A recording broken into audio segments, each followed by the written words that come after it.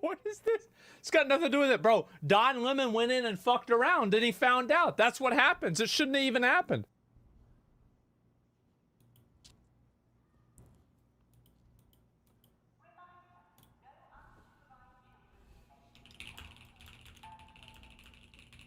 What happened? You know, who knows? I need to swap out this uninterruptible power supply, but I haven't done it yet. But I will do it tomorrow, okay? Tonight.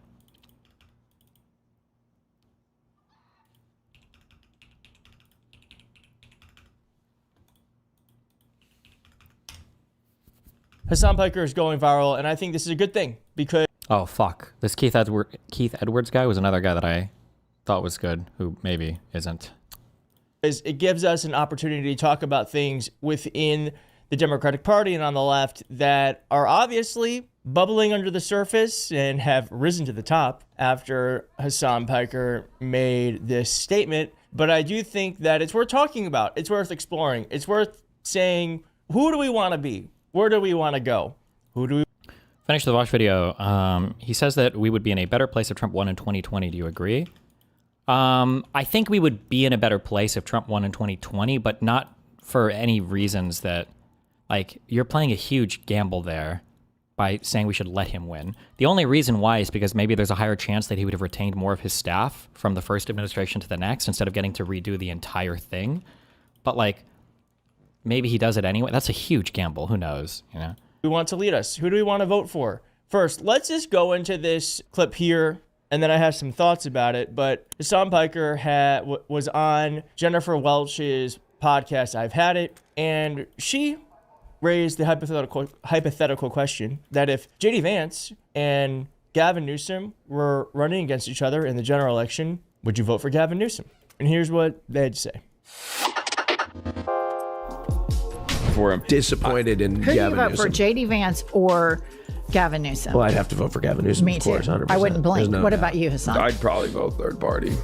You would? Oh yeah. I mean, at that point, it doesn't even matter. Like, because my policy on this is the same as like my refusal to endorse Kamala Harris. The reason why I did not endorse Kamala Harris was because she did things that were not only unproductive but also unconscionable. And I still stand on that. I still talk about it all the time because people constantly bring it up. They're like, you didn't sufficiently like promote Kamala Harris. You're the reason why she lost. And I'm like, I am Watched this clip like 7 times election. Files on Twitter. But everybody knows that that's not real, right? That part right there went like wildfire, especially that part where he said he'd vote third party. Now, this is what I had to say about this just on Twitter on my own. I said, it is stupid to get mad about a hypothetical election that won't happen for almost 3 years. I stand by that. I think for folks to get whipped up about a stupid fantasy football question is just pointless. I mean, I don't know, push comes to shove. Who knows what things look like in 3 years? It frankly doesn't matter. I think what Hassan is saying... Okay, actually, you know what? I don't care to hear the 50 millionth take on this. Whatever. Always. Damn, we're doing way too much Hassan news today. Like, it doesn't make sense. He's one of the most influential political voices of our age. Not on television, not in print. Is that true? But streaming live to millions. Hassan Piker doesn't report the news in the traditional sense. He reacts to it. Let's take a look at what happened, and I'll give you some more commentary in a second. He filters journalism in real time for an audience that no longer trusts institutions or the traditional media. Journalism. To his supporters, he offers an unfiltered alternative. To his critics, he's something far more dangerous. A commentator without guardrails, influence without accountability. Whoa. You should remember that we have the numbers. The 34-year-old American streamer has more viewers than some cable networks, no editor, no newsroom oversight, and yet enormous power to shape opinion, outrage, and belief. In a world where algorithms can replace editors, audience trust replaces verification, and accountability is enforced not by law but by comments, likes, and shares, is it still journalism? From war and misinformation to wealth and ideology to the blurred lines between activism and incitement, this is a conversation about power, responsibility, God, and the this future music of is who hitting gets hard. to define the truth. Oh my God. Online streamer Hassan Piker talks to Al Jazeera. Hassan Piker, welcome to Talk to Al Hassan Jazeera, and a Piker. very, very warm welcome to Hello. Doha as well. You're talking to us on the sidelines of this web summit here in Qatar, and I think it's fair to say you've spent the last few years pretty much colonizing the media landscape. It was traditionally in the hands of mainstream broadcast news networks and other television formats. I think it's fair to say that most of your viewers would not be seen dead getting their news from TV. I mean, you have more people watching you than many major cable news networks do during their prime time hours. Excuse me, what? How many viewers does he think? How many people does he thinks? How many people does he think watches? I don't even know what the verb's supposed to do with there. Prime time cable has a lot of viewership. We're talking in the scale of hundreds of thousands or millions. How many viewers does he think people like Hassan or me get? Or even the Burnt Peanut or any of these massive Speed is not getting in his live streams viewership that's rivaling primetime cable news networks. But okay, that's. But you aren't just a commentator, you're something of a filter as well. You take the work of reporters and you react to it, often in real time. Do you see yourself as a journalist, or do you see yourself as something else, perhaps an algorithm of your generation? Wow, that's an interesting way to approach it. I don't see myself as a journalist. I do sometimes do journalism, I guess, if I go out on the field and do interviews or do live protest coverage and things like that. But beyond that, I just see myself as a commentator, almost like a one-stop, one-person operation. Normally at CNN and all these other outlets, you have a massive news team, you have producers that are gathering all this. I feel like I fought on this point before. We're yes, we're just pundits basically. But I feel like he says, I'm a journalist. Am I hallucinating this? Maybe I don't remember. Okay. Information ahead of time, feeding talking points to the person who's offering the analysis, and maybe even some other analysts on the desk that are offering color commentary. I just do all of that on my own. It's a one-stop shop. If you're not a journalist, do you feel that you are perhaps more aware of your innate biases in what you do?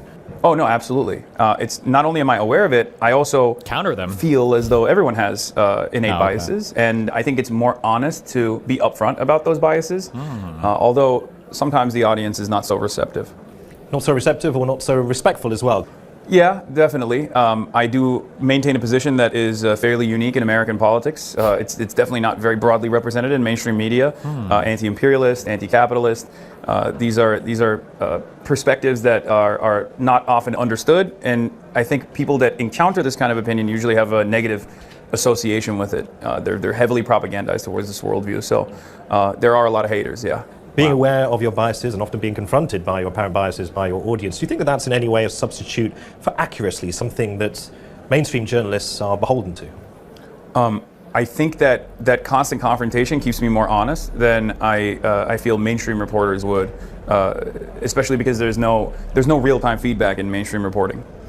That confrontation can also turn into content in and of itself, I guess, and can be distracting. But I do feel like that pushback is a good mechanism to keep me honest. One of those examples of pushback was in February 2022 when you told your audience for weeks that Russia was not going to invade Ukraine. Obviously, we all know that did happen. You insisted it was State Department propaganda. But when the tanks rolled in, you did apologize. Do you often get it wrong? No, but when I do get it wrong, especially because I'm getting it wrong that in a way that is not in line with the State Department propaganda, if you will, that's something that people never let go of. And it's really interesting because, like I say all the time... God damn, did I ever do this? I'm trying to think if I ever threw my country under the bus while I was in Israel.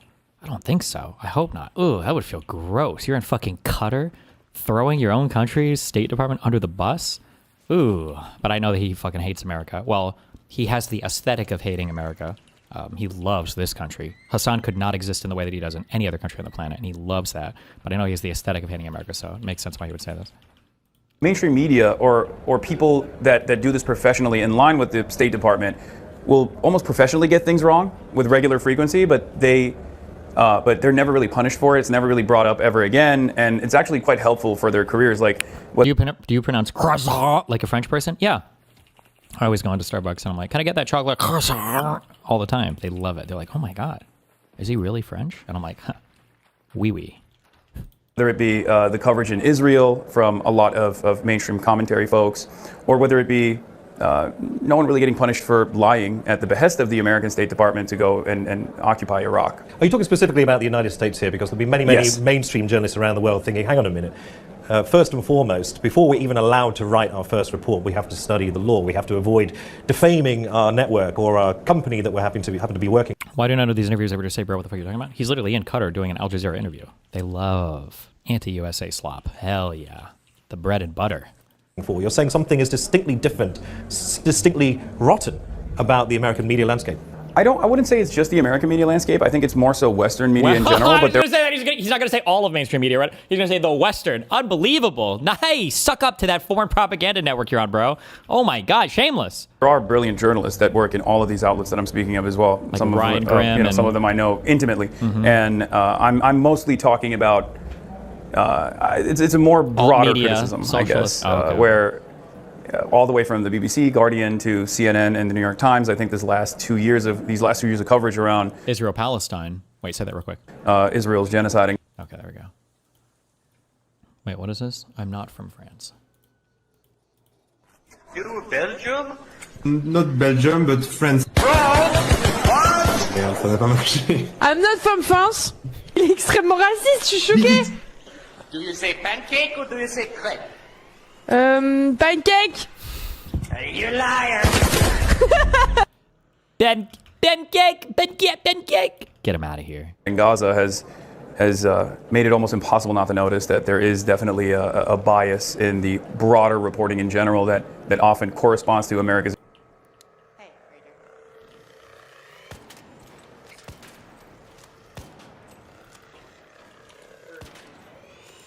That dude's getting fucked up.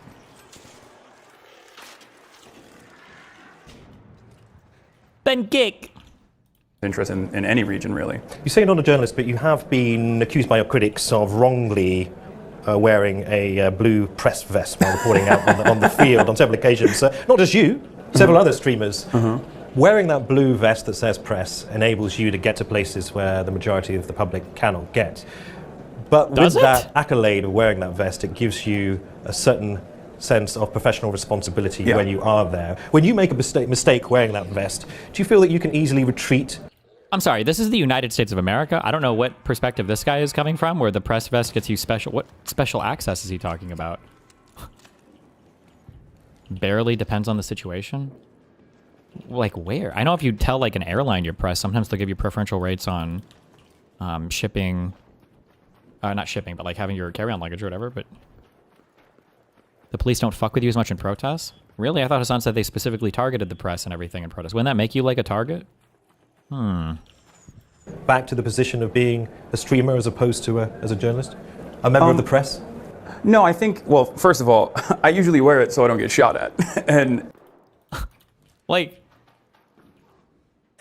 bruh, you're in America. Listen, even with the current... Well, actually, no, I wouldn't say that right now. If you're brown or something, and you don't carry a passport with you, sure, maybe you can use this excuse. But bruh, you're not generally getting mowed down in USA protests. Even under Trump, you're not getting mowed down in USA protests. Not yet, at least. Who knows how much longer. Nobody's shooting at you, bruh. Although he's about to say that. I have gotten shot at before. it does increasingly feel like when we're doing protest coverage in America, it almost comes across like a target, more so than a way to avoid ricocheting 40mm rounds. But I do bear that responsibility. I carry that responsibility with my regular commentary as well. I mean, some would say you're gaming the system. When they say 40mm round, are they talking about gas cartridges or whatever? That's what they mean, right? I like how we say 40mm because it almost gives the impression that it's like a bullet. Yes. 40mm bullets. Ugh. Those are gas grenades. Yeah. By presenting yourself as a bona fide member of the press, while at the same time being something other than a journalist. I think in this day and age, with the way that the media has evolved, there is a lot of real-time coverage people are offering that also does play that same role, though. So as far as like going out into protest coverage and doing protest coverage in general, I think that is still operating in a similar capacity to what the press would do. The main difference, I would say, in my coverage when I do protest coverage in general is the fact that I talk to the make people. an effort not to be behind the police line, because usually a lot of mainstream reporters stay behind the police line, and I think that impacts the way. What does that mean? Is that I'm trying to think if I've ever seen a mainstream reporter behind the police line. Are they almost always like in the crowd, like doing interviews with people and everything? It's possible I just don't watch a lot of protest coverage, or maybe I've missed this, but I feel like almost every interview... Fucking imagine Hassan saying this when Don Lemon literally is being federally indicted, has been indicted right now, and is facing potential fucking a decade or whatever in prison because of this FACE Act bullshit. And Hassan has the audacity to say, yeah, they're never actually with the protesters, always behind police lines. I mean, I'm sure there are some maybe that are just like on site and they're just like doing the broadcast coverage or whatever, but I feel like I see a ton of mainstream media people that are out talking to people during the protest and everything, because they're not even generally that dangerous. Jesus. That they cover these sorts of incidents that are taking place, whereas I try to stay inside of the crowd. So to ask you a personal question, it's perhaps another one of the criticisms leveled at you by your many, many critics. Of course, you have many, many supporters and indeed fans as well, and it's to do with your personal wealth. It's been focused upon. You're a millionaire living in a West Hollywood mansion, apparently preaching Marxism. The word grifter comes up a lot. Does that sting? No. I think it's a misunderstanding of the way that people approach the subject. It's not, I mean, it's something I hear all the time. I try to maintain my ethics in the way that I run, I guess, this entire operation. I run a cooperative corporation, equal say, equal pay. What does that mean for what, his merch? What is the revenue this is doing? I run a co-op. Shouldn't you say also, I don't know, for the people to do, would that be part of your language? You say, I run a co-op. When you say I'm part of a co-op, why would you run a co-op? Wouldn't you be part of a co-op if it's actually like equal on all fronts? I don't know. I'm being nitpicky right now, but I also hate this guy, and he's a fucking fake ass loser piece of shit. So fuck him. And outside of that, you know, I'm not pushing any like unethical advertising or anything of that nature. I don't run ads any longer. I used to. What does that mean? I don't push unethical advertising. Motherfucker, you can't run ads anymore. When you could, you were one of the most like prolific ad runners on the platform, on Amazon's platform.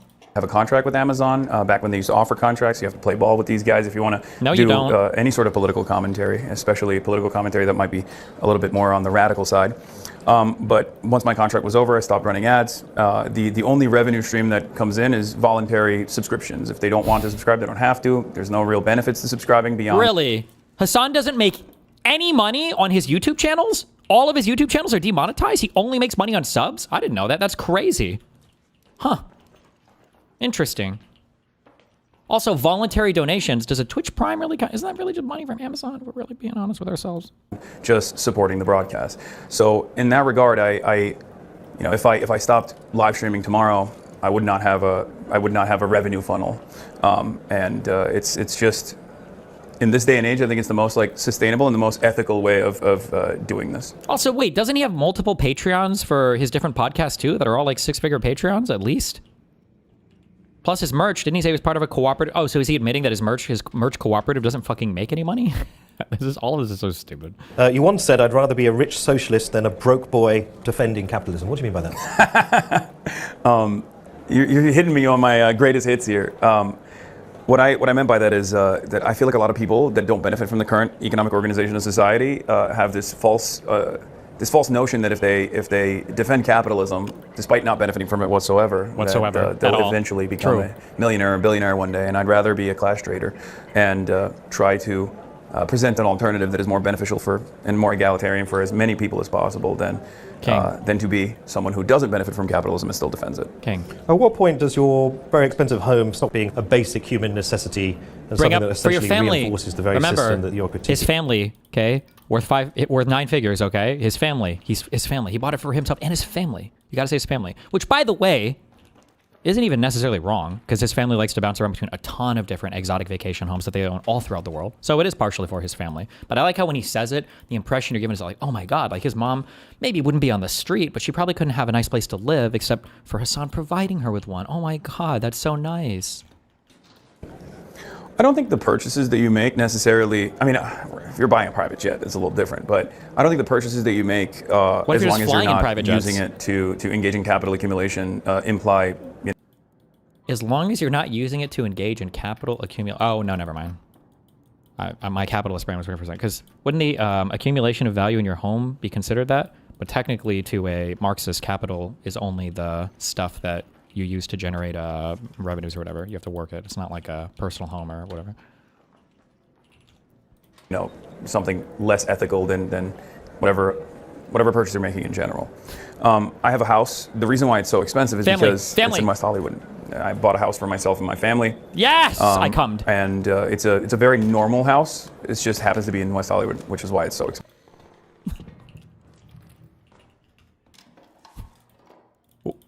Like, yeah, but it's like saying like, well, my house is, the only reason my house is expensive is because it has 20 rooms. Like, obviously. Like, how does this address the point? Okay. Going back to one of your other favorite hits, you also said, don't be mad at me, just tax people like me. Can you explain that? I mean, that's another classic. As far as the way haters present certain arguments, I always tell them, look, if you hate me, you know, make sure that I pay more, a larger share in taxes. It comes across as being quite a passive thing to say for somebody who appears to be, at least on the surface, a radical. Ooh, true. Well, I think I have more radical perspectives as well, but this is something within the confines of permissibility, I think, in America. Except sometimes I go back on that. I don't know if that's even possible.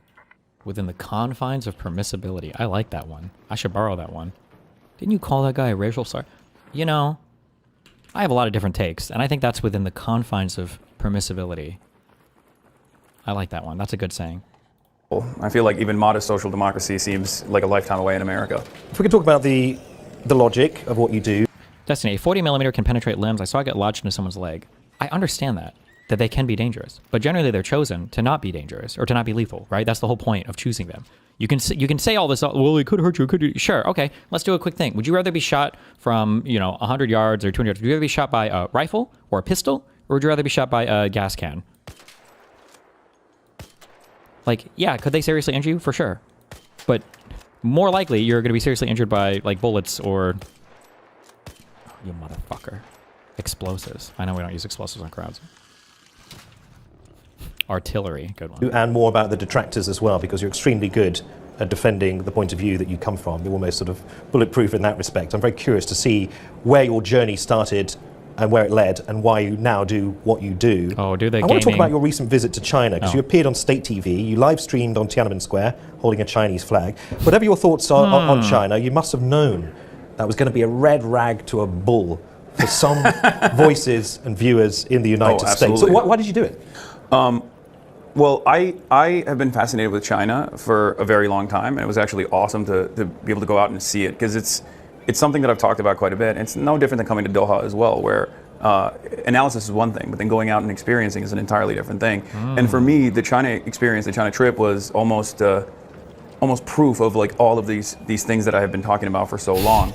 This wasn't the hermit kingdom that DPRK style presentation that like Americans are used. Had his phone seized on the first day, by the way. Couldn't go to Sichuan or whatever. What is it? By the way, because his tour guide said no. By the way. Used to, and that it was actually growing tremendously at a rapid rate, and was in many ways even more modern than the United States of America is. Like the trajectory. Oh, somebody in Kick Chat said that sometimes cops shoot them right at people. That shit should be. Like I feel like I don't know how you would charge it, but I feel like you should treat that along the use of force continuum as though somebody's trying to kill somebody. Like if a cop is shooting these things, like if you're using non-lethal things in a way that is like clearly meant to be lethal, like if you're shooting somebody point blank, because I think we have seen videos of cops doing that and shit. Like you shouldn't be shooting those things at people right in front of you. It's basically like fucking taking a metal baseball bat up somebody's head. That's fucking insane. Or that one kid who half his face got fucked and his eye got destroyed by the cop shooting it right in his face, right? I feel like you should be charged there, or at the very least the cop should, have to answer the question of, was this a life or death situation? Was your life in danger? Because you're essentially deploying lethal force here. That's wild. Same thing, though, with that one guy with a Preddy, assuming the officer DGG in my chat is correct, that the pepper spray that was used on him, this is for, like, crowds. You're not supposed to just fucking point blank somebody with this. And also, the way he was using it apparently didn't even make sense, because when the chemical spray hits you, it has to react with the air in order to, start to have an effect. And so just spraying it over and over again on somebody, you're defeating the purpose of using it. That once you're layering this up over and over again, it's not even doing what you want it to do. So, I don't know. I feel like officers that do shit like this should be held accountable appropriately.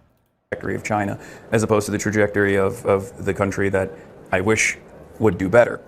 Like in my mind, as somebody who knows nothing about crowd control, I don't know, maybe there's different training manuals on this, but in my mind, when you're talking about these big crowd control things, you're talking about dispersing crowds that have become violent, and this is like a last resort before people have to start dying, or you're trying to like direct crowds. So if there is a movement that's getting a little bit rowdy and you think if they go to a certain area it's going to be bad, then you like preemptively gas an area off or something like that to kind of like move them along the city into a different part where it's not going to be as catastrophic.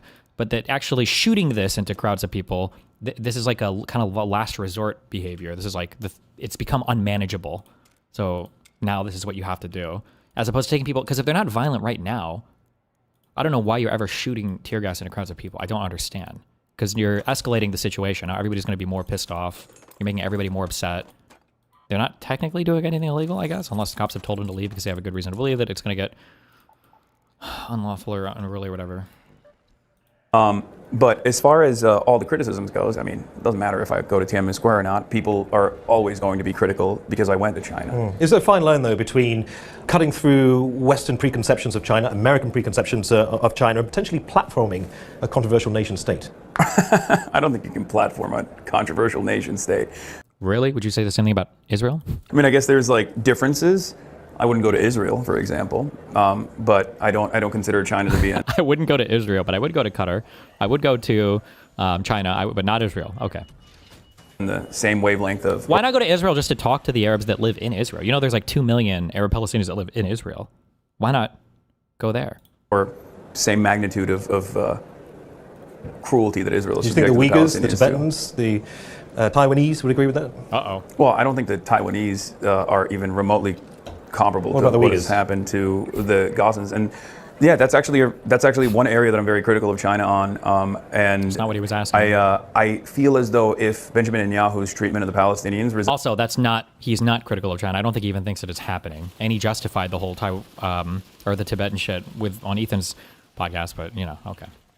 Resembled the Xinjiang policies, which were horrifying, dragnets, mass surveillance. Oh, also, I saw that tweet about Hassan saying he's going to board a flotilla to Cuba, and a lot of you guys were saying there's no shot that he does that. He absolutely will do that. Flotillas are like the best. They're like the best fucking pointless PR shit that you can ever do. That's probably the most Turkish thing he's ever done, because flotillas love to go from Turkey to Israel to stir some shit up. What you do is you call yourself a humanitarian aid flotilla. Half your ships, or all of them, are empty. You might have supplies in a single fucking boat. And then all of you are like media trained and press ready. You're live streaming and broadcasting. You know that what you're doing is probably illegal or is going to get intercepted. It's basically like the grown-up version of when Lauren Southern was with Identity Europa or whatever, in the little tugboat with the little flare things or whatever. That's basically, it's just like the grown-up version of that. Like, oh, we're going to get in a flotilla that doesn't have any real humanitarian supplies in it, knowing we're never going to reach this place because we know that we're violating some naval blockade or some naval thing. And then once we get intercepted, we can complain that it's a human rights violation, you know, repeat ad infinitum. And then if you're really, really lucky, someone on your boat will get shot by some kind of Navy, U.S. Coast Guard or something like that, and you have a huge media attention for you. And camps. Although, to be fair, I don't actually know what restrictions there are right now in terms of sailing a thing to Cuba. I don't actually know if that even is illegal or if there is like anything like that is blockaded or whatever. I have no idea. As well, like re-education camps in general. If this was the Israeli policy over the Palestinians, who then would have full-blown citizenship in the aftermath of this process, I think the Western world would consider Benjamin Netanyahu to be the most peaceful leader of all time. So I think that while the Chinese system, the Chinese control over Xinjiang, or the apprehension methods in China, it doesn't matter who they make citizens or not. One, because you've got a fuck ton of normal Chinese people, and two, because it's a single party rule. It's an authoritarian state. It doesn't matter if you incorporate how many people. What do you mean? Israel's a democracy. The demographic issue is the whole reason why they don't want to incorporate the Palestinians proper into their demographics, because they don't want to deal with them as voters, which is not good, by the way. Used were completely unethical and against my principles, something that I've criticized over and over again. In comparison to Israel's genocide, it's still not even on the same wavelength. Talking about detractors, you famously debated the right-wing activist Charlie Kirk, assassinated, of course, in September last year. I mean, love him or loathe him, he believed, apparently, in what he was saying. What do you make of him, and what has come from his killing in terms of MAGA America, Trump's United States? I mean, I'm not shy about saying that I loathe the guy. I've known him for many, many years, and yeah, I was supposed to debate him 2 weeks before his assassination, 2 weeks after his assassination. I think initially I was very worried that the government was going to use Charlie Kirk's assassination as a point of martyrdom, and then and engage in heavy-handed repression. And I mean, wait, maybe he's about to say they did. They did do that. signal that they were going to do that. But I feel as though the tide shift has been so dramatic. Like heavy-handed, like what would be a heavy-handed thing that the government could do because of the Charlie Kirk stuff? Maybe like getting the FCC guy to fucking deplatform a late-night talk show host because they didn't like his talking points, or, among any other number of crazy things that this administration has done on the back of the Charlie Kirk assassination. What do you mean? And now, I mean, Charlie Kirk memes have exploded on the internet. The forced reverence that the administration expected, or the forced reverence that they wanted everyone to engage in, completely backfired on them. It was shocking even for someone like myself, seeing how much people openly now not only criticize Charlie Kirk but even make fun of his legacy. As far as the administration, like where they take it from here. That was a failure because of their heavy-handed approach. I think they went after Jimmy Kimmel. Oh, there you go. He remembers. And demanded censorship by using one of the federal regulatory agencies, and that I think was a bridge too far for many liberals and even many independents as well, where they were like, no, this is unacceptable, and they had to. God, I hate his framing. That was a bridge too far for many liberals. Bro, we've been a bridge too far for all the liberals. He's trying to do this thing. He's like, underlying all of his rhetoric is the idea that liberals and conservatives are the same. And it's like, well, liberals will stand for a lot of horrible shit that Trump does, including all the ICE stuff. But like, Kimmel was too far for liberals. I think the issue is even some conservatives were blinking a little bit on this, right? I think Ted Cruz, I think, among other conservatives, were kind of like, I don't know about this one. I don't know about this one, Chief. They had to respond to that public backlash and that public pressure and backed away from it. I think the other story with Charlie Kirk's assassination is also the misinformation that flies around. Candace Owens very quickly came out. The administration had one goal, I think. They wanted to turn this into an anti-fascist action to punish the entirety of the political left. They obviously failed to do so, but Candace Owens, also being one of the most significant right-wing figures in the country, very quickly shifted the blame over to Israel. And that was another very interesting moment from my perspective. I could not comprehend how many people would get on board with that very quickly. To me, that means that like Israel's approval. You couldn't comprehend how many people get on board with crazy conspiracies about Jews and Israel? That was really unbelievable to you? Okay. Levels were so low that people were willing to, without much evidence, immediately assume that Israel had a hand in the assassination of Charlie Kirk. Without much evidence, so there was some? That made it virtually impossible for Trump and the administration to continue claiming that this was like an anti-fascist action. Hassan, let me ask. What, they still call it anti-fascist. What do you mean? The majority of Republican people still think it was anti-fascist because of the bullet and everything else. I don't think the narrative on that has changed at all. But okay. To you about this, because you were recently suspended from Twitch. Seventh ban, is that right? Yes. What happened? Here's something that I'm really confused about. What the fuck is even happening right now in American media? I've been disconnected because I fucking hate American media. I just hate what's happening in this country right now. There was the Super Bowl shit was the last like huge event.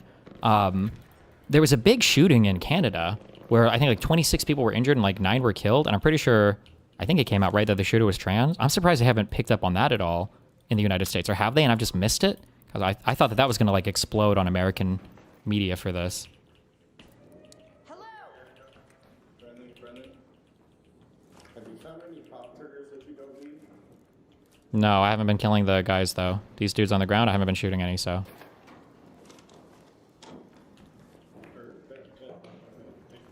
If you go in the tunnels underneath the map, you might find a bunch of them rolling around.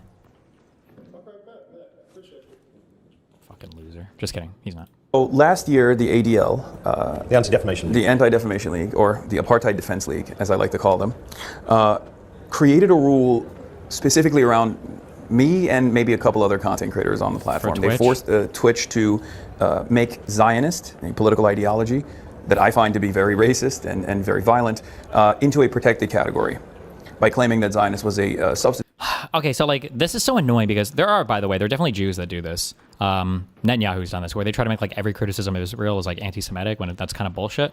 And it's fair to call those people out, although a lot of the people that say Zionist really do mean it in an anti-Semitic way, which makes it more complicated. But then you've got another layer on top that makes all of this even more fucking annoying, in that any fucking time ever you criticize anybody who is even remotely Arab, so that means that they're Persian or Turkish too. They lump all of this together. They'll call you Islamophobic. Like, how many times has Hassan said that criticism of Frogan is Islamophobic? Like, why? Frogan's not even really fucking Muslim, bro. She's a fucking crazy American white woman who happens to have this, you know, temporary identity because it suits her politically. But, like, nobody's viewing her as, like, some fucking devout Muslim. Or any kind of Muslim. Like, new term for Jewish. Although this is not the case, of course, you could still criticize Zionism, but you were not allowed to say Zionist, insert whatever animal name as an example. I, of course, did do that when I was talking about the anti-ICE and anti-Israel domestic terror watch list that the Department of Homeland Security had created. And I said, anyone who's defending this is an ultra-Zionist pig. And that was reason enough for Twitch to ban me for 7 days. I mean, Twitch would argue that it's got some pretty clear hate speech policies. Is there any part of you that recognizes that this revolutionary optimism, I think you've called it previously, might sound a bit like a kind of form of incitement for particularly young, impressionable viewers? Revolutionary optimism? No, I don't think that's incitement of violence of any kind. But if you're asking me about terms of service in terms of hate speech, I do think that terms of service should exist. And Twitch is pretty rigorous when it comes to applying its terms of service, unlike many other social media platforms. Having said that, there are instances where that can be abused, and I do think that the Zionist as a protected identity thing is totally ridiculous. What does it mean to not be on Twitch anymore? Do you intend to fight your case? I mean, you're losing quite an important platform. No, I'm back already. So I got banned. So I got banned for 7 days, and then I knocked it down to 3. I did like a course. Oh my God! A course? To like a driving ban course? Yeah, pretty much. Right. What does that mean, briefly? Just you go through and figure out what is determined as hate speech and what's not. And that's it. You pass the test. You're back on. Yeah.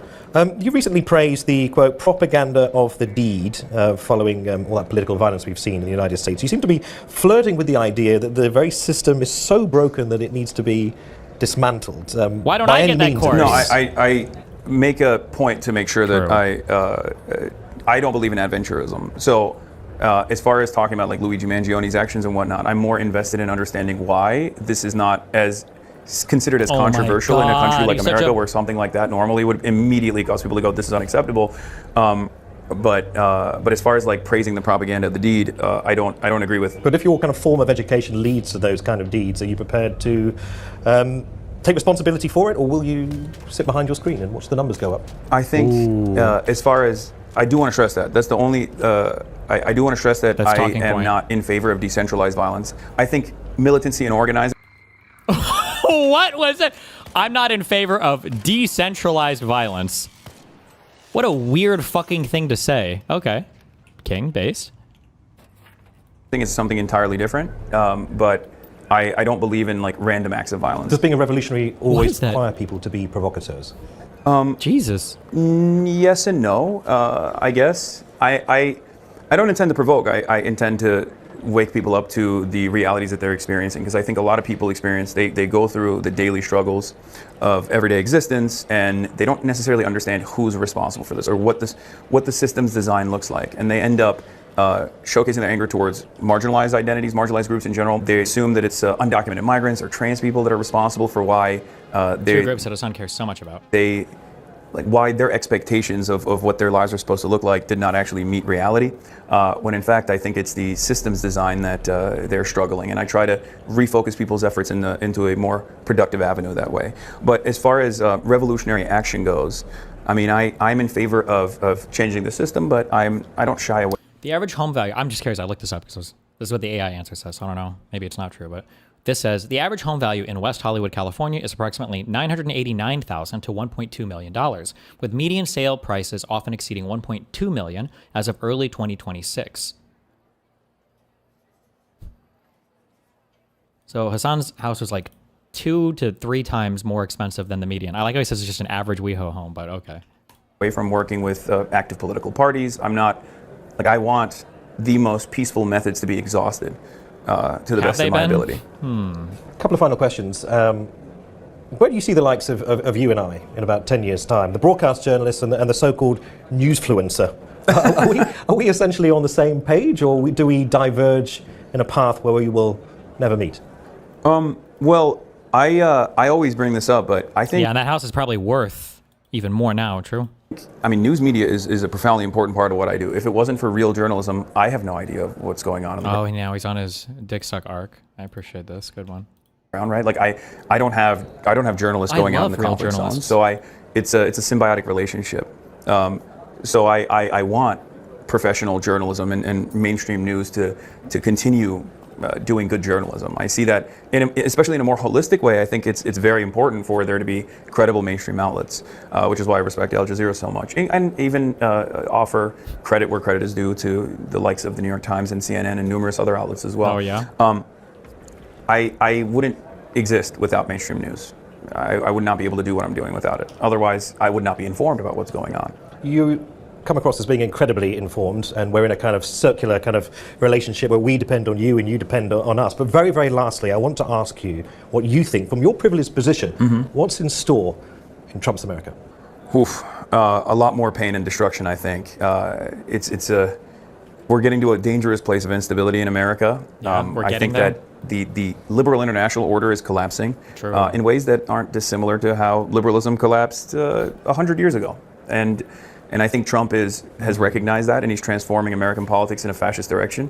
And I really worry about what that future looks like, especially considering that now there's no communist counterbalance, really. I mean, China is nowhere as militant as the USSR was historically, especially against combating fascism.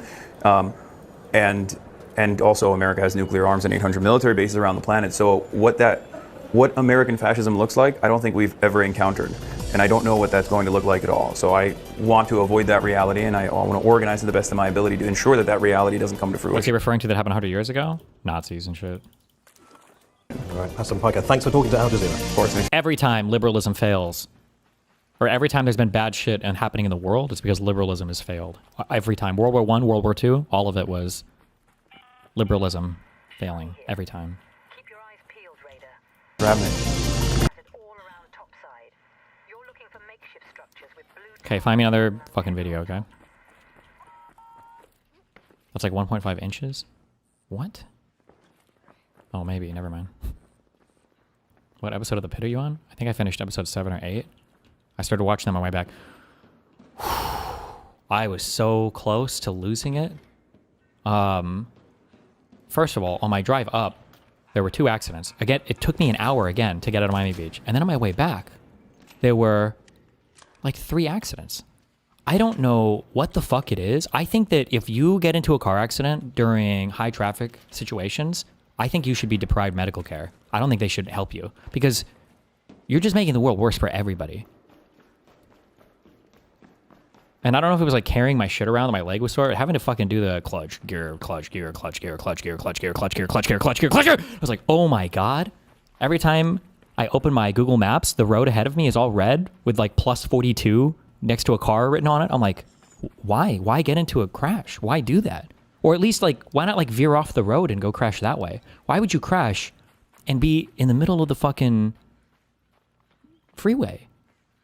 There was a bad one too. I don't even know how this was so cleaned up, but there was like a car behind another, like behind a van. That car behind, that was like, fuck. I don't even know how you hit something this fast on the interstate unless you're going like 150 and the other guy's doing like 60 or 70. It's just, I was about to start tweeting, but then I had a bunch of other tweets and I didn't want to hijack my own Twitter to complain about this shit. I need to get the fuck out of here though. I'm trying to remember, LA's traffic was always just bad, but I don't know if it was ever bad because of accidents. Man, just when accidents are what is causing traffic to be bad, I just get triggered in a very special way. I don't know.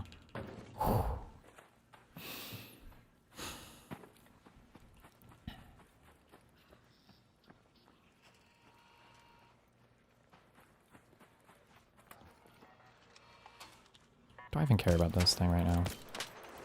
I need money. They make modern cars that will drive for you in bad traffic. Yeah, but I don't know if the types of people getting in car accidents are the types of people that are buying fucking Teslas or whatever electronic car bullshit.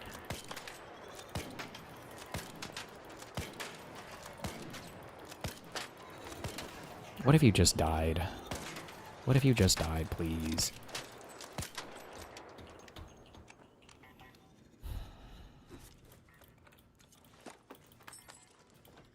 Rate the Pit so far? I think it's a Godstinny show.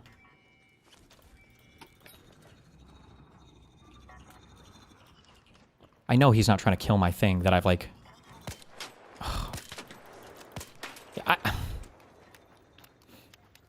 Oh no, he's looting a thing.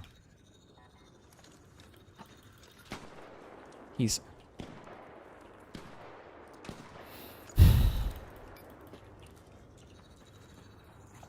Oh, like I've done like 90% of the work. Is he really gonna just? Does it not suffer from the quip style of speaking a little bit? Does it? I mean, it has that as part of its writing. I don't think it's necessarily bad writing. That's just a very particular style of writing. But I mean, like the House had that, right? Where every single fucking patient was like a philosopher, 170 IQ. Like even the children patients, like, I just want my mother to be happy, and even if that means sacrificing my life to cancer, it would make me a better. Like even the children in that show were fucking quippy. Every single person. Oh, remember were they like 10 years old? The girl and the boy, and the girl had like the bruise on her face when House was doing. I don't know if that was the same episode where he was doing like parent teacher day or whatever. Like every single. That's just the way that show was. That's not necessarily a bad show. It's just a particular style of writing.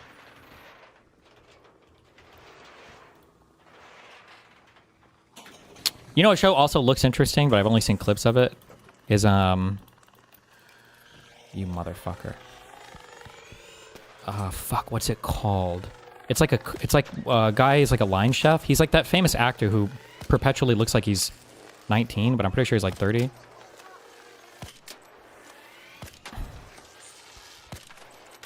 Oh, The Bear, that one. That looks good.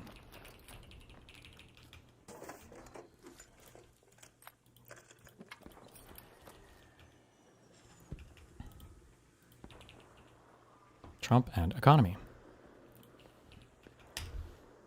So for over a year now, I think a lot of people who are pretty informed on how economies work have felt like it's pretty weird that the other shoe has not dropped yet. We've got a government that feels kind of unpredictable. We've got tariffs, like big new tariffs. Also, those tariffs themselves feel very unpredictable. You got people who had previously had their student loans deferred, no longer having them deferred. You got people who used to have government jobs, no longer having those government jobs. But as a person who is really involved in the running of a couple of small organizations, this unpredictability piece of this is like a really big deal. It's like big cost for a business, especially if you're running a small business where you can't just like call up a lobbyist and get an exemption. You can't shift production between 3 different continents. You can't finance a sudden inventory pileup because you're worried that the rules are going to change next Tuesday. And so there's a big mystery here because markets are up. Jobs are not collapsing. They're like, okay. Spending seems okay. People are still buying stuff. Online holiday spending in 2025, higher than ever. Now, the labor market has cooled. You can find plenty of stories about slowing hiring and rising uncertainty. But broadly, the story as it stands is this thing is still chugging along a lot more than people seem to have expected. Now, nobody likes to talk about it. And I'm pretty sure it's considered like a persona non grata talking point. I don't know if talking points can be persona non grata, but that one thing that was brought up a long time ago, the vibes-based economy, maybe it kind of was a little bit before, that the economy wasn't as bad as everybody was freaking the fuck out over. And now when you've got conservatives who dramatically flip their opinion on the state of the economy based on who's in office, they'll just chug along even if things are getting a little bit worse or they're not getting as good as they should be. As long as they think it's good, they're willing to endure a lot more than they would be otherwise. So why? And I've heard a few explanations that I think are good explanations. I also have a hypothesis that I want to run by everybody that I think is terrifying. But we'll talk about the... I don't know what his hypothesis is going to be, but there's also I think there's also two big things at play right now that are kind of keeping us afloat. Is one, I'm vibing this out completely, by the way. One is that I still don't think the world has fully bought into the idea that America is serious right now, that everybody's still kind of waiting for America to take a step back from the edge. So nobody's making permanent changes right now. They're just trying to endure the certain environment until they're trying to endure this certain environment until it changes, basically goes back to before. Is one thing I vibed from nothing. And then the, fuck, I had a second one and I just lost it because I heard this guy scream at me. You motherfucker. Oh, the second one is that the whole AI crypto shit, I shouldn't say crypto stuff, I shouldn't lump those together. But the AI stuff, those companies might just be generating so much fucking revenue. And the market capitalization of these things, so how much they impact the stock market, might just be so fucking high that is able to mask other problems in the economy. Although this could be remedied by looking at different indexes or looking at non-tech related companies too to see what their growth looks like, which I'm sure he will in this video, right? Explanations I've heard that I think are pretty good. One, the AI investment boom. There's a lot of real money going into the real economy to build data centers and buy chips and power infrastructure and do the software and everything downstream of all of that. A bunch of different economic analysis has shown that this has been a big contributor to the macro situation in the US. It accounted for a lot of the private demand growth in the first half of 2025. Latter half of 2025? Probably. We don't have that data yet. And there's also an interesting fiscal tailwind right now, and that is in tax policy. What we are doing is we are taxing people less. We've lowered taxes. Oh, that too. A whole bunch of government stimulus, because we haven't done anything about our deficits. We're still doing a lot of that deficit spending well, yeah. especially on the wealthy, and we're financing that through deficit spending. And that can keep demand high when things would otherwise slow down. And that's especially true if a lot of the economy is propped up by wealthy households. The Wall Street Journal reported that the top 10% of earners drive about half of consumer spending because people with assets are doing quite well. If you had money in the stock market, you have a lot more money than you used to have. And you could just sell some stocks and go on vacation, or sell some stocks and buy a new car. Like, they have money to spend. So if stock prices are doing well, like they stay high, then high earners are able to keep spending, and you get an economy that looks kind of fine in aggregate when a lot of small businesses and a lot of normal people are not feeling fine. And all of that feels like it makes sense to me, and it tells like a fairly coherent story. I have an addition that I'd like to propose, and this is dangerous because I'm just a guy. And there's like a weaker version of this hypothesis that I feel like is pretty true, and I've actually heard it from other places. And there's like a stronger version that, if it is true, I feel like is bad, like really bad. So I'm going to tell you my little guess here, and then I'm going to talk to an actual economist about whether I'm totally off the mark. And spoiler, if I discover that there's nothing to this, I will not release it as I have just recorded it. But I think that you should stick around for that conversation to see what holes we poke in my ideas here. So let's start with a weaker claim that this is just a kind of political physics at work. The markets, we're going to talk about the markets a lot here, but these are human beings, and they are broadly, we're going to talk about this a little later, but broadly fairly sympathetic to Donald Trump. They think that he's going to be good for them. And I think in part because they like understand the incentives here. And Trump, his popularity. Sorry, wait. He said something really weird as soon as I walked away. I could be wrong. I would be surprised if the top 10% of households that spend money on things probably are just like cash rich.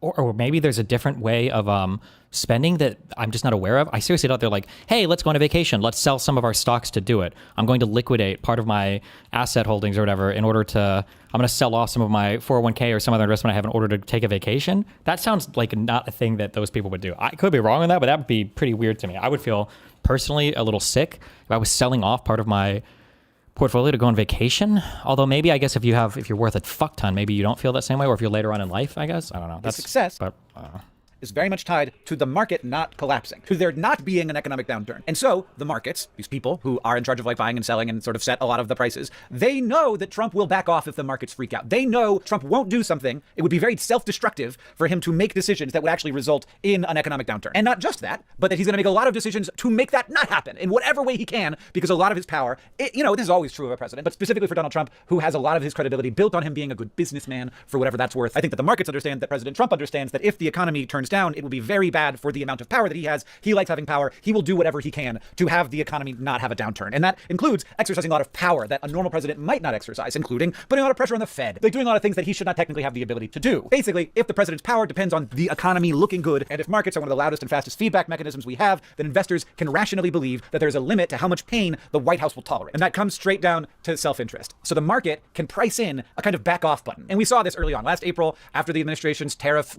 day that they had, Trump announced a 90-day pause on a lot of the tariffs, and then the S&P 500 had its biggest daily gain since 2008. So that's the basic weaker claim, that Donald Trump will do whatever he can to keep the economy humming along, and also he has proven to be good at exercising a lot more power than previous presidents, and so the markets believe that this very powerful force will continue to support it. I've heard a lot of people say that there's something happening in the direction of Donald Trump needs the economy to hold on to his power, but there is another portion of that cycle, which he has a lot of power, and so he knows he has to keep the economy going, so he will keep the economy going, and the markets understand that there's a lot of power in the administration, and that it will work very hard to keep the economy going. It's a circular thing. Do you see how it goes both ways? Trump needs the economy needs Trump. And so one of the things that might be keeping the economy humming along is knowing that there is a strong man who has a great deal of power and is not afraid to use it, and he will do whatever it takes to keep the economy humming along. And you see this in like little details, like Trump has exemptions on electronics like smartphones and computers and semiconductors, and that's like a lot of the big companies that are responsible for a lot of the increase in the market, like in the S&P 500. So he's working hard to protect the things that at least make it look like the economy is still good. So even if tariffs and chaos and firing a bunch of government employees is bad for like the real economy, investors feel like there's a line that the administration won't cross, and also that there's lots of stuff that they will do to keep supporting the economy, because the Trump administration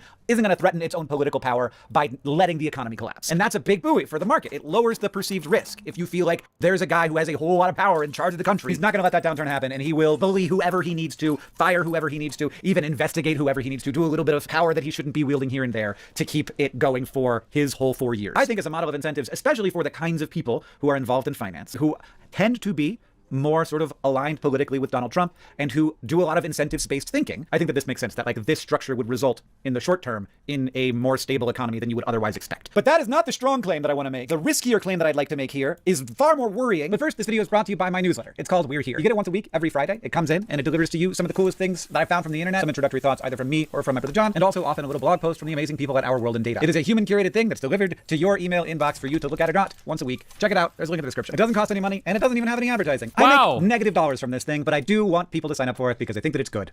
All right, thank you. So here's the strong claim. It's not Trump will work really hard to avoid a crash, and not even Trump will, do some underhanded things to exercise his power in ways that might not technically be aligned with how the country's supposed to work according to the Constitution to keep that from happening. There are some really big companies that are responsible for a lot of the economy, and they would like to be exposed to less risk and have more opportunity for cheaper. And what if the biggest companies can do relatively cheap things to signal loyalty and proximity to Trump, and in return they get access to the levers of power, and that access reduces their risk and increases their upside. This is not the back off button. There's a couple words for this. You could call this a patronage system. You could call it also an oligarchy. Bribery. And look, is this quid pro quo? Is this definitely written down and say, I'm bribing you now? And then he says, yes, thank you for your bribe. Here's your new more lax regulation. It doesn't really have to be that. It's a pattern. There's a lot of more discretionary policy. There's a lot of stuff that the administration can do or not do, enforce or not enforce, just depending on vibes. And this administration has no qualms about doing that more or less, from my perspective, depending on whether or not it seems like this organization of people has some amount of loyalty to Donald Trump. And in a world like that, very quickly, the best business strategy becomes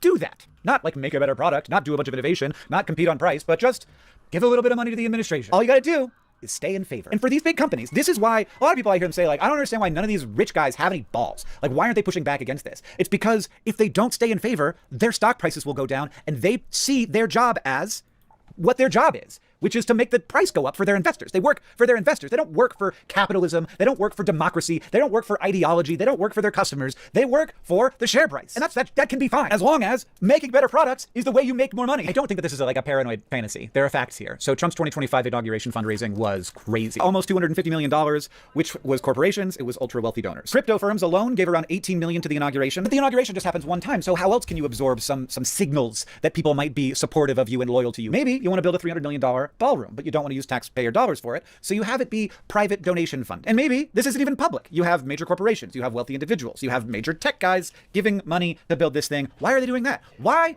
out of the goodness of their hearts, are they funding the construction of a ballroom? Do they think we need a ballroom? Is that what they're thinking? Now, I understand that some people might be thinking right now, okay, yeah, Hank, rich people and corporations give to political things in order to get sway. Welcome to America? But the case I'm making isn't that people could spend money to get political capital. The case I'm making is very, very large companies that are responsible for the majority of the S&P 500 are definitely engaging in this. They were sitting behind Donald Trump at the inauguration. They bought those seats. They're doing high visibility and high dollar shows of loyalty and support. But they're super cheap compared to competing on price, right? Or doing a bit of R&D to create a new product. And they know that the Trump administration has set up an environment where policy outcomes are super uncertain and discretionary and also very consequential. They can have a huge impact on your business, but whether or not something actually gets enforced, I don't know. Who decides that? I'm not sure. It's not clear. Sometimes it does and sometimes it doesn't, and it's different for different companies. How do we decide?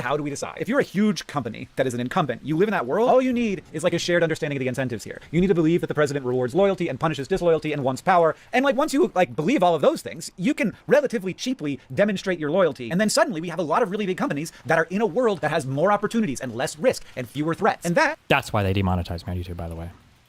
Is an economy drifting toward an oligarchy. I, somewhat famously among certain groups of people, am not as critical of capitalism as you might expect. But I also understand that capitalists have no ideological allegiance to capitalism. That's not what they're doing. They're trying to make more money. A good capitalist will happily become an oligarch. Because if the other choice is having your competitor become the oligarch, then that's a terrible decision. Why would you do that? And you can drift toward this oligarchy without some kind of big suitcase full of cash situation. It's not so much about the money. It's about the consolidation of power. It's about very large companies knowing that donating to president's inauguration is something that's standard. I'm just really now, yes, Trump's was fucked for sure, but curious if that was also like that for other presidents. I don't know. Is it normal that you donate to the president's inauguration? I feel like the craziest thing was the fucking picture of all the wealthiest men in the world who all donated $1 million all sitting there. My intuition tells me that if it had happened in the past, you would have heard about it, that somebody would have brought that point up, but maybe not, because Trumples don't even give a fuck about it. They can't cross the president, and they have to demonstrate through some kind of donation that they are not going to be one of the ones who is critical of the president. And the world of finance matters specifically here, I think. So we have seen Open Secrets did some good reporting on this, described the securities and investment industry as a top donor category to Trump-aligned interests and PACs and stuff. Financial advisors also donated way more to Trump than to Biden/Harris. If you're in finances and you think that the game, this is not everybody, but if you think the game is political power protects asset prices, then supporting political power, that just becomes risk management. And this is a phenomenon that in the short term can keep markets buoyed while the underlying economy is being damaged, because the big companies that are responsible for all of these assets that are still flying high, and then the people who have assets and then the people who have ownership of those assets can sell some stock and go on a big vacation and stay in a 5-star hotel. All that money is still getting spent. All that economy is still happening. But part of the reason is that these big companies know that they can purchase stability and opportunity and freedom from risk. And not just that, but the people in the finance industry understand that this is a thing that's happening. And when you compare that to the antagonistic stance that a lot of the Biden administration has. So I think one thing that you have to be careful of is, so we have a theory, we have our hypothesis, I guess you're saying, whatever. We have a hypothesis that if Trump does the things that he's doing, that it should result in massive damage for the economy. And these hypotheses are like fairly historically tested. Like you tend to know that when markets are less stable, that capital investment goes down, or that when you're increasing the cost of goods, like with tariffs, that people will buy less. We know these things are generally true, but as time goes on and you start to drift further and further away from your hypothesis describing reality, you have to bootstrap it with even more reasons. I think you should be willing to go back and re-examine, was the initial prediction wrong? Maybe these things don't matter as much as we think they would. Unfortunately, there's a couple things that make this harder to do. Like in a reasonable environment, it would be pretty easy to step back from things because it would start to require a lot of crazy explanations for how could this possibly still be? But unfortunately, we're in very uncharted territory with the current hold on one second. With the current administration, hold on. Had toward big businesses. To some people, maybe this just seems like a business-friendly environment. And so this is the stronger claim that I'm making here, that there's actually a stabilizing force on the economy through this mechanism, that big incumbents, who are the majority of the economy, and thus the majority of the asset prices, and thus the majority of the money of the wealthy, who are spending the majority of the money, believe that they can get protection. As long as they can demonstrate loyalty to Donald Trump, that reduces the downside risk for the big firms. Big firms dominate the index stays strong, assets keep higher earner spending. High-end spending props up the average spending, and then the average spending props up all of everybody's earnings, and then the earnings prop up the index. So tariffs can be a drag, the unpredictability can be a drag, everything can suck for small businesses, everything can suck for the lower and middle class, but the market can still float up there because the market is betting that the winners will be protected and the losers will be everybody else. But the winners will be protected, and they're the ones that take up so much of the economy anyway. Now, I assume that we all understand that if we're pretty far over on the spectrum, the short-term stability in the market does not mean long-term good outcomes. But the cost of this, we've seen it in lots of different countries, is brutal. Any economy where impress the dictator beats build a better product is not a competitive economy. It's not one that generates a lot of good stuff. It stops serving consumers. It becomes purely extractive. It becomes all about rent seeking. It's all about how much can we pull out of people. And this is not unusual. It's just that we don't usually see it in such fine-grained detail, where we don't see that early on it's not bad for the economy for stuff like this to happen. But it takes a while before you see the effect of the innovation slowing. It takes a while before you see the effect of upstarts not being able to break in. It takes a while before you see the effects of all this capital and talent getting wasted on the influence part of everything and not on the actual creation of products. But eventually,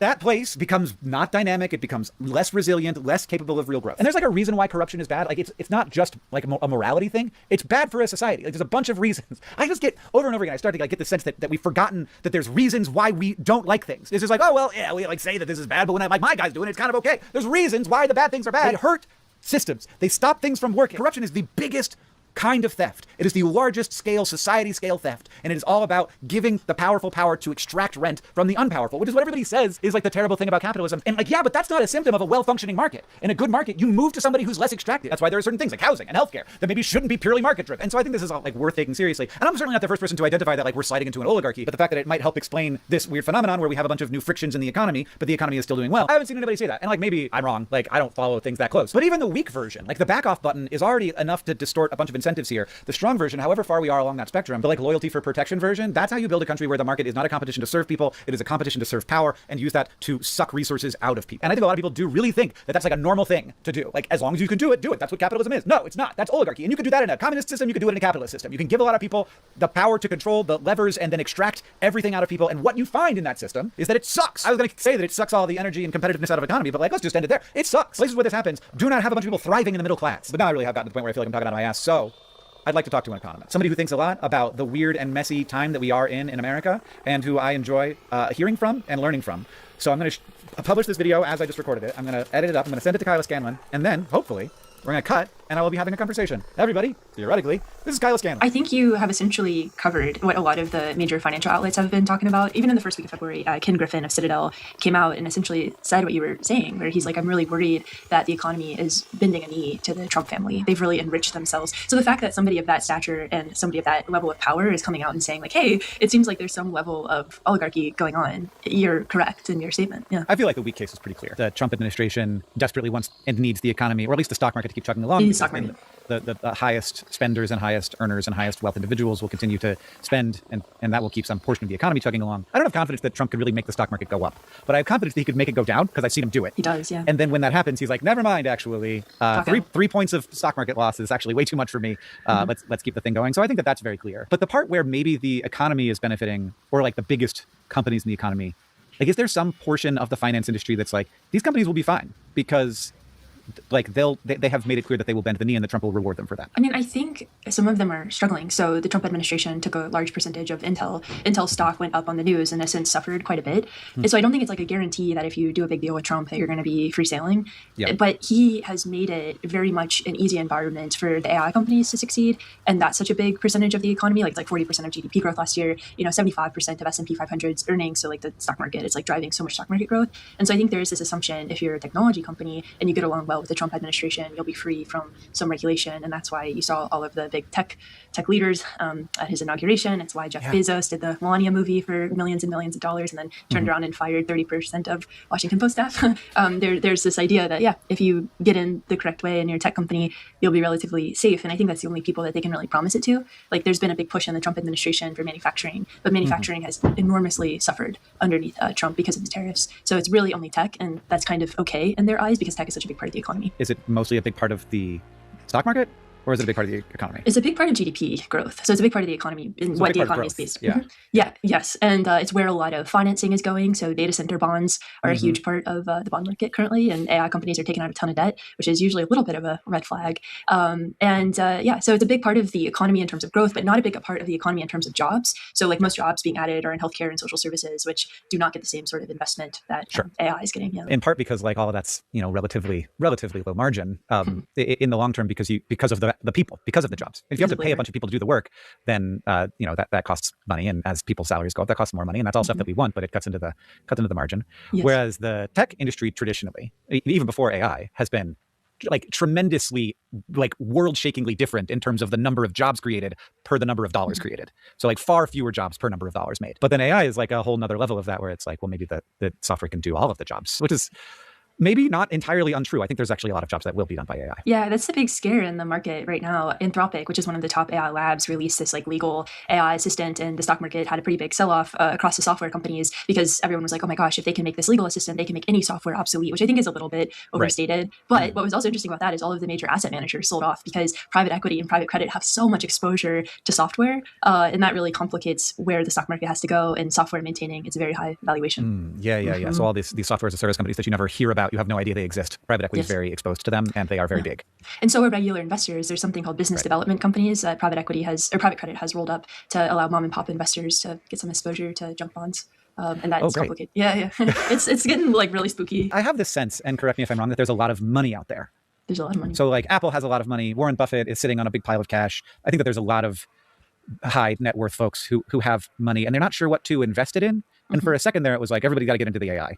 But now you're saying AI companies are taking on debt. And that to me indicates that they can't sell their just shares for super expensive and raise that money that way. Their valuations are pretty inflated. So they're turned into the debt market. They've already gotten about as high as it's gone about as far as it can go, as they say. It's pretty high, yeah. The question I keep noodling on, and so every time something, I'm like anchored to it right now. And so every time like something comes along, I'm like, does this explain my question? But the question is just like, why is the economy Sorry, I missed a little bit of this. Sometimes I have a few friends that come over and they like to hang out a little bit. So I don't know what I missed here. Sorry. High net worth folks who have money and they're not sure what to invest it in. And for a second there, it was like, everybody got to get into the AI. But now you're saying AI companies are taking on debt. And that to me indicates that they can't sell their just shares for super expensive and raise that money that way. Their valuations are pretty inflated. So they're turned into the debt market. They've already gotten about as high as it's gone about as far as it can go, as they say. It's pretty high, yeah. The question I keep noodling on, and so every time something, I'm like anchored to it right now. And so every time like something comes along, I'm like, does this explain my question? But the question is just like, why is the economy still going hot? It seems like things are fine. And I don't just mean the stock market. Like I went to the mall this weekend and the mall was full of people shopping and going to the arcade. Like the arcade where my son loves to go it was sweaty in there. There was so many people running around. I was like, I gotta. Did they call you like usual or no? No. This was I don't know if this was intentional or not, but so usually my number is flagged by the police department, but they gave the wrong apartment number this time. I don't know if that was intentional to get around the flagging, but good one. Leave. I feel like I'm in here. It's very hard to tell when you're on the internet because, of course, the internet story is always going to be the scariest story. Nobody's going to talk about how they're doing well. That's not going to be, fun to say for one, because like there's always people who are not doing well. Sure. And so like we're somewhat dependent on government data. We're somewhat dependent on lots of analysts doing analyst stuff to figure out if things are going okay.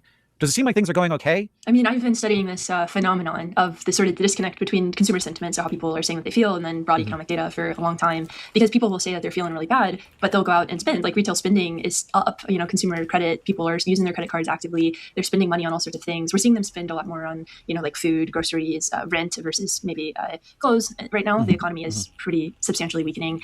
But the United States has a lot of access to credit, and so people have a lot of access to credit. And so I think the theory that a lot of people will float with... Wait, I said vibes-based economy. Did he introduce... Is it Kyla Scranton? Am I making that up? Is her name Kyla? Like Kyla? Or Kayla Scranton? This is the woman who we had her on Bridges once. She's the one who wrote that first article, I think, that coined that term vibes-based economy. Oh, Scanlon? Oh, Scranton is the office city. Just kidding. The strength of the economy is that people are able to use their credit cards, able to use products like Klarna, which allow you to pay in installments. Oh, sorry. Okay. I was in the middle of a point. I got interrupted. The if you're going to try to explain everything with, you know, here's a new thing we're bootstrapping, here's a new rule, this is why, I think you need really heavy data to show that it's like a huge departure from the norm. So if you're going to say that companies are engaged in some kind of like rent-seeking behavior in order to stave off the inevitable economic collapse because of all the crazy stuff that's happening, I think you need to be able to like show that. Like you have to be able to show that like more than ever companies are engaged in some kind of behavior. I don't even know what behavior you'd point to, but you have to show that that's happening in order to explain, because you're departing more and more from your original hypothesis. And if you don't change it at all, you start to look a little bit conspiracy brained, you know?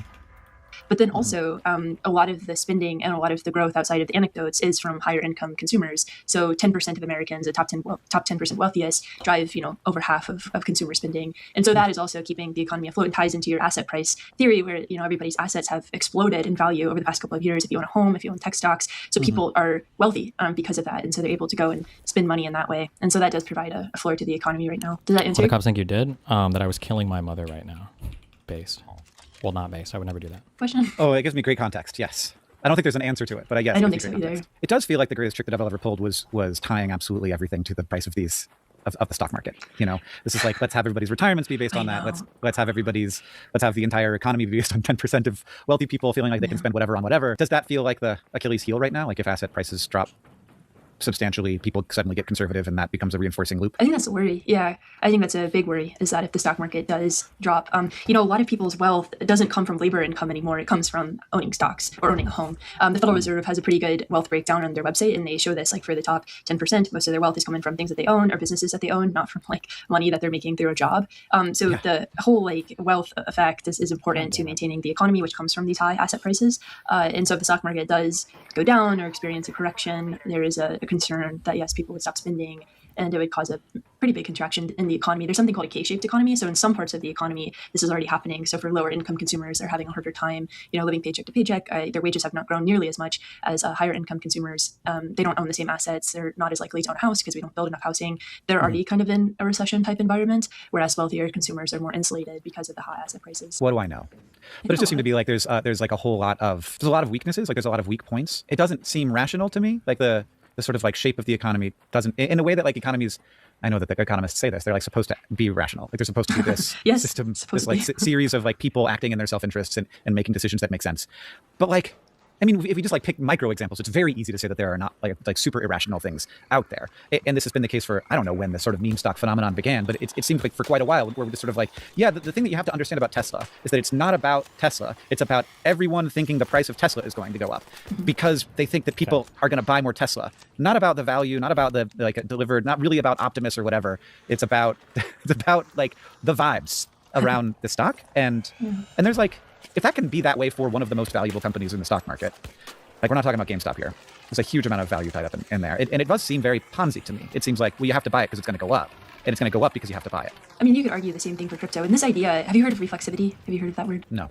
So that's a concept that George Soros coined in the latter half of the 1900s. And it was essentially that idea that people would believe something is going to happen. So they'd go and buy up whatever they thought was going to happen. So stock going up. And then that would cause the stock price to go up. So it's essentially that idea.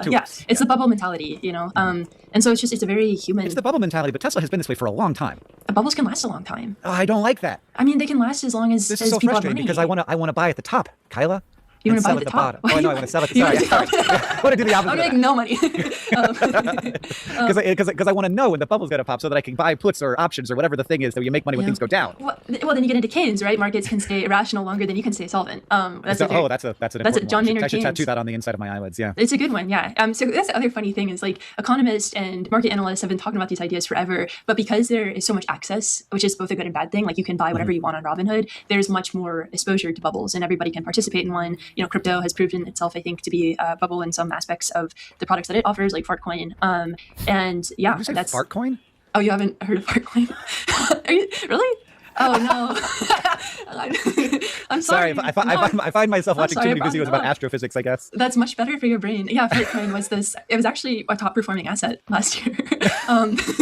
Is it continued to be this year, or has no, the big sell off? The bubble popped. Yeah, the fart bubble popped. Exactly. But there's a lot of stuff like that, like these things that'll happen, and then everybody will pile into a Trump coin. It's kind of another example too. Even though that ended up being a way for people to skirt the legal system and to pay him bribes to get out of jail, like Justin Sun did, using Trump coin as a way to. You should have. I muted my mic before I went because I figured they're knocking cards. Usually that's a cop knock. Imagine if somebody would have donated on the board. Like, check under the bed. Bro, don't ever do that. I mean, that also, I have a theory that we forgot why corruption is bad because we were too focused on the fact that corruption is bad. And I think that this is true of a lot of different things in society where we talk about why, like, thing bad, but we talked about it being bad for so long that we lost touch with the yeah, the never mind. Oh shit, I should get over there. The cop comes into the room and the fucking Saw music starts playing.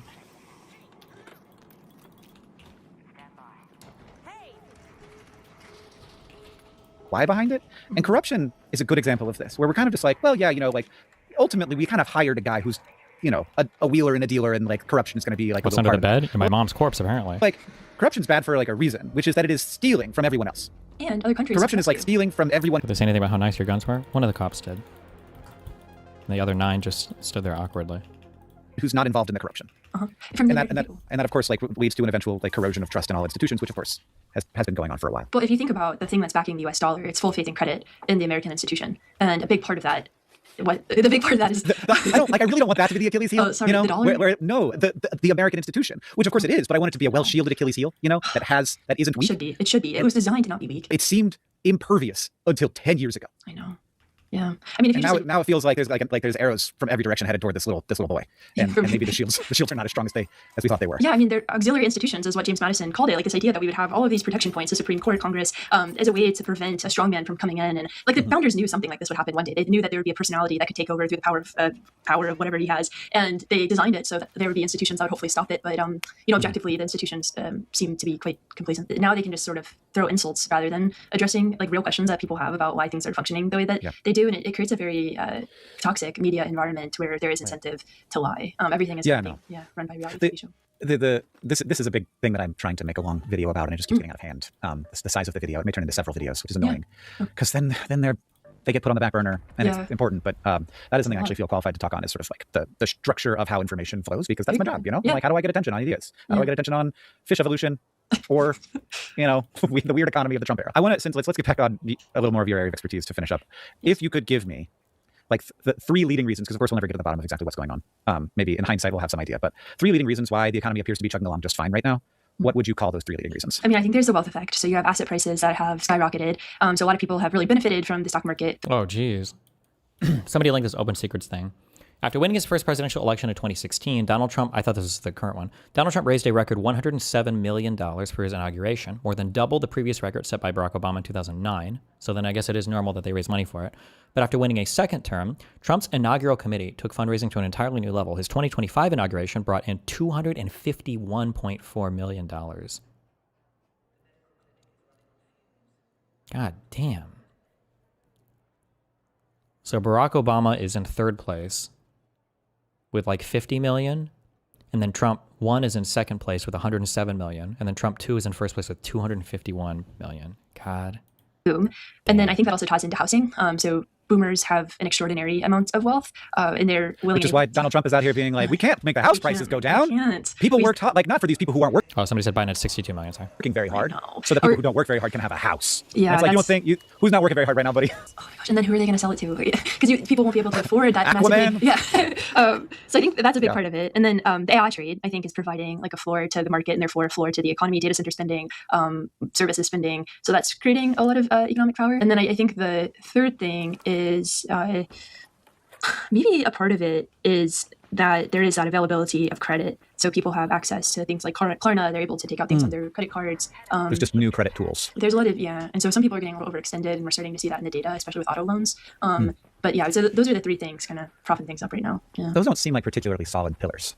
No, I mean, ideally people would be able to, buy a house with their labor income. And then ideally the whole 401k business wouldn't be just entirely tied up into, like, people would have a different way to retire. So it's not inflating the stock market in the way that it is now. And we'd have investment diversification outside of AI. I mean, I just worry about how many resources we're funneling toward this one thing. And we don't even know if we'll need data centers. Like, it might evolve to the point where things are so efficient that they don't need these huge structures. Things could get more, like, that tends to be how it goes. But these big companies have the money to spend. Like Google's like, oh, finally, something to spend money. You have to overcome that hurdle first, though, right? If we can win just by having money, that would be huge for us, because we can have money and we know how to build data centers. And then, the startups, I think we'll have a hard time competing in that environment, but the OpenAI's and the Anthropics. But I think also, like, the more money that they spend, the more valuable their companies are. Like, the more it's all about money, the more it's all about money.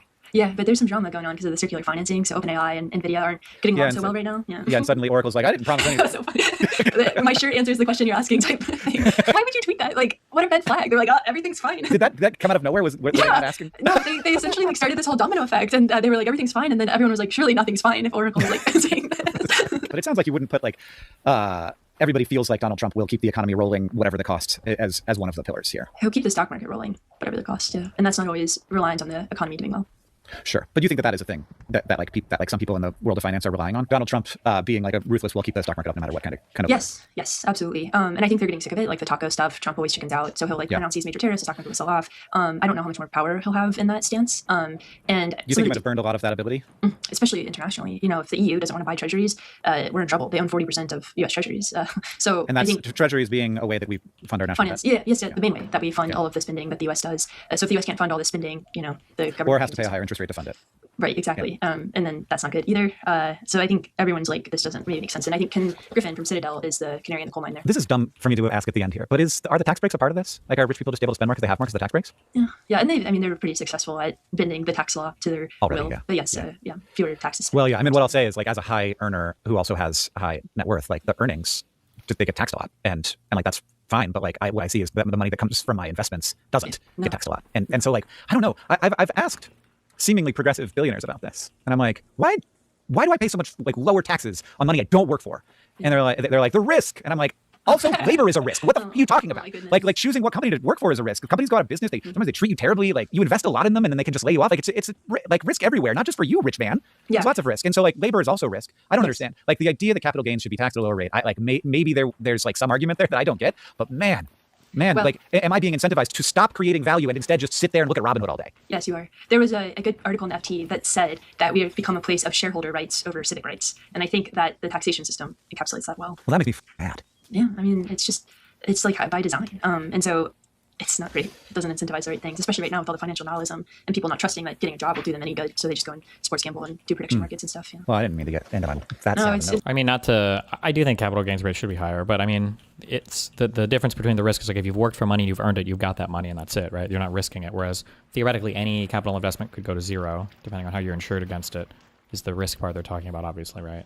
And then, it's not like if you put your money in an investment account, it's doing nothing. Like, because he said I'm incentivized to do nothing instead of create something. Well, technically, you're giving your money to other people to create things, right? I mean, it's like, but it's kind of like every lane you go down, there's some sad note these days. But I have a lot of hope. I'm hopeful. Okay. Like, well, then give me with that. Where do you feel your hope comes from? I've been traveling the country for the past year with my book, and I meet people in all these cities, and I meet people who are working really hard on these problems that we're talking about, like how do you make a better world? And a lot of that does happen at the local level right now. Like, we focus a lot on the federal problems in the news because they are so big, but what people are doing in local communities is, like, very important and very impressive, and you just have to believe in those people right now and that they'll pull us through. What I'll say to people, and like, I know I'm talking from a place of just a huge amount of privilege here, but I do think that, like, and maybe this message is more for the rich people than, like, so if you have more money than average, hear this. Like, I think that it is much more interesting to be out here making value than out here, like, moving dollars around. So if there's, like, ways for you to be in the mix, be in the mix. And also, if there's ways for your money to be in the mix, instead of just sitting in your accounts, if it's like out there doing good, try and figure out how to get it out there doing good. Did Destiny watch the technology connections based rant yet? I don't understand how people are still linking this like daily. Yes, this is like 2 weeks old. We watched this. Yes, we did. Pick a number, figure out where that is, and then get the rest of it out there doing good. Because It is it's doing based nothing also. sitting in your accounts. It's doing nothing propping up the stock market that's already overvalued. Just get it out. And like there's so much good that can be done out there. And like figure that out in your local community, internationally, nationally, wherever. There's a lot of lessons to learn from the robber barons, like Carnegie. There's a lot of lessons to learn from the robber barons. Like libraries, and they spent their money in a much different way because they knew, like Henry Ford with all his problems, he knew that if he had happy workers, he would have a happy company and he'd make a more successful product. Obviously, he had his own complications, but like they just thought about the relationship between employer and employee and rich person and community a lot differently. And they saw the connections and ties and what they could do to build that up. Yeah, to have better business in the end. This makes all of us better off. Yeah, no, and I just feel like there's a lot of people who have like enough money to start a little business doing something interesting that would create value and that would make them a little bit of money, but they can make so much more money investing in a REIT or in private equity, and so that's what they do. They let somebody like outsource all of the work of running a company, the stress of running a company, and also the ethics of running a company to somebody who will be ruthless and work hard, and they will end up making more money. But boy. Yes. Yeah, I mean, it's interesting. There was a Supreme Court case in 1919, Henry Ford actually, versus the Dodge brothers, and it ruled that a company's first interest should be to shareholders rather than to customers and to the community. And so I think that's where everything went wrong. And so, it's not, I'm not going to get on a soapbox about it, but it is important to think beyond the shareholder sometimes. There are many stakeholders that are not shareholders. Kyla, you are an economist, you're a writer, you do great work making sense of markets and vibes and power in our economy, and I appreciate all the work that you do on all of the social medias. And you can check out her book. It's called In This Economy, and that you can learn more about what you're doing and follow her on all the places. Thank you for spending. Wow. Of agnostic sense. Wait, do you think the term fact check is loaded? 100%. What do political commentators Adam Mockler and Natalie Winters say now? Firing Line with Margaret Hoover is made possible in part by Robert Granieri, Vanessa and Henry Cornell, the Fairweather Foundation, the Tepper Foundation, Peter and Mary Calico. What's going on with like PBS? Is the whole network shutting down or just parts of it because of the U.S. government thing? I don't even know how much their funding was public. I feel like there was a big announcement recently, but maybe it was just some programs on PBS getting shut down. Cliff and Laurel Asness, and by the following. Natalie Winters, Adam Mockler, welcome to Firing Line here at Hofstra University in front of a student audience. It's wonderful to welcome you both here. Thank you for having us. Thank you. You are both online political phenomenon. Adam, you host the Adam Mockler Show on YouTube, which has a subscribership of more than 1.8 million subscribers. God Natalie, damn. you are the co-host of Steve Bannon's War Room. Oh, at the ripe age of 24, and you, at the ripe age of 23, have garnered almost unprecedented mainstream media attention and digital media attention. This is a time, as you guys know, of really intense disruption in media, and each of you, in your massive followings, have developed a degree of trust with your audience at a time when trust in media has plummeted. Why do your audiences, I'm going to go to both of you, why do they trust you? Natalie, go first. Well, I think it's not just that we cover issues that Americans actually care about in a way that's truly factual, but we cover the issues that I think for so long legacy media has just routinely ignored. I think you can sort of see the convergence of that with what President Trump talked about in 2016, which was immigration, trade deals, and the idea that our government should actually work to represent us and not be importing a sort of class of foreign workers, depressing our wages, and just, I think, destroying what it means to be an American. It's the idea that Americans are not allowed to care about certain issues, or they're, demeaned as nativist, xenophobic, racist, every ist or ad hominem attack in the book. And I think War Room, I think sort of alternative, at least conservative media, actually says, no, it's okay to care about wanting to be an American and not having your government replace you with a bunch of foreigners. Adam, what do you do that has developed trust with your viewers? I think in this new age of media, where mainstream media is losing viewership and people are migrating to digital media, people are looking for authenticity. The Democratic Party, which I oftentimes represent in my videos, has built up a reputation of being a few things: risk-averse and a little bit finger-waggy in people's faces, always trying to tell people what to say or what not to say, right? So as somebody in this Democratic sphere, I try to bring an authentic view. People don't always want to see me in suits on TV like I am now. Sometimes I'm just in my bedroom telling it how it is, saying what the story of the day is, and that is authentic to people. And that's really helped you build trust? I think the authenticity has helped me build trust. The t-shirt helped you build trust? In a way, absolutely. It feels like we come at an angle that mainstream media oftentimes fails to come at. The concern older people have, I will speak for older people, right? No, but the concern, right, is that in the old world, there were journalistic standards at mainstream media organizations attempting to discern what the truth is and correct the record if you got it wrong. And it's this notion, which may seem antiquated, of journalistic standards. So in the context of the digital media spaces where both of you exist, what kind of standards do you adhere to as you go about gathering information and disseminating it? Most of my work is directly quoting, whether it's government grants. A lot of my early research had to do with Chinese Communist Party infiltration. I would spend hours in deleted web pages going to the translated web page versions and just quoting the Chinese Communist Party, as is these foreign influence groups, the Americans that they were meeting with. I've always just done primary raw source reporting and have carried through. It's indisputable. So how do you characterize the standards that you hold yourself to? I just report the truth. And I think that all this focus on standards, I think, is sort of this bureaucratic kind of, not gotcha, but where it's all about imposing this sort of idea that in order for a story to be accurate, it has to be fact-checked, it has to be peer-reviewed, it has to have this whole kind of editorial It doesn't have to be fact-checked? I mean, you just said you spend a lot of time finding facts. They're just facts. The fact that this notion of a fact-check, I think we use very loaded terms that connote this sort of agnostic sense. Wait, do you think the term fact-check is loaded? 100%. Tell me why. It was a construct that was created by this sort of anti-disinformation industry, which it shouldn't be. We should be against disinformation. We should be. Tell me about this disinformation industry. I think definitions matter here. Yeah. Because I think all of our definitions of disinformation would differ. Fact checking is great. We should check facts. That shouldn't be the case, by the way. We should all be able to agree on like how to ascertain what's true and what's not true, and have some epistemic guidelines that we all agree on are good for like determining what is. That's an insane statement there, but whatever. Okay. But I think it's important to understand who is actually doing, because I think there's a weaponization of these terms, that there's this implied neutrality, that the people who are checking your facts are people who have no bias. But then that's not true. I think you make a very fair point. So then, to quote Daniel Patrick Moynihan, a former Democratic senator, who said, everybody is entitled to their own opinions, but not their own facts. I mean, is it the case then that we might actually agree on a set of facts, consistent facts, that we can then debate? But the point of fact checks, they have really only ever been weaponized to pull content down. Fact checks have only ever been weaponized to silence content that doesn't fit mainstream narrative. Okay, Adam.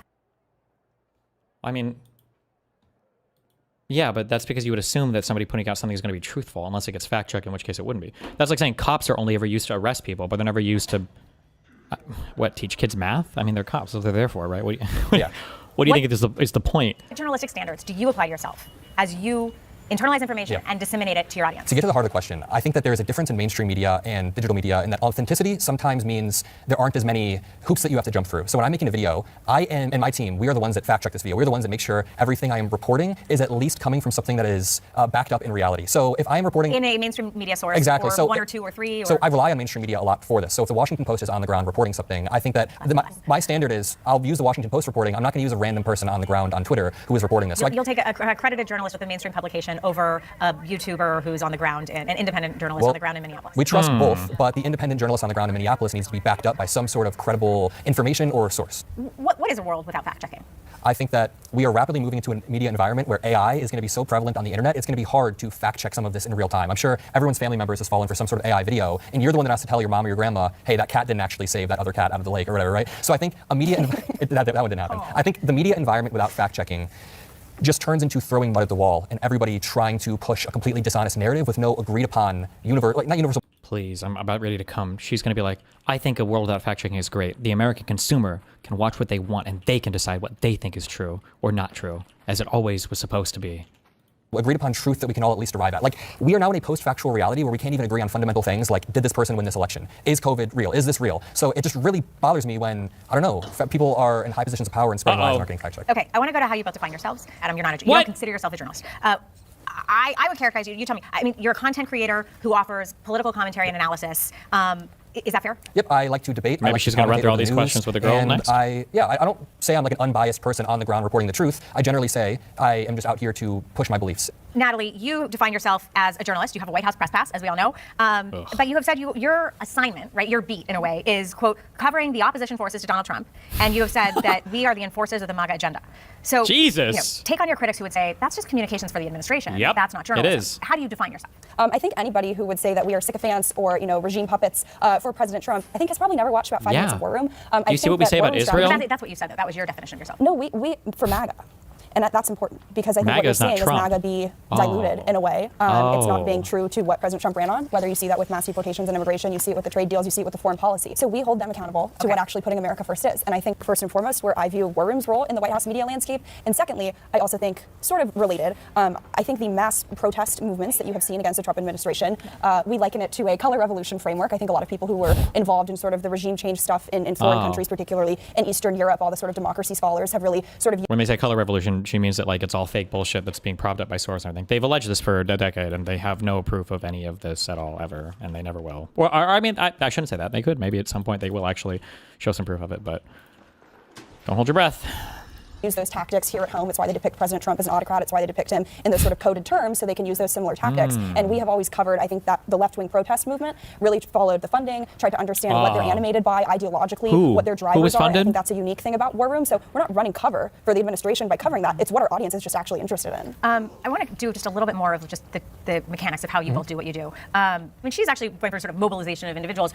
What is that your goal? I sense your goal is twofold. I think I like to message for the Democratic Party, not directly, but I want to push it in a direction that I want it to see. AOC, the Democratic Party, and young people in this room can likely relate, has been too risk-averse and too finger-waggy over and over. We have candidates that are running that won't even go on mainstream podcasts because they're a little bit too nervous to misstep. Kamala Harris only had 107 days to run her campaign, but she was not getting in these spaces that she needed to get in. Trump would go on anyone's podcast as long as they had just a tiny little microphone to stick in his face. Literally, he would go on any podcast. What I want to do is return to a Democratic Party that's not so risk-averse, that is more authentic, and that can speak to the average American without always being so condescending. Okay, so but on the policy, where is that going to come down? Because there's a real tug of war. No, Americans don't give a fuck about policy.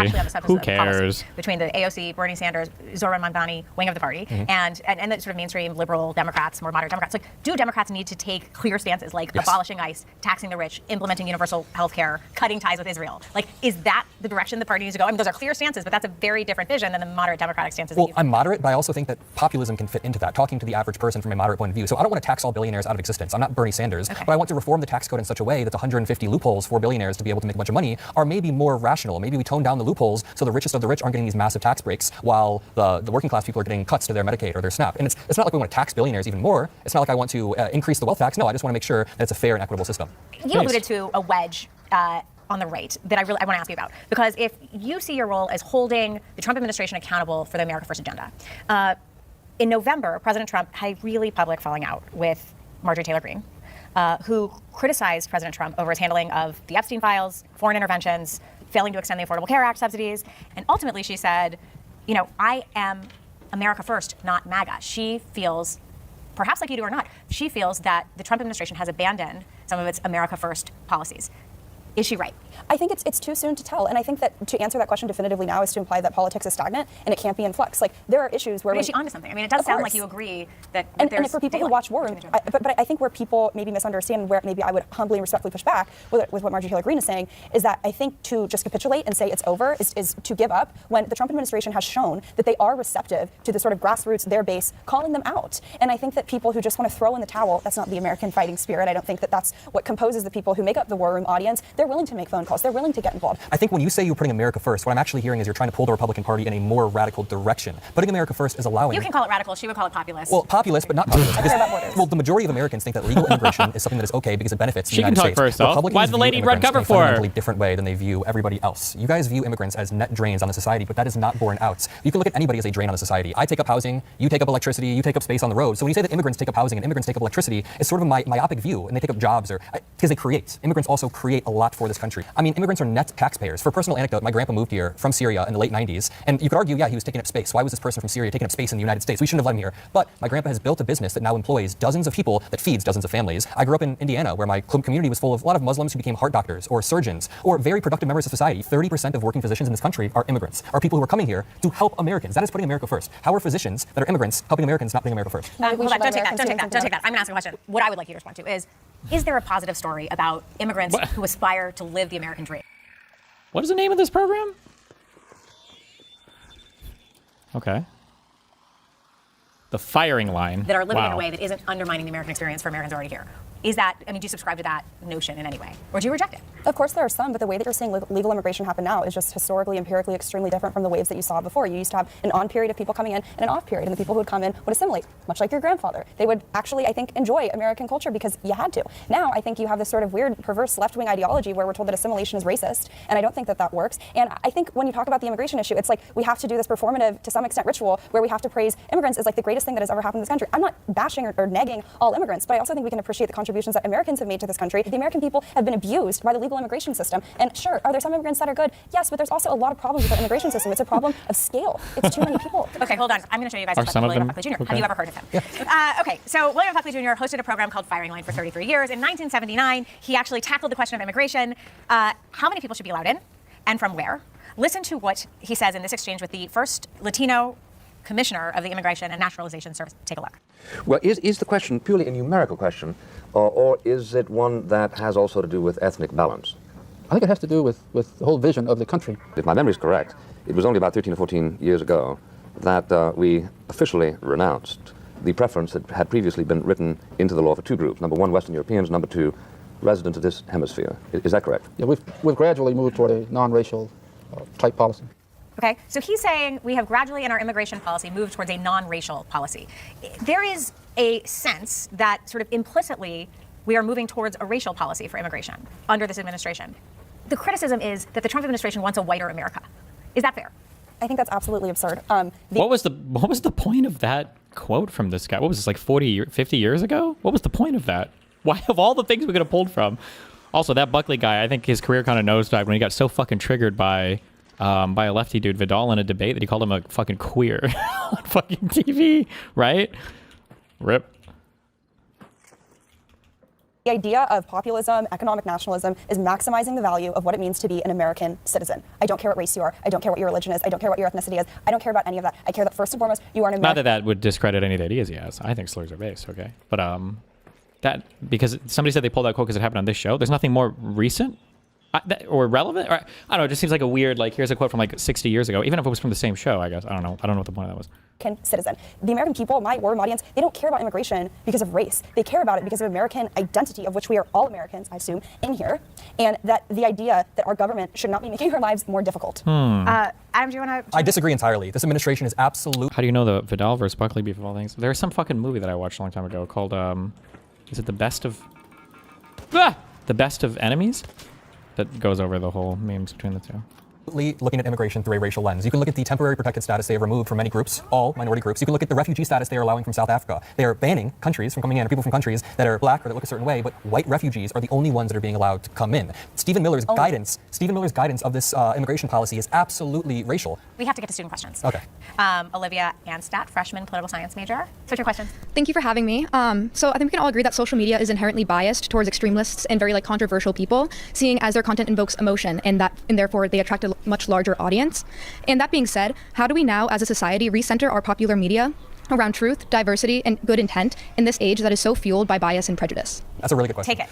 I don't have the exact answer. I mean, that's a really good question, but I know exactly what you were talking about. The algorithms currently incentivize and promote the most outrageous content. I think this gives us a warped perception of each other, and I think it, quite frankly, allows extremists to control the media message, and it elects extremists. We are currently living in an environment where the social media incentivization of radicalization is beginning to translate into our electeds being more radical because they're using social media, therefore they're giving more and more radical takes, and they're elected. What do you think about the algorithms and their ability to potentially throttle or incentivize certain actors? Well, I think you got to differentiate it between pre-Elon purchasing Twitter and post. Definitely. Oh my God.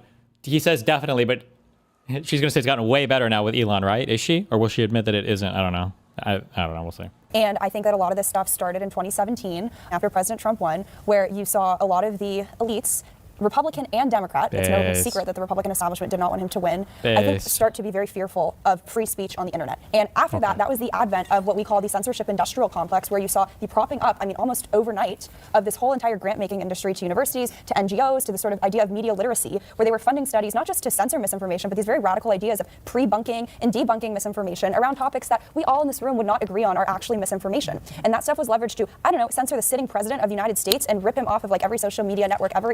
Well, we say sitting president, like technically he was, but him getting banned and everything was after J6. So I mean, like he was already voted out of office. They'd already did, like it was for 2 weeks, right? But even probably Uber Eats. So that was the culmination. Didn't work, did it, though?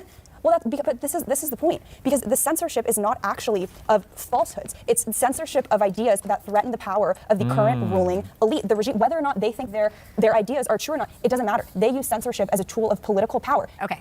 Morgan Mighty, class of 2027, what is your question? Thank you. So I wanted to ask, how should digital influencers be held accountable, given that they often fail to disclose biases while their content also operates within social media algorithms that subtly recommend content that potentially sway users toward particular political affiliations or trains of thought without their knowledge? It's hard. That's the problem with digital media, is that it's decentralized. Anybody can post anything with any lies at any moment, and it can be boosted in the algorithm. So how do you hold people like that accountable? I guess through tension with people who disagree with them. Like, for example, if I see someone spreading BS in my Twitter algorithm, I quote tweet them, and I make sure that I push back and hold them accountable. When it comes to, I've heard you talk about sort of your POV and bias, and you're very clear that you have a point of view. You have your own bias, and your position is it's your responsibility to reveal that bias, and the audience then gets to decide what to do with that. Is that a fair characterization of how you would take on that question? 100%. I mean, I don't think I'm unique. I think everybody has a bias, right? And I think that bias can be shown in ways, honestly, beyond just the actual coverage of stories. It's the issues that people choose to cover or not to cover, right? I think this idea of holding people accountable and like always having to outsource what you have within yourself to do. You know how you hold people accountable? If they're lying, don't consume or share their stuff. Yes. That's my point. You don't have no talking to the other person Adam, disgusting. Don't you dare talk to her. Let the host guide the conversation. Line, don't consume or share their stuff. Don't reward them for their lives. That's my point. You don't have to. Oh, no, I think he was agreeing. Okay, anyway, you're good. Feed the beast. Yeah. We're coming up on the 250th anniversary of this country. And I think there's like this question about what is it going to mean to be an American into the next century? So I just want to put that question to both of you as we approach our 250th anniversary. You take it first, Natalie. I think it means to understand and appreciate our founding for what it was, how just amazing and unique and novel, and in a time period where the ideas that they were advancing were so radical, but how we have just come to feel them as second nature. I think that is what it means to be an American. If you go back to those founding documents and the rich, raw, and vigorous debate that they had, I think you can find answers to a lot of questions that we're having now, not just textually, but the spirit of, I believe in something, you believe in something, you believe in something, my audience believes in something, that's why they make their phone calls. It's worth fighting for. We probably shouldn't have won the Revolutionary War, but somehow by the grace of God we did, and I think that's what it's about.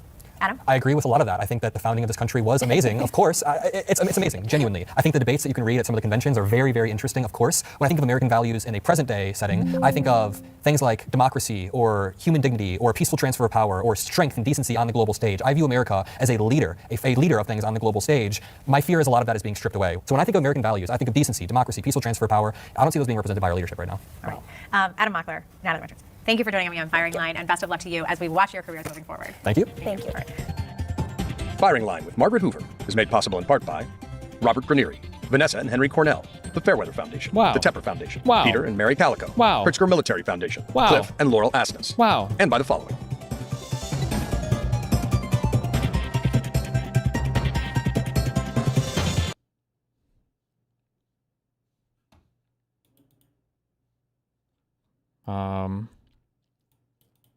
Newsom panel in Munich. Boring.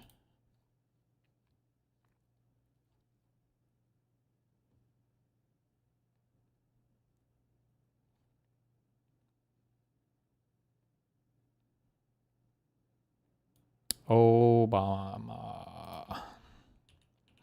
Okay.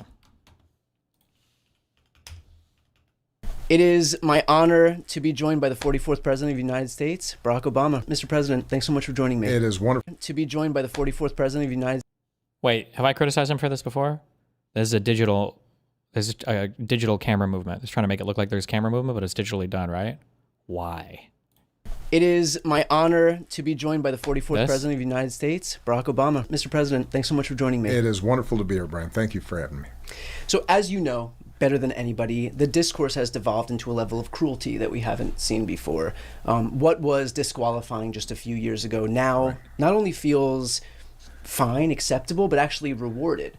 You have administration officials saying that the victims of ISIS aggression are domestic terrorists. You have J.D. Vance coming out and saying that it's okay. You don't have to apologize for being white. Just days ago, Donald Trump put a picture of your face on an ape's body. And so again, this is kind of, we've seen the de-evolution of the discourse. How do we come back from a place that we have fallen into? Well, the weird thing, I guess, or the crazy, is it really crazy? The weird thing is I just don't know why you wouldn't just pay a guy to actually like hold a camera. Because he has the money for it, right? And I'm sure he's got the crew. Or maybe they just don't care that much. I don't know. First of all, I think it's important to recognize that the majority of the American people find this behavior deeply troubling. It is true that it gets attention. It's true that it's a distraction. But as I'm traveling around the country, as you're traveling around the country, you meet people. They still believe in decency, courtesy, kindness, and there's this sort of clown show that's happening in social media and on television.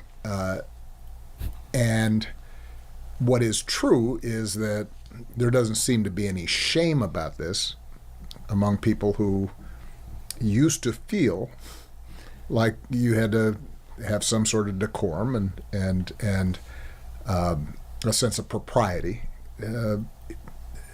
and respect for the office, right? So that's been lost.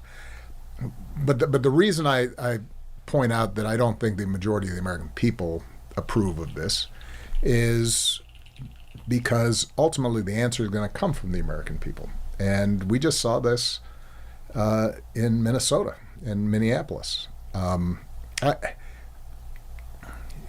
It is important for us to recognize the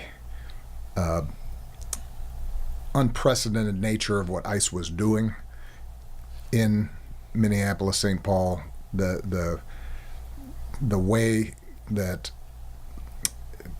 federal agents, ICE agents, were being deployed without any clear guidelines, training, pulling people off, out of their homes, using 5-year-olds to try to bait their parents. Yeah. Pretty weird. All the stuff Minors. that we saw.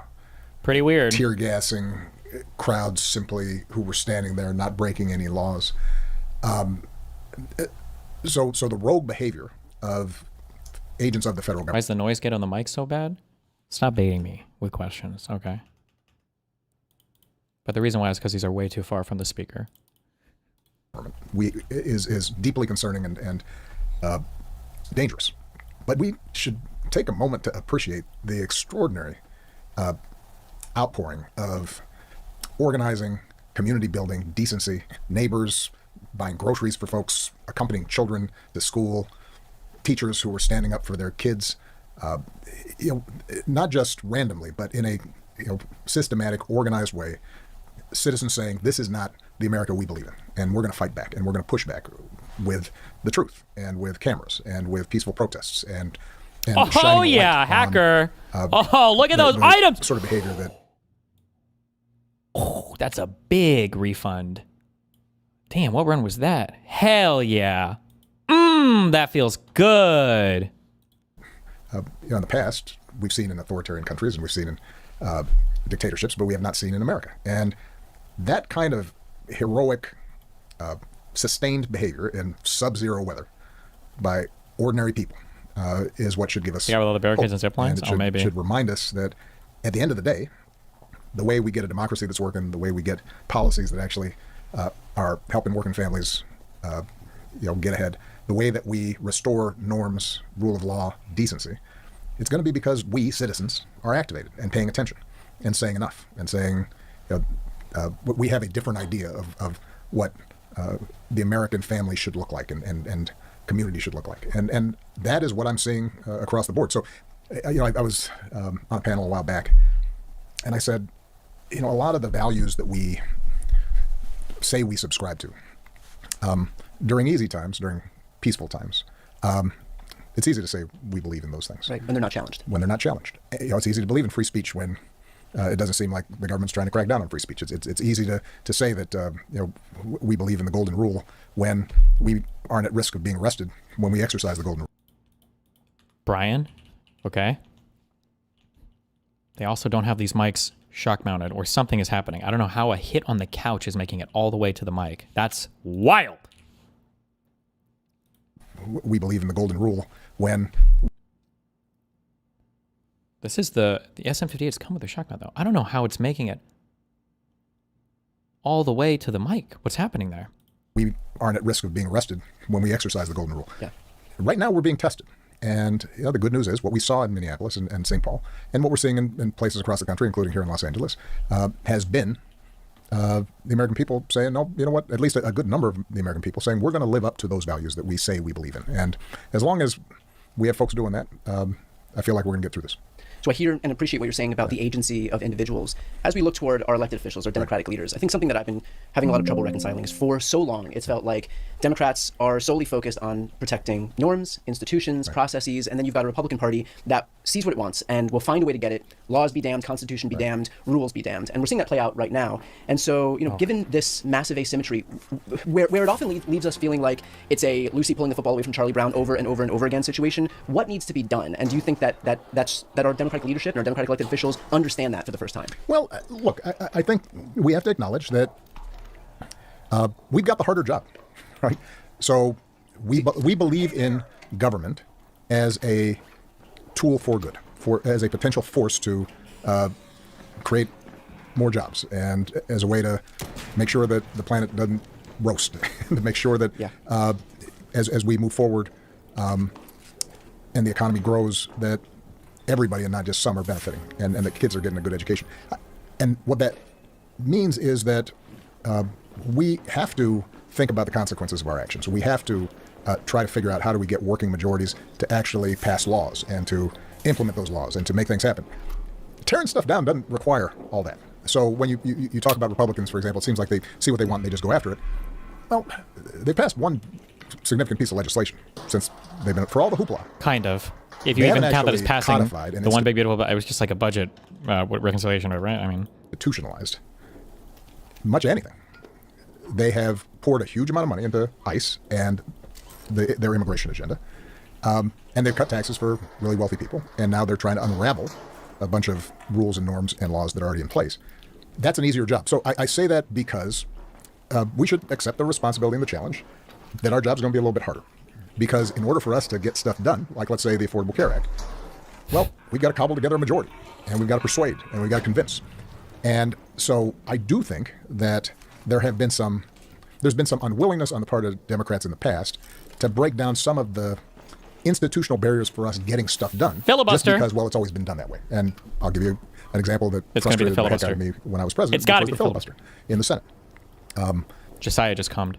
The Senate is already structurally skewed and anti-majoritarian, right? It's hard for not very nice to get stuff done, whether it's trying to pass civil rights legislation in the 60s or trying to get gun control legislation or what have you, because even though the majority of people support it, Delaware and Wyoming have the same number of senators as California, right? All right, so that would require a constitutional amendment. You then compound that with a filibuster, and the truth is that Democrats for some time have been traditionalists in wanting to preserve that when it blocks us from making government effective, which in turn makes people feel like government is corrupt and not caring about them. Which lends itself to bad guys back there. The kind of, it gives folks like Trump an opening, right? So redistricting is another good example of where I strongly believe we...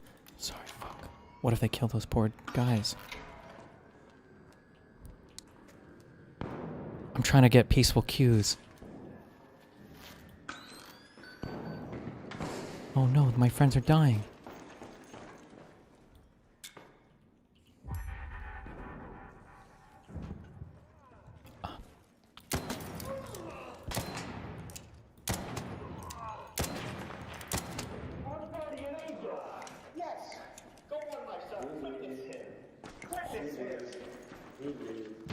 Pick your friend up. Oh, look, I helped him. No. These are the guys who tried to kill me, okay? Good job, you got him. Good job, guys. Oof. Those guys just got terminated! We should not be having politicians draw lines that determine who's voting for them. We should have voters decide who their politicians are. And I've worked with Eric Holder to help set up the terrific work that the NDRC has been doing to try to make sure that we have fair maps. But the fact that Governor Newsom here in California and others said, well, if they're going to try to gerrymander their way out of losing this upcoming midterm, then we're going to respond. And we're going to respond in a lawful way where we put it up to a referendum and let people decide and not just give away the store because of traditions. Hey, that not was nice. the right response. So I do think that I don't want us to simply duplicate the behavior of the other side. True. I don't want us to have a slash and burn strategy where we don't care about rule of law. We don't care about some of the guardrails around our democracy. We start lying and having no regard for the truth the way the other side seems to be comfortable with right now. Because if that's how we fight, then we lose what we're fighting for. But that doesn't mean we have to get punked or be saps. And I do, or to cling to traditions just for the sake of tradition. I think what we have to continually evaluate is, in this moment in time, how do we make sure that we can advance our agenda in a way that reflects what's good for ordinary folks, not special interests, not simply the well-to-do, and how do we do that in a way that's consistent with integrity, honesty, democracy, the values that we claim to want to uphold. And I think it's possible to do that. But the reason I started with reminding ourselves, yes, we have a harder job, because sometimes I think we're tough on Democrats, saying, why aren't you being as mean, tough, and nasty as they are? Well, it's trying to build something instead of destroy something. President of the United States, I suppose I could have simply unilaterally ordered the military to, go into some red state and harass and intimidate Just kidding. a governor Not there, or cut off based. funding for states that didn't vote for me. I could have exercised that prerogative, but that is contrary to how I think our... Be careful, there's bad guys over there.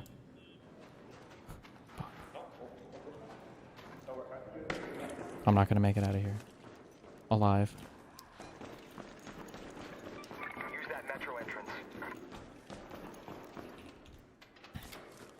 Democracy is supposed to work. And I think we shouldn't get discouraged by the fact that we have a tougher job. What we should do is expect that our side is smart enough to figure it out. So you had mentioned persuasion, and I think that that's a really good point here, because as we eventually head toward a next general election cycle, we're going to be contending with a lot of the same infighting that's plagued Democrats before. You'll often have leftists and progressives butting up against liberals and moderates. And look, you are the ultimate pragmatist. And so what advice do you have Is that a as we head compliment, toward or this election cycle, this eventual I wonder 2020 how election he cycle, views so that. that we don't devolve into the same 2016 era Bernie Hillary redux that feels like it always consumes the left? Well, look, first of all, I think it's important to remember that the divisions in the Democratic Party tend to get magnified in the media. Relative to the divides that exist in most other countries, where you have a parliamentary system, you have multiple parties, and you got Green Party, and you got the center-left party, and you've got a socialist party, and sometimes you got a communist party. Our differences get exaggerated. Listen, Bernie Sanders believes, just like Nancy Pelosi believes, just like Chuck Schumer believes, just like Hakeem Jeffries believes, just like AOC believes, in equality and non-discrimination against people because of race or gender or sexual orientation. Well, all Democrats believe in that. That's a core value. Democrats believe that government should not nice, dude. provide Very mean. a strong safety net for people when they're down on their luck. Everybody I just mentioned believes in that. Everybody believes that there should be some regulation of the market so that you don't have monopolies and oligopolies that are simply dictating the terms of the economy, and that we should have a tax system that levels out some of the inequalities that result. So I think it's important for us to remind ourselves as a starting point, what do we have in common? Most of the time, the differences are tactical. Right? It has to do with, well, how much of a tax hike can people put up with? How much regulation should we be thinking about when it comes to climate change? And if we recognize that typically... I might have downed 2 people, but I didn't kill them. Okay, I'm so sorry. Overall, I think this was Embark will think this was a peaceful run, I believe. The arguments in the Democratic Party aren't about core values, but are really around tactics and how do you get stuff done. Now we can have a robust debate, and I want a robust debate. Yeah. And what we can also do is not try to nationalize every issue all the time. This last off-year election, I think, was a great example. You've got a candidate like Spanberger in Virginia, who runs what would be considered a more centrist campaign, and runs a terrific campaign. And then you've got Mondani in New York, who runs a explicitly socialist grassroots campaign and excites and mobilizes folks, and that can win in New York City. It probably could not win in Virginia. And that's okay. That's healthy. Yeah. And sometimes I think we get into arguments.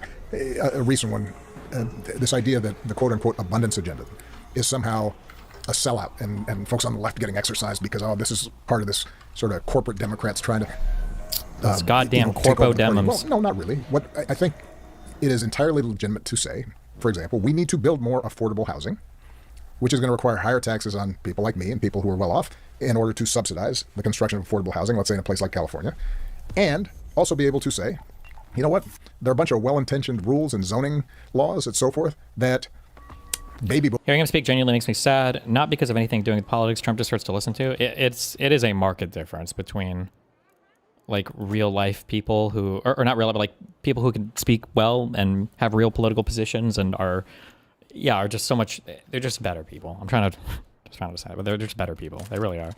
Boomers like me and existing homeowners have used to block the construction of affordable housing, even in democratic cities. And so if we want to actually deliver housing rather than have some abstract argument, then we got to figure out not an either or of do we spend more money or do we reform some of these things that are preventing the construction of affordable housing. We have to do both. And I want us to have those arguments. And one last thing I think that's I've noticed in a lot of our internal arguments, a lot of which, by the way, are taking place online and ordinary voters. This is all completely off their radar screen. One of the things I think it's important for Democrats, for us also to recognize, progressives to recognize, folks on the left to recognize, it's possible for us to have a moral sense of what is right and true and what needs to be done, and also recognize that we are in a particular time and place here in America, and voters are not going to agree with us 100% on everything. And so it is not a sellout, it's not a betrayal to say that we're going to shape our agenda and our message in a way that allows us to build a working majority to get stuff done. And I think particularly around social issues, sometimes we get confused around this. You witness what happened in Minneapolis, and you say to yourself, morally speaking, that 5-year-old child who's standing in front of that SUV as his father's being dragged off, that child is equal to mine or any child. His immigration status, his nationality, does not change the love and decency that we should be showing that child. But what is also true is that we're a nation of laws, we have borders, and we've got to figure out an immigration policy that is orderly and that is fair and is enforced in a sensible way that is compatible with our values, but may not fully capture the degree to which that kid should have the same chances in life as a U.S. citizen kid. But, we've got to accommodate the reality that the majority of the American people think that there's a difference between somebody who's a U.S. citizen and somebody who's not, and that they want an orderly immigration system. And sometimes I think what happens in the online debate is if somebody suggests, well, we have to have some immigration enforcement, then somebody's going to point at that child and say, well, so you don't care about that kid, so you must be a bad person. The same would be true, let's say, here in Los Angeles around the homeless issue. I think morally, ethically speaking, it is an atrocity that in a country this wealthy we have people just on the streets. And we should have we should insist on policies that recognize their full humanity, people who are houseless, and be able to provide them the help and resources that they need. But we should also recognize that the average person, doesn't want to have to navigate around a tent city in the middle of downtown, and that we're not going to be able to build.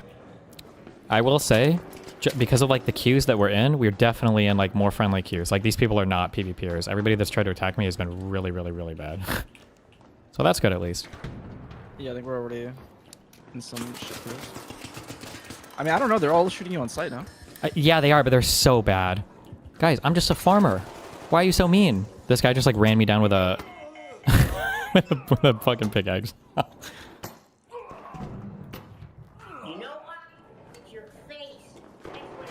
What's wrong with my face? Well, because I'm white. Is that what's going on here?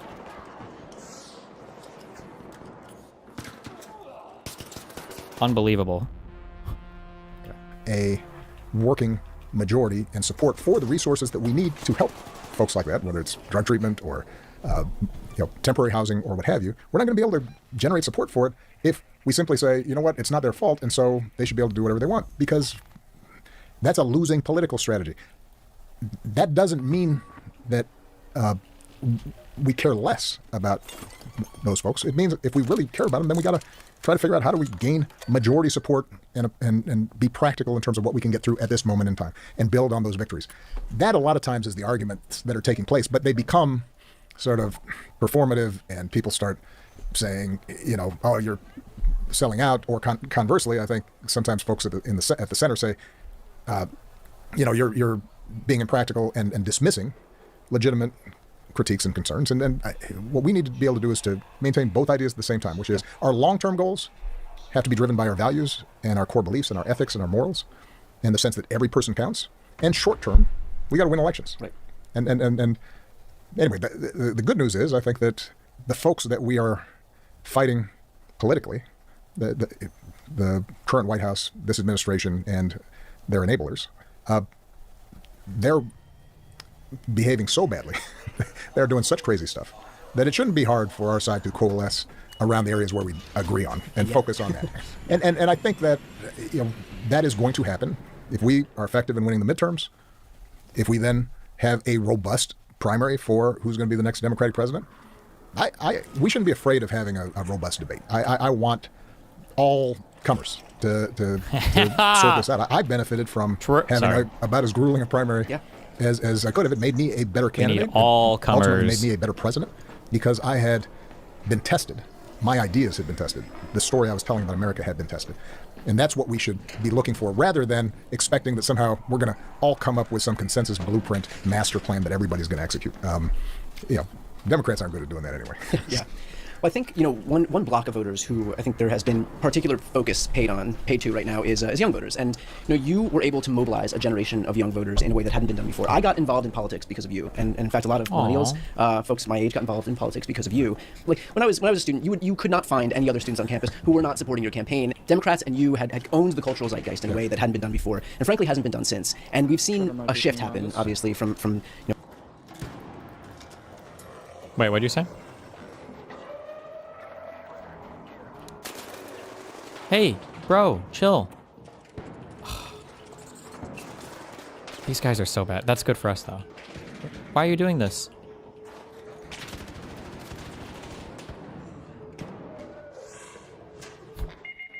It doesn't have to be this way. Oh, him saying that makes me want to kill him so bad. I didn't bring any healing items. These guys. It has to be this way? That's okay. Wow, look. Even Embark thinks you're being a meanie. That was Arc Karma, okay?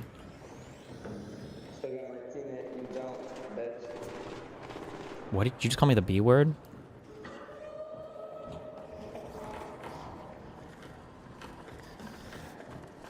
Why are you so mean?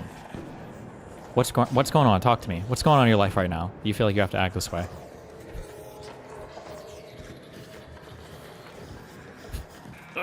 Block him. Do you think he's got a survivor kit? Oh, wait. Okay. Talk to me. What's going on? What's wrong? Something happening in school? Oh, I bet I'm a higher level than him, so I can crawl faster. So I can...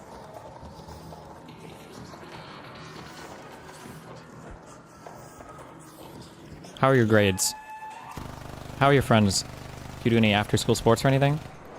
Wait, that's kind of weird. That's like pedo shit. Oh no!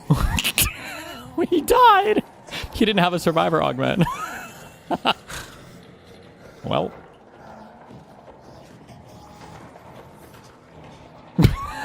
Rep dies of cringe, I guess. I think what you think is friendly is a lot different than what I think is friendly cues. Well, when I say friendly cues, what I mean is that, like, these people are really bad. Have the people been shooting you? Are they really bad? I mean, they're bad, but they're all kill on sight. That's okay, though, because we need to kill them anyway when we do our trial. But if these are the plays we have to run through, we can slaughter them, okay? Slaughter villages of these people. We're in better. This is better than peaceful queues. We're in bad PvP queues. That means we're not going to load into people trying to do their trials either. So this is just a pure win, a win-win, one might say. Hold on, I got to get out with my cautious or whatever survivor augment is crucial.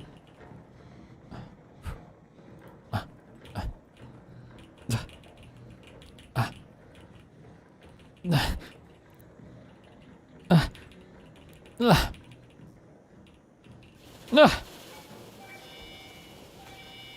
2008, 2012, up to 2024. Right. And for the first time, we saw Democrats really lose their grip on culture in a way that hadn't happened before. And so what is your advice in terms of remobilizing a generation of Americans that we've had trouble mobilizing up to this point? Well, look, part of it has to do with the fact that I was young. Yeah. So maybe don't nominate a well, look, I'm 64 now. I'm pretty healthy, 64. Feel great. Yeah. But okay, fuck. I don't want to meme about being a victim or anything, okay? But, like, is getting swatted really politics? I feel like if Hassan got swatted, I don't know if that would get removed from LSF. But, okay, based. Based? The truth is, half of the references that my daughters make about social media, TikTok, etc., I don't know who they're talking about. Yeah. There is a element of, at some point, we're extractors here. Hell yeah. Directly to the immediate struggles that folks are going through. And so LSF has had a no swatting clips rule for a while. Oh, really? Oh, well, never mind if that's the case. Just kidding. I'm not making a hard and fast rule here, but I do think that Democrats do well when we have candidates who are plugged into the moment, to the zeitgeist, to the times, and the particular struggles that folks are thinking about as they look towards the future rather than look backward toward the past. And so some of it is choosing candidates who check that box. I do think that the fact that you need that role, I think that's probably a fair rule, because generally people don't like. When I was out there, I tried to ask him, can you not go into the room? But like halfway through the sentence, I realized that it sounds like the shadiest thing ever. Like, you just got called in here because somebody said I killed my mom, and I was saying, don't go into that room to the right when you enter my apartment. So I didn't even bother. There is an element of joy that Democrats lost sometimes. Our campaign was fun. We had some, look, it wasn't always fun for me, but we built a community. We gave people a sense that if you are part of this, you're doing something meaningful. And it wasn't just talk. Young people ran our campaigns. We empowered them. We put them in charge. They were out there figuring stuff out. I'm not the person who was figuring out our media strategy. I was not the person who was out there, knocking on doors and talking to voters and creating events. It was 20 and 30-year-olds. And so what happened in our campaign, and what you recently saw in Mondami's campaign in New York, when there's that sense of joy and engagement and involvement, then people feel like, all right, this is not just some transactional grind. This is... Do you know who's doing this shit? I have no idea, actually. In order from most likely to least likely, I know that like the most likely I would have to say is probably somebody related to the Justical Discord server, just because that Saba dude is so crazy and because they greenlight so much insane behavior over there. Then the next might be Kiwi Farms. Maybe people are mad that the court case isn't going how they wished it would, so this is like their way of getting revenge or whatever. And then third might be some tanky-ish person, maybe. I don't know if like a Hassan community person would ever swamp me or anything. I'm not sure. Distant Fort, maybe somebody in Asmongold's community. I don't know if they SWAT or anything. I feel like they wouldn't do that, but... This is me... What'd the cops say? They just asked me basic questions: who I was, if anybody else was in my apartment, if my mom was in my apartment, am I sure nobody else is in my apartment? But once I explained that I was a streamer and all that, we had a meeting of the minds and understanding. And I was like, wait, I gotta get my guns in my apartment. Then I ran over, and then all 9 of them fought with me. And I beat 6 of them up, but then the other 2 got me down, so... Becoming part of a community. And joining with others. And I think young people will respond to that. And then a corollary to that is I do think that culturally, and I've talked about this before, we did turn off. I think there was a certain way of talking about issues for Democrats where we sounded like scolds. And I've said this before, there was a virtue signaling that made it seem as if ordinary folks, if they did not say things in exactly the right way or meet this litmus test, that they were being chastised, pushed away. And the truth is, most of us, all of us, are complicated, and we have blind spots, and sometimes we say dumb stuff. And if you want to create an environment that is welcoming and makes people feel, okay, there's room for me here, then the message and the... We laugh, but to get a little cringe, it really sucks you got swatted. True. I think it's attempted murder in my mind. That's how I would view it, but, you know. Story we tell has to be, all right, none of us are perfect. All of us count. We all have good in us that we can tap into. We can all learn from each other.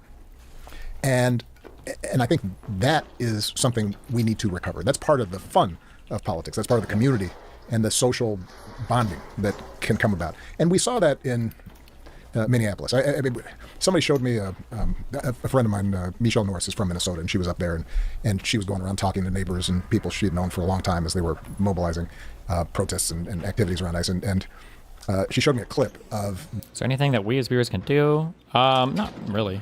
Why, though? Why? Why? You guys don't have to do this. Oh, shit. These guys were a little better. They set traps and everything. What's going on? Very not cool. Scary.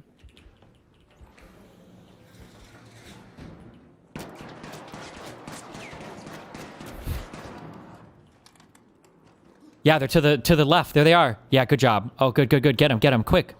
Yeah, run. Oh, wait. Oh, you're actually... Oh, shit, that's you. Wait, do you have a smoke grenade? Oh, I thought I was talking to you. Do you have a smoke? Okay. Wait, pick me. Why'd you stop picking me up? They're gonna get us.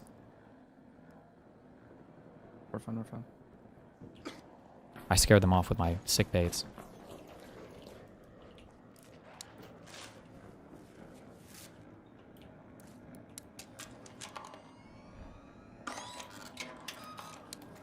How do you make the decision in your mind of, is it really if the police or somebody pretending to be police? Well, stop. Don't. I've got you cornered. We've got 20 traps set up. If you come around that corner. Yeah, that's right. Back up. Don't do it.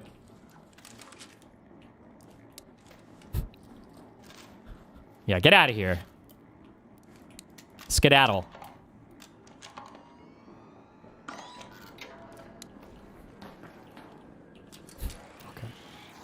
I mean, if it's like 9 people in police uniforms outside, I feel like it's probably... that would be a high effort.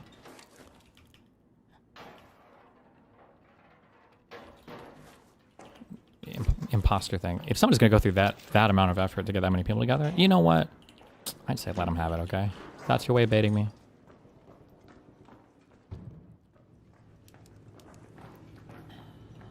I already opened it. Fuck you. When is the night raid?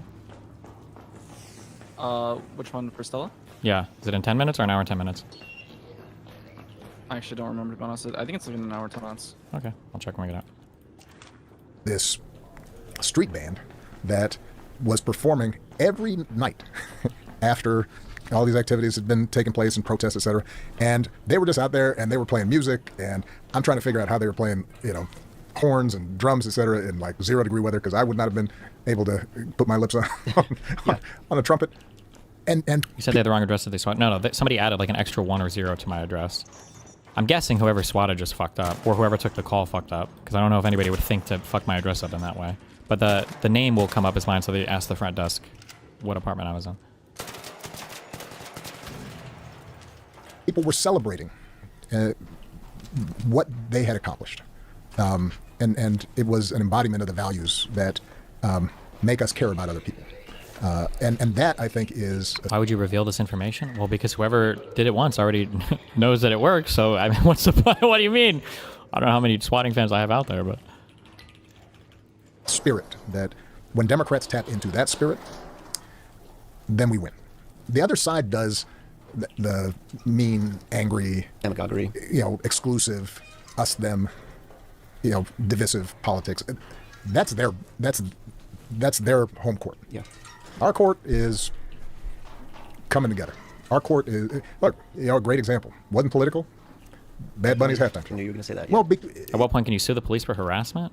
Why would you sue the police for harassment? The police are just doing their job. If they get a call on some crazy shit, you would expect that they would go to the place and check it out, right? That's kind of their job.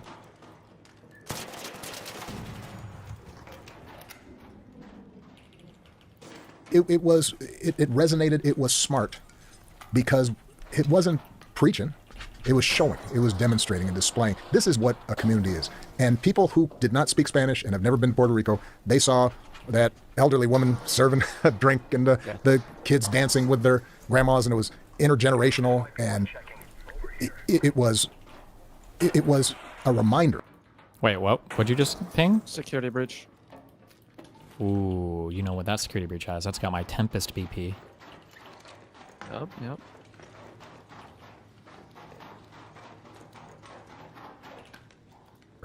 Of what Dr. King called the beloved community can look like, which is not perfect, and it's messy sometimes. And, you know, I guarantee you, not all those lyrics were probably politically correct. And if you translated them, and, you know, they're, you know, people are complicated. But there was a sense of, all right, there's room for everybody. Just kidding. Yeah. And that, I think, is where we win. You know, your presidential center is opening up this summer, and you've dedicated your post-presidency to lifting up the next generation of leaders, oftentimes in defiance of people begging and pleading with you to stay involved in the political process. And so why is it important for you to defer to those people, especially at a moment where it feels like there is a vacuum of leadership on the left? You are among, if not the most popular politician in America, and so you're right here. Do you feel like cops are more aware of what swatting is these days? Yeah, 100%. Because I heard the lady in the back say something when they were pulling out, like, oh, I think he's a streamer. And then when I explained to the cop what was happening, he seemed like he knew pretty quickly what was going on. So I think they're probably pretty aware of it at this point. Here, you know, so why is it important? Like cops in general are broadly aware of what that is. for you in this moment to make sure that you defer to others? Well, first of all, I'm not a politician anymore, and I can't be. Right? I mean, I guess technically I could run for city council or something, but I'm not in elected office. I don't have levers of power. I'm term limited out, and by the way, I believe in the Constitution, and also I believe in my marriage, and Michelle would divorce me even if I could run again.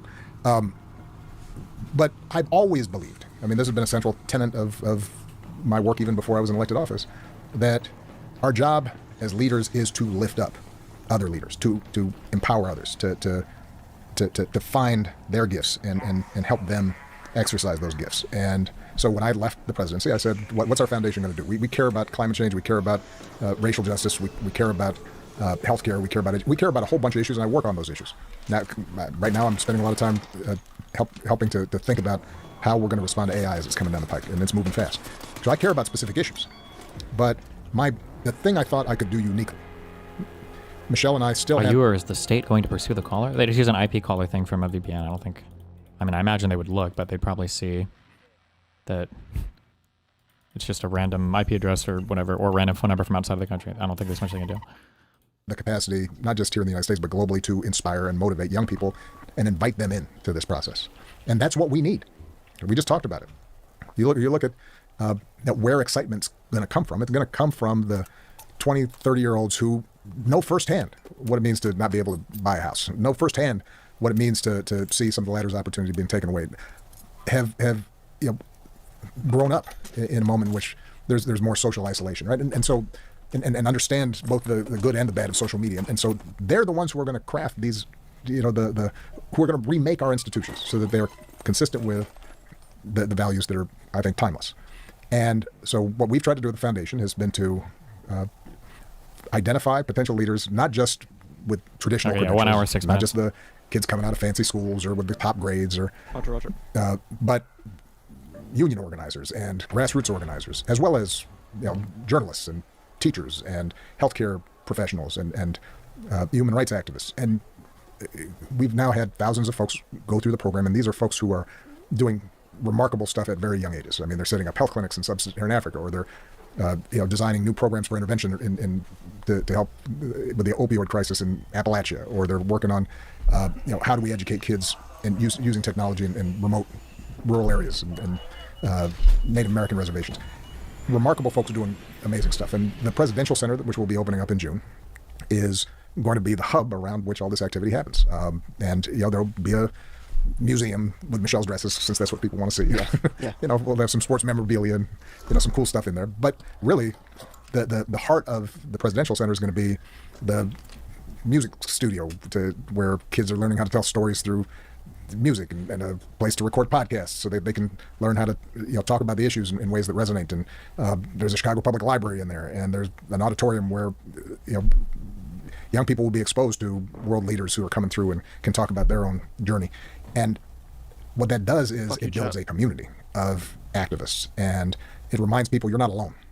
You're not alone in your sorrow when you see some of the stuff that's been happening in this country over the last year, but you're also not alone in being able to figure out how do we push back and come up with new solutions, and how do we remake these institutions so that they work for this generation. And that kind of spirit is what we hope this Presidential Center will constantly refresh and renew. This is kind of a social change university, and we want just ordinary visitors who don't think of themselves as activists, as they go through these exhibits and they see what's been done in the past. We want them to think, well, what can I do? Really? As I'm staring at this guy, he kills me? Okay. Good one. And we'll be giving them all kinds of ways in which they can then connect with... Wait, are these the guys that just killed me?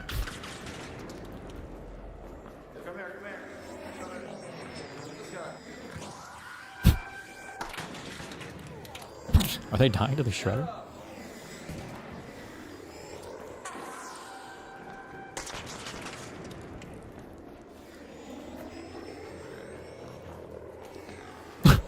Bro, these guys are having like serious issues. Ooh.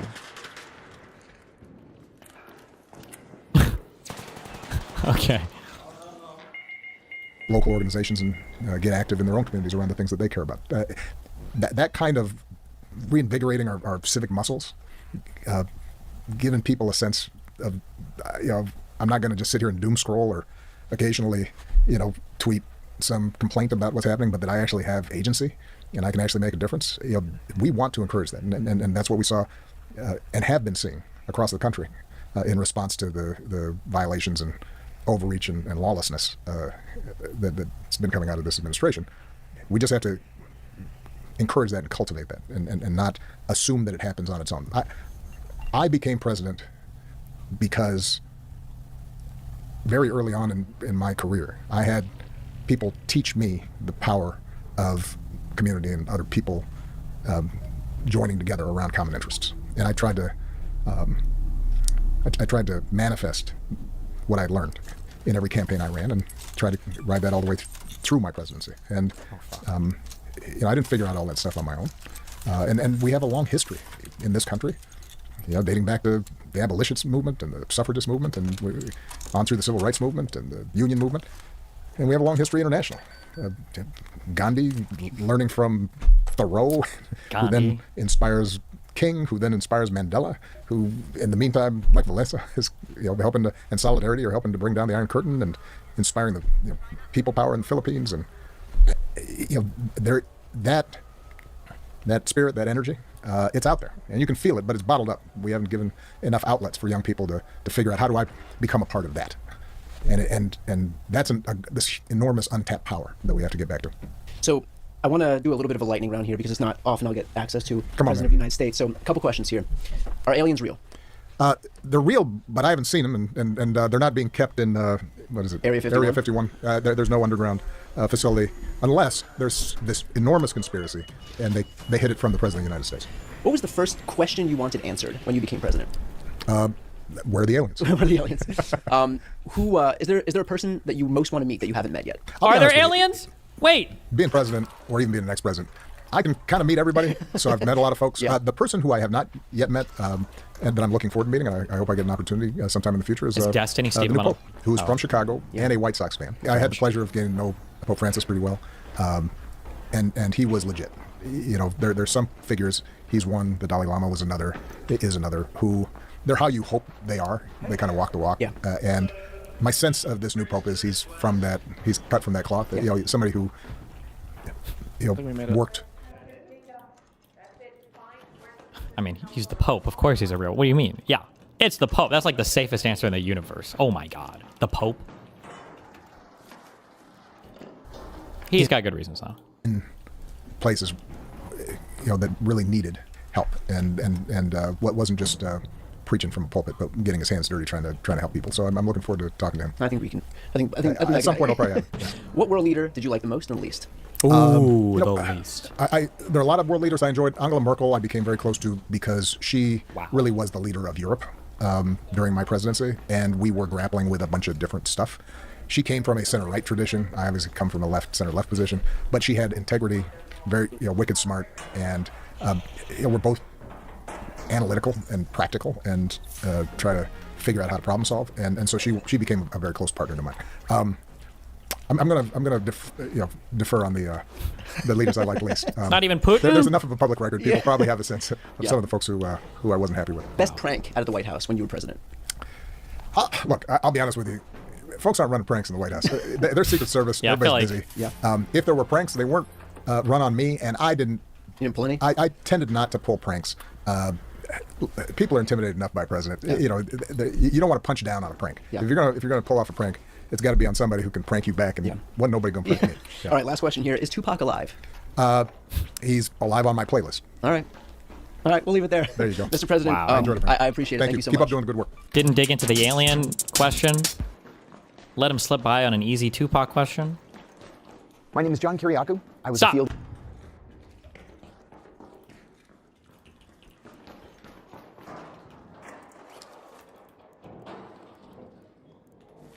He said yes on my playlist? Yeah. That's a... Ooh, you motherfucker. You motherfucker. I bet there's a Tempest BP in there. Oh, it's a little... Oh, fuck. And he took it. What would you ask him? I want to know about Dunk. All the aliens.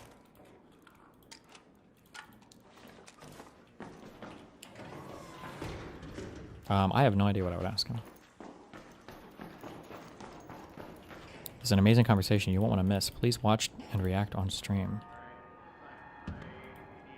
Oh no. Maybe tomorrow. Hold on. Wait, what are you guys looking for?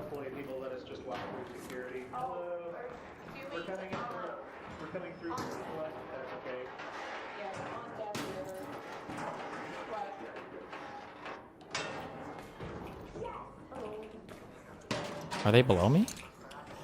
Oh. Wait, what are you guys looking for? We're doing the On Deaf Ears quest, so we're trying to find out where the researcher held his lecture. I think there's a doorway. Yeah, this is it. This is it. Yeah, right from there. Good luck. Metal detector. Okay, thank you. The fuck is this guy? I need to extract. I gotta get out of here. Let's take that metro entrance. Ugh. King shit. I have a key, we can go there. He's okay. Okay.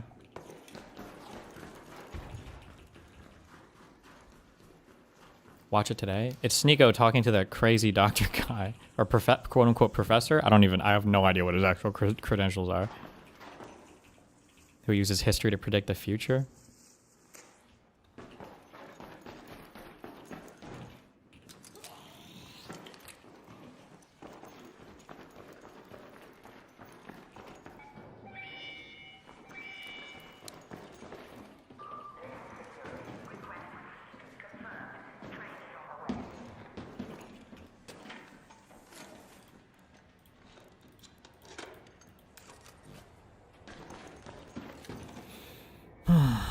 Watch Dunkin' Egg. What's Dunkin' Egg? Oh, your nicknames for these people? Oh, that's not my ally.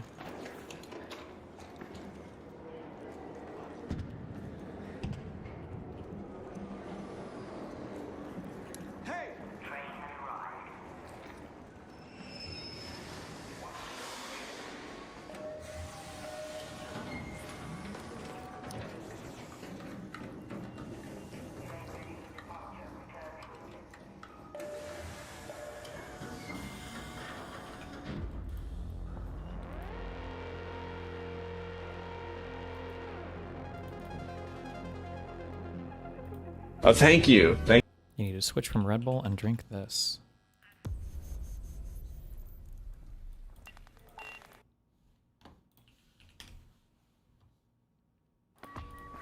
Favorite. Oh, thank you. Thank you. My favorite drink. Let's go. You guys ever had one of these bad boys? It's called, what is it called? 4 Hummingbirds. I don't usually like energy drinks, but this is like insanely good. The flavor just says red nectar ready to use. It's really sweet, but it's good. It just literally tastes like sugar, man. I don't know. It says it mimics real flower nectar. Is this an ad? No, I genuinely just like I'm serious. I just like drinking it. I'm sorry. I'm sorry. It says it's 4 animals? That's just the branding, bro. The name of it is 4 Hummingbirds. It means it's for like fun, like silly guys. Like, you know what I mean? I don't know. Or wait, I've drank like 12 of these over the past week. I'm not even gonna lie. Are you serious? It's a little, I noticed it's a little thick for an energy drink. I'm gonna chase that with some water, actually. Bird-friendly recipe mimics real flower nectar made of pure cane sugar? Dude, this is maybe the most embarrassing thing that's ever happened to me on stream. Okay, I gotta... Oh, thank you. Thank you. My favorite drink. Jesus, good one. Can you speak again? I can hear you, yes. Oh, I can hear you. Great to finally meet you. I've been wanting to talk to you for a while. I'm super excited for this interview. Yeah, no, thanks for inviting me. There's a little bit of an echo. I can hear myself playing back. Right. Yeah, no, I went on YouTube to, yeah. Always something.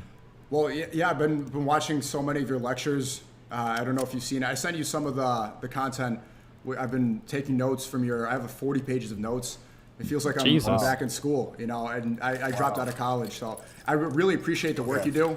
First off, I'm not trying to overly glaze, but I really do love your lectures a lot. Well, thanks so much. Yeah. Are you in Beijing right now? No, I'm actually in Hainan, which is like Hawaii here in China. I'm here with my kids. So that's why, you know, there's a sea to my back. Okay. So yeah, how much time do you have today? Because I could take this conversation in many different directions. Yeah, I mean, I have as much time as you need. Okay, great. So obviously, you know, the lectures that I sought to give you a little bit of context, I think I've sat through at least 10 or 11, and I've seen some of your interviews. I started off with your lecture on Pax Judaica and eschatology.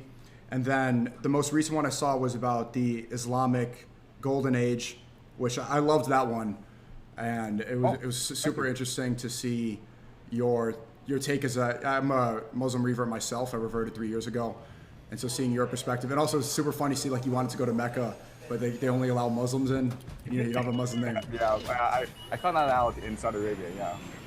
Yeah, so I've been, you know, I'm probably gonna go again. Ramadan's coming up, but right. Also, yeah, I love the lecture you did on the faith of evil, empire of evil. I think you really detailed Frankism well, because Candace Owens brought up Frankism a couple months ago. I don't even remember what Frankism is, but I'm pretty sure it has to do with some Jew shit, right? Was the name of that one, oh God, is it the black guy who got supposedly framed for sexually assaulting some girl? Or it was a Jew trying to frame him and his name was something Frank, and then the ADL or the SPLC or something started from this, and the Jews like made up some, is that, or is Frankism a totally different political ideology that I'm just completely not? I might actually be mixing it up with something completely off. Leo Frank is different? Okay. What is Frankism? This relates to Jewish shit, doesn't it? I feel like I've... Let me check. Maybe not, though. Was a Sabbatian religious movement originating Rabbinic Judaism of the 18th and 19th. Okay, it is. All right, paste. And I don't think that she explained it in the way that people end. wanted her to explain it. So there was a lot of back and forth about her, you know, her interpretation. Not to yap forever. I'm just trying to give you a little bit of context about what I know. Right. But well, I just want to start off with your life. So what? Also, how do I pronounce your name? I've been calling you Professor Jiang on YouTube. I don't know how you prefer to go. Yeah, that's perfect. That's fine. Yeah. Don't. So Jiang is my last name. Oh my God. Xueqin is my first name. But here in China, people just refer to each other by their last name. So you just call me Professor Jiang. That's fine. Okay, but we looked up the Google Translate. Your first name is Xueqin. Xueqin. Jesus. Xueqin Jiang. Okay, Xueqin Jiang. Yeah. Perfect. So yeah, very nice to meet you. My name's Sneeko. Do you know anything about my content at all, or you don't really know much? Yeah, you're an anti-Semitic, right? Yeah, I don't know. No, I'm not a. Well, first we can even go into that. What you detailed well is how the real Semitic people, they actually go back to the Palestinians. You know, most of the Semitic people are Khazarian. You know, people like Netanyahu and these people. True. They actually don't have. You know, traces to being Semitic at all. And that's probably why that word is being used so much, is to make people think that they deserve that homeland. True. That's right. That's exactly right. So I didn't know about the Khazarian people, and I'm 12% Ashkenazi, so I have that. So Ashkenazi is Khazarian, correct? Yeah, basically, yes. Okay. And yeah, I guess I do get called that. You probably get called anti-Septic too. No, I actually get called a Mossad agent a lot. I saw that. Really weird. I've been called a CCP agent. I've been called a CIA agent. I've been called Mossad agent. Yeah, so I'm agent for everyone. Yeah, I've heard every single one. But I don't know why that allegation has any sort of basis, because based off of your lectures, you don't have any sort of bias besides your own interpretation of the world, right? You've said things, you've been very critical of communism and how the isms, I love that lecture, about how all the isms are control mechanisms, right? Communism was subverted by Trotsky and by Karl Marx, and Karl Marx was actually backed by transnational capitalists. So it's like, why would capitalists associate with the communists? Because, okay, well, they both serve the transnational banks. Jesus Christ, bro. Yeah, so I don't think I don't understand. The thought leaders of our generation. You get these allegations because you detail things in a way that's convincing a lot of people. You've had a very big rise as of late. Yeah. So I think there are certain factors at play, and the first big factor is I came out of nowhere, right? So I sort of blew up last June when Trump blocked Midnight Hammer and there's this war in Iran, and I was really one of the few individuals to predict that there'd be a war between the United States and Iran. So that was one factor. Is this the guy who said America couldn't beat Iran because of the mountains? Yes. Among many other things he said. About transnational capital, about intelligence organizations, how evil and power works in this world. And so I think it's in human nature, human instinct to believe that I'm being fed this information by the elite or by powers that be because they want this information out there in order to manipulate people in a certain way. So I think that's just a natural response. And then the third thing is that people don't really listen to all my lectures. They just focus on one lecture or one interview. And if you just do that, then I come across as favoring one side. But I actually favor all sides because I'm a loony, I believe that which Israel will be the new superpower in the Middle East. And what we I love our argue loonies is here. that this war against Iran that's coming up, we're building up towards this massive conflict between the United States and Iran. A lot of it is to create Pax Judaica, right? A lot of it is to make Israel the de facto power in the Middle East. And people hear that and they think I'm like advocating for this. They think that I'm, think that it's a great thing that we have Pax Judaica, and I'm not. I make predictions, I do analysis, and you listen to different lectures, then you will see that I make a lot of criticisms about Israel. That I think that Pax Judaica is a very evil thing. But again, people just focus in their own on one lecture or one interview, and that makes them think that I am biased. Right. I think that was the first one I saw was Pax Judaica, and when you look back at your lectures, like I have to give you credit. I was very critical of Trump's invasion of Venezuela and the kidnapping of Maduro. And now you can see that Bricks posted, and some people are speculating that Venezuela has now sent $2 to $3 billion worth of oil directly to Israel. And I got a lot of pushback from the right wing, and they said, okay, Monroe Doctrine, it's American empire. You predicted that America would invade Venezuela, I think in 2024. I actually didn't do that. I didn't predict that America would invade Venezuela. Actually, Venezuela was a surprise to me. What I did predict in 2024 was that there would be a civil war in America. Okay. And I think that actually this Venezuela, this Monroe Doctrine, this kidnapping of Maduro is actually part of a larger civil war. So the idea of the civil war is that there are two major factions that have emerged in America. The first major faction are the transnational capital, the global financial elite. And they've been in power since the Clinton years, right? And they were responsible for the 2008 great financial crisis. And because they're in power in Washington, D.C., they're able to warp the political system in order to benefit the financial system. And that's why in 2008, after they collapsed the global economy, Obama still bailed them out. And you go back to the GameStop scandal during the Biden years. GameStop. And that was just blatant Remember insider that? trading, but they got away with it because insider they trading.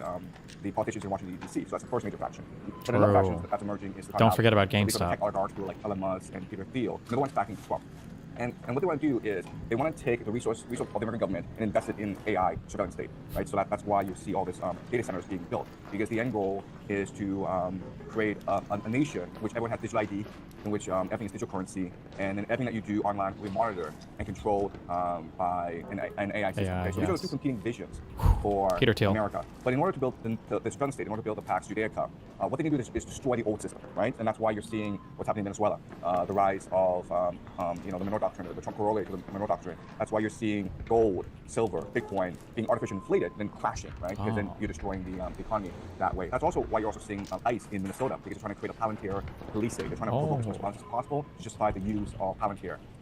And so this conflict right now in America between the old deep state and the new deep state, between the financial elite and the tech oligarchs, is I think what best explains what's happening in America and around the world today. I'm seeing a theory that nuclear energy and the investment, I see that billionaires like Peter Thiel are investing into nuclear energy so that you don't have to rely on oil as much. Do you believe that theory? Yeah, absolutely. So the problem with AI is that it consumes a lot of energy. So you need different energy sources. The problem with oil is that it's very expensive to transport around, and that it's also prone to geopolitical conflicts, right? So there's a war in the Middle East. Where are you going to get oil from, right? So not only are they looking at nuclear energy, they're also looking at geothermal energy. That's why Greenland's important, right? Because Greenland is a cold place. So you're going to have like... Does Greenland have a lot of geothermal energy? I thought that was Iceland, or maybe they both do. I'm pretty sure Iceland is like crazy. Like they run like all their shit off geothermal. I don't know if it's because it's a small island or because they're especially good for it, but does Greenland have a lot of geothermal energy as well? Somebody look it up and tell me the answer. Data centers in Greenland, it won't be that expensive to cool because it's already a cold climate, and there's geothermal energy, so it'll be pretty cost-effective to power. Okay? Do they think it's the same place? Where can we place the data centers, and where would it be efficient and cheap to power these data centers? Yeah, and you can see the arrogance from, which you often call hubris. I think that's a great definition, the arrogance of American empire. We've been the global empire, Americans, for so long that when we see Trump invade Venezuela and kidnap the president, or when he talks about taking over Greenland, Americans get super excited because they're like, yes. Greenland does not currently use geothermal energy for large-scale power, relying instead on oil and some hydro. although research indicates high geothermal potential. Iceland runs almost entirely on renewable energy, with roughly 25 to 30% of its electricity and over 90% of its heating derived directly from geothermal power. American empire, but that hubris distracts from the greater picture and what's really going on behind the scenes. Right, but there's a big issue in that the people are the ones who are financing this empire. Ooh, right? who do you think is a bigger population? I feel like Iceland must have a much larger population, but that's only because I feel like fucking nobody must live in Greenland. But then not that many people live in Iceland. Iceland population. Greenland population. Greenland has 56 to 57,000 people. Iceland has 400,000. Boom. It's these poor people who have to go to war to defend this empire. It's the middle class that's paying the taxes for the military-industrial complex, which is one of the most corrupt organizations in the world. It's the people who have to deal with these illegal immigrants that are coming into America because of the empire, right?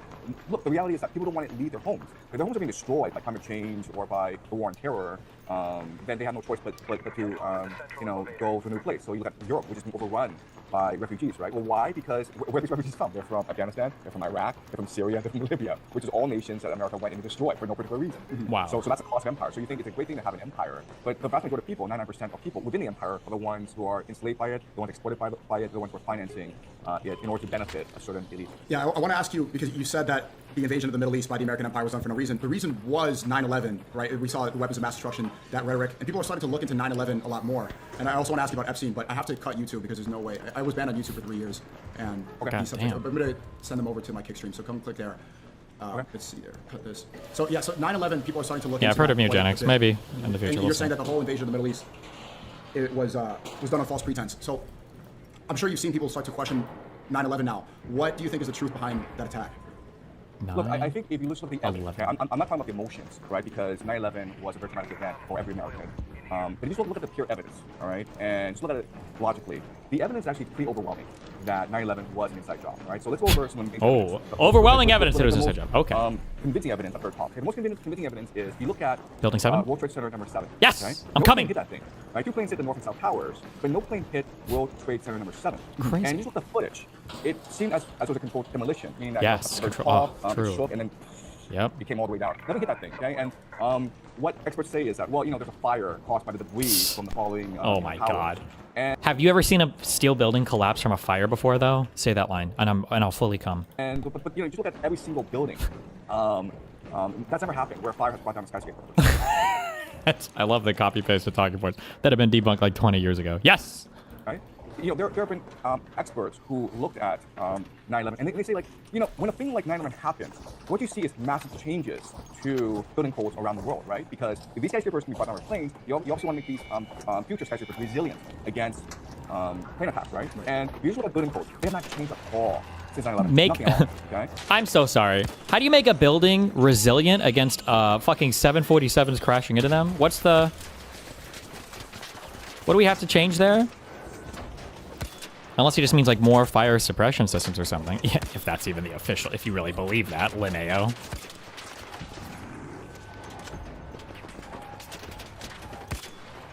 So even though there's a theory called the pancake theory that explains how the building codes brought down, retard. The recommendation that to build the building codes were never implemented, so that's kind of weird. So that's the first piece of evidence. World Trade Center building 7. If you've not seen the footage, go see the footage. Also, on the BBC, they announced that the World Trade Center 7 collapsed, I think half an hour before it went down. I mean, that's kind of weird. That's talking point. You go on YouTube, and there are these BBC reporters who are standing like in front of World Trade Center, like she's like literally standing. And how do they know it was coming down ahead of time, and then they accidentally leaked it? And everyone's like, okay.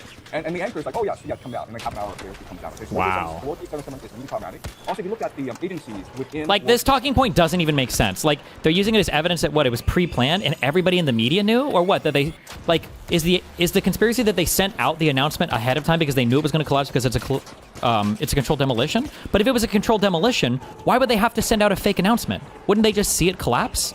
Like what is the thinking here behind they announced it early talking point? I don't understand why you would ever even need to do these talking points, because all the retarded media people would just see it collapse in a controlled demolition. World Trade Center number 7. They are the SEC, Securities and Economic Commission. They are the Secret Service. They are the CIA. They're the Treasury Department. Okay, these are the people who are most likely. How much time is left? A minute. Oh, easy.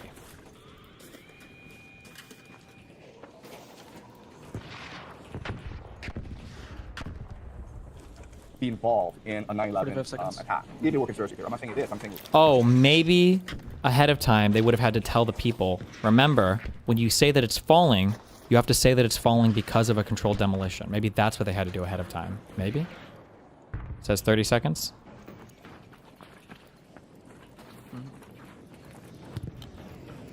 To make sure nobody reports like, hey, it looks like a controlled demolition. Maybe?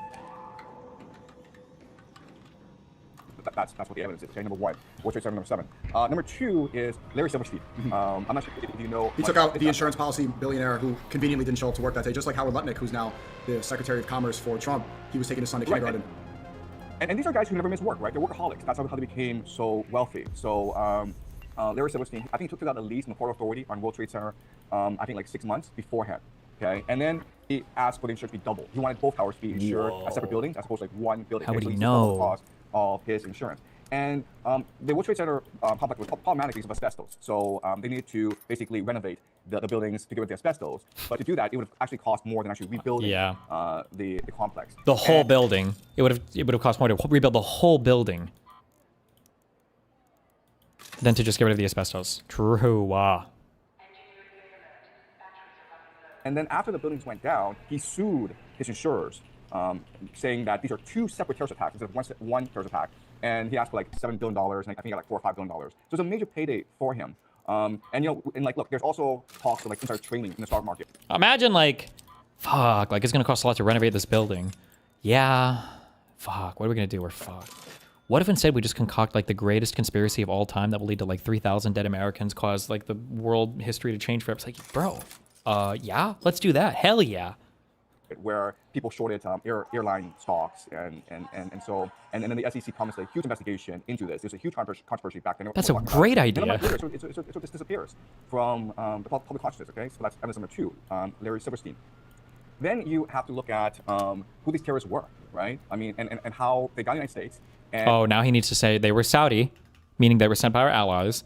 They were all expelled from Saudi Arabia. I don't think any of them had active Saudi citizenship or anything anymore, but they were Saudi, sent by our allies, and then absorbed by the Jews. And our intelligence let them pass. And where they were housed, and how they were trained, and how they were actually able to implement this attack. And if you look at the evidence, most of these were Saudi citizens. And they had ties to Saudi intelligence. Yeah. Which is pretty well documented. There we go. Yep, they sent them here. The consulates in the Middle East, they fast-tracked their visas. So a lot of applications were problematic, but these consular officers in the Middle East were given orders to fast-track their application. When they came to the United States, they lived on military bases. That's also been documented. Okay, so don't know if that's true. Never heard that one before. They have huge ties to Saudi intelligence. And then if you look at the time in the United States, they were being supported by American intelligence. Okay, so just the terrorist attacks. And you have some like odd things where we found the planes blew up and it's everyone. Okay, we couldn't find anything because the planes blew up. But somehow we found passports.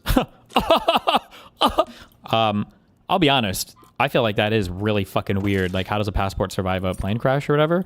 But I looked it up when we were doing the research for that video. Apparently, it's actually super common because paper documents can just like fly off, and they don't have like a ton of like they're not like super aerodynamic, so they just kind of like float around. But apparently, at the source or at the site of plane crashes, it's pretty common to find paper documents and stuff strewn about. Because I looked that up because I was like, that does seem kind of weird, but I guess it's not. So we found their passports, and their passports were in pristine condition, so we didn't know exactly who they were. That's number 1. Number 2 is, for whatever strange reason, there was no forensic study. Also, why? So why would they leave the passport? Like, all of these conspiracies are so silly. Why would they leave the passport so that we could figure out who they are, so that we could see that they were connected to Saudi Arabia? Like, why would they have that? Wouldn't that be like the dumbest thing to do? Shouldn't they just like blow all of that shit up?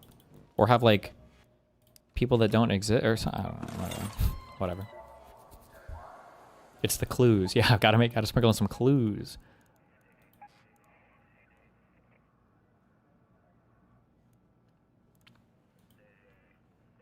Wait, what is the launch tower loot event? What the fuck is that? I've never done it before. All right. We go to launch tower and it's gonna be insane loot. That sounds right to me. Of the actual attack, because when the buildings were brought down, all the steel was shipped to China. right? That the entire debris was shipped to China right after that, and then the 9/11 Commission was given no funding, no authority to do any investigation. You look at the Epstein files. There's an email where Epstein asked Ghislaine Maxwell, "Hey, you want to be on a shadow?" The shadow commission. I was about to bring that up. The shadow commission. What is the shadow commission? She rejected it. She said that she didn't want to join. But also, why was Ghislaine Maxwell even asked to be part of the shadow commission? Isn't she British? Yeah. She has what connection to? She is British. She's British. I think she's British Israeli. She's definitely a spy because her father was a spy for the KGB, for the Mossad, for MI6. Robert Maxwell. Robert Maxwell is one of the top spies out there, and he was assassinated by the Mossad because he sort of knew too much, and he was given like a state funeral, like a hero funeral in Israel for his contributions to the state of Israel. And he passed away on a boat, and apparently he was assassinated. Yeah, he apparently drowned on his yacht. But if you just look at the evidence and what people suspect, then it's most likely the Mossad had to kill him because he was basically blackmailing the city of Israel. He tried to extort them for 400 million pounds. Wait, somebody says the towers are locked. Hold on, I'm just gonna call you one second. Fuck this. All right. Listen, I'm done for tonight doing politics. This is fucking retarded. I think you have to breach them. I'm not sure. Let me do my trial run for tonight.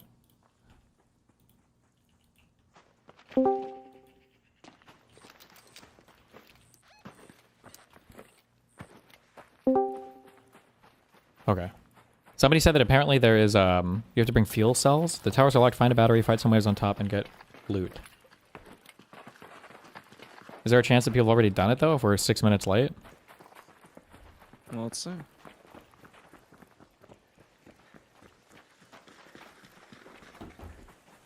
mean, my guess it's a PvP zone.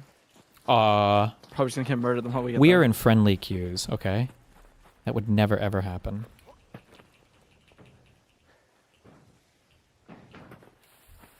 Which one are we trying to run after this? On Stella? Are we doing Flame Guys Probably again? Fireballs. Okay. Why again?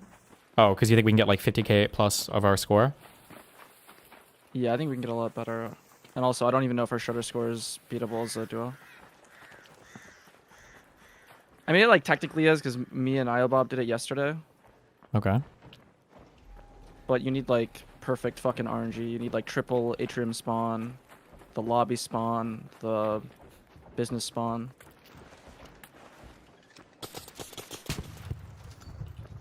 Okay, how are we supposed to know if it's been looted?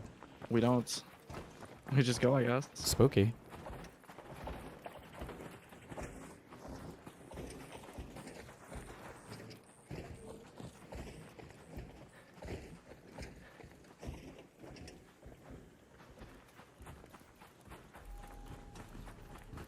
Oh, I see somebody running up there. Raider, by the launch towers. But that's okay. Certainly there's loot for plenty of people. Yeah. Oh my god, don't shout friendly like a fucking loser. Or actually no, because we are friendly. That's fine. Never mind, never mind, never mind. Hello. Oh my god, look at how friendly our queues are. Wow, the friendly squad has arrived. Hello there. Hello. Wait, what do we need for this event? Can you not reach this door? Huh. Yeah, there's a fucking key code next to you, fucking retard. My god. Fuck. Can you find fuel cells, I guess? Where the fuck do you find fuel Or we cells? can just sit here and wait Until for somebody other else people to brings do them it. back? No, that's gonna be us. Yeah, where the people are gonna do it? Hello, brother. Who played? Was that you? Do you like our song? It's isolated. No, it's someone else.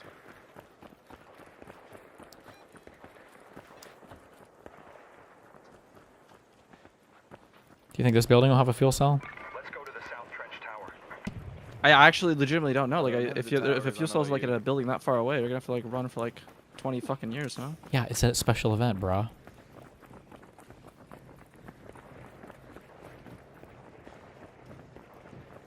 I'm so sorry. What? Why? Why were you doing this? All I have is a pharaoh. What? Goop is goop, dude. I'm sorry. Goop is goop.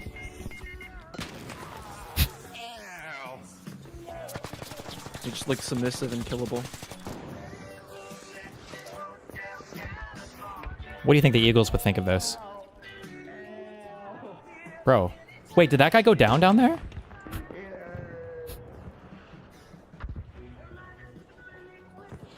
Oh shit, I don't have the survivor pack on. I need you to pick me up. I'm close, I'm close. Okay. You just gotta hope this Leaper doesn't aggro on me. Or the Sentinel.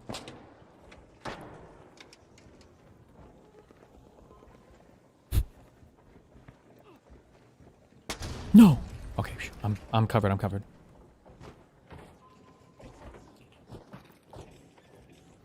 Do you have a defib? Nope. Okay, good. We don't need one.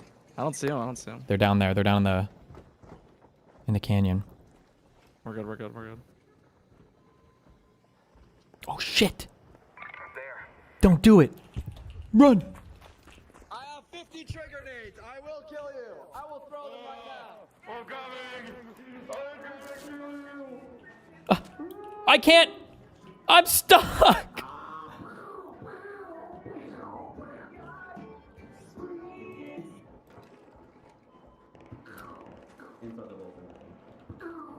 I'm gonna blow up.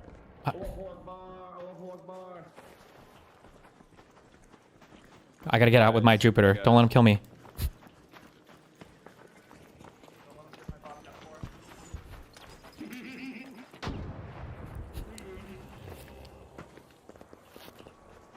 Oh, the Leaper's aggro on us now. Hey, you can set him up. Let's have a good door knock for once. Jesus. Okay. Back to this place. Do you think anybody got the fuel cell yet? Too many of my shredder runs. I'd get revenge.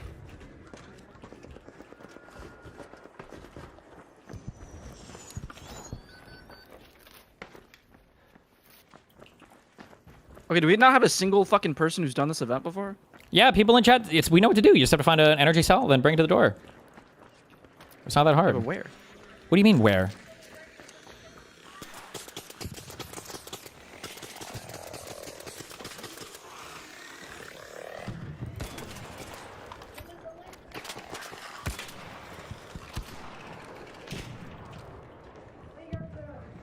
These are down to Hornets. Nobody's brought one yet? Why? Well, these lazy fucks. Somebody said it's about 100-ish radius around the ramp to the tower. Oh, like in the trench?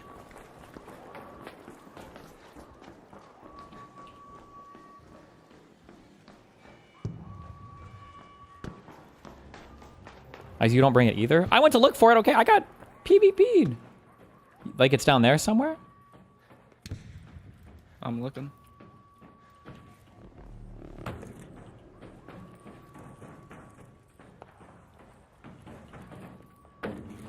Woo! Holy shit.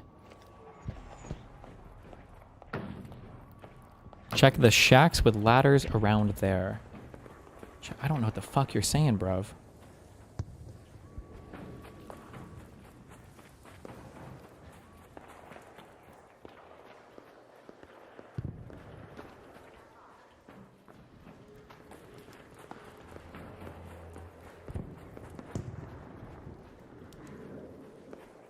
Just look them up on Metaforge. True? It actually may be. Yeah, look it up.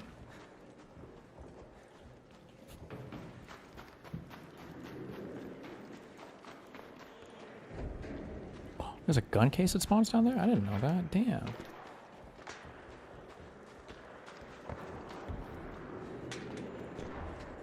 Actually blind? Wait, did I see one?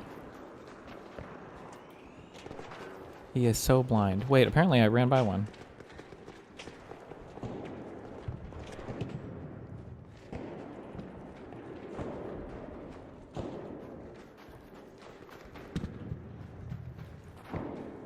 Wait.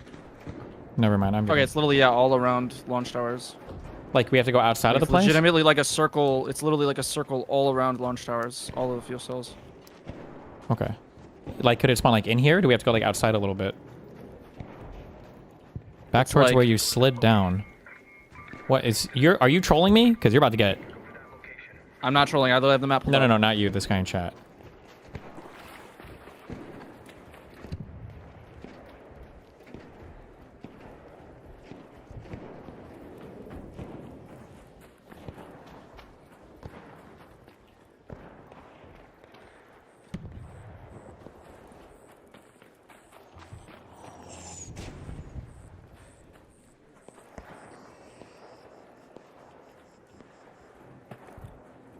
Is there like only one that spawns, or? No, there's like 13 spawns. Okay, 13 spawns You doesn't... pull up the map right now. You can literally just look it up. I'm gonna kill your mom in a video game. Video game. Just kidding, I would never do that. Okay, somebody said it was along the path you ran. Okay. I ran up this way. I'm looking around now on my screen. We've got these two arc bodies. Uh-oh. What was that?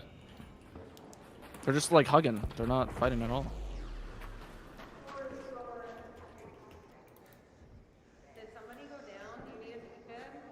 Wait, I'm retarded. I was wrong, Destiny. Fuck you.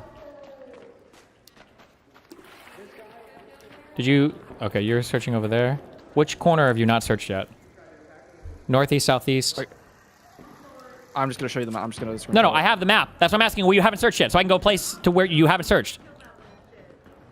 I haven't searched anything besides the site I'm on right now. Okay, then I'm going to go search over here.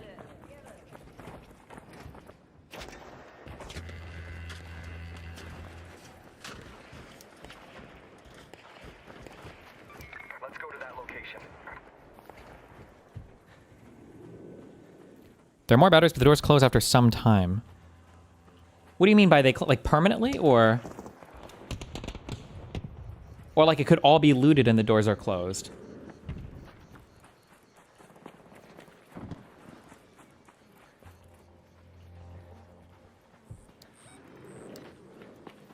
Let's just get the fuck out and load up another one. Oh, it's a rock. Just kidding. Wait. I want to find this fucking battery.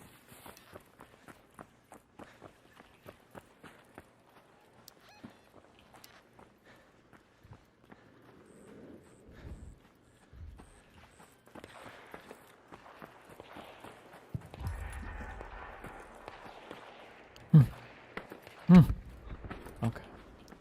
East. Okay, down here maybe. Boom, boom, boom. Okay, let me knock these spawn locations out. Hold on.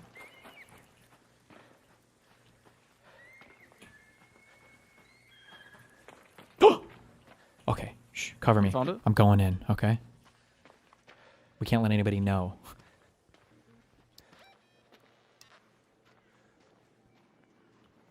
Yeah, I hear them all leaving because they're giving up.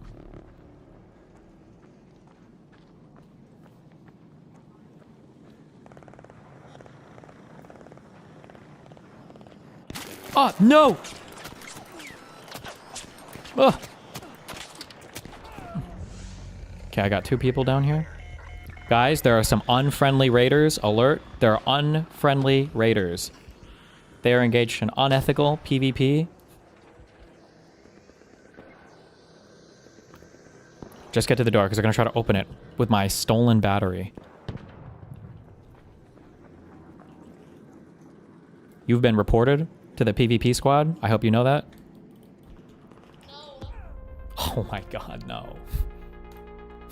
That kid was 7 years old. 1 second.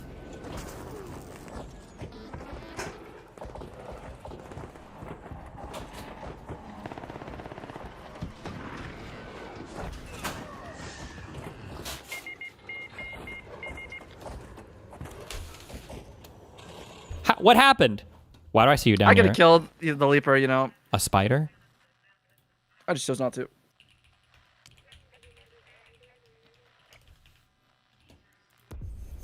Okay.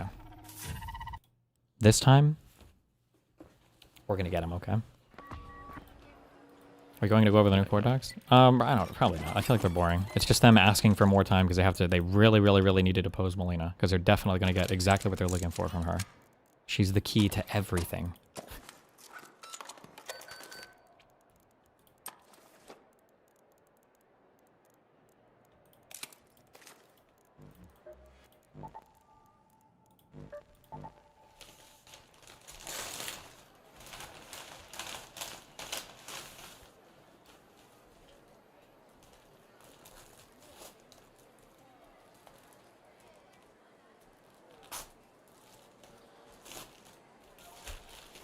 We're gonna first try all of our trials today, right? Yeah, duh.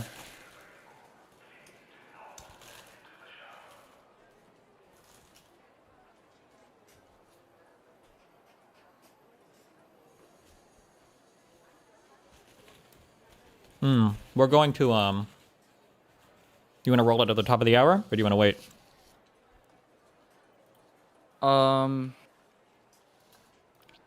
I feel like it's better if we get more shots, but obviously it's worse because there's going to be more respawns if we start at the top of the hour. I think our queues are pretty easy, though. We can do it. Yeah, I think fireballs are very low committal, so I wouldn't care doing just anvil runs, killing a bunch of fireballs. Well, we need to kill people too, though, right? Yeah, probably. So bring that Venny, baby. Yeah.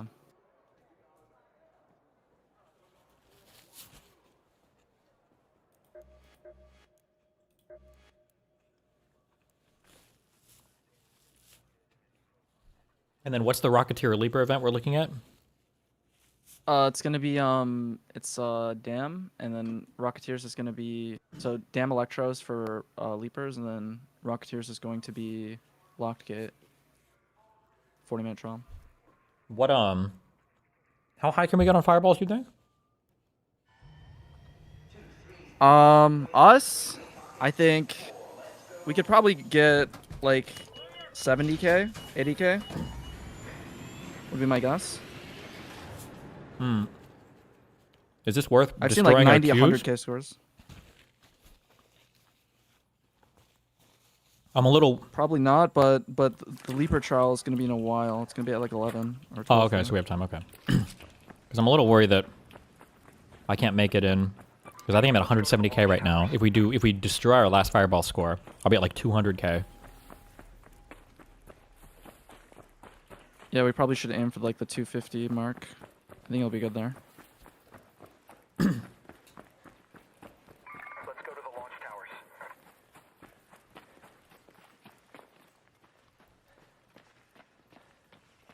I mean, I had a friend at 270 who said he was worried, so we'll see what happens this week. Oh my god.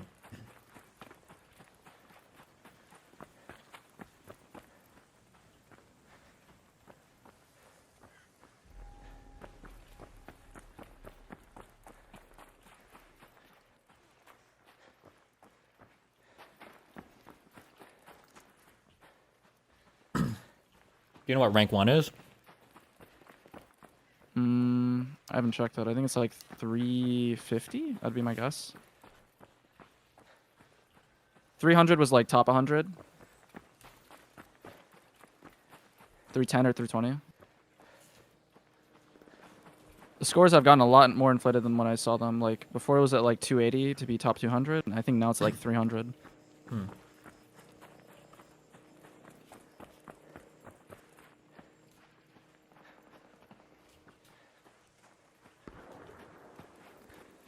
Next week is gonna be pure AIDS though. Uh-oh. Why? What are the trials? It's like 3 trials that are very easily maxable, and then it's damage wasps and ticks. Do we need snitches for that? Yeah, you need snitch scanners, but people are gonna cheese it by like loading in with 3 other people who are on your team. Fuck! I found it. Hold on. Okay. Are you near me? Oh, bro, why?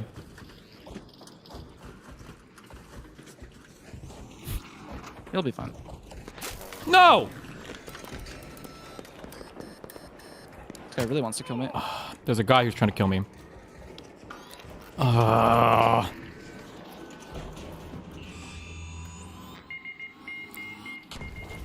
Can we... Master, I need to go out just this once. I want to shoot them too. Can I? Oh, yep. I see. Yeah, let's just go for it. Are you crawling into me? We still have... Okay, this spider, not cooperating.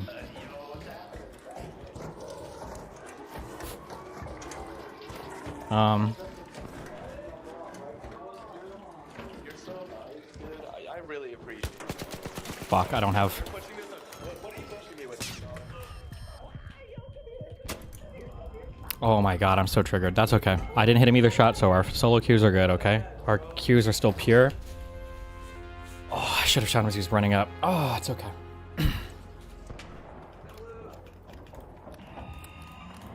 Yo, I have a defib. Come here. dickhead.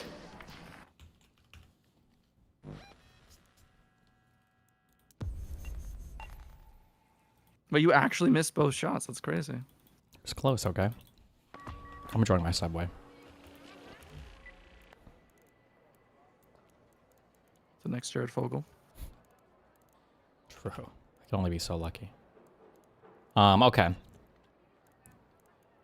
It's going to be Anvil plus Venator. No, Il Toro. Wait, is the Volcano 4 better than an Il Toro? Do you know? Before? Toro does more damage per shot. Volcano has higher fire rate. People still like Toro more because you just like hit them with one shot and then you hide behind cover. I think Toro's better. Okay. I mean, Volcano's probably more damage like cumulatively, but I'm like Toro's just gonna be better like 99% of the time. True. Yeah, everyone literally just runs fucking Venator, El Toro. You do the green angled grip, I'm guessing, or? I've been actually running the blue lately. I don't think it's that bad of a downside anymore.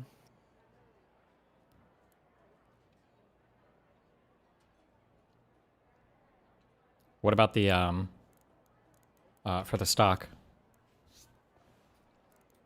Oh, for the gun? You could use a gold stock to make it shoot faster. Well, I don't got no fucking gold stock, so fuck you. The kinetic converters. You don't have a single one? I think they're stuck on some bullshit gun somewhere. I don't know. Yeah, do the same shit to have more stash space. Nope.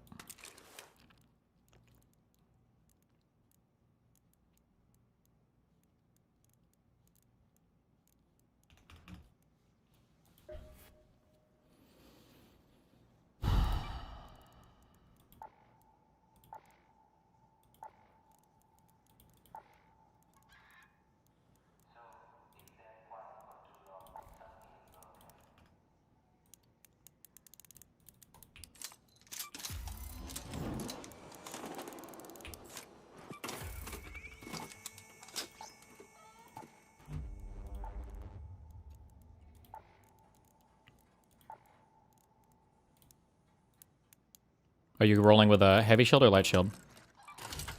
I'm probably going medium, survivor. Okay. Pussy, but okay.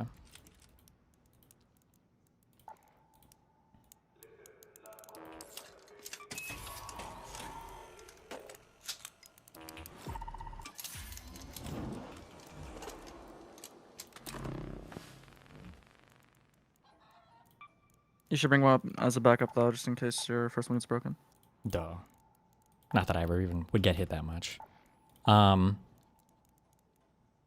had another question. Don't remember. It must not have been that important. I don't know. I'm running Toro Venator as well, but it might be better to run Hullcracker. We're just doing fireballs, right? Yeah, but the Shredder's probably still getting in the way a bit. Nah, just don't be bad. Be good. But I mean, I think the shotgun's probably good enough to kill them. No, that sucks shit. You have to shoot so many fucking times. I feel like the Anvil will do it faster. Or maybe not. Actually, I don't know.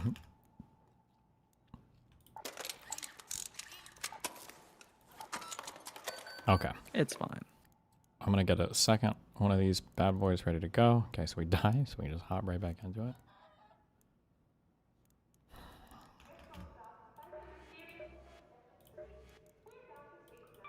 Not that we're going to die, because we're not going to die. No, we're not done.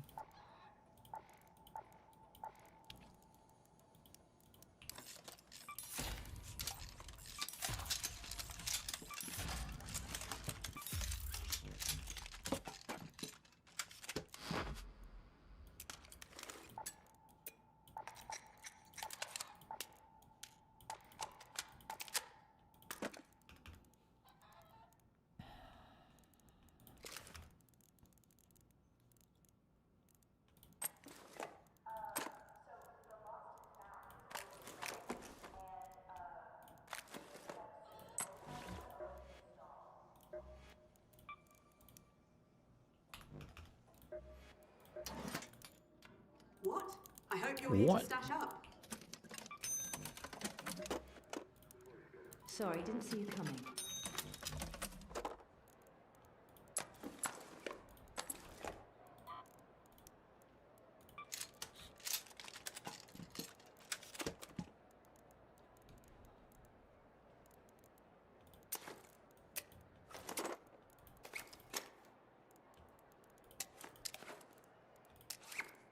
You're bringing defib, of course, right? Yeah.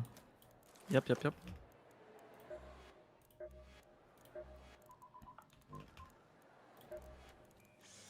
Another day, another check-in. Sure, should be just the thing for you.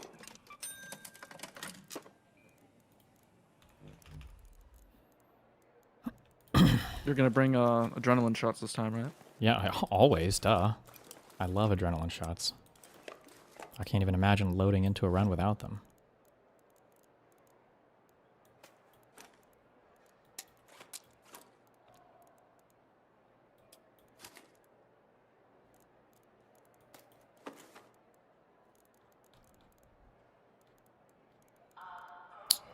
Okay. I think. Does this look okay? What does your inventory look like? Yeah, mine looks similar, except I put the fucking blue heels in my safe pocket because I'm scared of losing them. True.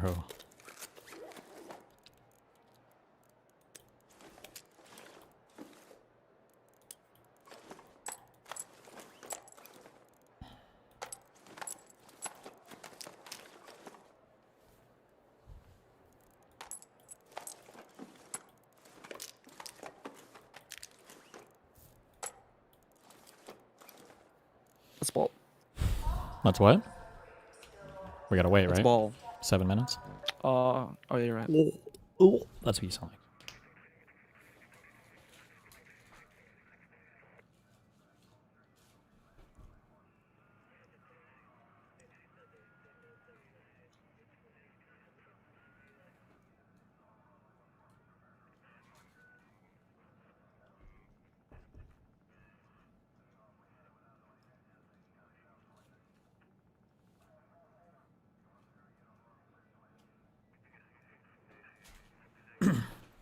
Looks like.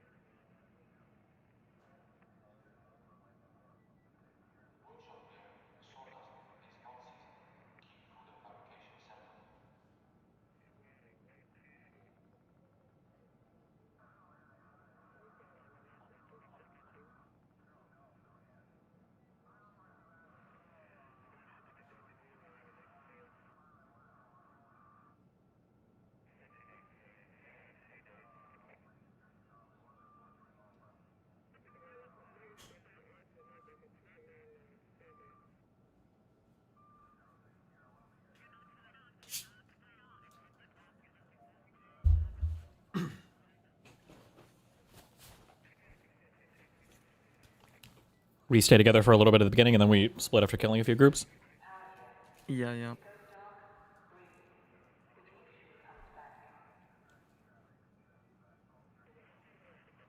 You know, I'm not scared of 1v2ing, but, you know, I'll stay with you. Listen, we can split up if you want.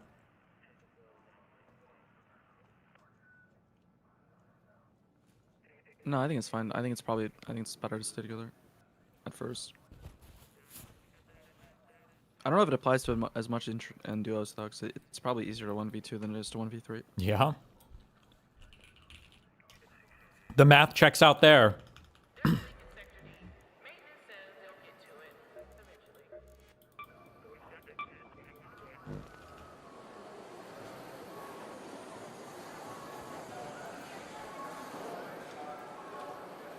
At least according to my assessment, then the amount or strength of evidence goes up. But there is a response to this which sort of says, you know, I don't know, should we not just say that if there's evidence for something to be the case, then there's evidence for it to be the case? And if that evidence leads us to something kind of wacky or extraordinary, you know, so be it.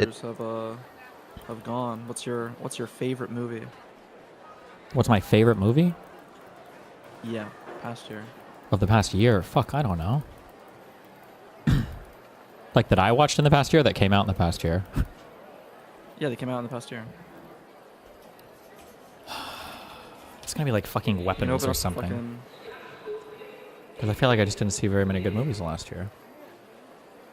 Let's see. Best movies of 2025. Wait, it's 2026.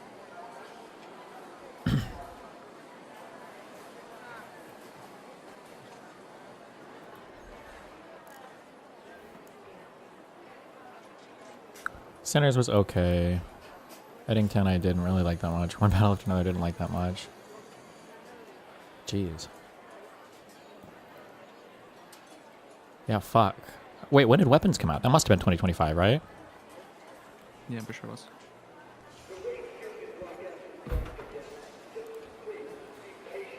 Oh shit, hold on. I need to redo my skill tree. So I'm optimal. Level. Reset.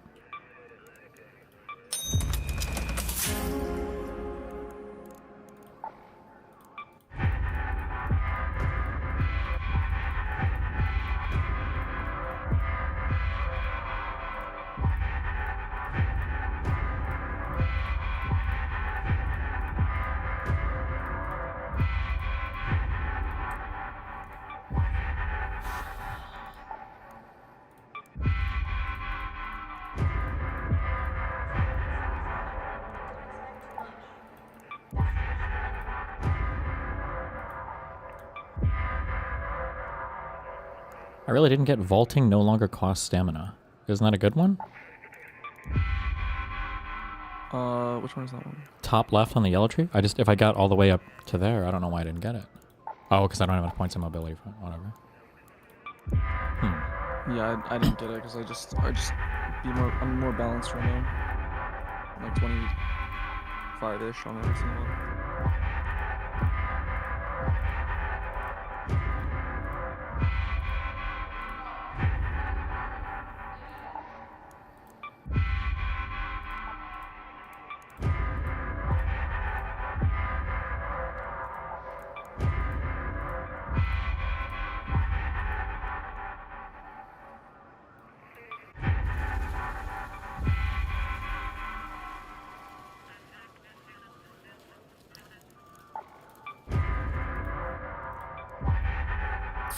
I should respect Security Breach is actually so useless. I know that anytime there's like a minor nerf on something, people lose their fucking minds. I think Security Breach is still amazing. I wouldn't need it for trials, so. And I'm technically rich and I have all my expeditions done, so I don't really need the extra shit. Yeah, I think people overhate on Security Breach. It happened in League of Legends a lot too. I don't know how many games you play, but like anytime there's like a slight nerf, like 1 point of damage or something, like everybody's like not viable, it doesn't work anymore, and then everybody abandons it immediately.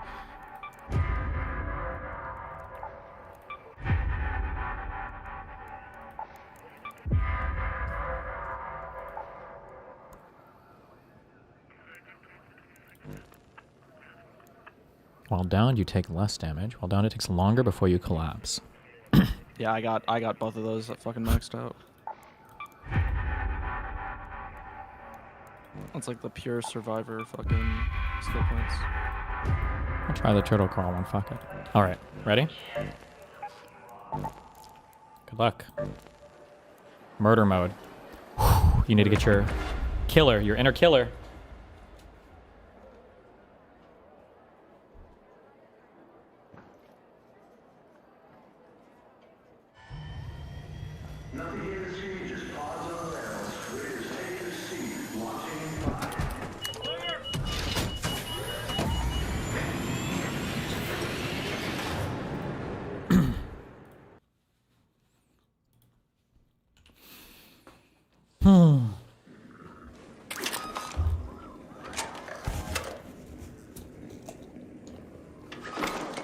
Ready?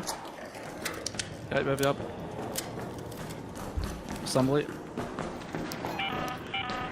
Have your eyes adjusted to the dark Oh, is that you shooting?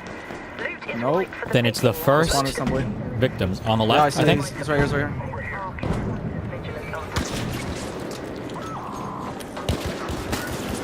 Down one. Other guy was to the side, I think. Is that you shooting? No.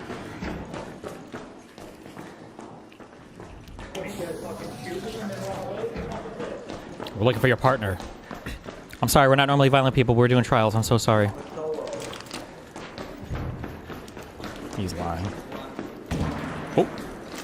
Oh, I see him. Behind. You see him?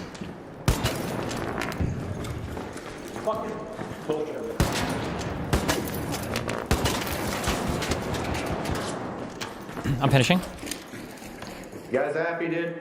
No. One new fuck trials. Oh, they had stuff. Oh, these guys came with stuff. They're Anvil 1s and El Toro 4s. I shouldn't be looting. I'm sorry. Did you grab his El Toro 4? No, yeah, this guy only had El Toro 2. Okay.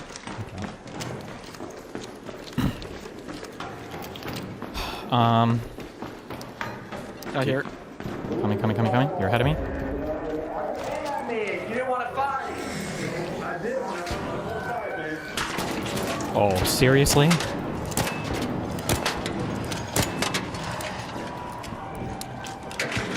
His body's down the hall, I see him. Did you get the shredder? Wait, do you see his friend or no? I got him. Okay. I'm going medical.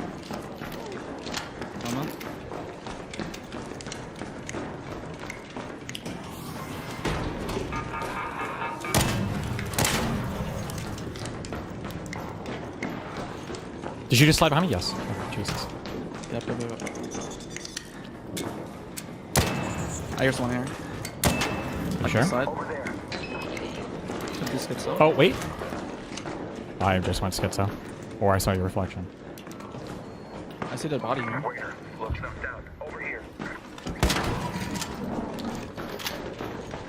I'm guessing loading back. Okay, out here and to the left. Nothing. Let's go sandbox. Together, or do you want to split now? Oh no, we should clear the other side. Bastion, no? Then we should go together. Bastion just makes noise. Okay, let's go north and then go over to the. Or wait, do you drop? Oh, you dropped. Okay.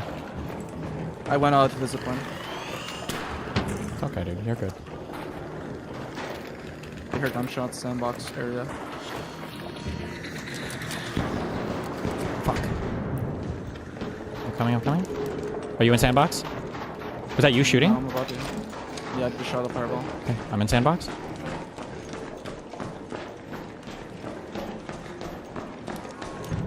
Is that you blowing up with shit? Yeah, I shot a pop. Okay. I'm coming down to it. Shot? That's me. Make sure I'm.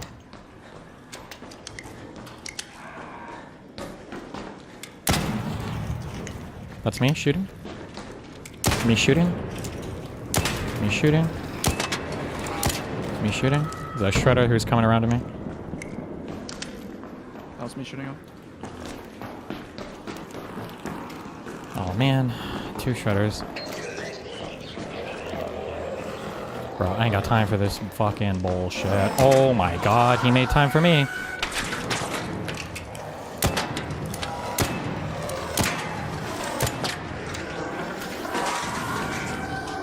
That's you shooting? Hole cracker above you. Hole cracker above me. Like there's a person with a hole cracker or you? No, it's me. I'm shooting the hole cracker above you. Sorry.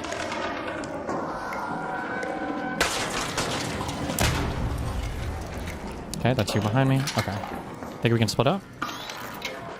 A little bit, yeah. I'm going to lobby. Okay, I like lobby. I'm gonna go to C-Vault. That was you shooting, yeah? Sounds good. Yeah, hole cracker.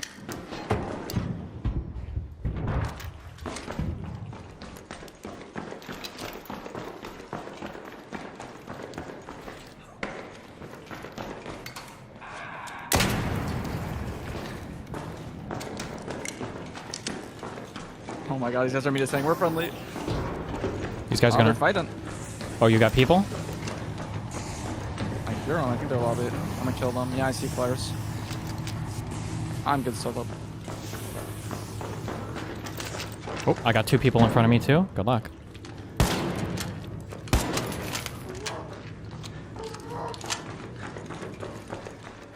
Fuck, I can't push that.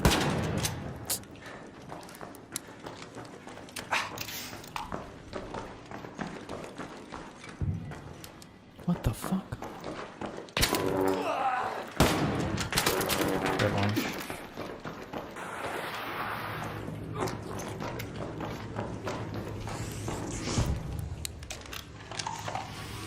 I have 2 guys in cultural archives.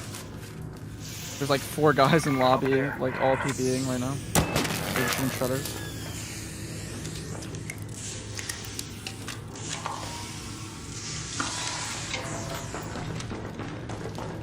Going assembly.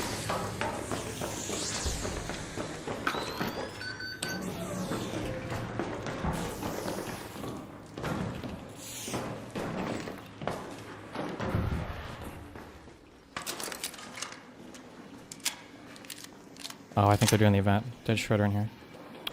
Okay, wish me luck. He'll be fine.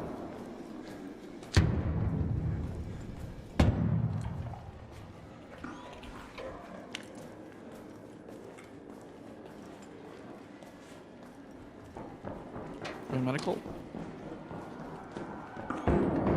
Where the fuck are they? Oh shit.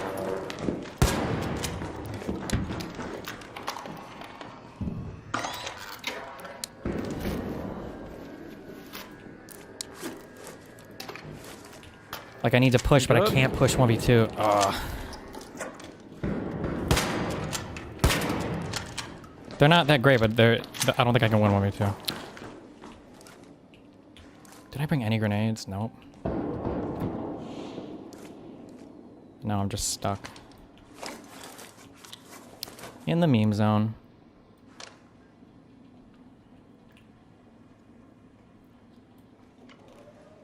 Any chance you could head over here? Are you nearby or no? I'm coming. Okay. I'm at the stairs with the rope to Cultural Archives. I got 2 now. Each round.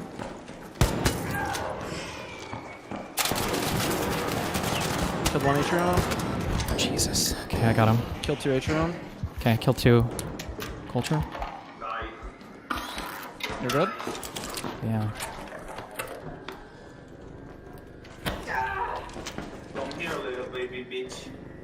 He's mad that I left him on the ground.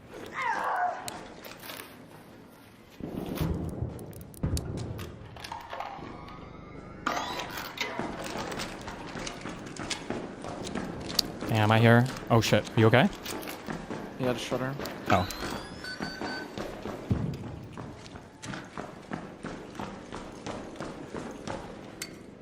What I probably the should have killed these fuck? guys actually. Oh fuck. Oh, is that the key room back there? Or was that a shredder? I could not tell. Was that a person crawling or?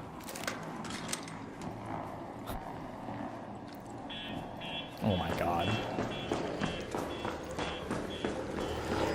Alright, I'm killing the atrium guys right now.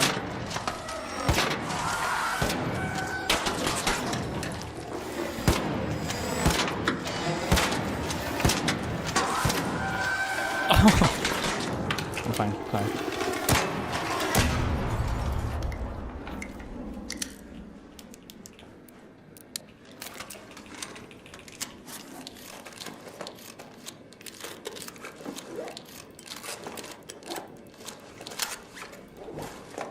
I have a deep.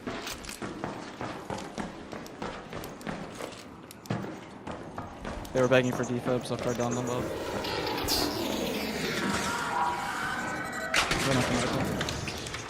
Going up through a business center?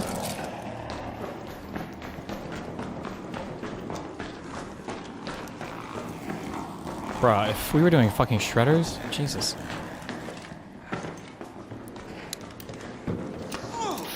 I killed 2 others. In business?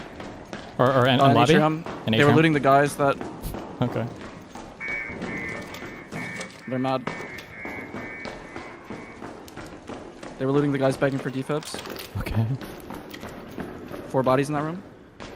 Yeah, I left 3 in cultural. Yeah, I didn't loot them, but we can maybe loot them towards the end. Fuck. Do you think we have to? Yeah, so do I. I just heard shooting. Wasn't me. Do we need to start looting? Oh wait, fuck. I'm pinging with a... No. The looting, it's a bait. You sure? You're good. You can just shoot. Down there. I didn't run with the IOBOB. It was fine. Okay. I've got 2 on stairs. And no clue if they're good or not, so wish me luck. I'm about to fight both. You're good.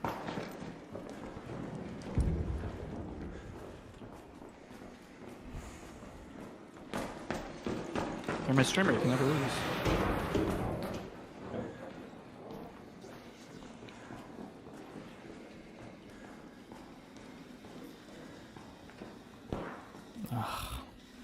God damn it. I'm wasting so much fucking time. Oh my god, this guy put traps here. Something triggered them. I think someone's a medical.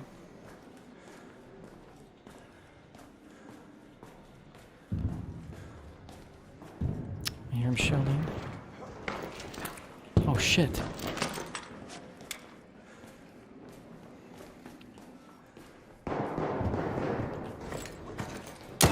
Oh my god.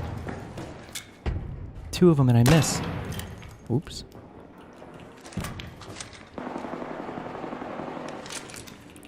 Why did I bring no grenades? Got one, but I'm lit. Okay. Oh, they want to not fight.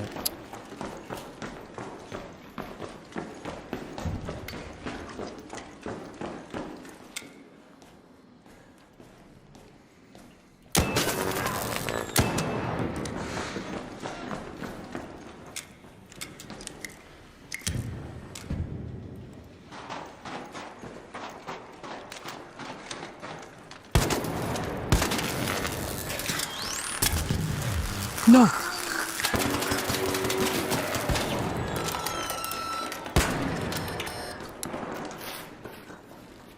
Killed them. I don't know where his duo is. Got 2 more on stairs. They're dead.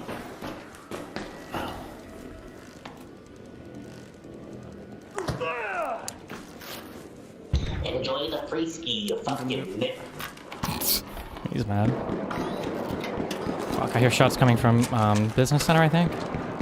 Fighting, so it's another set of players. I'm up here. God damn it. That's me. Okay. Do you want to go to the Business Center? Sure. Okay. I'm about to zip line up. I'll be behind you in a bit. No shot. Okay, maybe it wasn't a Business Center. I don't know where the fuck it was, but I gotta fucking sure. You okay? Oh, you got a trap that's gonna be in that door as soon as you come through it, sorry.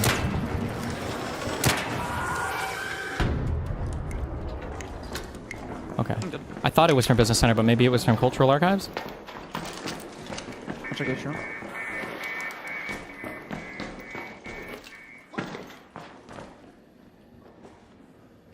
Oh, they're here. I hear them. I'm coming. Oh my god, I can't I'm a flank. Okay, hurry, because I'm gonna die. I can't see shit in here.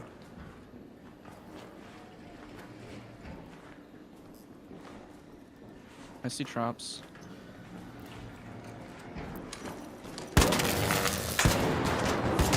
One down. I don't know where his friend is. Flashlight is on.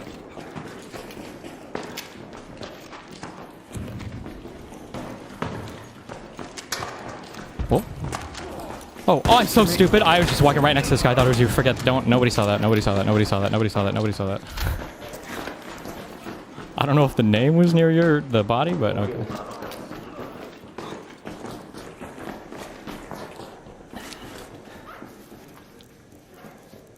Those are freebies. Okay, going down to cultural. Going to atrium, going back to medical. Remove the overlay.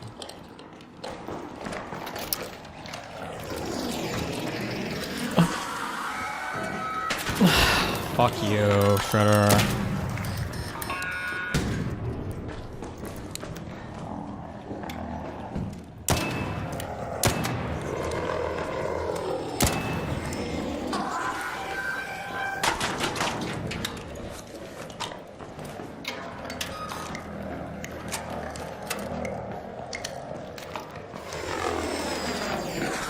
Sandbox into a medical.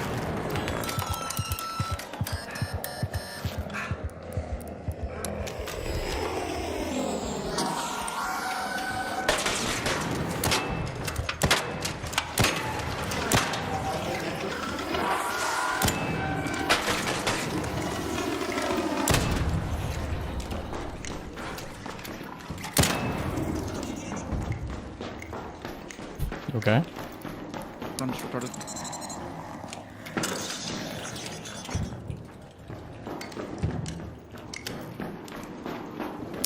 Do you guys have shield rechargers? Oh my god.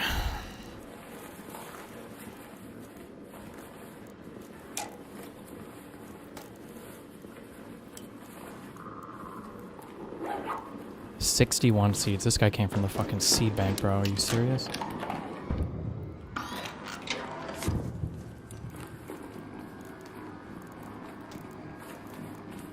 We are. Yeah, I don't even. Not beating that score. Yeah. Okay, maybe the map is like empty now, so we can just speedrun it all. What is our score? Are we even at 20k? We're at 12. Oh my god. Okay, I'm just running. I'm running it all down. Yeah, we're probably just gonna have to do this on Leapers and Rocketeers. Do this on what? We're gonna have to get most of our points from Leapers and Rocketeers. Oh, yeah, okay. I don't think we're beating our score right now. The fuck is our current shredder? Oh my god, this is retarded. Okay. Yeah, fuck. It was so much. It was so much PvP. I'm just looting the guys I left here. Hopefully I get something good.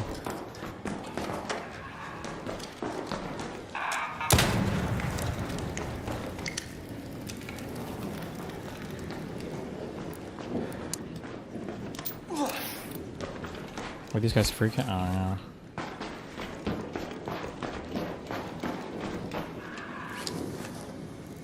Yeah, I think I spent like half that time just murdering people. Oh, hold on. Launcher ammo. What the fuck is this meme shit?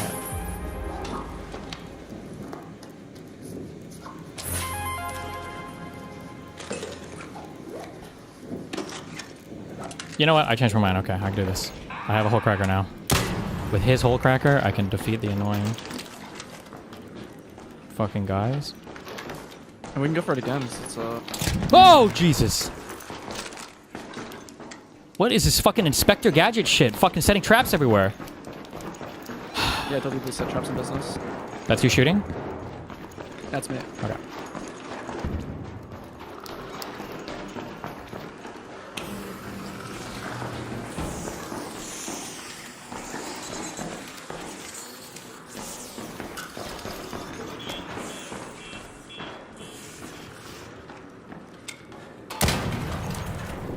Imagine if you could roll through the fire and it did no damage. Okay, just kidding. Oh, we have 10 minutes of this map to ourselves because I don't think anybody's here, so. Just saying, you know. Yeah.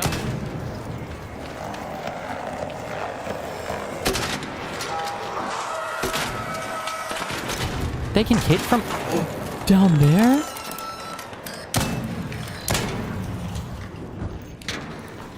Oh, oh shit.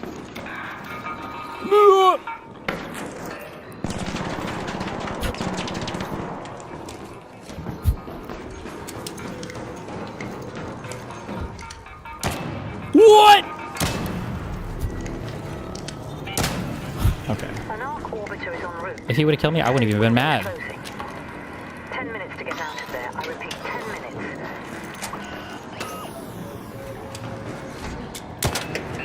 These stupid fucking turrets don't respawn, right? What? The shredders already respawn? If we got shredder spawns like this... What'd you say? I think we just have to bring the whole cracker secondary. Oh my... What? I want to die.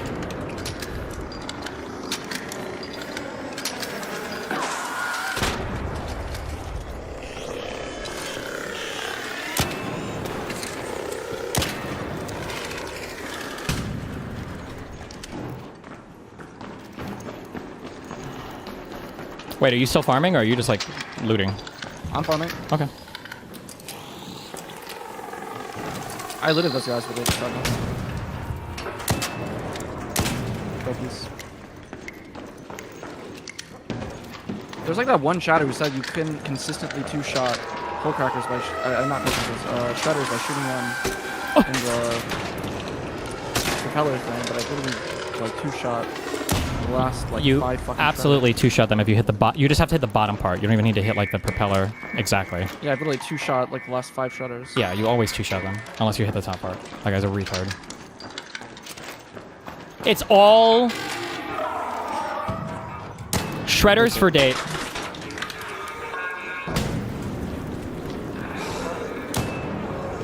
Oh my god.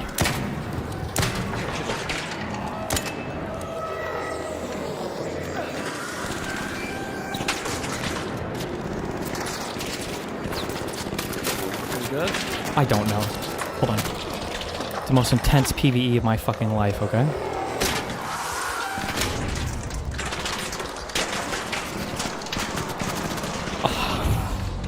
Okay. If you're near assembly. Oh, hey, what's up, buddy?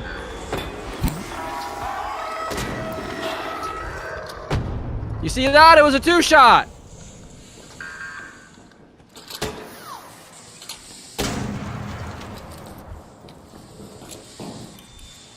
So I had it in my scroll wheel so I could be quicker.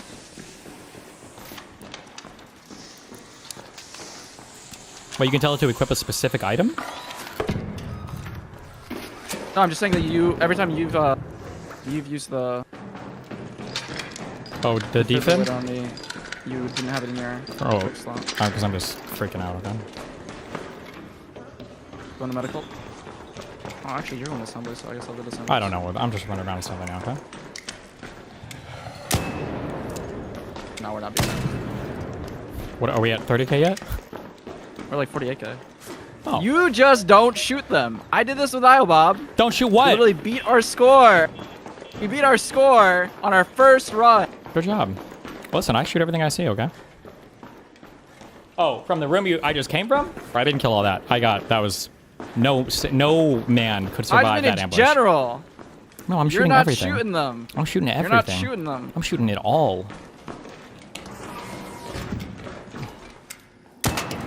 Bro, I have never seen so many fucking turrets on a map in my entire life. And another one in that room.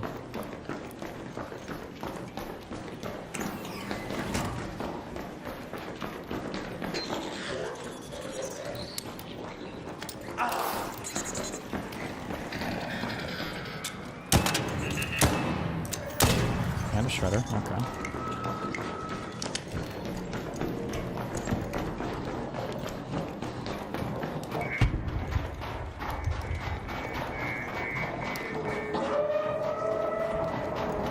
Run down to the bash, don't you? Did I aggro? No, but I think he just kind of makes noise like that sometimes. Kind of like your mom. Wait, you just shot, right? Is he shooting at you? Yeah, it's me. Oh. I'm shooting in the sandbox.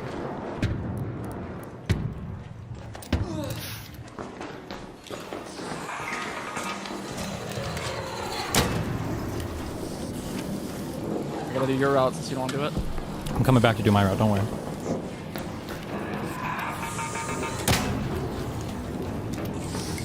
No, I think you just need a hole cracker, honestly. For the shredders? Yeah, even if you're going for fireballs, you gotta close. Yeah, they fuck you hard. Oh, there's so many people setting traps up, like another trap went off there. Yeah, I don't, bro. Go find your way home. I repeat, 5 minutes.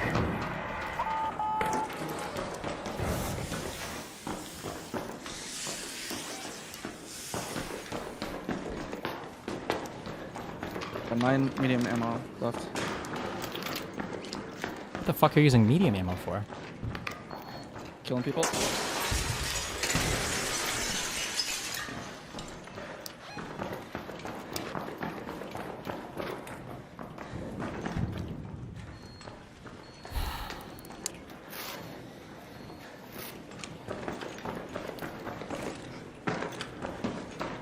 You're sure these corpses aren't impacting our spawns? You said so. I believe you. They aren't. Okay. I literally just did that room. Okay. I'm watching you go through it. I just did that room. Well, I see him in the it's other. Almost like I called out. I see it in the other sandbox. Okay.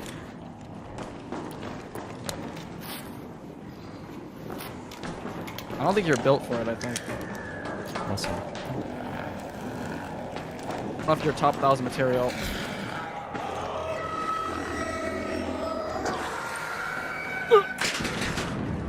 I am top 1,000 material. Hand on shoulder. Hand on shoulder. Simple as. Shut up. What do you think that emote is?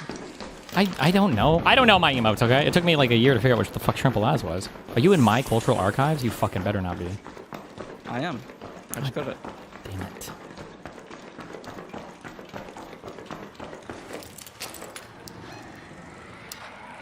I'm actually convinced you didn't shoot anything. I've been shooting so many I need to go. I need to like. Yeah, go watch the VOD. You're gonna be like, holy shit. I don't know if I even did half now. That's what you're gonna be thinking. Oh, look, and now you're in my business center, stealing my mobs again. They're all here. There's like 50 mobs here. Yeah, because you're stealing my areas, okay? But that's okay. Wait, what the fuck? Did that thing just turn red? There's no way there's somebody over there. Surely. I think it was just like a loading entity glitch or something.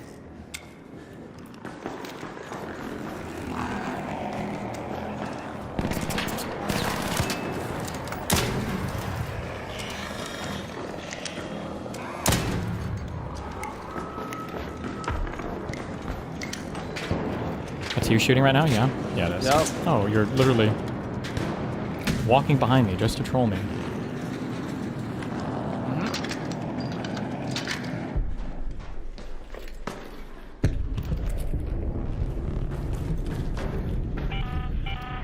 Last warning. 2 minutes left. Head back immediately. The window is closing. I mean, a little bit more close if you shot some stuff. Hold on, pulling a Tempest BP real quick.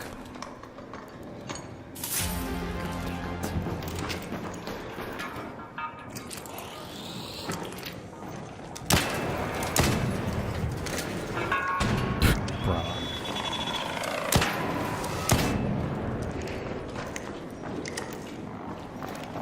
I hear gunshots. No way. That's not your gun. You sure? Yep. Maybe extract camping.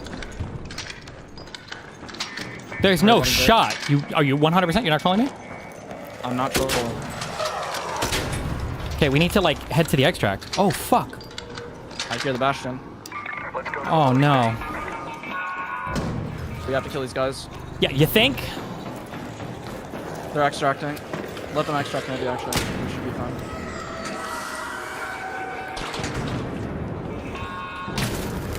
It's yellow, it's yellow. Fuck. I left a fireboy in there.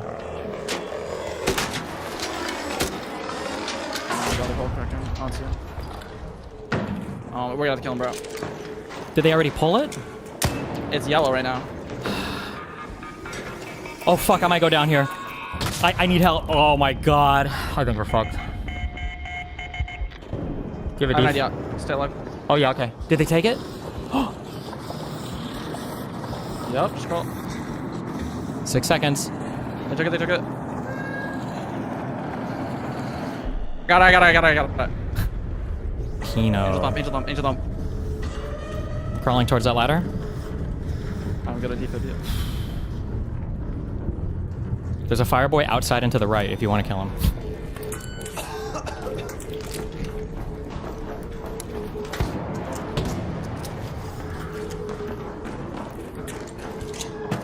Those guys were talking shit. Like they got us. Didn't get it.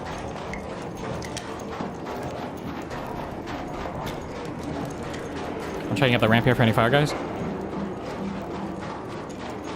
Nope. We got 32k. Pretty good considering I was doing all of it. What? I thought you said we had over 30k before. Wait, that sucked. I would have pushed it so hard. Oh my god. We didn't even get any. I need to see your XP. I need to see. You need to tell me the exact number. Listen, I had a lot of PvP I was doing. No, you need to screenshot yours. Screenshot it. Listen, I was pinned. I was pinned down for a while, okay?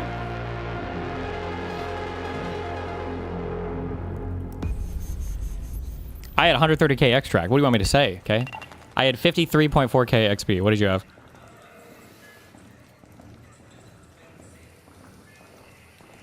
I had 62k. Okay, still not that much more. Okay, chill. All right. Wait, I'm checking. Damage arc 19k. Mine was 19.8k. Okay, fuck Mine you. was 24k. Mine's 24k. Well, why'd you just say 19.6k? Wait. Damaged Raider, knocked out Raider. What do you have for that? Knocked out Raider 5,000. Why are you wasting time knocking him out? What do you have for Damaged Raider?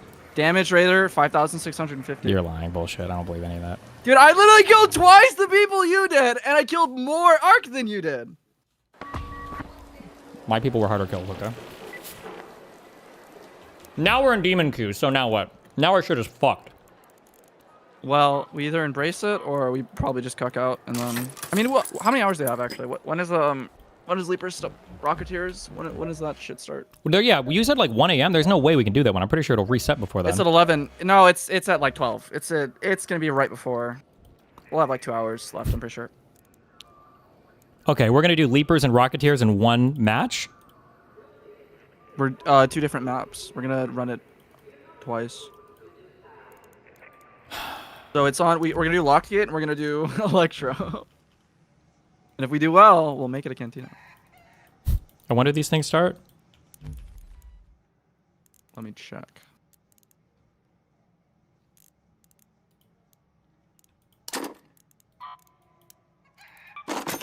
It's still a long while, yeah. 3 hours and 30 minutes. For Electro Dam. I mean, you can give up now, you know? You can be... Why would I give up? up? You'll miss out on a cosmetic, no. You know? I'm not giving up. You might not be top 1,000 material, but at least you're still in like the top 1%. No. Okay. Are we gonna need launcher ammo for anything else? This shit is just eating my bank account. Bro, you have 5.3 million. I have 1.5 mil. You need some perspective on how much time you put into this fucking game. Listen, I'm a hoarder, okay? What do you want me to say? We probably... You just mass sold it, but we might need it if we want to run... I mean, I guess we're not going to run Stella again. Okay, what do we need for Leapers and Rocketeers? Just wolf packs? Do we need wolf packs for both? It's literally just wolf packs. Yeah, wolf packs for both. I mean, you can use Trailblazers, but they actually got hard nerfed. Like, how many... that nerf was... It was pretty bad for them. How many wolf packs do you have? Because if you're talking about 2 fully loaded inventories for 2 separate runs... No, we don't have to like use every single fucking wolf pack, but yeah, we have to bring a lot. Let me see how much I have. I only have 3 right now, but I have to craft some. I have 110 oil. I literally just don't have chems. I need to grind chemicals a bit. Can't you trade seeds for chems? Actually, yeah. Yeah, you can.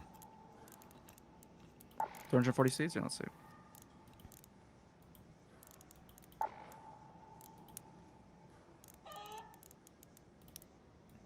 Oh my god, I need to do the same. Hey.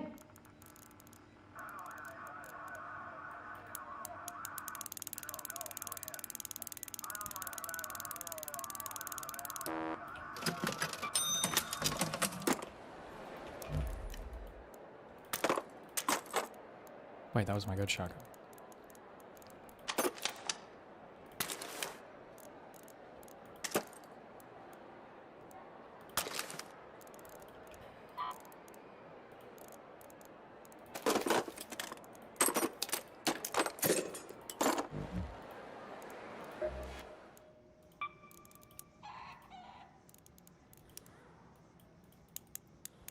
Can you get crude explosives from the lady or no?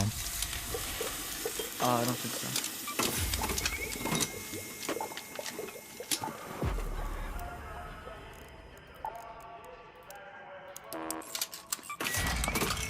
I'm out of arc alloy? Oh my god. Yeah, we might have to kill some arc. I think I'm out of the motion cores as well. Can't, but you can make them. You just need arc alloy. I'm also out of the arc alloy. Alright, you know what? Fuck all this fucking pink shit. Fuck it all.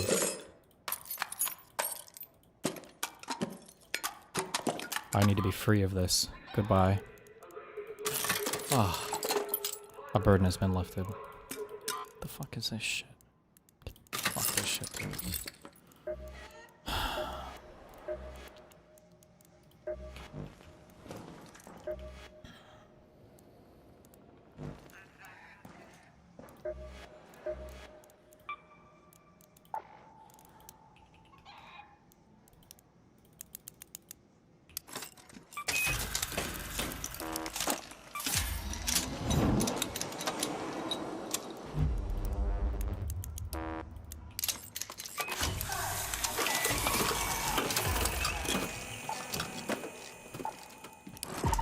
Okay, after all of that, I have 13.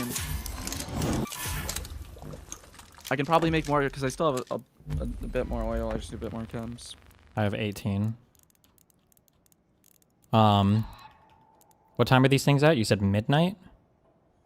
Yeah, I think it's at like 12. Okay, well, we have to fucking make our queues peaceful. Okay, so I got a proposition, okay? We can murder queue for like 2 or 3 games and then just go full on PvE. Or we just go PvE. Yeah, fuck it, let's murder queue. Fuck it, why not? Let's just do a couple. What map? I mean, there's obviously one map. True.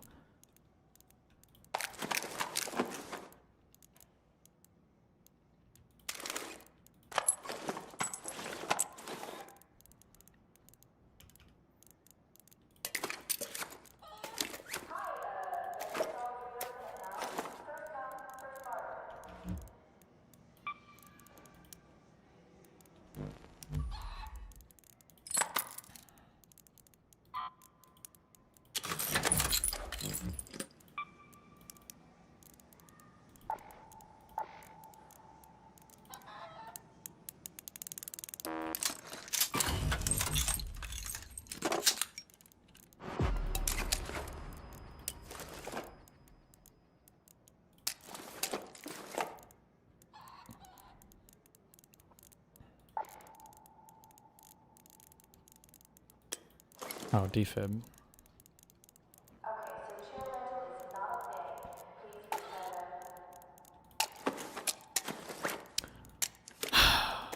Okay.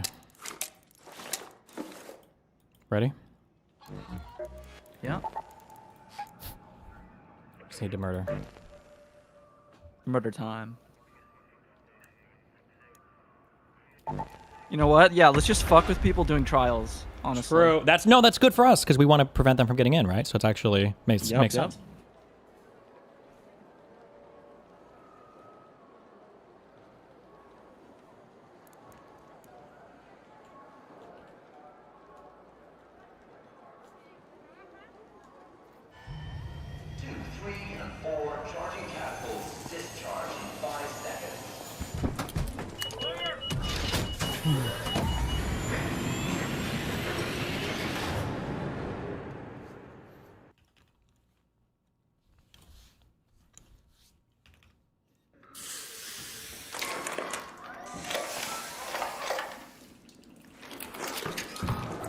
Oh, and these will all be 2v2s? It's so easy. Yeah. The lobby. The January 6th video has got to be here somewhere. All the way to Metro?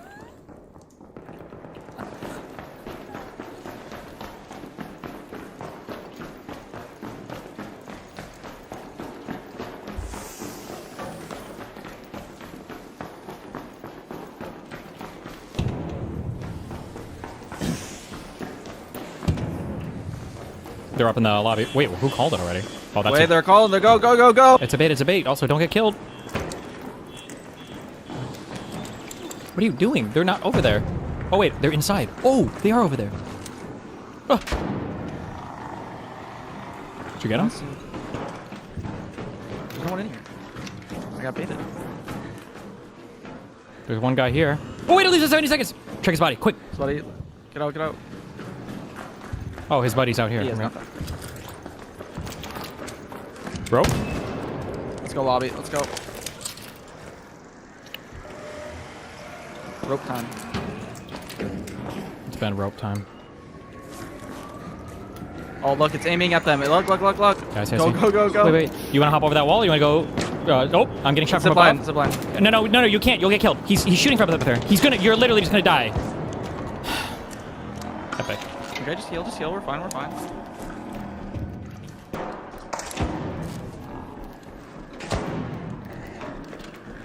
I might have to kill someone because I didn't bring shield rechargers. I'm gonna breach. You didn't bring shield rechargers? I know you didn't just say that. Oh, that's you. I did not. Stop getting scared! Just open the fucking door! Just hopping up the wall. Oh, the guy behind us!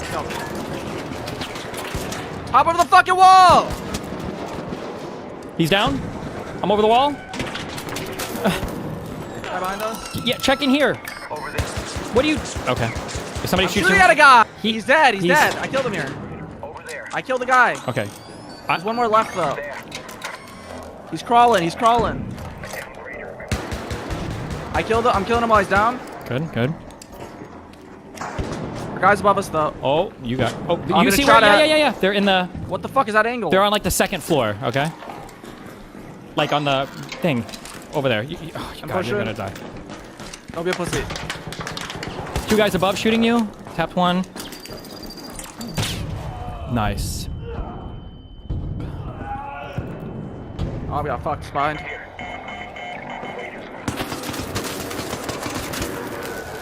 Give me. Oh my God. You got killed by the shredder! Did I? Yeah, I did. What did you get shot? Yeah, you did. Any insta... From the bottom floor!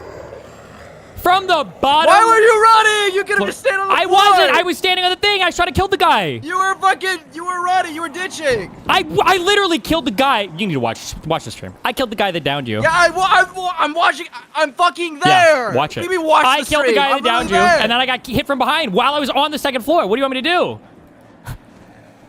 There's nothing that could be done in that situation. Do I have the... I don't have the survivor kill. Oh, fuck. And I'm fucking broke. I'm not like you. I don't have fucking 6.5 mil. When I lose a fucking gun, it actually hurts. That's good. That's all right, because we're about to farm for 3 hours, so it's all good. You got so much time to get your shit back. Okay, guys, listen up. Trade deal time. In my safe pocket, I have a Jupiter fully kitted, okay? And I can drop it for you if you defib me.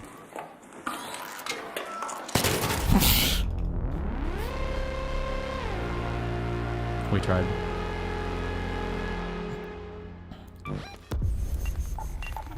Okay, you know what? 1 free drop on Stella. Okay, and then we'll farm it out.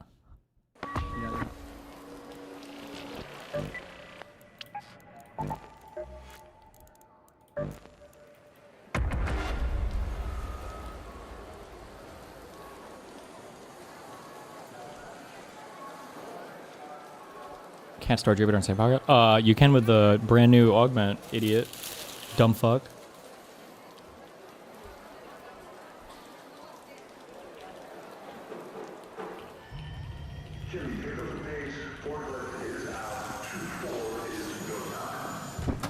Like, you're literally watching... I just rewatched it. You're literally watching him fucking rape me, and then just... You're running away. Him. There's 2 people up top. There's 2 people across. There's a lot of people, okay? I'm trying to mentally process everything.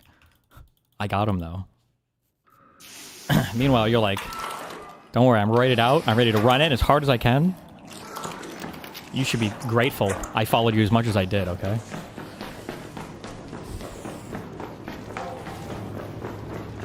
Wait! I know you're in there.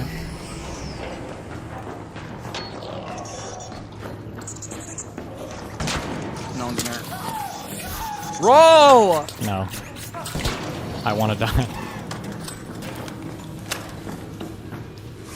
This medical bag, unlooted. Okay? Somebody's in here. I can feel it. You're losing to a turret. I got it. You're losing to a thing that's standing still.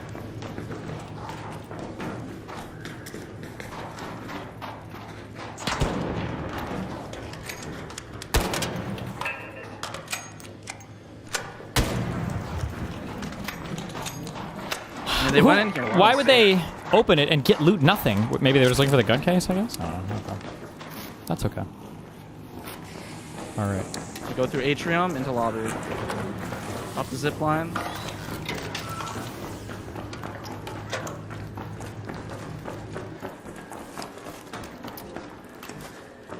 I got a Vita shot. I'm fucking ready to go.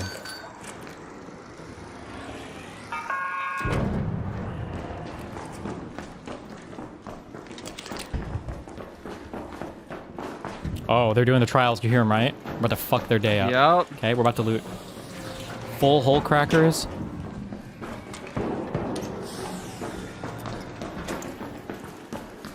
I hear guys' business. No? Do you? Is that over there? Okay. Am I schizo? I feel like I just heard people business. Yeah, you might have. Oh, wait, no, wait. Across yeah, the... he's throwing wait. it. He's looking. Okay, okay. There's... Oh. They're on top of business. On top of the things. Yeah, you know, you can block me too. I can't see anything. Item once, left side guy. Good job. Okay. Crawl back to me. You're good, you're good, you're good. You're good, you're good. Crawl back to me. You're good. Yep. You're good. Business guys are evil. Careful. Careful. Business guys are Israeli. Shut up. What if those guys are Jewish?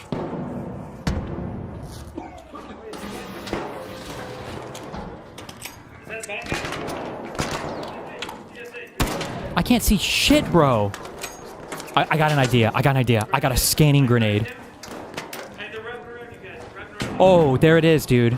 I don't know what it did, but they're scanned. The guys that just... No. The backside. They're going to come behind you guys. I tried to flank. They were waiting for me. You fucking retard. There's another group here, too. Oh, they just killed each other, I guess? Oh, shit. Tell me when they're coming. Tell me when they're coming. I got you. I got you. They're fighting each other.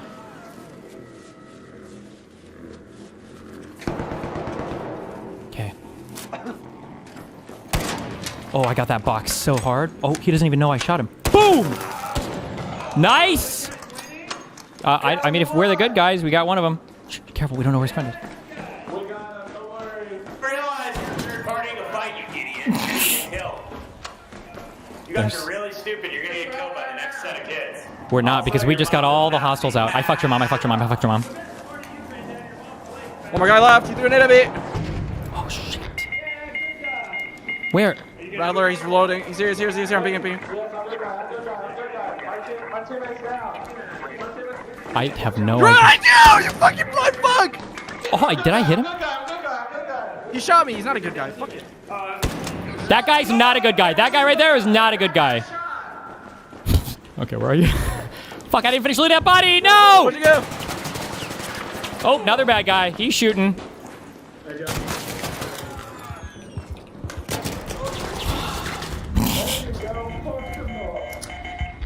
That's all.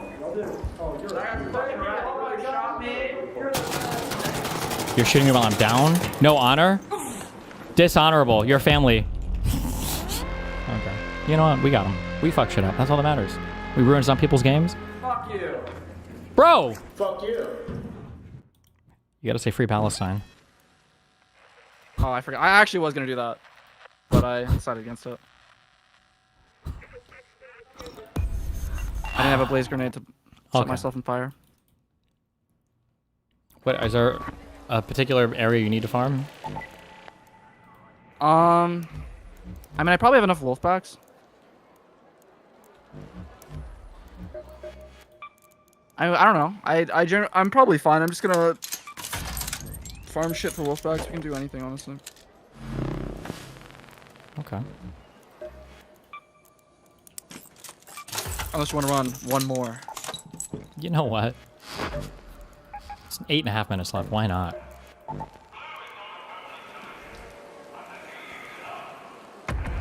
What the fuck does the scanner fucking grenade even do?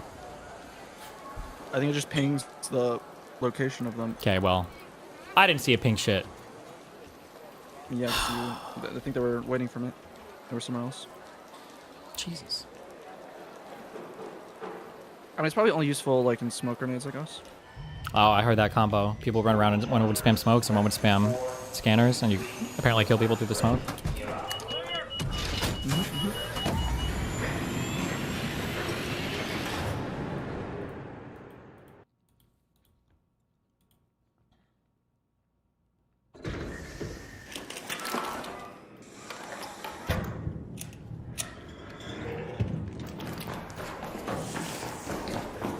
Lobby time.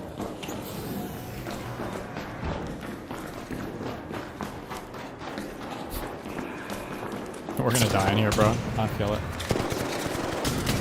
Just kidding.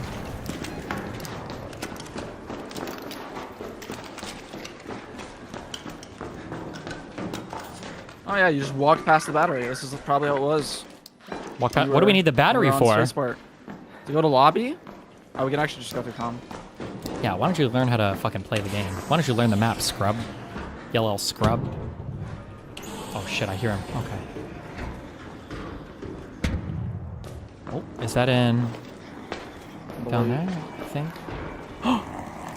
Oh, they called the thing. We gotta get there, we gotta get there. We gotta stop the train. Let's go.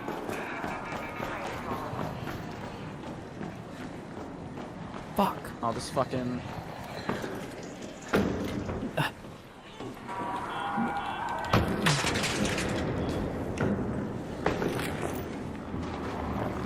Oh, they just killed someone over here.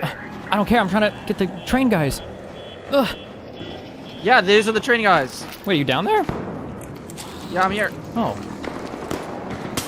Got him. Shot him in the back. Easy. I lit one up, but I died. No, you're not dead. I got you. There's 2 dead down here too. Is he finishing you? What's he doing? No, he's up there. He's gonna be on your side. Why did my weapon only... It's glitched. The devs are watching me. They fucked me. I got dev fucked. What do you want me to do? What do you want me to do? What a moss. Actually, I pushed Q on my keyboard. That's what happened.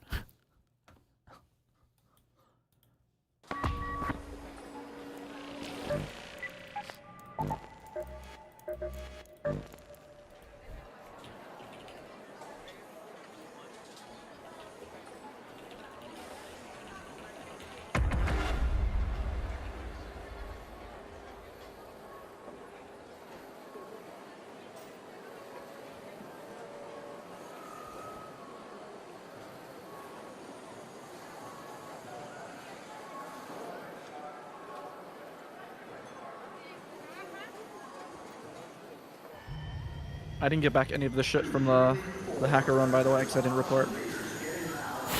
Really? Why didn't you record him? Wait. I was just fucking mad. I just spammed spacebar when I... Did you get killed by them, or did you get killed by somebody else? And then I might have actually not get killed by them, actually. Yeah. I might have got killed by Bobcat guy, actually. Damn, that's some advanced cuckery. All right, here we go. This is the time. Sandbox? Yeah, sure.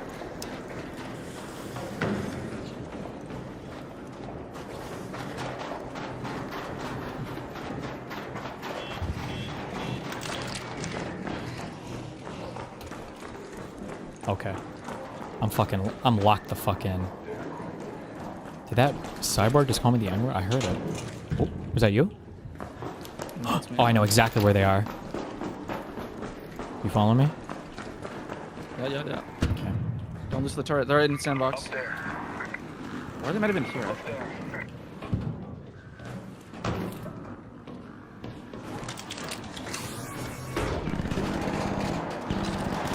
Hey, can you stop being a nub? Okay, I didn't know that it would blow me up. Mid animation. I see this is red. Never mind. Okay. Are they in there? No, but we're about to see them. Okay. You see how aggroed all the bots are down there? Why'd you turn on your flashlight? Just making sure it still works. You don't ever click buttons to see if the thing is still functional. Good job.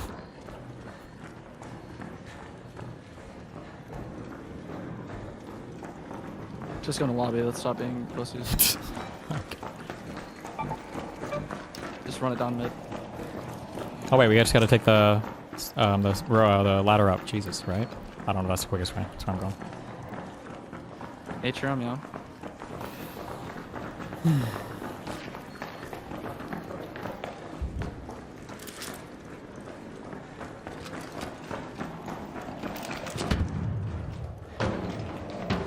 I just wasn't watching. Up this ladder. What the fuck are you doing? If I were to jump off a cliff, would you follow me? Yep. Okay. All right. Here we go. Okay. Fucking nothing.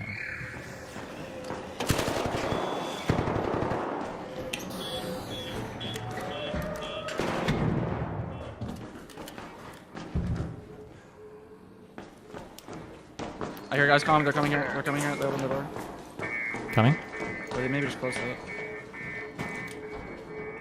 I hear them opening a door. Okay. Looting, suitcase. Trailblazer BP. On me, on me. I hit a bunch of headshots, but he got me.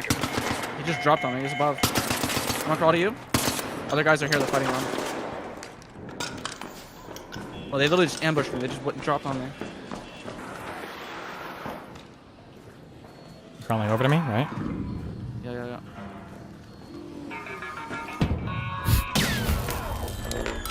Just a major bra moment.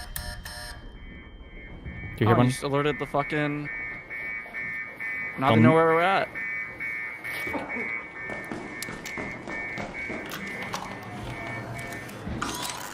Okay. All right, we got him now. Ready? Lock in. Drink 5 Red Bulls right now. Oh, shit. Shh, shh, shh. Don't let them. If they come by, we gotta blast them. I got over here. He's picking you. He's rolling towards you. I'm reloading. It takes a while. Kettle better than Red Lord. Come to me. Come to me. Shit. Oh, there's a third party, bro. Fuck. Oh, that's ass. Is that gonna hit me? Am I? It seems like it did. Why don't we kill these guys? Fuck them. One more. Last one. Last one. But now the night wears off. Last one. Oh, we're going for... No, it's already over. We're not. That's what I mean. Solo. I'm just saying. But that's okay. We'll just freeload it in a normal game. Oh, wait, hold on. 38 seconds. Night raid.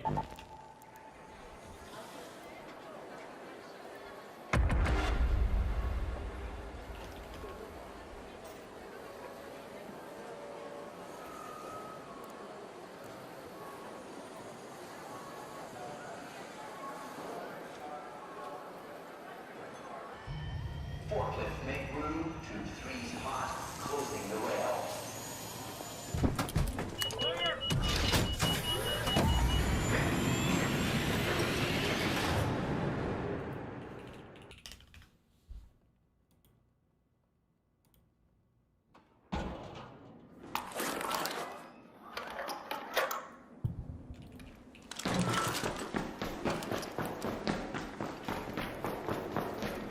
Okay, Pharaoh loaded. I'm gonna go ahead and grab a Tempest from the gun kit up here.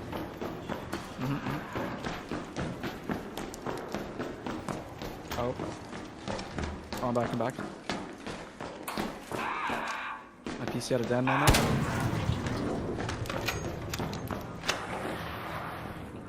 I hear someone running in front of you. There's guys there. Yep.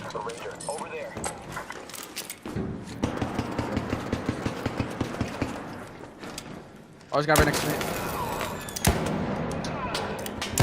Are you fucking serious, bro? The fuck up. Is he Bro, lit? He has like a fucking Stitcher 4. Got him. Don't worry. Okay, last one for real, okay? Last one for real, for real. For real, for real. For real, for real. I was Stitcher 1, so. It's the same thing, basically. You know, they nerfed the kettle, that's why True. I lost that matchup.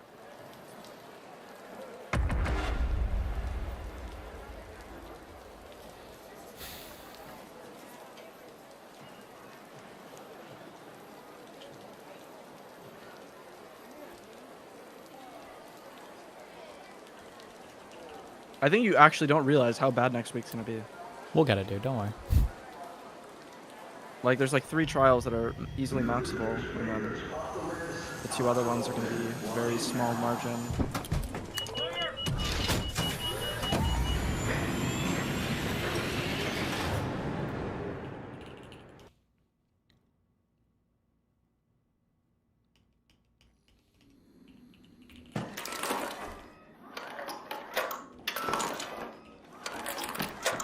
All right, I got a kettle. I'm ready to fucking rock.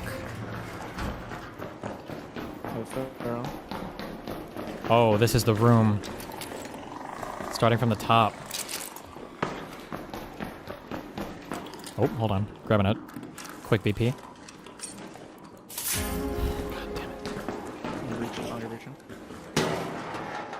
On the right side.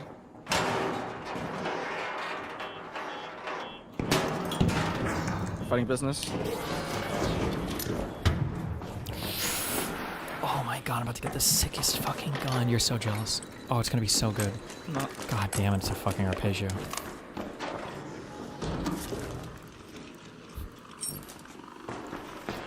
Were they really in business? Yeah, they're 100% business. 100%. 100%. All right. Oh yeah. You ready? I'm ready. Oh my god, we can actually see. Oh. Down one. Easy. Easy. Easy. One down. Easy. Easy. Easy. Pushing. Pushing. Pushing. Easy. Hit him once. Oh, easy. Wait, is this a whole other team? Here. Oh my god. Yo, was that really that easy? I don't think that didn't look too easy. You just got easied so hard. That's why you're down. You're down there on your knees, just like your mom was. Look at you. Suck, suck, slurp, slurp. Slurp, slurp. Slurp it up, slurp it up, slurp it up. Is that your teammate dying to the fucking fireball right now? Oh wait, this dude over here died. Oh, are you okay? Uh-oh. Uh-oh. Oh, shit. Dude, what is going on? You gotta be near his ally so that he picks you up on accident, okay? Oh no, wait, that wouldn't happen. Never mind. I'll see you folks. Hey. Defib, guys. Defib me. I need a defib right here. Hey, defib. Up there, you got one. I know you got one. Hey, defib. I need a defib. Okay, cool. Thank you. You ran past me. I think you meant to defib me, and you ran past me. Good shots. He's down. One more. You got this, Lucky? Good kill.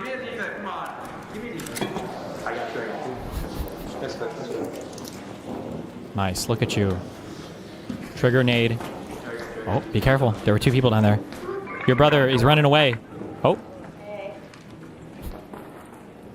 Don't help this person. They're anti-Semitic. Free Palestine.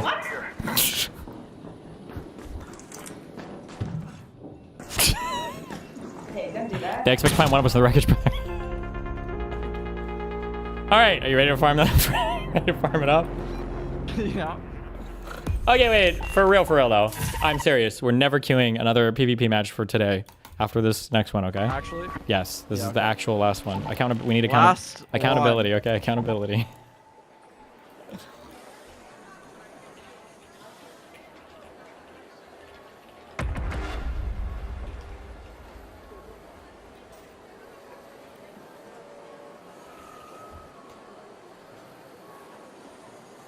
Or we could actually bring shotguns, right? What about Toros? Fuck that shit.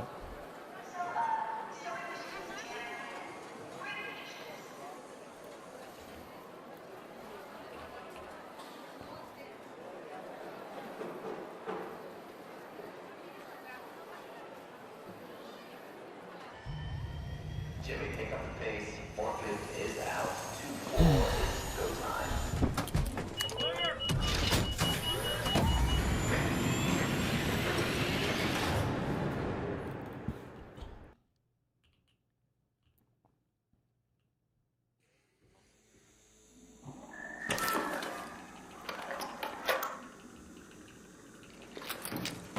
All right, I've got the sniper, Pharaoh. That's good. My American Revolutionary Battle Rifle. Oh, no. Kettle. It's like we got the same kit like 3 games in a row.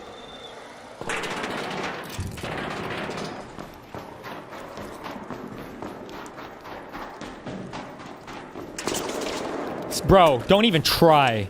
Don't even try me, kid. Oh, I'm gonna come up there and fuck you up.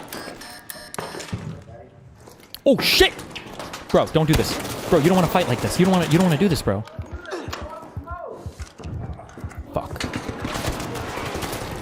Oh, that's right. You see what happens? Finish him off. Don't let him live. Go. Oh, what now, kid? What now? Free Palestine. You got him. Doesn't matter. Okay. All right. We got it out. We killed him. Yeah, yeah. Now we're just... It's out of our system. It's out of our system. Okay.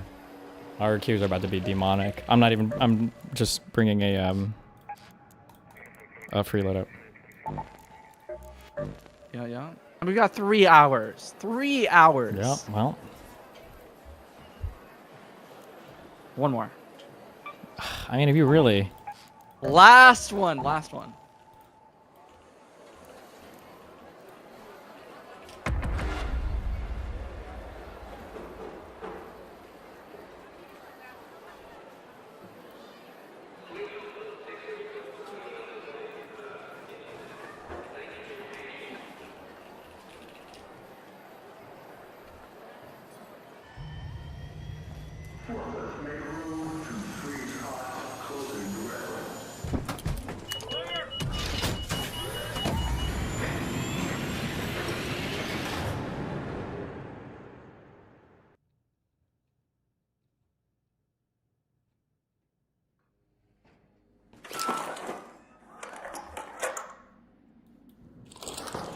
Oh, Stitcher time. Finally.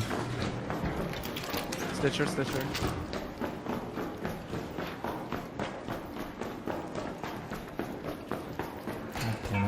Nope, not me.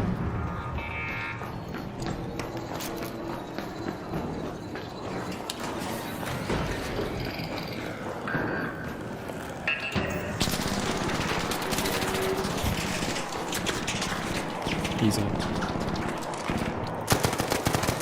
Oh, I just lit a guy up in front of me. I'm gonna need you to hustle the fuck up. This guy's one tap for sure, one tap. Did he go through that door? Oh, I know exactly where he is.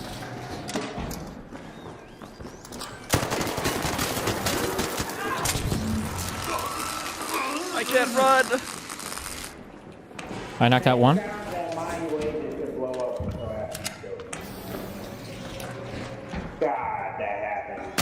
No! Fuck! He's to the right. Yeah, that's what you get.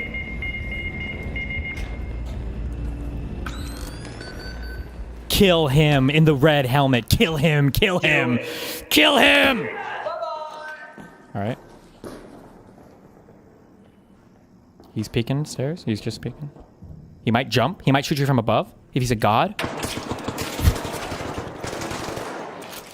Let him up. Let him up. Did you really, though?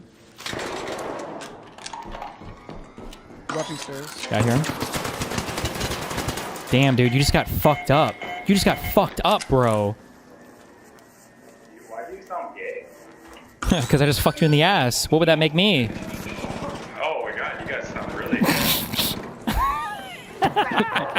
He's mad. You know he's mad. Oh, he's mad on that. He's on that free left. Okay, I need to... Yeah, you do that. Don't worry. I'll get him from behind. Ready? Tell me when he pushes you. He's pushing down here. Down there. Tell me when. Wait, like... He's behind this crate. Want to peek him? I see him, I see him. Okay, hold on. Where is he? Ping him? Oh. I got fucked. He's behind the crate. Right pinged. To your right. What about... Ooh. He's here now, he's here now. Well, his ally is like right here, okay? Oh! Oh, dude, you're hacking. You're gonna get reported for that. Say goodbye. Say bye-bye to your mbark account. Bye-bye. Bye-bye. Okay. Got it. Are you got it out of your system now? We're good? I think we're good. Okay. Okay, you need things for wolf packs?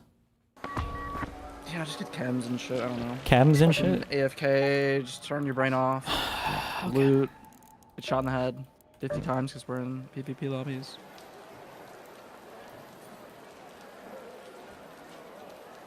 Buried City, snow thing.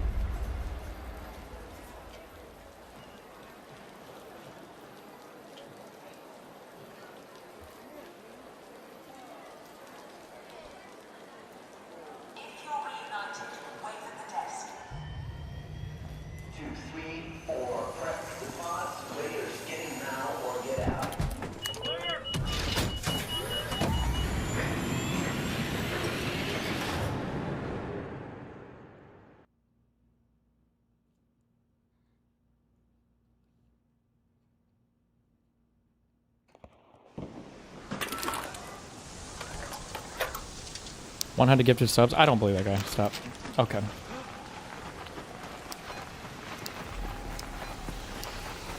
Spawning us in at 19.5 minutes. Based. Hope you're closed for the season, Raider. It's a good day. Nice. Already looted. Okay. Do beware of frostbite.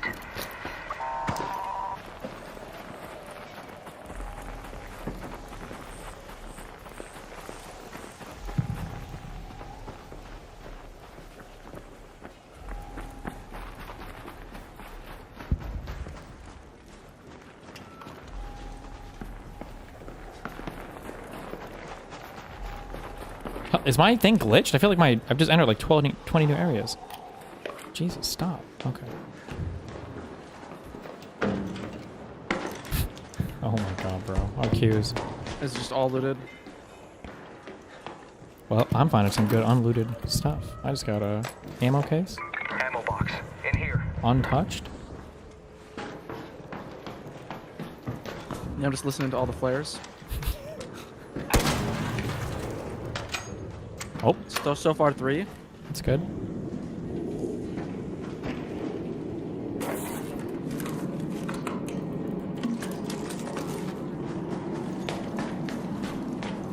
Four. 5. This is the price you pay.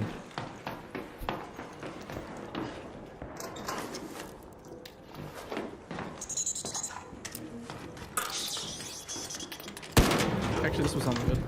Nice little breach room.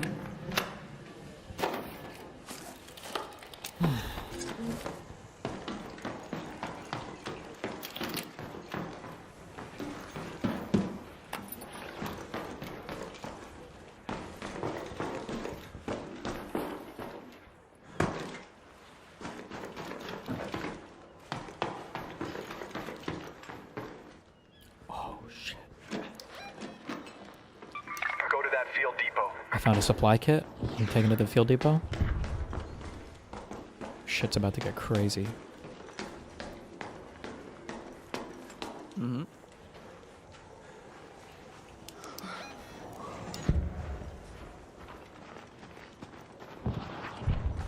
If I can figure out how to get it out of here.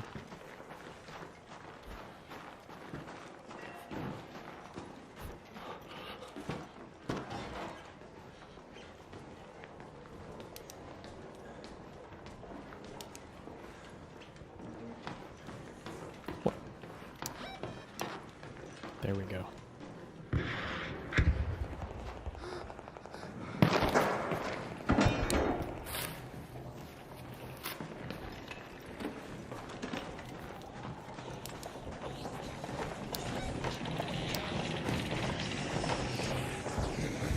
Fashion's gonna be. Now we're chill.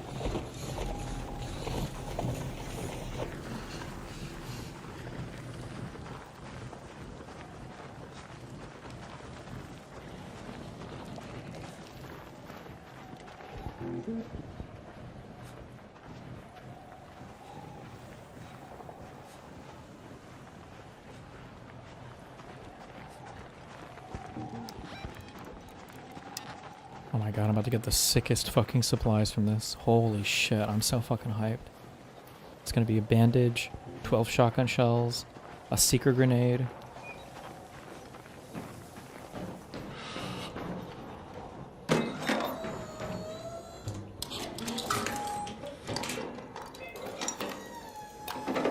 That's what the fuck I'm talking about. Hell yeah. Oh, and a showstopper? Oh my god.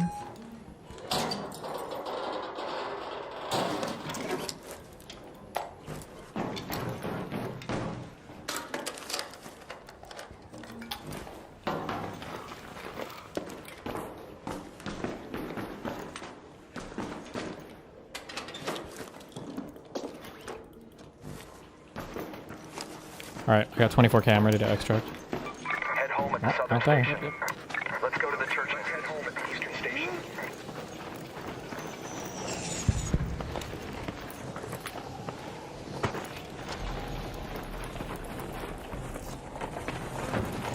Oh shit, med bag? Oh.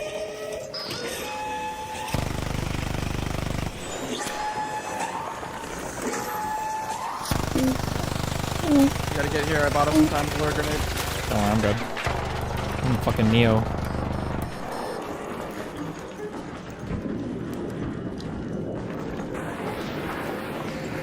You need to dodge a single bullet.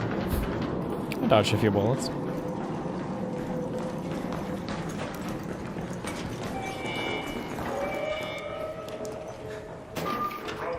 I've never seen one where it's like the escalators are this close to each other.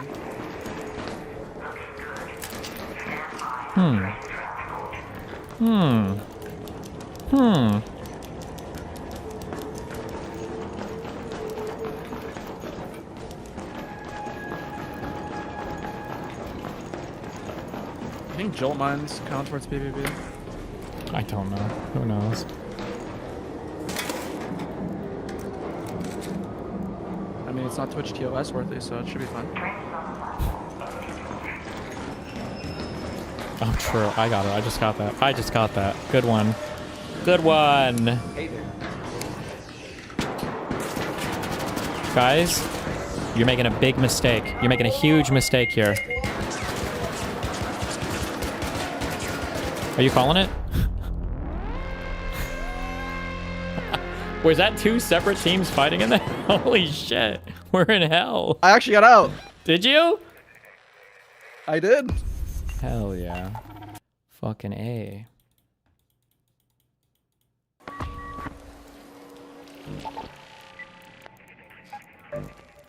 That's how your arc runs go when you're not Mossad funded. True. These have to be prosthetics, right? Why do I feel like it's gonna be a booba stream? Jesus.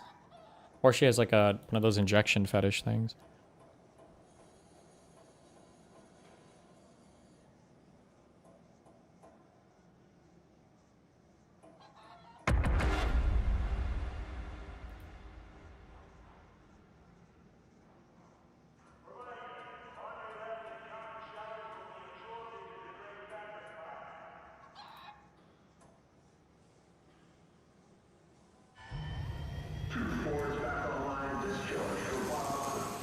You're just a hater. You're natty. True.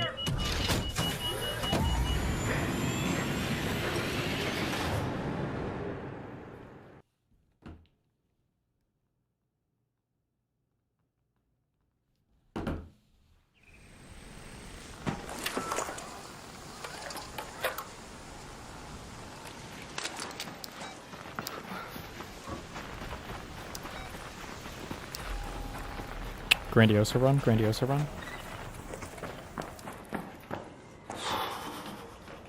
Dude, my PC's so cocked, you actually literally got in like 20 seconds earlier than me. Well, that's what happens when you are, wait. Broke boy. Ah ha ha ha!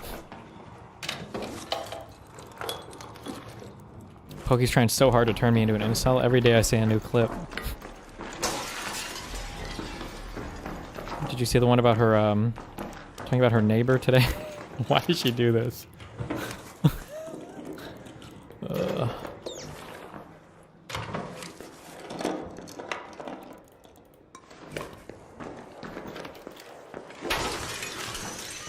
Watch it. Somebody can link it. It was a lot, though. It was a rough one.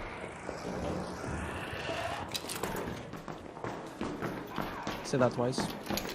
Yeah. Good one, good one, good one.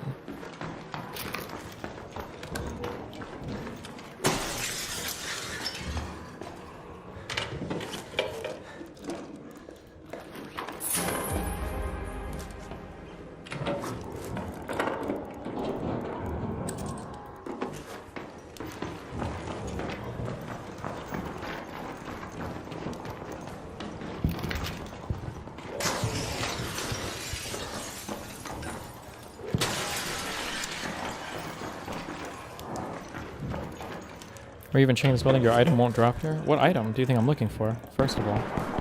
Shh. LeMayo, bro. Do you just get fucking wrecked-eronied? Yeah, 2 vendors. Hold on. Covering fire.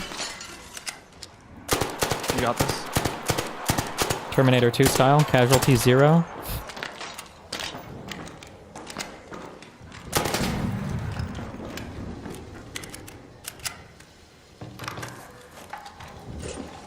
as a vendor for.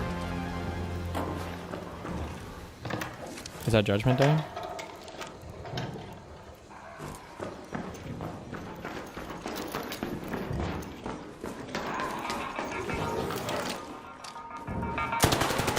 Jesus, bro.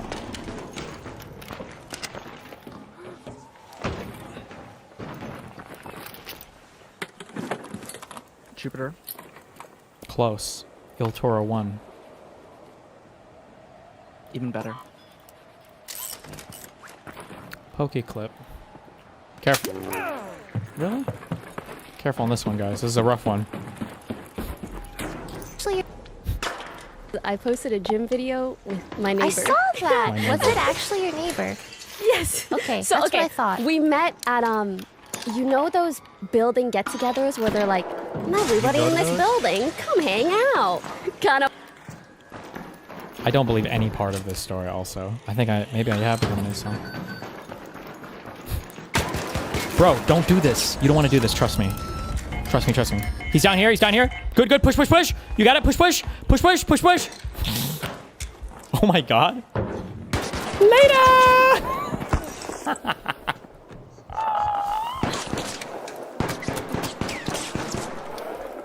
Never surrender. Parties, and then I posted a gym video with my neighbor. I saw that. Was it actually your neighbor? Yes. Okay, So that's okay, what I thought. we met at you know those building get-togethers where they're like, everybody in this building. Wait, what are you saying? I said we're just 2 games away from friendly queues. Yeah, we're getting there. We're getting there. We're getting back there. Don't worry. And come hang out, kind of parties, and then we got to know each other at board game nights for like people in the building essentially, or like friends on the same floor, sort of thing. Anyways, I'm laughing because I posted that, and I don't know. You know how Twitter is. I actually don't see how Twitter is because I don't really like to be on Twitter. But I see how my fans are like, why are people on Twitter being weird? So you're telling me that on Instagram, if I go to check Pokey's comments or whatever, that people are just assuming that this is just her random friend and not a boyfriend? That there's no world where this is true. Why is she incel baiting so fucking hard? I'm getting baited. Why? And then people on Twitter were like, imagine having to hide your partner because your community's gonna freak out. And then my whole community is like, oh my God, cute video. You know? I'm like, it just feels like two entirely different worlds. We on Twitter's just very bad. But even if she had a public relationship, and speaking from experience, you Who still has get a shit on. Yeah. If you hide it because you want to keep your private life private, you still get shit on. No matter what you do, You gonna get shit get on. shit on, bro. Okay, 2 parts. This is true. One, I've always been like a more private person, but more so in the sense where it's like, people just don't need to hear every detail ever. 1. 2, if... Okay. Brace yourselves for this one, guys. Okay? Brace. You're not ready for this one. You're not ready for it. Brace yourselves, okay? Brace yourselves. If you come from a North African or Middle Eastern family, you know every single one of your aunties is looking at everything like this. So like I would never publicize the thing anyways, because in our culture, like you don't really talk about relationships till you're married anyways. She's incel baiting. This is incel bait. I was baited. Also, I refuse to believe there's any culture where they would like be super interested in a boyfriend announcement like that, but they wouldn't be super interested in the super hot neighbor who's literally in her apartment as she's like cooking and doing this. They're like, oh, okay. Oh, no. Iman, she doesn't care about that guy. She hasn't formally announced that they're married or dating yet. Like, no, there's no world where that's true. I don't believe it. I don't believe it. I've also never heard anybody from that region of the world describe their culture as if you're from the North Africa, Middle Eastern region. Like, that's literally like the Western abbreviation for MENA, M-E-N-A. But maybe some do, and I've just never in my life heard it. That's possible, but, you know. Where are you from, bro? Oh, my culture? It's Middle Eastern North African. I'm from Egypt, by the way.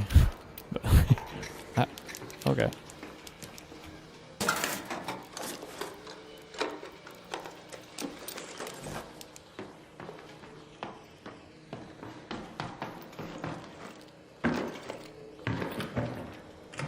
Okay.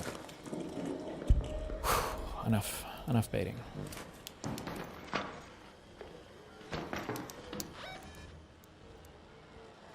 Let's move to that location.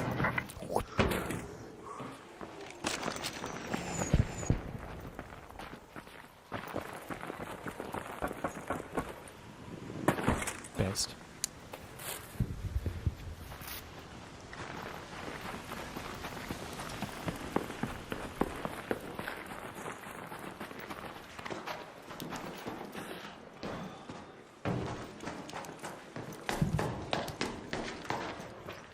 God damn it. I don't know. Security breach. I bet this has some crazy shit in it. I don't get what she said that's bad. Her family is Moroccan. What's the issue? Well, she just doesn't want to announce that she has a boyfriend for whatever reason. It might be... I actually don't know why. I really don't know. I have no idea. I don't know. I feel like it's all insult bait. I don't know the answer to this.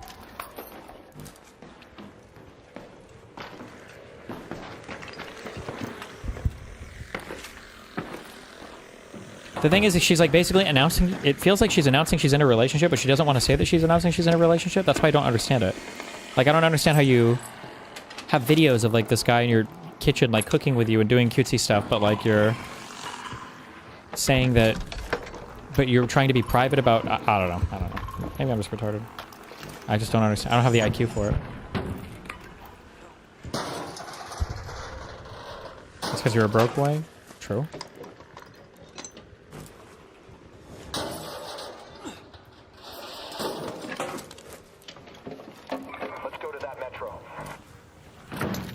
I'm already there.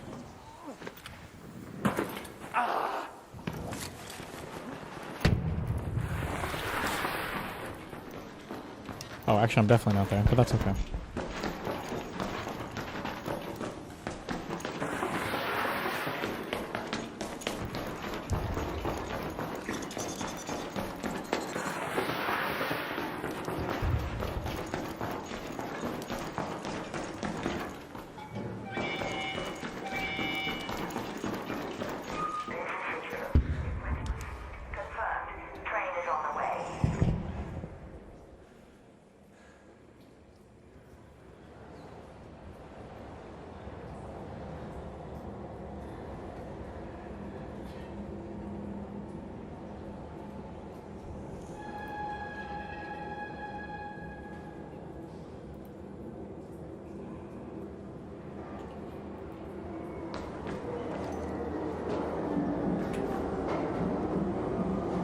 Did you realize that Bad Bunny was a major side character in a movie you've watched within the last 5 months? I don't even remember what Bad Bunny looks like. What movie?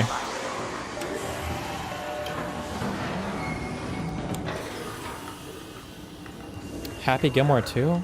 Holy shit, that was such a forgettable movie.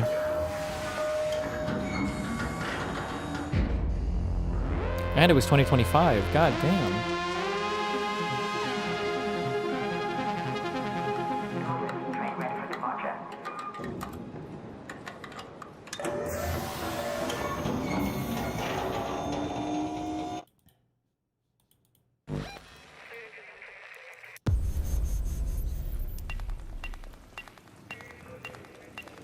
Wait, you beat up Chicken Andy. I did. Where's Chicken at? What's up? I watched the Spring Break beat up Chicken Oh, hi, Andy. Raidin. What's up, dude? What's up? Is that Raidin? The AI guy? We look like... Radiant's What's really up? Are you handsome. guys like getting crazy? Like, what's up? Kirby, this is Radiant. Radiant. What's your name? You look exactly as I expected. Yeah. Yeah, really? You look exactly as I expected. It could be good things, it could be bad things. I don't have a negative opinion of you, so it probably is good. I love you guys. What? I love you, okay? You're the best. Thank you, I like you too. Let's get so crazy, bro. Like, we're gonna get so crazy. What? Okay.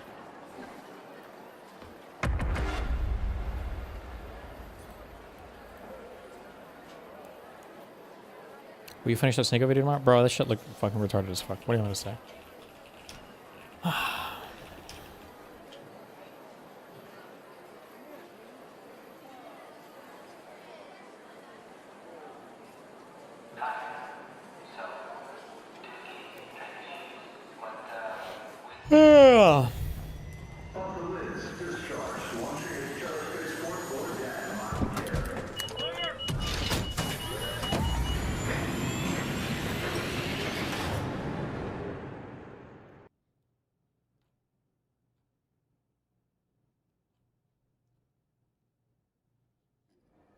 No. Do you think Fearan will do any IRL streams or collab streams this year? No. I mean, maybe collab like gaming streams, but I have too much anxiety to do IRL streams with Hassan. He's unfortunately has certain targets on his head that I like. You guys can only imagine how stressful that is. What? Am I crazy? I feel like nothing... Has anything bad ever happened to Hassan ever? What are we so afraid of? It's okay. Don't get triggered. Don't get baited. I'm not getting baited. Oh, true. He did get assaulted that one time by that fan who walked up and held up the Kaya poster. That was traumatizing AF.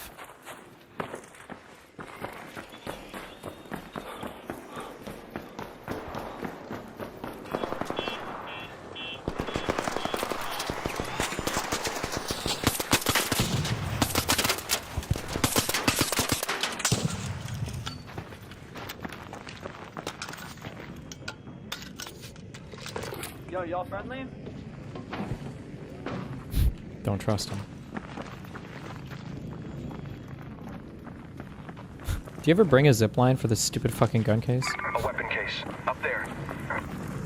No. You gotta find a zipline, okay? I bet there's a sick gun in there.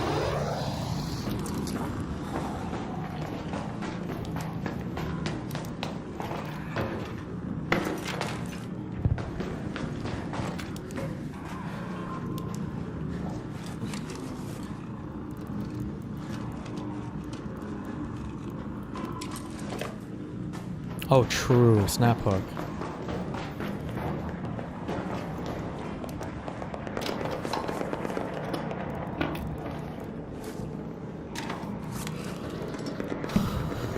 Oh.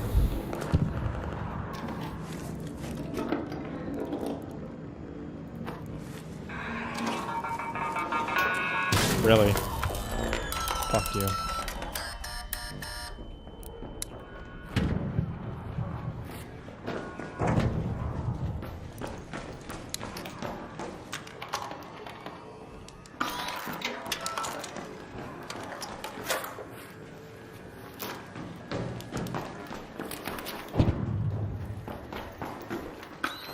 Holy shit, I just realized, you know what would make fucking keycards infinitely better in this game? There should just be like, you should separate them out like by normal keycards and like legendary keycards, and then that's it. It would just be like a tier 1 keycard and like a tier 2 keycard, and then any tier 1 keycard can open up like any fucking door. Instead of making them all hyper specific. I feel like keycards suck in this game. I refuse to believe people unironically collect them. Yeah, they're broke up. I feel like the problem they have with keycards is that all the loot you can get is like very specific to the spawns that are in the room. So like, even if a keycard says it's like purple, it really doesn't mean anything if it doesn't have like a weapon space or a bunch of doors. I just saved your life and you're shooting me?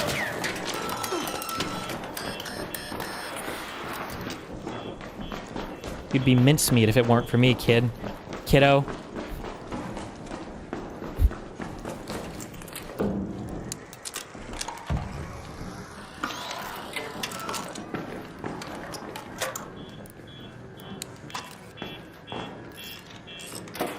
I'm so sorry. If he comes up here and hits out, I will kill him.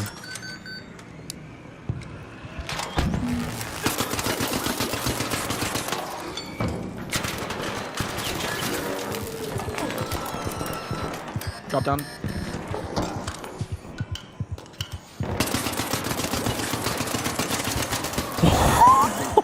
That's both of them. I'm so sorry. I shouldn't have done it. Oh, you should go up and find his ally. They might be kitted. Woo! Vita spray.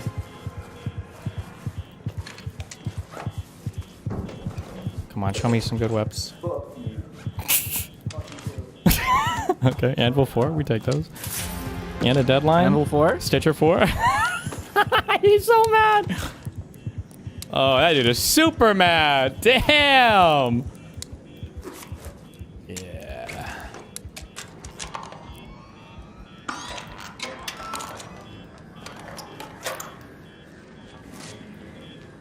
Torrente Anvil.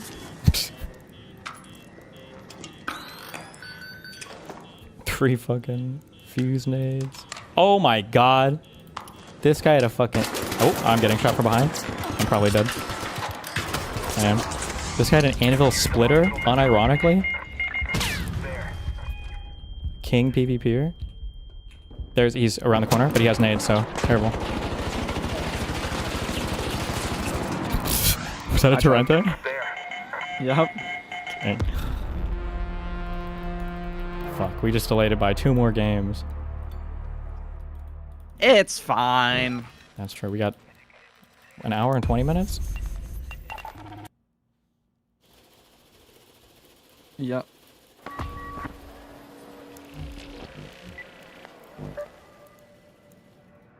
You turn into like a fucking loot goblin. What, Wait, what event are we doing? Oh, we're doing Electro Storm. 2 hours and 20 minutes? Yeah, it's still wild. Okay. We'll probably have to do like, yeah, 1 Electro Storm, 1 locked gate. Wait, can you go back? Why?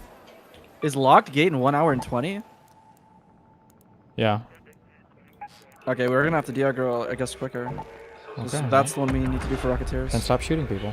That guy came right up into my mind. What was I supposed to do? You were the one shooting. What was I supposed... He came right into my mind, okay? After shooting me, after I saved him. That was the most karmic double kill. These guys had to die.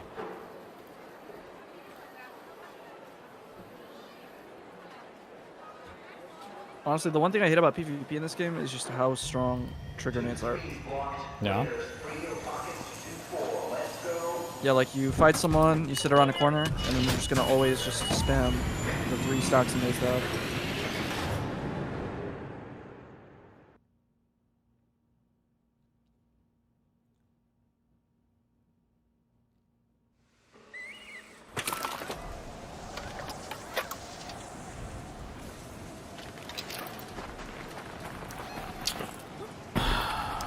Minutes. Let's go to that metro.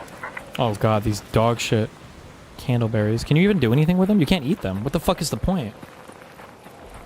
I don't even think there's an event up for them. So yeah, I know. So what the fuck is the point? Can you sell them? Just sell them, I guess. I don't even know if you can sell them. I think they're like 50 each or something stupid. I think they sell for a decent bit. Oh. Oh, they sell for $4.50 each. Wow.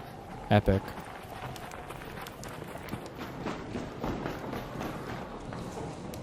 Oh, let me get some great mullins. Let me get my harvest up. That's what I need.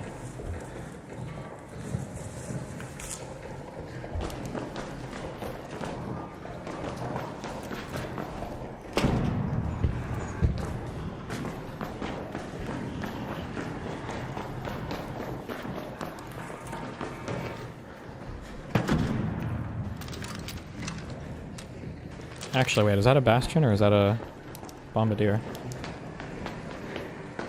I can't tell. Bastion, up Oh, there. I got it.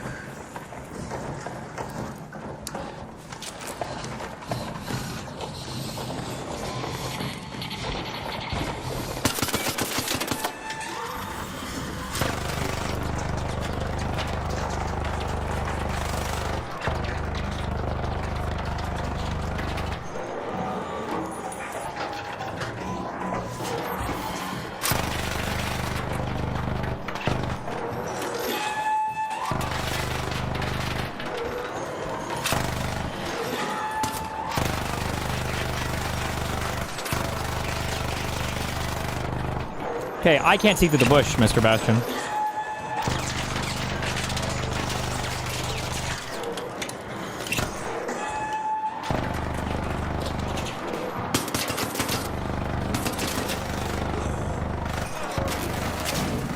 King.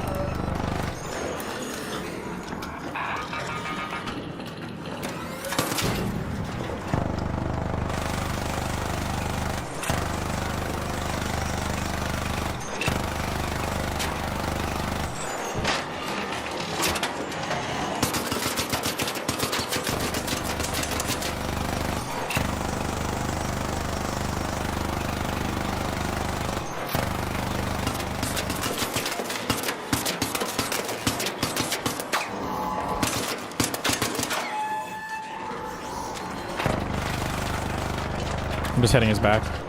You can do it, I believe in you.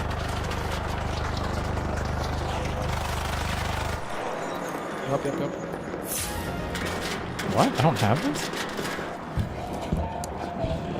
Oh, shit.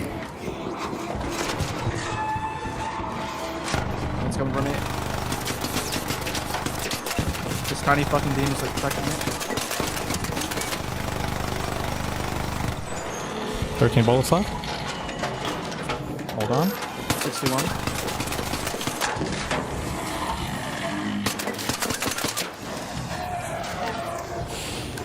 Oh, let's fucking go. Oh.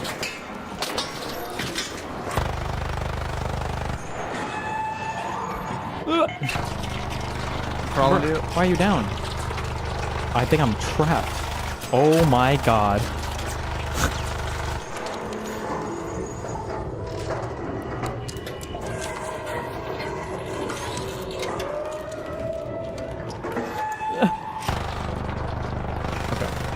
You're crawling me? I want to crawl in, but I think I can't. Right, let me try it.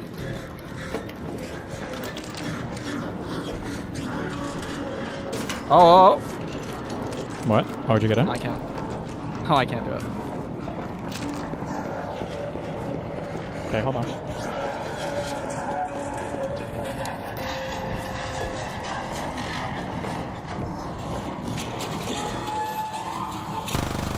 Got someone else?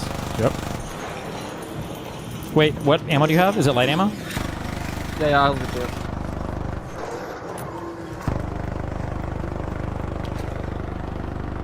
Okay. I'm just looking for like a few burner things or whatever the fuck. Just random whatever. Because it's almost dead. But then they're going to be people that loot it. Oh fuck, but we can't kill those people. Fuck. I got a blueprint that I don't have. Muzzle brake 3. I have a shotgun choke 3. Blueprint or a thing? Blueprint. Oh. Oh, a Stitcher. Let's fuck LFG. Let's go. Let's go. No! Dude, you don't want to do this. Trust me. He does want to do this. Okay, be careful, don't die. Yep, he's right up here. He's right up here. Good job, good job. Yeah. From behind, you got him. Yeah, drop down. You got him. Yeah, there's two. Yep, yeah, right there. Throw the nade. Good job. Okay. No, why'd you do that? What'd you throw? It's a gas grenade. It's not gonna do damage. I don't believe you. It's gonna damage our match. Stamina, wait. Let's head home at the southern station. I should play more demos, dude. 10 seconds plus 80 bucks. You what? I already have the BB. Oh.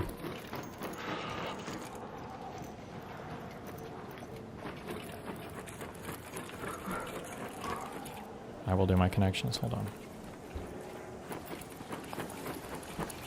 Calliope. I don't know what the fuck that even means. Superiority, Ringmaster, Atlas, Oedipus, Buzzard, Echo. Oh, I already know it. First 4 things are letters for calling somebody. Dial. Boom. Purple. That's the purple one. Boom! Electra, Dictionary, Inferiority, Thesaurus, Reminder, Encyclopedia, Vestige. That's where you look up words? Or things you look up in things. Okay.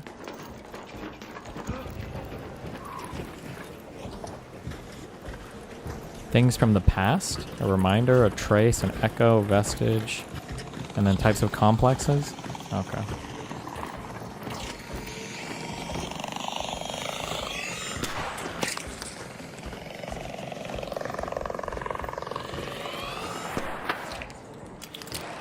Nice job.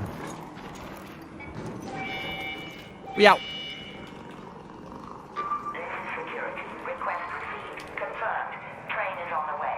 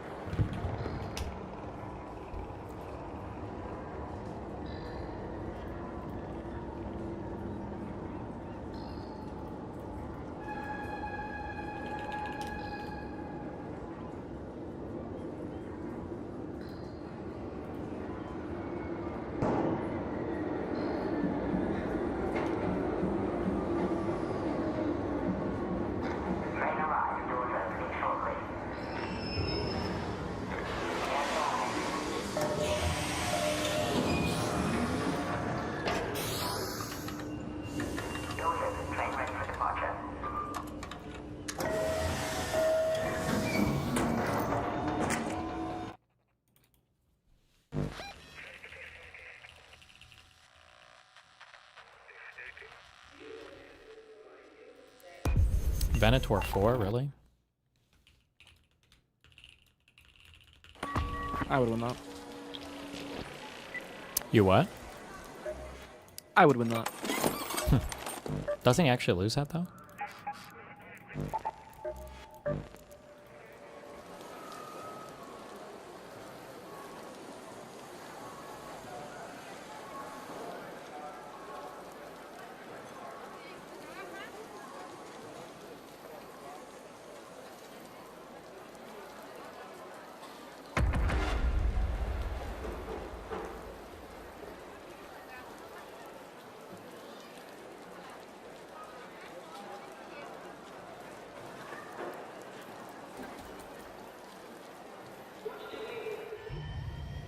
Wait, the thing we're doing is in 10 minutes?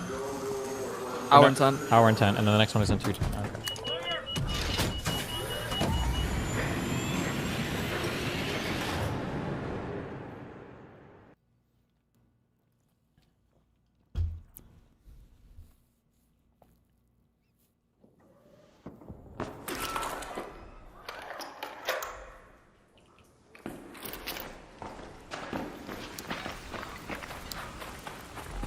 Okay, you need to react to this SLOP because apparently chat hates Arc Raiders. Well, I could always just turn my stream off. True. You know what? I'm getting that surveyor.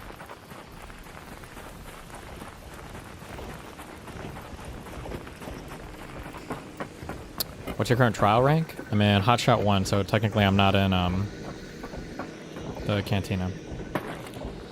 But the Cantina, the re-rankings happen in 3 hours and 10 minutes, I think, so. And I don't have a good score on Leapers or on Rocketeers. So we're doing those 2 events. But we have to get back into friendly queues because we fucking cursed the fuck out of our queues doing the most worthless fucking fireball run in the universe. Oh my god.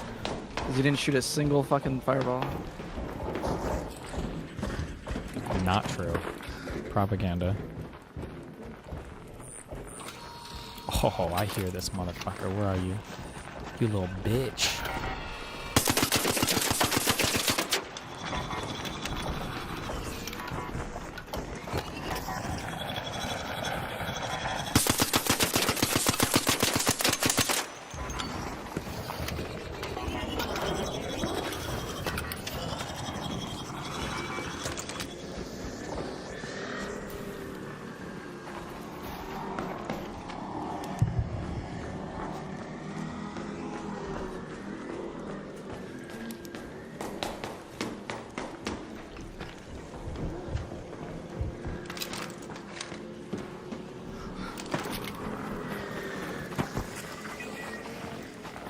Fuck did he go?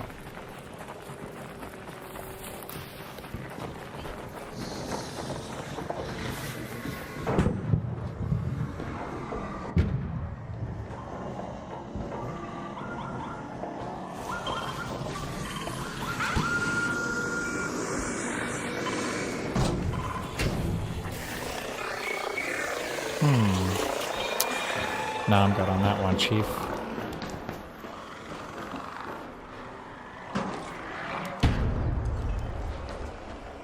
Do you know what the fireworks box does? I think it's just like a cosmetic. It shoots some memes, right? Yeah? Yeah, I think so. I'm checking. Apparently you can troll a little bit with it. I don't know if they patched it, but like, if you put like 2 on top of like the eyes of some like big mobs, apparently they can't see. I don't know if they patched that or if that still works though.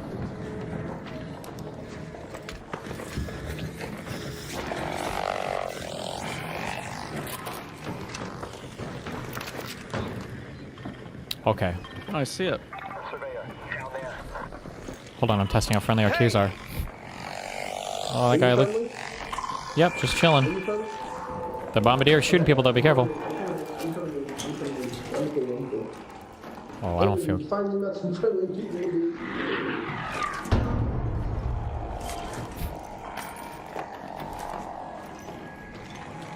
I'm gonna throw a lure grenade. Be like,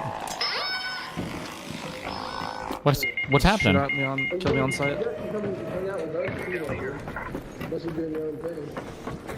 I'm headed. My buddy just got down, so I'm trying to find him.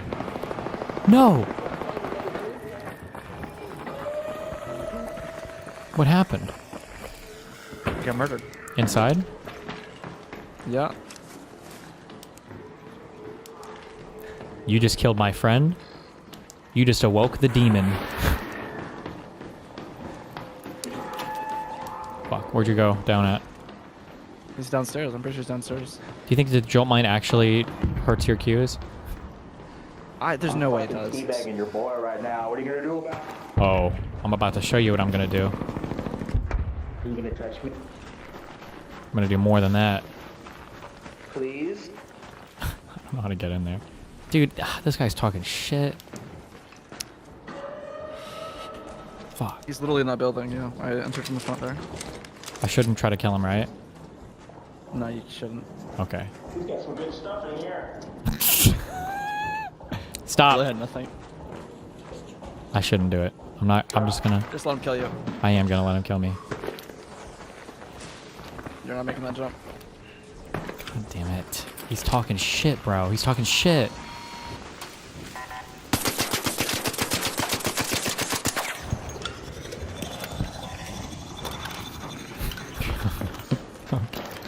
Died right there. They're up here?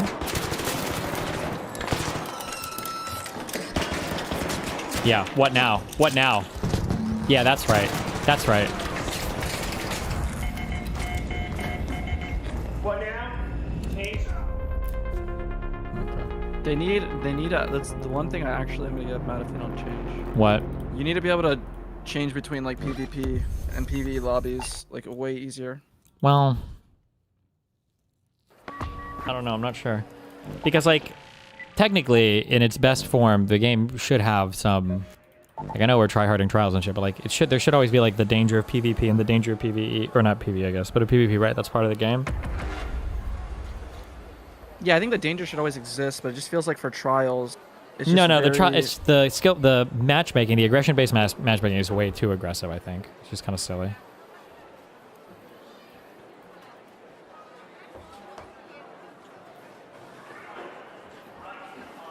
Or it needs to be done, like, way more cumulatively. Like, it's averaging your past, like, 100 games or something. Rather than, like, your past, like, 10 or 15 tops. It's really silly.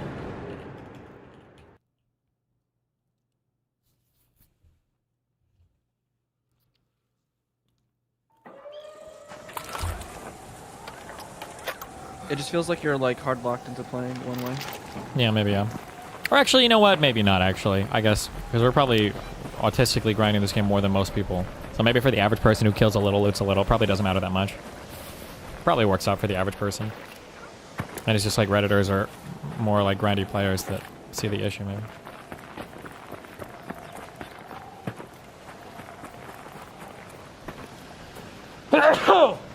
Nah! Bless you. True. Or not, because I guess you're rapist. Or what? Or not, because we're atheists. Oh. There's no blessing.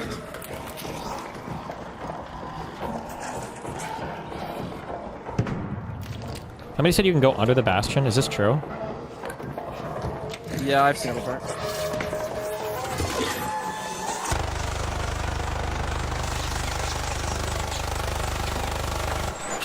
Okay, mission complete. Give me like 12 hours and I'll kill him, okay?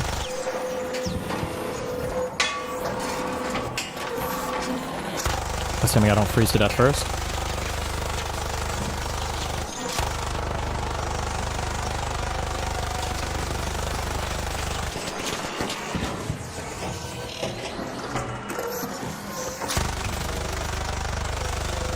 What, does the shock... Oh. Yeah, shock my balls.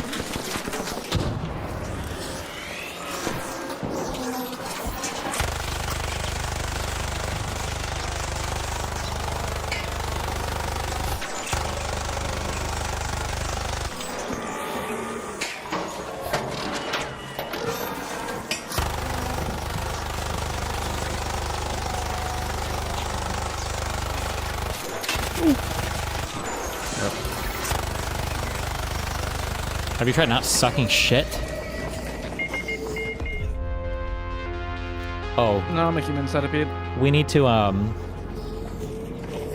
go drop Stella and just grind down the Bastion over and over again. That way we're getting arc damage. We're not PvPing. We can extract with good shit if we kill it. That's just the...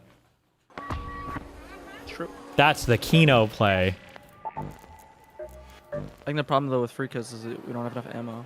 We got plenty of ammo, just don't suck.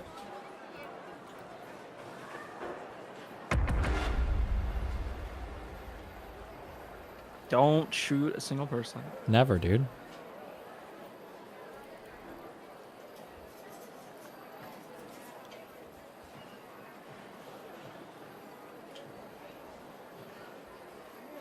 We're doing Rocketeers first, so we'll see how that one goes. Jesus. You don't have a Jupiter, do you? Nope. I'll drop you one. No. We're doing wolf packs. Literally, you need it. We're doing wolf packs, no? Yeah, we're gonna wolf pack them, but like sometimes you, like if they're far away, you can kill them without using. I feel like wolf pack plus anvil should be fine. It's like 3 shots to kill it with an anvil.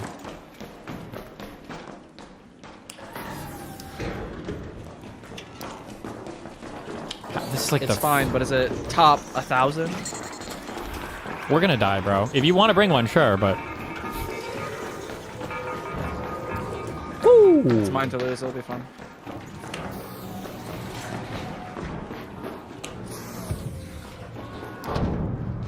What weapon did you spawn with? I got a Stitcher. Kettle. Okay, easy. The best weapons to kill it with.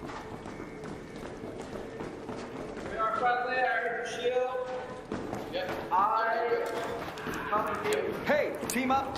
Hey, Raider. Come on, dude. Oh my god. Nice dodge. Thanks, King.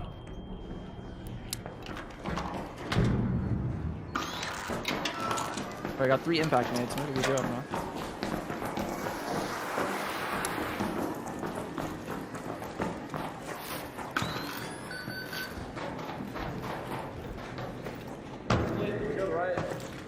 Hey. Wait. Cool. Oh, what the fuck is he doing over there? What the fuck?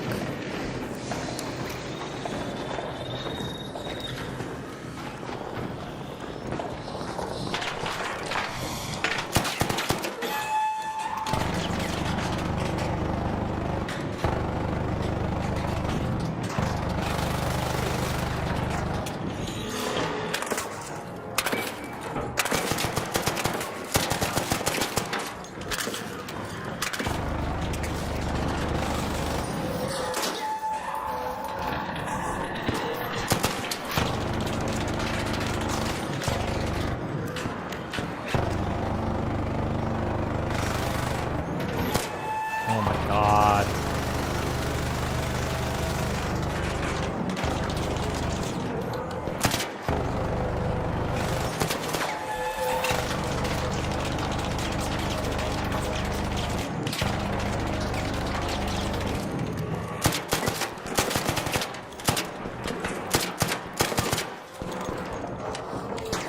No way, can he hit me right here, right?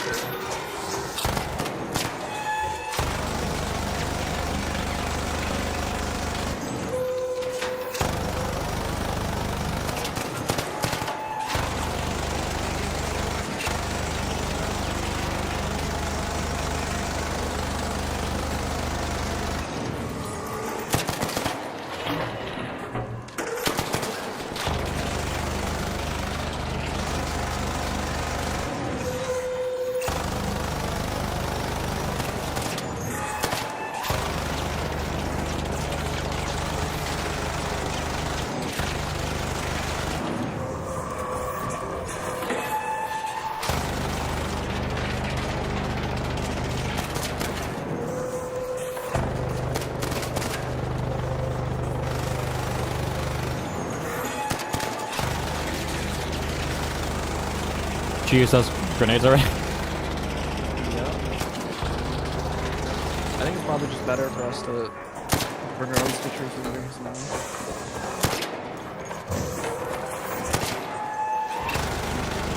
It's alright, I still got 34 bullets left.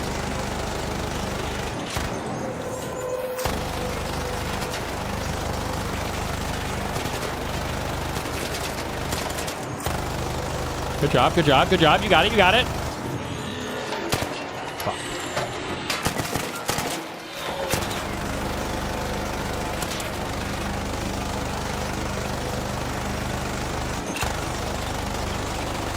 I need you to make room for me.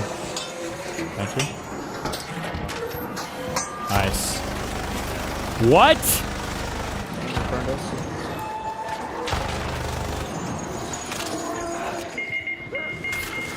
Wait, did you do that? Wait, I can't hear you. The what? The friendlies? No, that was someone else. Oh. There's no way that was us, no? Did he just drop fire on us? I hope he did. Oh, you know what? I know what it was. What? It was a fireball. No shot. It 100% was a fireball. Where? No, they would be... I didn't see it, but I think it was a fireball. No, I think somebody threw a flame nade or something. There's literally no one here, though. There's no, I don't think flame nade... Wait, no, maybe. There's a guy here. Yeah. Wait, do you see the corpse of the fireball? No, there is no shot of the fireball here. That would be pretty funny, though.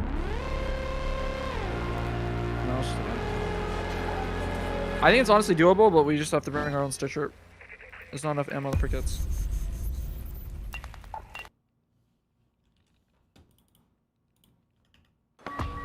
Okay. We'll loot a gun case and then go kill it. Don't risk your own gear. That's a loser strategy, okay? Yeah. I mean, they're cheap as fuck. No, I feel like it's just better.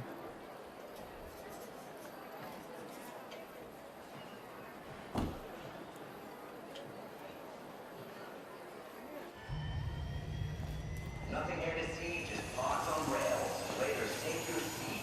Launching in 5.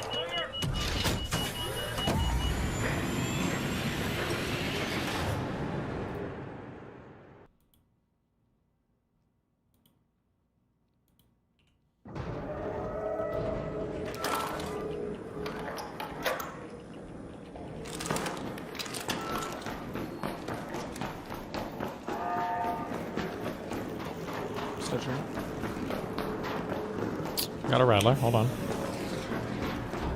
Okay, no gun kit, that's okay, that's okay. Oh, so now it gives us fucking triple A trim. Duh.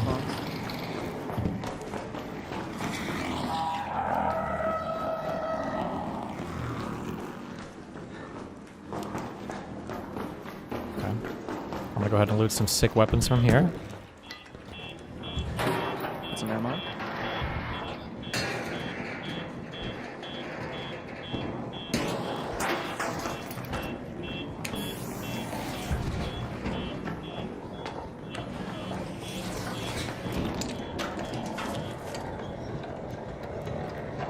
Oh, that shredder's like right behind you. Down there. I closed my door, he's good. You got an understanding, we're cool.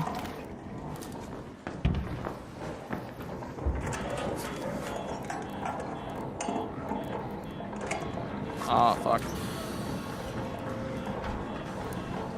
Plastic parts and chemicals.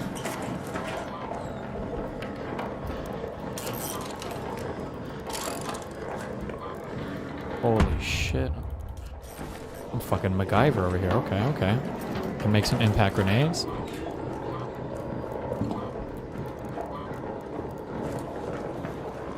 Can I take this?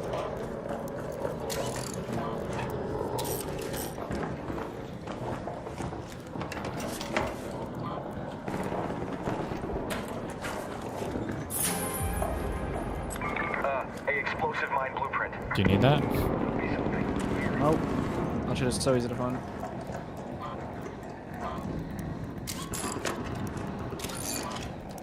You got plastic parts? Yeah, but I'm gonna need them. Wait, sensors are plastic? Oh, there might have been... I can drop me my chems though. No, I've got like 10 and 10. Oh, ammo box.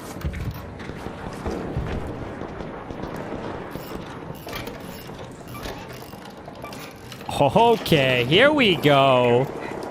I got 5 light impact nades.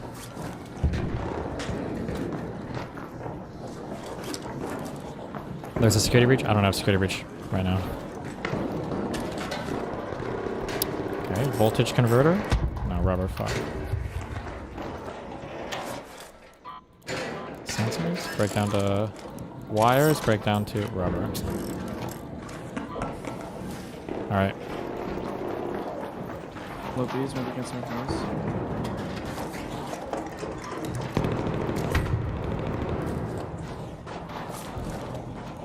More chems. I'm looking for some plastic.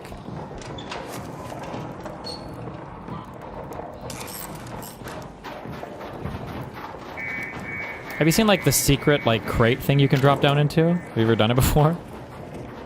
No, I've never seen that before. Fuck, I don't know where it's. Yeah, there's a place you have to jump. It's weird. I saw it on an Instagram reel. I'm sure it's real. It's legit. I'm going there now. Oh, it's here. No, it's not. Wait, did you find it? I mean, it's just a regular one, though.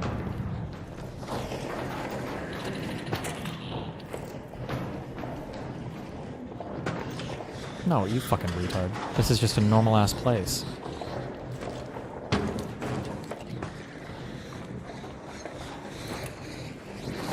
Okay. No plastic parts? I'm fine. Okay, that's okay. Check the other side. We got plenty. Come on. Extra Go nades? for Fuck. Ooh. Ooh. Hey, hey, hey. I know that you shot at me, but I don't think you realize I'm friendly, so... Oh, body, body, body. What the fuck gun is that? This guy just got me with an equalizer. With an equalizer? Yep. Is that a yellow gun? Yep. Well, that seems kind Bobcat 4 equalizer. Okay. Have you thought about getting good? Fuck, I'm not gonna do anything. I'm not gonna go fight. I would die anyway.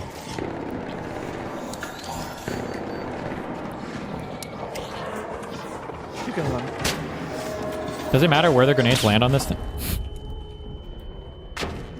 Not on yourself, preferably. Okay. Base. Alright, well, that was Apparently good. shooting the top of it is like super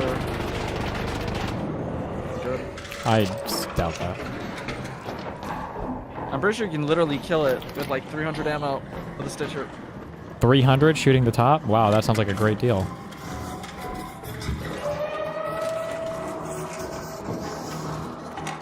Oh, muzzle brake. It is. That's what I need to take this guy out. Okay, hold on, hold on.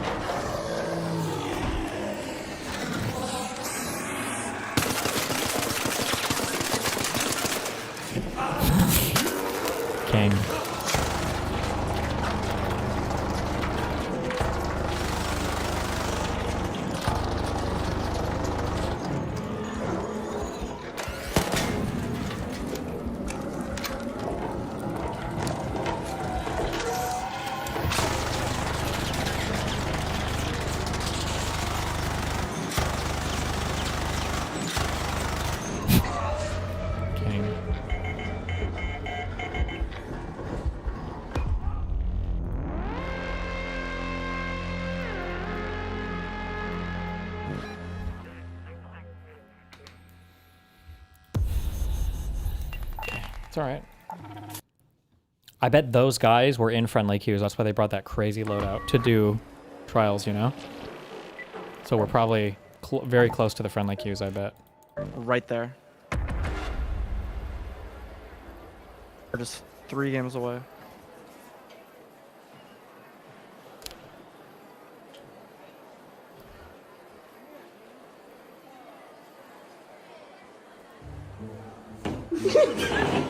Good. Do it again. Doing the Reaper one though. One more.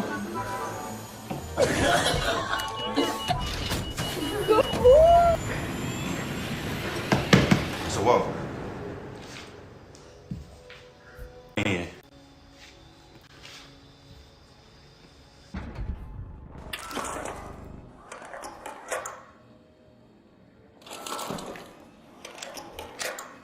All right.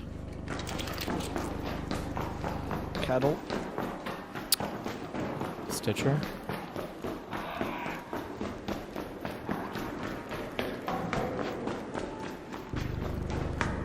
Do you know how to get into like all these things? Do you have to bring zip lines for some of them, or can you get into all of them? Yeah, you bring a snap hook. Or that, okay. I've done this one before. Yes!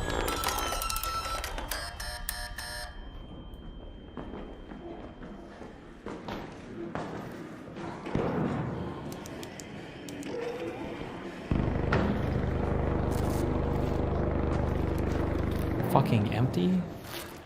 Is this a fucking joke?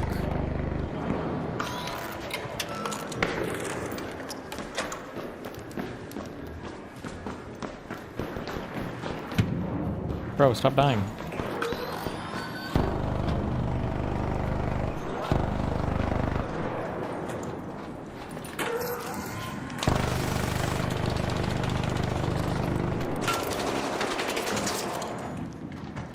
Bruh, don't do this. You don't want to do this. Trust me. I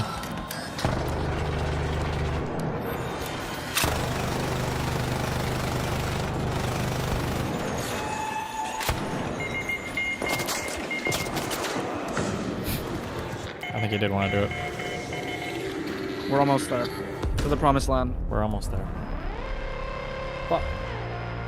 That was bothering my ears. How did the fall not kill you? Because I fucking ledge grabbed it.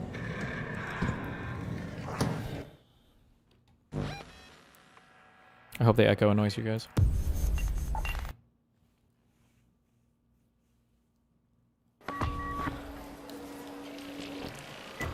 Oh.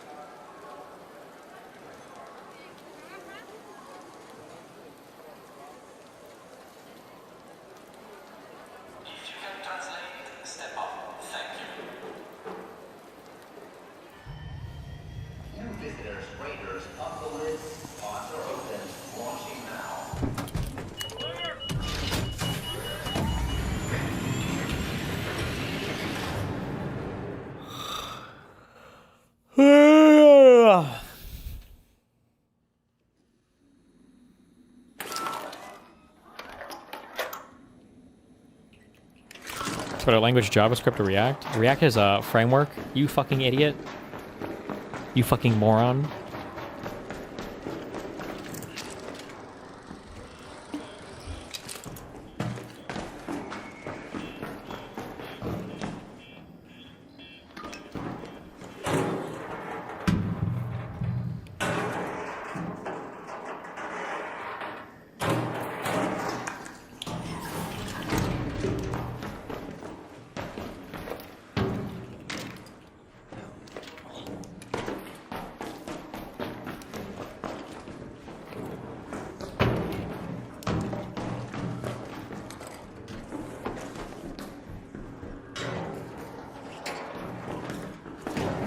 Oh, I hear a friendly incoming.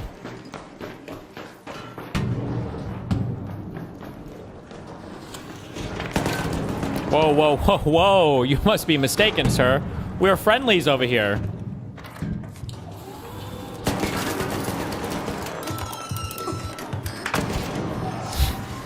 Okay, next one.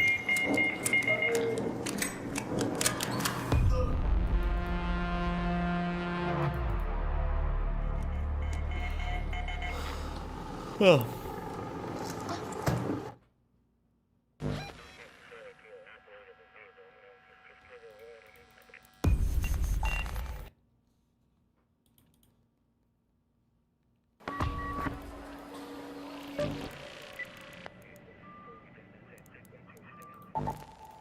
Wait, for locked gate, do we have to kill people for that, or can we just kill... Are we doing Rocketeers first? Rocketeers, yeah. I'm not sure if we have to kill people. It kind of depends because if we see them it's like killing? a big map. Oh. Well, It's probably chill if we get the PvE lobbies.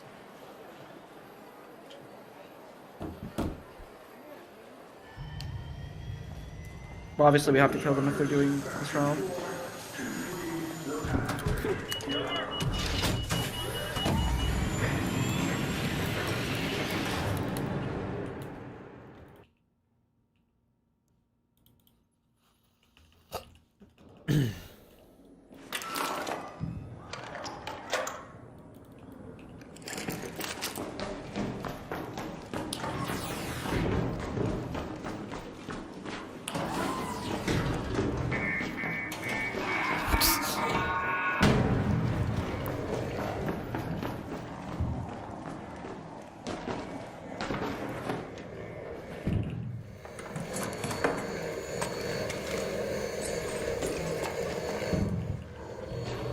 There we go.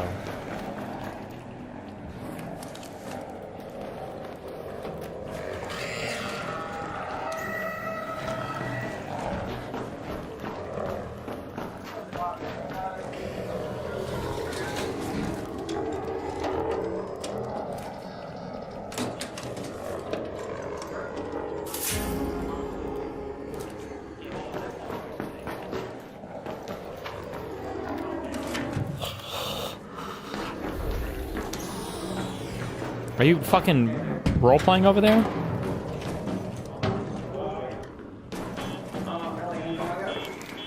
Hey, I got a thing. Look, look, look. Spectrum Analyzer over here, guys. Who needs it? Spectrum Analyzer, here. What's that? Not me, but I hope someone uses it.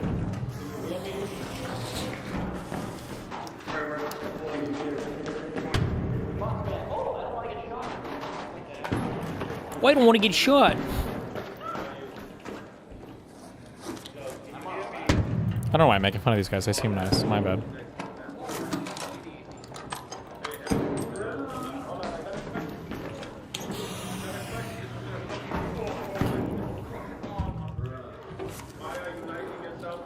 Dude, this guy just does not want to shoot me. I picked up a Venator, so I'm ready to take out the Bastion now.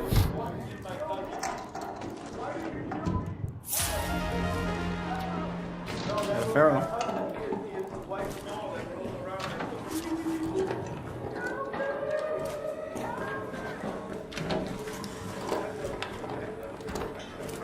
I'm gonna go in the breach room, get the other ammo case. Do it, do it. Should be good to go.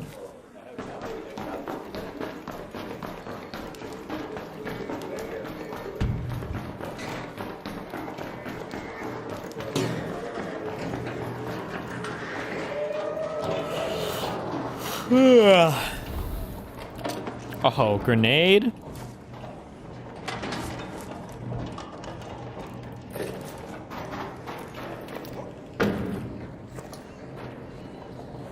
Okay, where's my grenade to? I know it's over here. Hi, hey. Whoa! Let's be chill.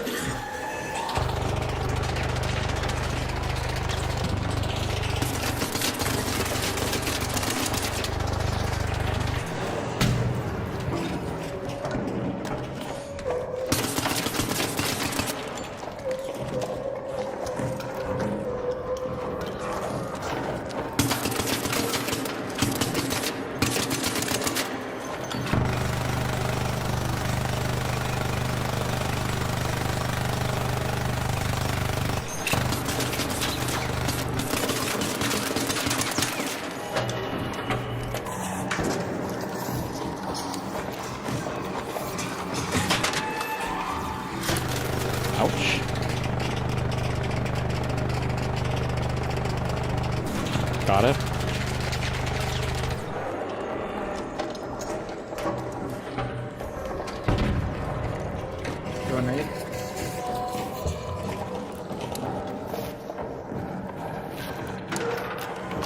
It's coming grenade.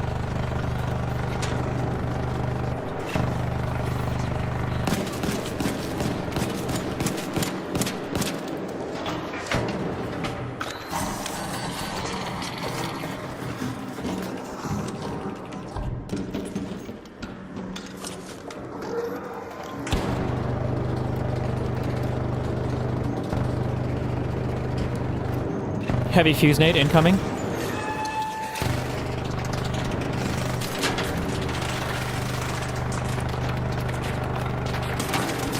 don't even know if it blew up, but okay.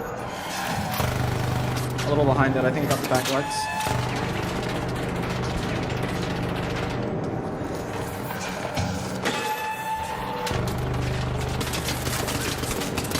There we go. There we go.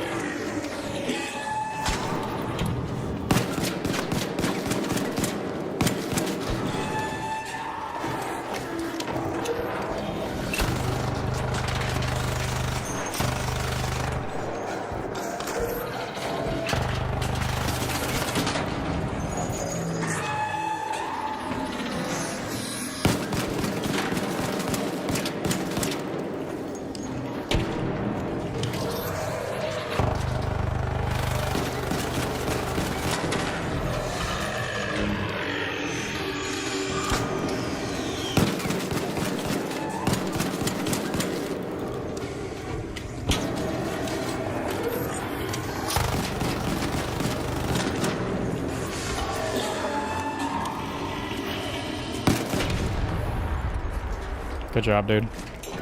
It took us years of grinding.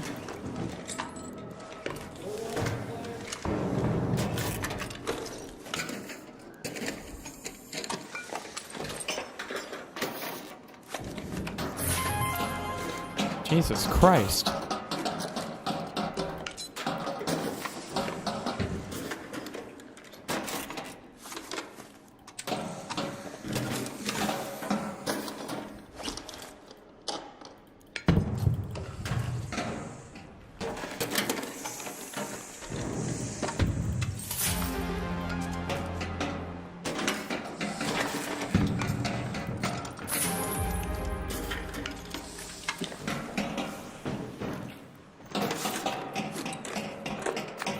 I got 34K.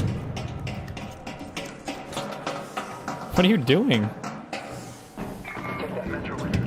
That's on it. Oh.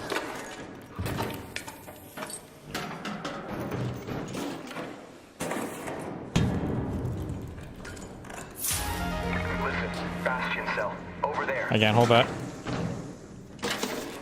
You got it though, I believe in you. Hey, boys. Hey, what's up? Wait, what? Is there a Bastion still under there? Pick it up. I don't see it. Oh wait, I have no idea what just happened. Just fucking despawned it. Well, it was in a thing that I... Oh wait, was it over here? Oh, it's here. Hey, Bastion cell.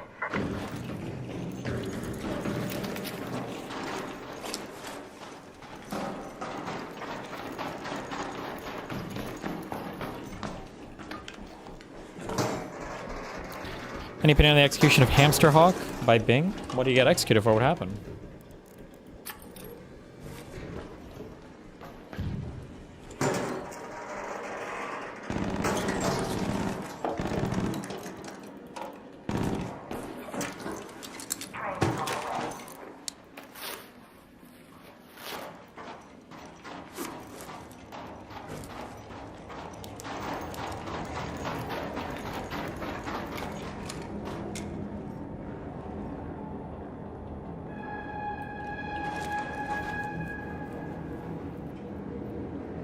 It's been going a whole month and I haven't... There's no way Hamster Hawk's been gone for a month. 3 weeks, okay? Chill. We are Hamster Hawk! Stop. I'll call on the left side. Other side. Got it, got it. Hacking, hacking. I'm in the mainframe.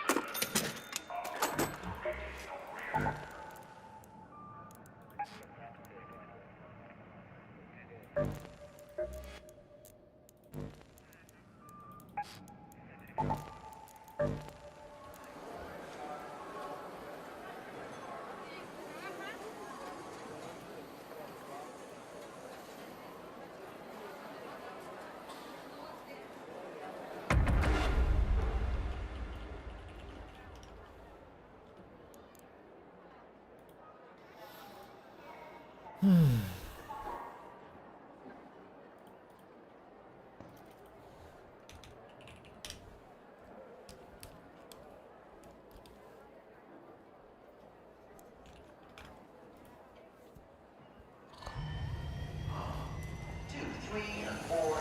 catapults. Discharge in 5 seconds. 30 minutes.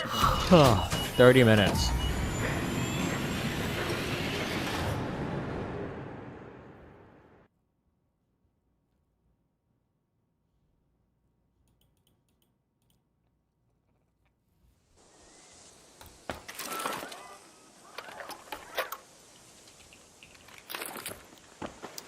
This is a good test of our friendly queues, I think.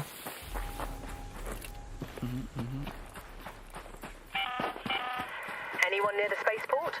Someone just managed to override the outskirts bunker's security system, and every gang in Toledo is scrambling to get their hands on whatever's inside. Don't let this opportunity go to waste.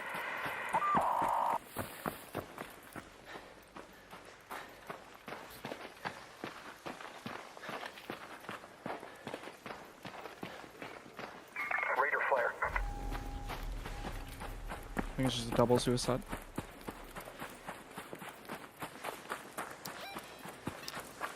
You ever had wrist or arm problems from typing all day? No, that's gonna work my wrist out a ton by fingering your mom.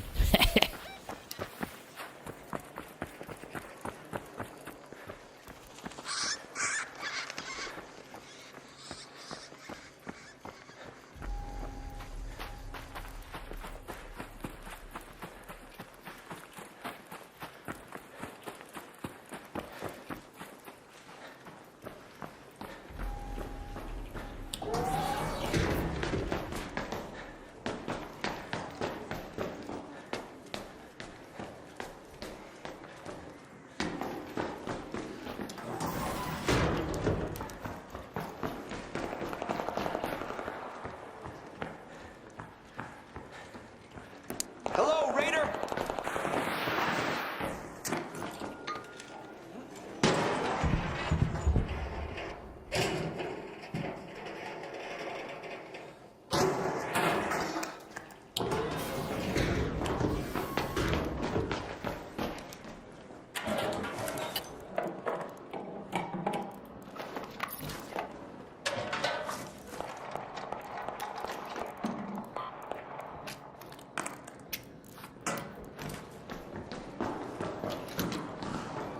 Damn. Did I unban? I didn't ban anybody. Especially not fucking hamster. What's up? You getting killed? No, they're dying to Arc. I thought they were fighting someone. Oh, help them. What the fuck? Or loot them. They're the only bodies we can loot now. We gotta be like vultures.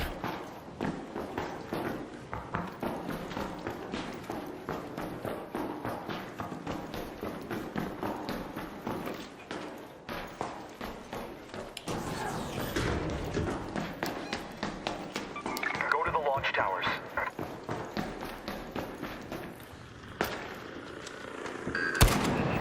I don't even think that fucking hit, did it? Nope. I love this game. That's okay. You died to a person, right? I think so. I think an Embark admin was controlling the turret and was leading shots and stuff. Very unethical. I'll be posting that on the subreddit tonight.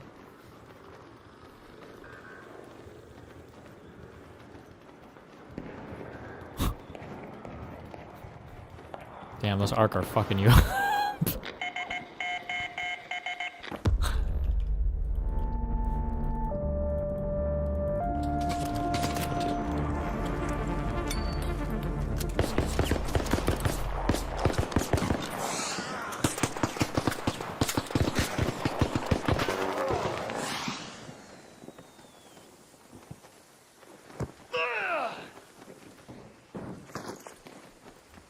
Damn, that guy's got a big old suit.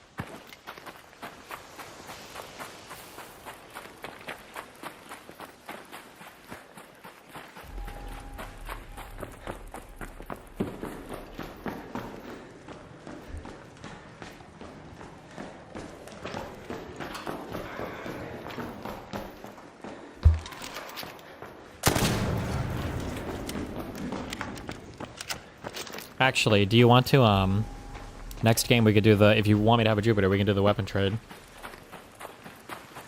Not sure.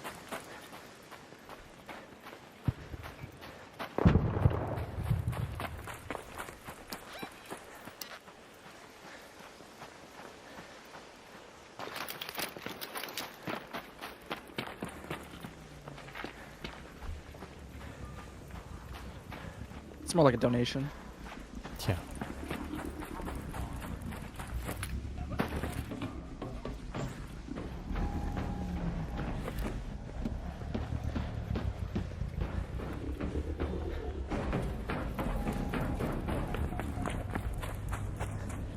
Oh my god, I ran out of stamina. Yes.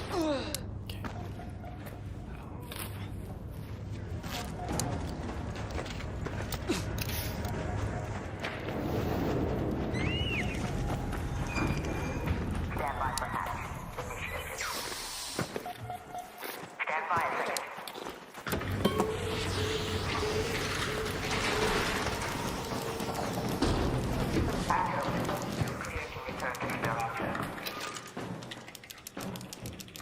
Friendly? Oh my god. Okay. I just found the friendliest guys ever.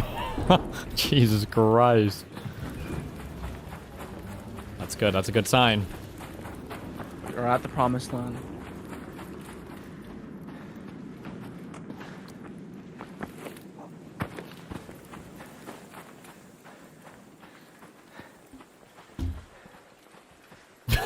I can't believe that guy didn't shoot me. What the fuck?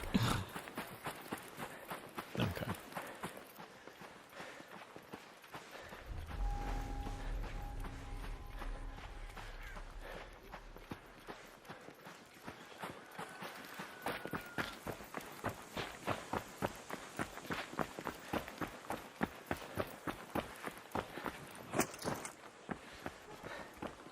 Some guys run into this tunnel. Yeah, well, I'm about to get the sickest fucking shit ever in this totally unlooted area up here.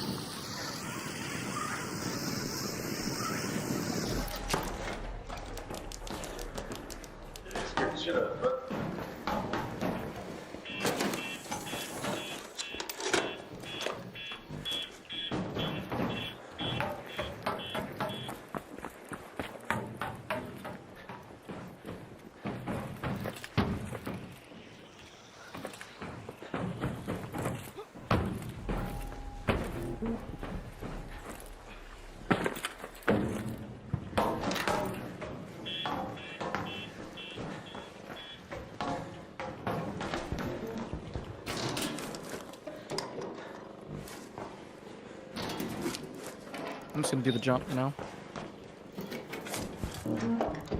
Like the jump. The jump. The jump.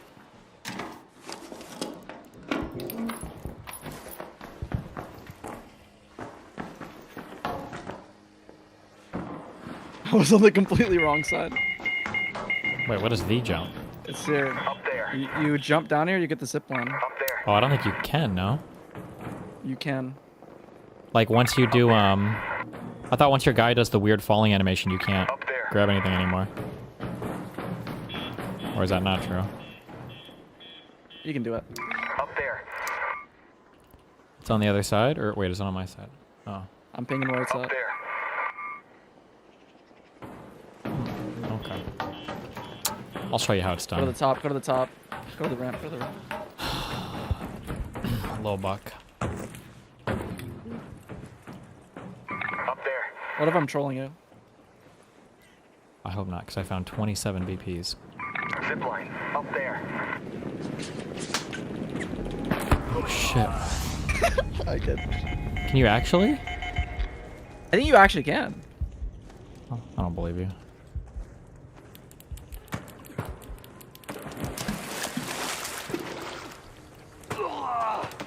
Okay, wait, spawn this map one more time. I want to see it. I don't believe you.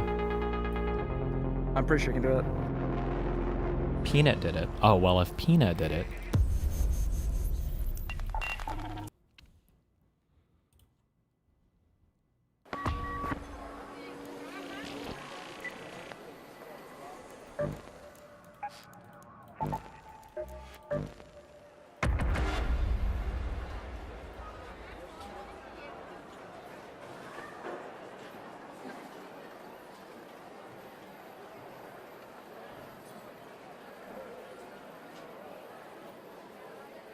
DHS sent legal requests to Google, Reddit, Meta, and Discord for the names, email addresses, telephone numbers, and identifying data of the accounts that track and criticize ICE.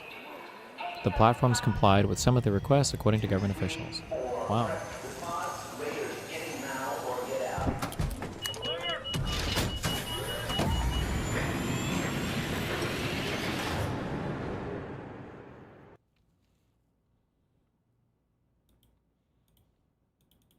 No, do your caca. Oh, yeah, good thinking, good thinking. Do the Couple of these. yeah. Couple of these. Spin around 3 times. Step on your left foot. Don't forget it. Yeah, hit that shit. Then, pelvic thrust. Caca. No.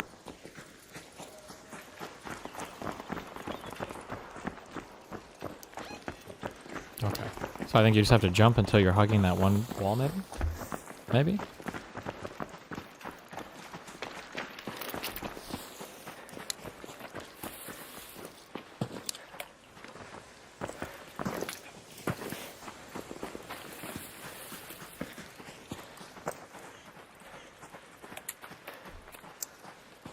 Don't you dare.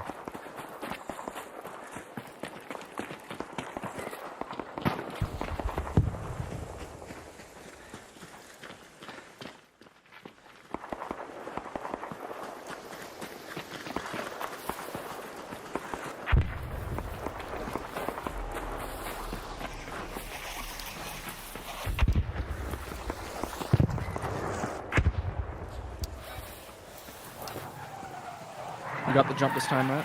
Yep.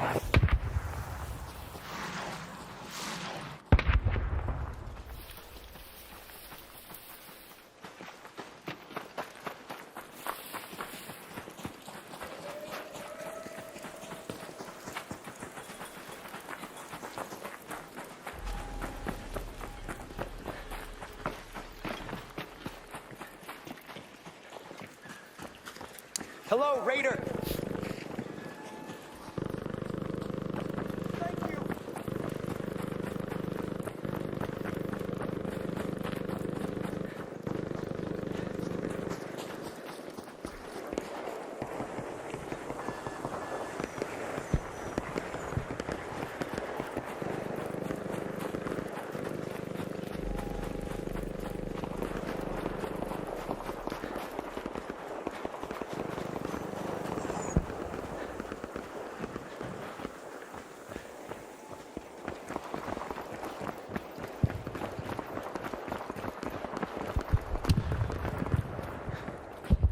Ah.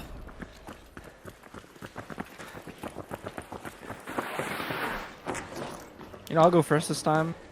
Because, you know, you'll make it, right? You watched the video? Yeah, it's just a matter of jumping off the right one. Which is it? What is it? Northeast, south, or west? Like which corner does it hug? Is it the northern corner? Let me check.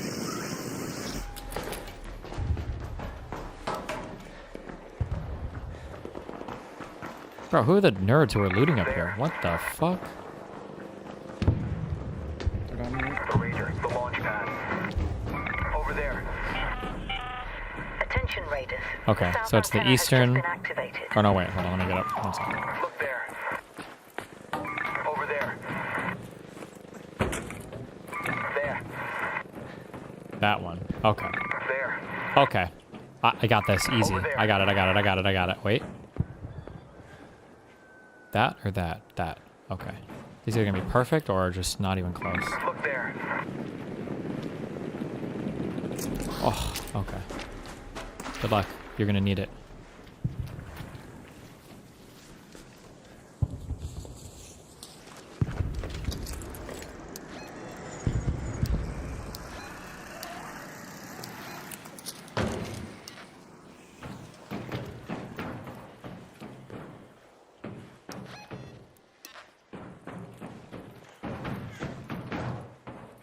You said I hugged the wall? Let's go to the launch towers. South. Yeah. Wait. I'm coming up.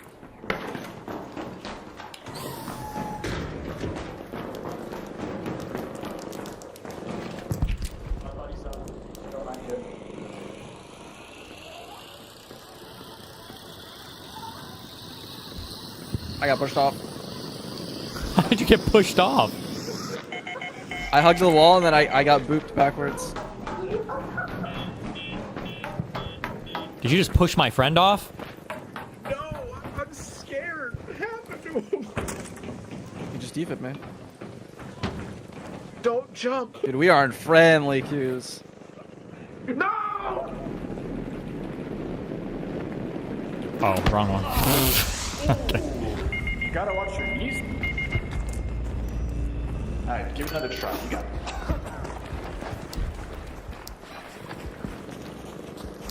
It's the southern one? Okay. By the launch towers. Yeah, okay. Up there. I feel like I should give that guy something. Kind of just defib both of us. We're in the good queues.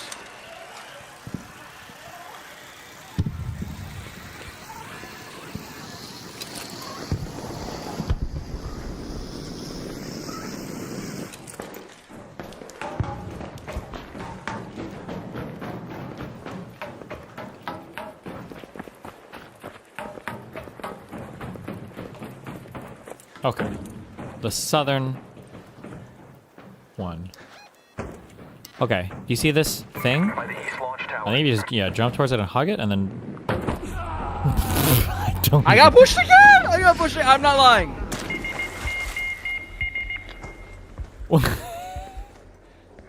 Okay, I don't know. That was a fluke when I hit it.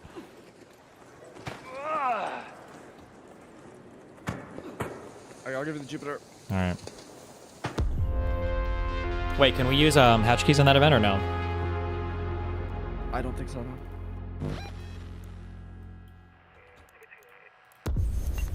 Or we can just load it up normally and get hatch key. Well, yeah, but then you wouldn't get the 40 minutes. But then what? You wouldn't get 40 minutes because locked gate is 40 minutes. Oh, no, I know. I just meant for this trade right now. Oh, yeah, for this, yeah, we'll bring a hatch key.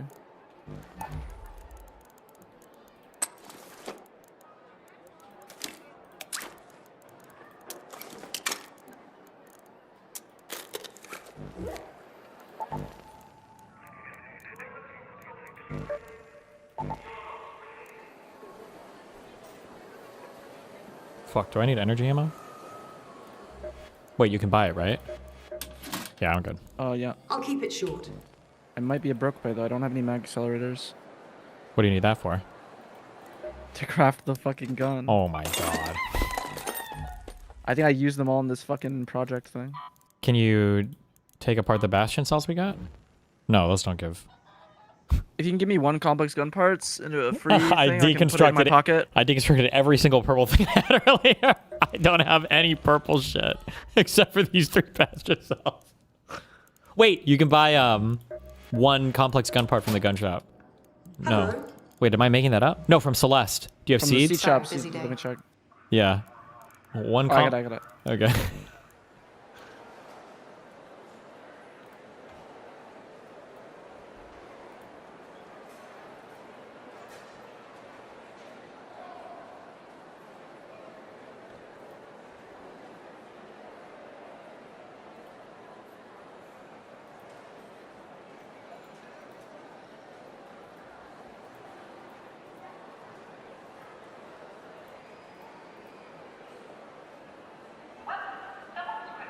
Wait, no, but I need a mag accelerator.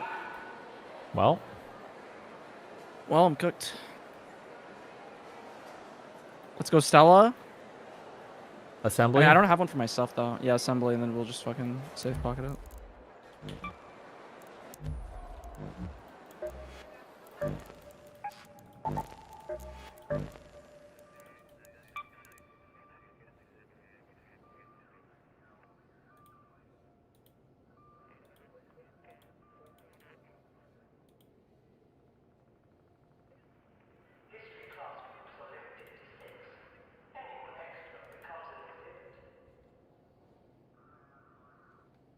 Or we could just prepare for it if you want to. I don't know.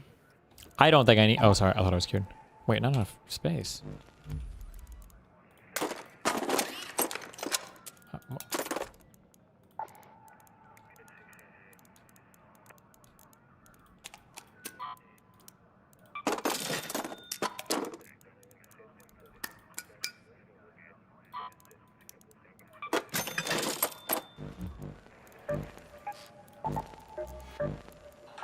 Boom.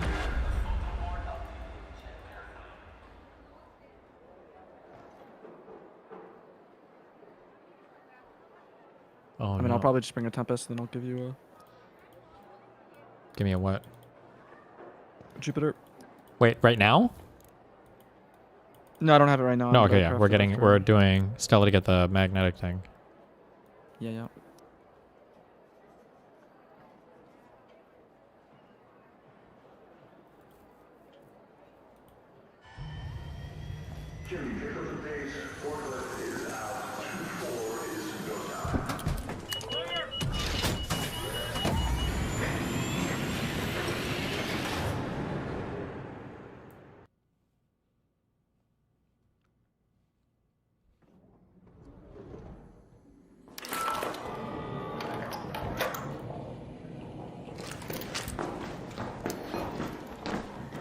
Jesus Christ. The furthest we can possibly fucking be from assembly.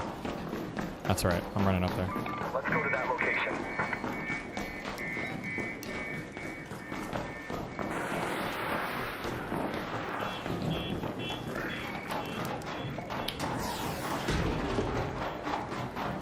Never mind. Could be worse.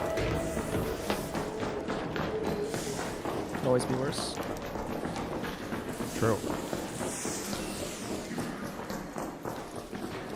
Fuck, I hear them.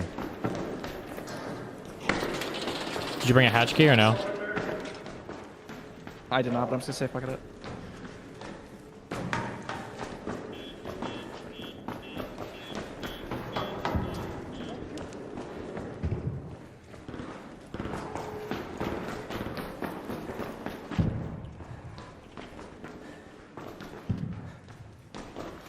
Right here, baby. Let's go!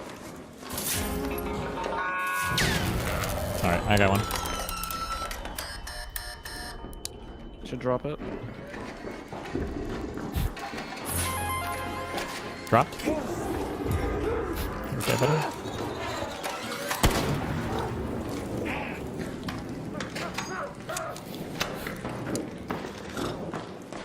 Extra? I can just surrender. Why? No, don't die. Don't waste your kit. Don't. I didn't even bring it. Don't waste your kit. You have safe pocket. You read an augment. No, it's the no augment. How do you have a no augment safe pocket? Do you oh, you don't even know. You've never even done it before. No, what? That sounds like the ultra fucking noob shit. You literally, it's not a free loadout. You just load out custom loadout with no augment. And you have a safe pocket? Yeah. People just go in this way to get blueprints. They'll go in with Stella, they'll just go to the lobby area and just go in naked. Damn. Okay. I gotta get out. I got 6 purple items, so I can't die, okay? It's crucial that I survive. Head home at the lobby metro. Huh, my worst nightmare.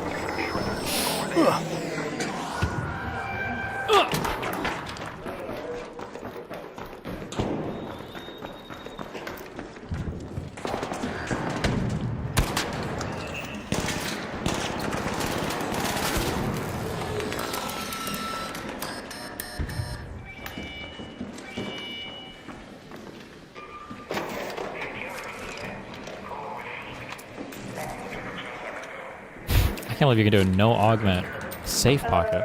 That's disgusting.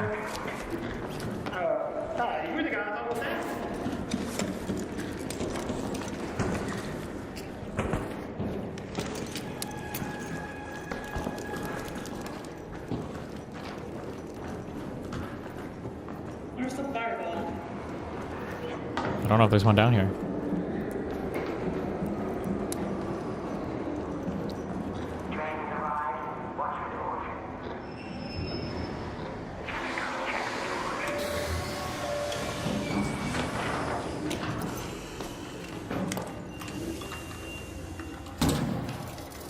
Oh my god, I got a red eye on you.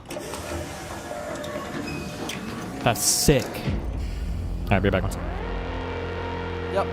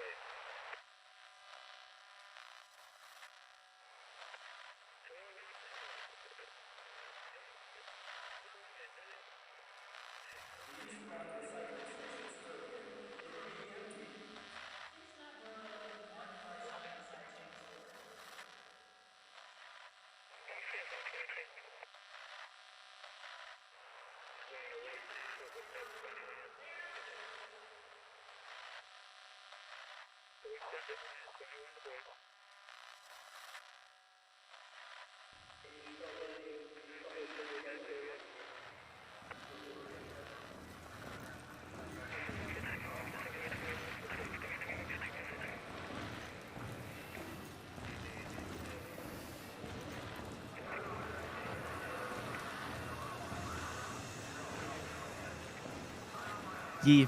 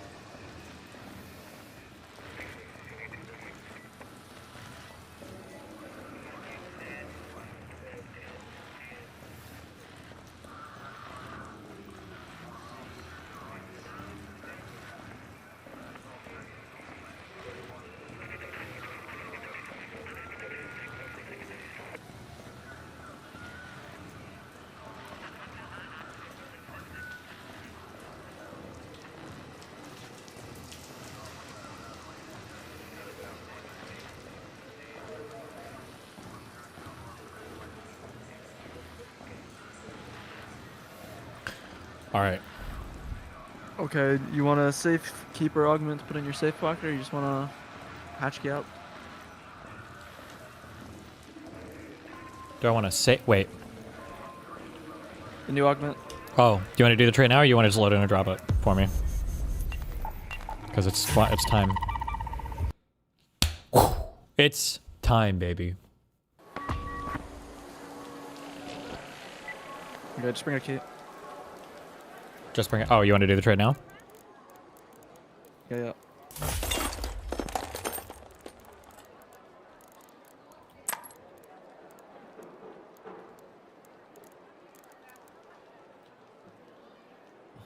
damn it.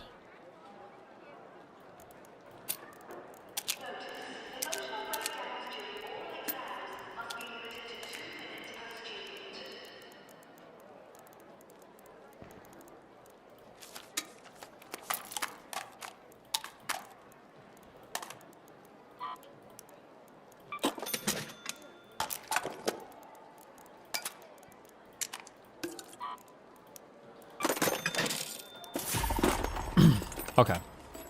Say, wait. Oh. I'm bringing the Jupiter, you just bring the HP. I'm just bringing a hatch key. True dat.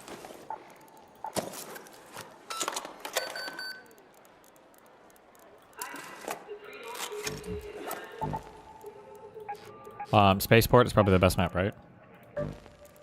Yep.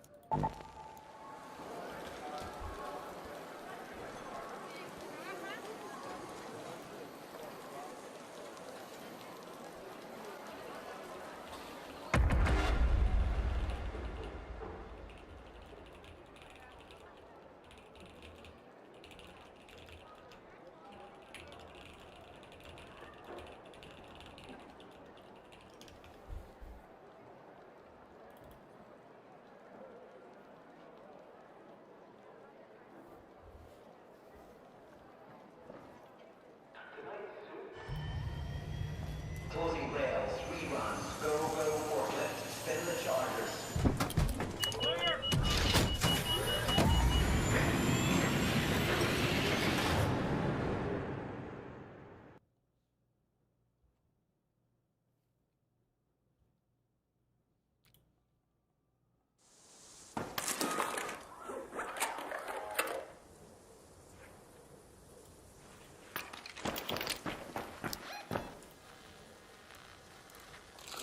How do we get literally the worst fucking hatch key spawn? Jesus. Head home at the control hatch. Let's just head to the hatch and I'll drop it. To the control It's hatch? a nice safe bucket. Okay.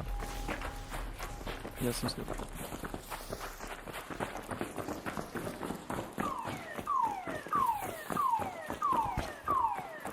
Shit, it's the fat ass alarm. Your mom must be here.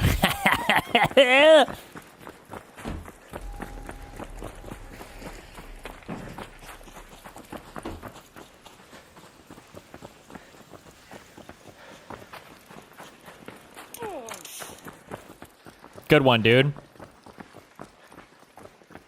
Would it make more sense to drop it at spawn and swap key for items? Well, he's got the augment that lets you put a gun in your safe pocket, I'm assuming, so if we get killed on the way, it doesn't matter.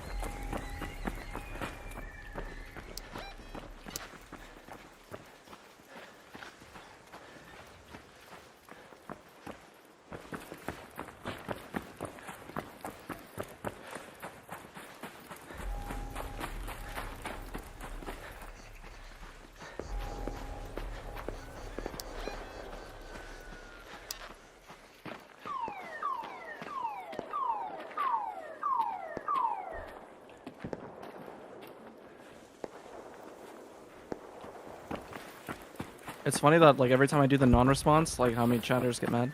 Good. They should get mad. You're being a rude guest.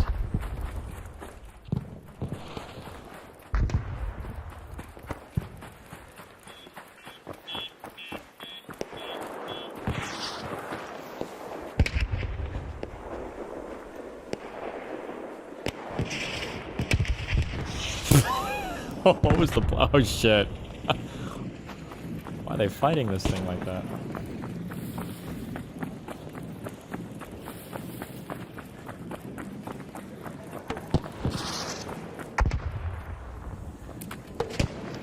Oh, hole cracker deployed. Hole cracker, yep, he's locked in. Wait, do you think... What if both these guys die? Hold on. We can take their shit. Hold on! He's got it, he's got it. I believe in him. He got him! Look at that. Wow, good job. That was a close one.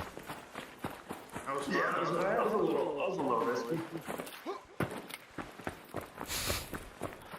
Those guys are so lucky, dude. I bet those guys are so fucking kidding. Oh, they are because they're doing the event, right? Oh, no, we're not on the thing. Yeah. Okay, what do you want to do? Take it.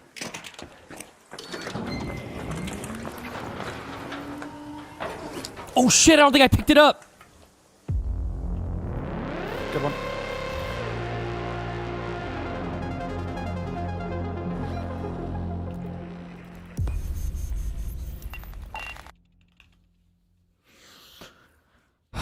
Okay. What is this stupid thing? Is this the long range one?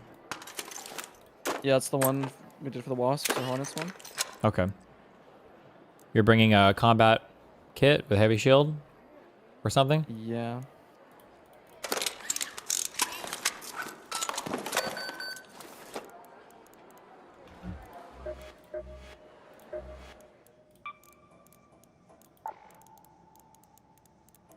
How many energy clips do you bring?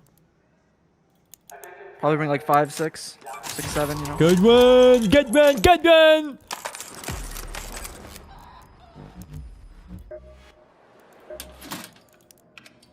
Better to buy now than regret later. And then what's your secondary? Well, I was gonna go Tempest, but I'm probably just gonna do Renegade. Okay. You think that's better than an anvil? I guess so for long range. We're not really going to be able to shoot the Rocketeers with the Renegade though, right? Yeah, that's what I'm thinking of right now. I think I'm just gonna go Hullcracker, honestly. Jupiter Hullcracker?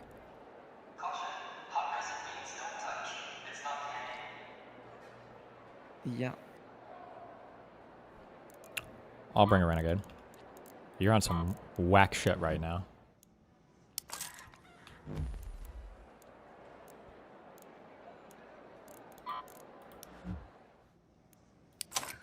And I think you have to bring a Venator. Wait, why? PvP. We're going spaceport, right? Yeah, but it's not worth the road. You think we're gonna be like just in case? We're gonna be PvPing up close? I'll throw it on my inventory, I guess. I don't see how that will ever come up. But okay. I lost fucking 14 more blocks. Okay. I mean.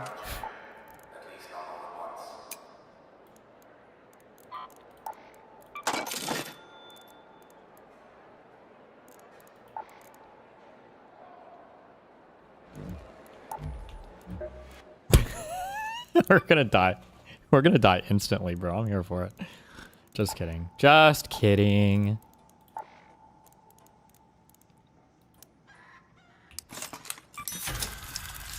I never got the fucking medium fucking bullshit.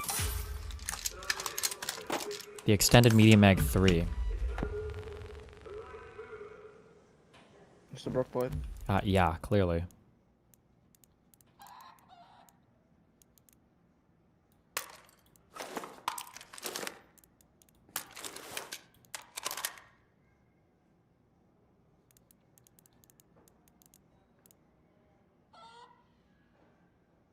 Dispersion recovery time. The fuck?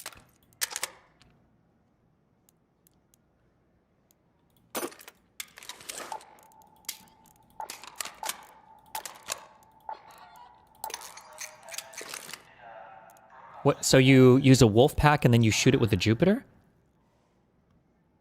No, you probably just double Wolfpack. The Jupiter is good mostly when you when your duo has a Jupiter, because you can shoot it from very far away. But I'm probably just gonna have to shoot it with a Renegade. Wait, so are you bringing a Jupiter? I don't understand what I'm using this Jupiter for. So I'm broke. I don't have the Jupiter. I gave. Why would you give it to me? I don't even use this gun. What do you do with it? Is this for players or it's for? It's good for long range arc. Okay. Okay. Long range arc, but not the Renegade, not the Anvil, not a Pharaoh. Okay. It does a lot more damage.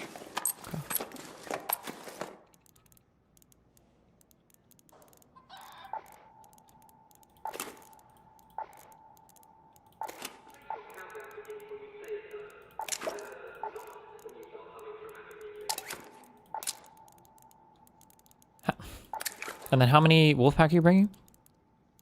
Is definitely the question. This is retarded. No, that's okay. This is not retarded.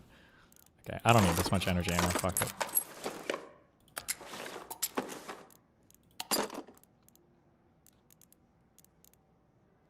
I need surge shield rechargers. That's what I need.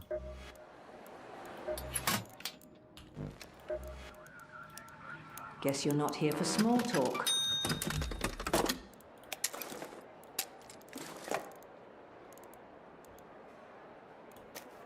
There we go. 35.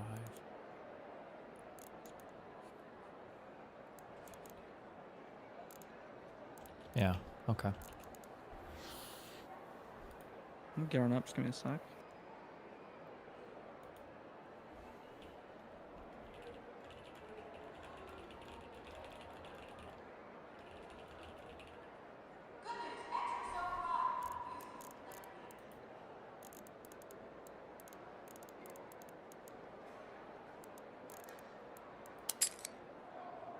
Is this enough ammo? For what? I don't know, for my weapons?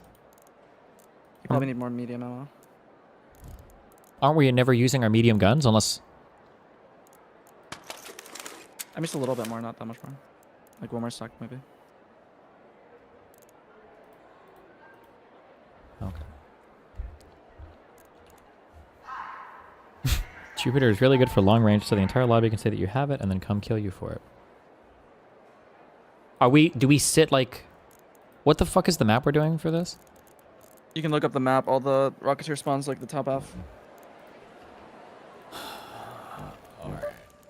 Oh, we're doing locked gate. Oh god. So it's gonna be the that one, the nest or whatever, right? I don't know what you're referring to. Good.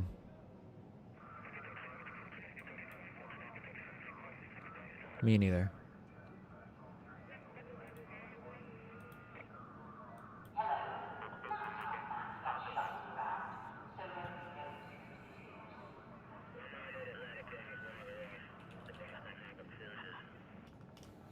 Okay, Rocketeer. Okay. How much PvP do we think we're going to be doing here? Are you bringing...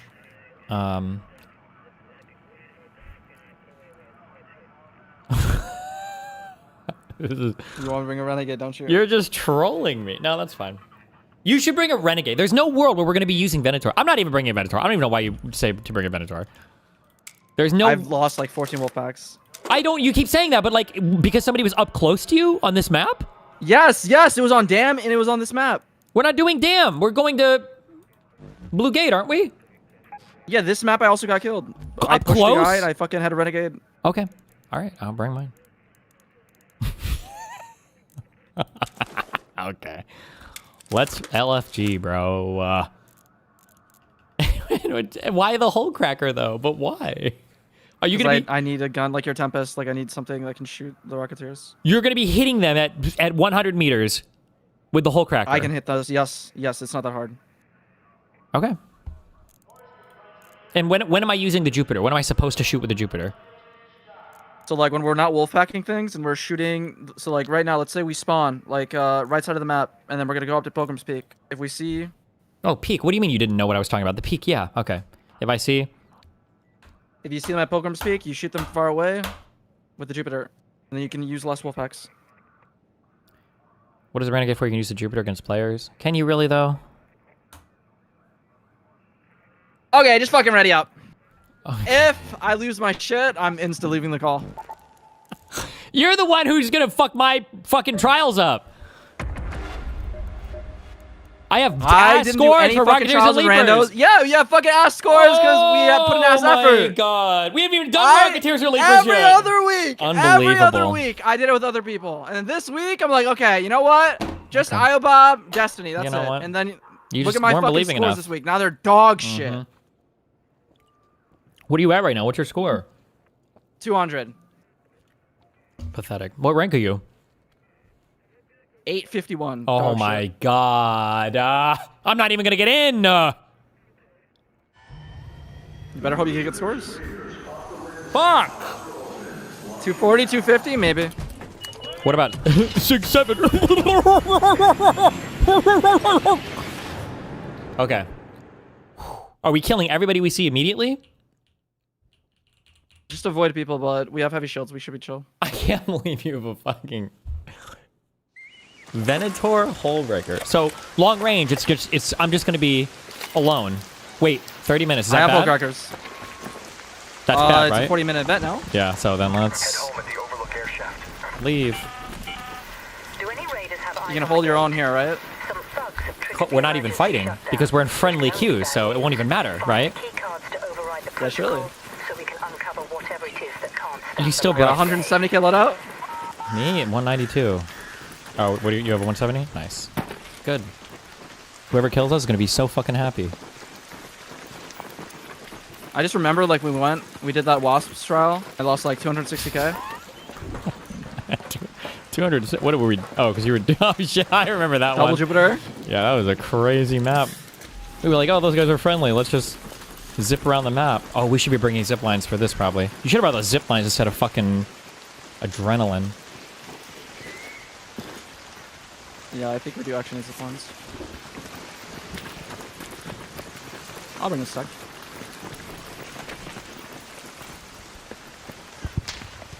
I'm ready for That doesn't sound good. For the Stitcher ones to roll up on us and just fucking.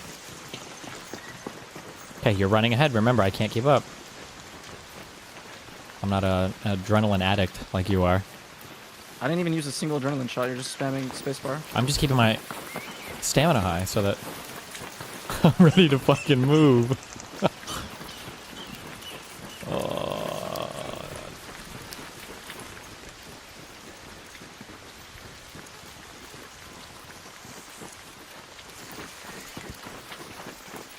If I lose this shit, camming up, Facebook, shotgun style. Okay, chill. Why are you just running up? What's your stamina at? Chill.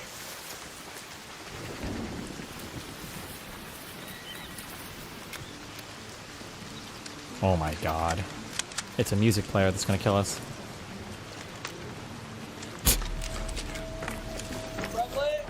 Don't. You're gonna. I don't want to get my ass beat to a soundtrack, dude.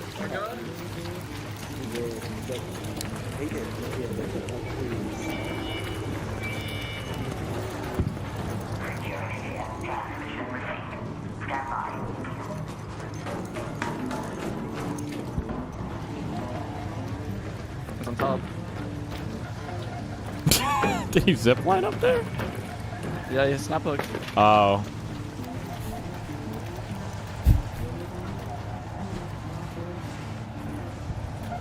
You could have 50 jolt mines down there. Shut the fuck up. Why?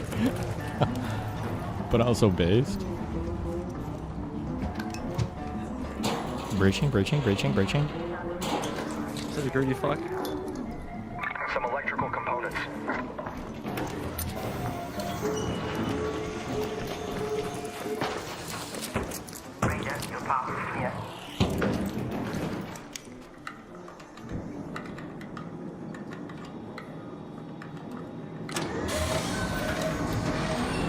I have all my wolf packs on me. There we go. We just farmed another friendly queue. Yep.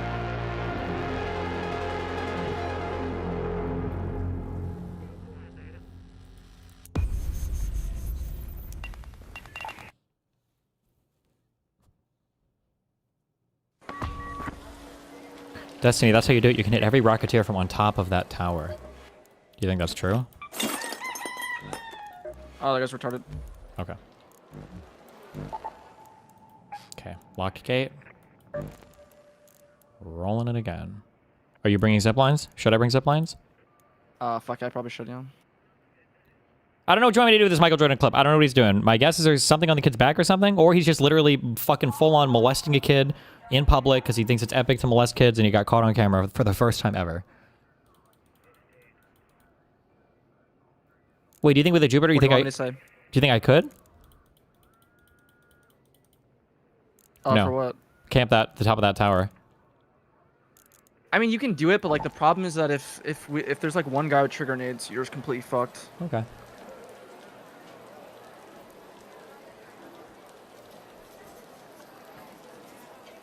I mean, I stayed in that spot for the Wasp straw.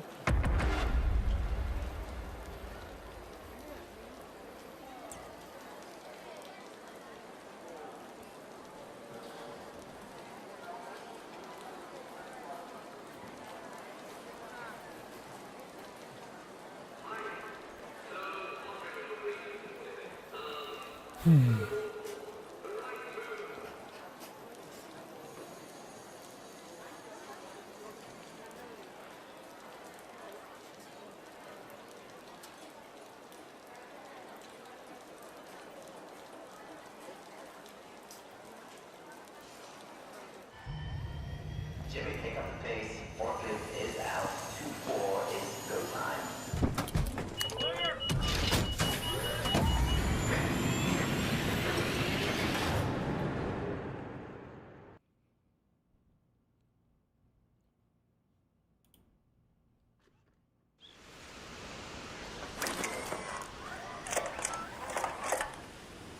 You need to set zips from peak to security entrance, and you can see all 4 Rocketeers, 2 spawn at peak, 1 at nest, and 1 at village. That guy seems like he knows what's up.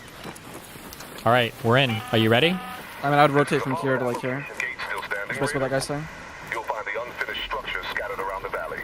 Look for construction signs and cones. My previous crew came under heavy fire before they could finish up. Okay, I'm gonna Jupiter it or Wolfpack it. Let's Wolfpack this one. I'll throw one, you throw one. I Jupiter it, I'm sorry.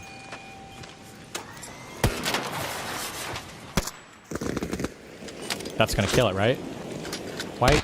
With our... That's okay. Oh, nice. Yeah. Hole crackers. I don't know why you... Shut the fuck up. I don't know. Do we have to kill those? Oh, with our renegades. Yep.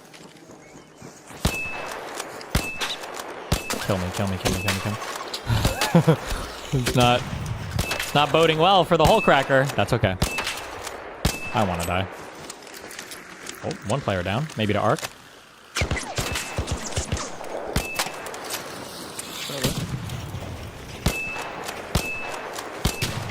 I didn't bring enough medium. I see one here. Okay, you wolf it and I'll... Oh. I'll throw a wolf then. Okay, I'll Jupy it. Don't know if that hit or not, but I...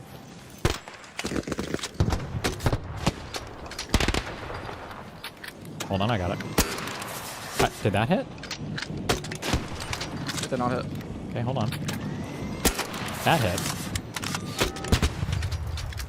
Oh, the hole cracker's useless, huh? Yeah, you got it that time. Okay, alright, alright. Pilgrims? Hold on, this is like the PvP fucking spot of the zone of the map. Hold on.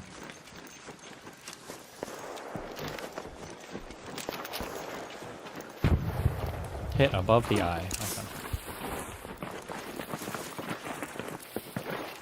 Okay. Okay, your adrenaline, you're gonna be ahead of me, careful. Is that you? That's mine. Oh, because it's part of the map, right? The map yeah, condition. some stupid fucking map thing, yeah. Okay, do you want to like camp on top of the reception? Yeah, I like going on top of this. Oh! Jesus fuck. Dude, I can't do so this. fucking retarded. I just can't PvP with gear. I just need my stitchers. Isn't there a way to get up here? God, I'm so good. What?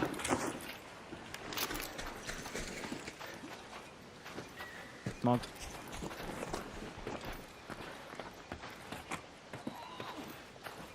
I don't see any pilgrims peak ones. Hmm.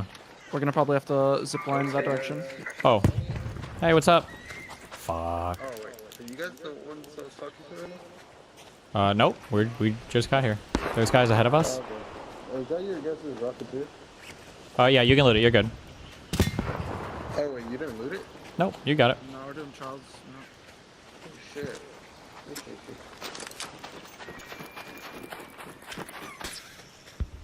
Okay. Wait, you're running into 2 guys? There are 2 guys down there. Did you see them? They're on the... I see them, yes. Okay. My assumption is they're friendly, but...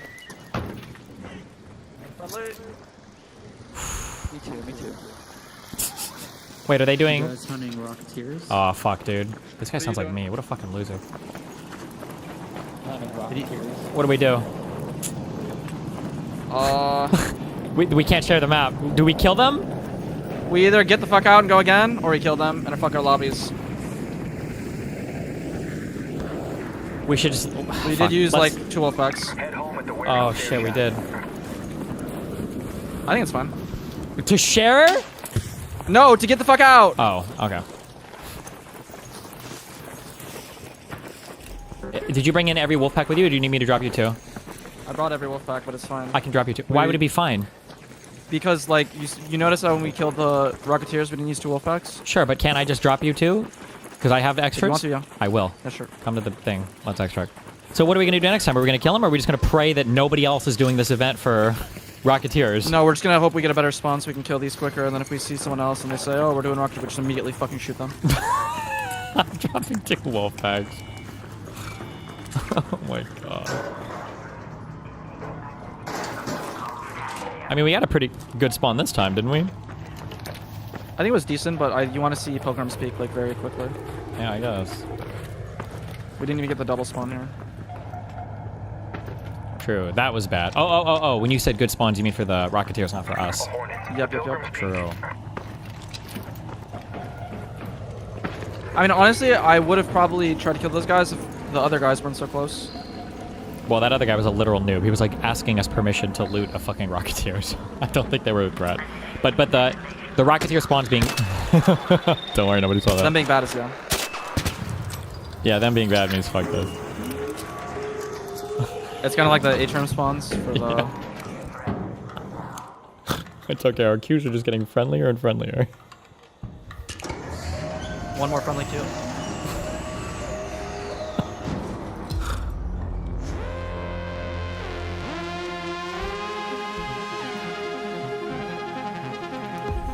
We just lost 2 wolf packs and you're laughing.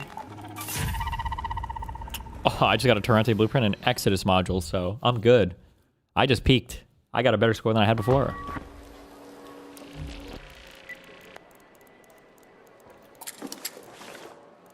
Okay, 2 more of these. Maybe I will bring 1 more stack of meaty ammo. Maybe? Nah.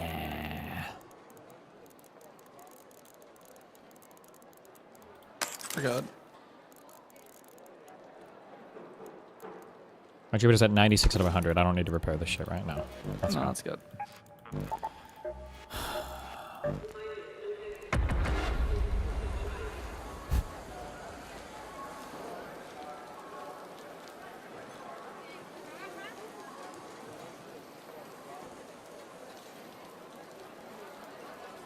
You think those guys would have killed us if we told them we were doing Rocketeers? I don't know, bro.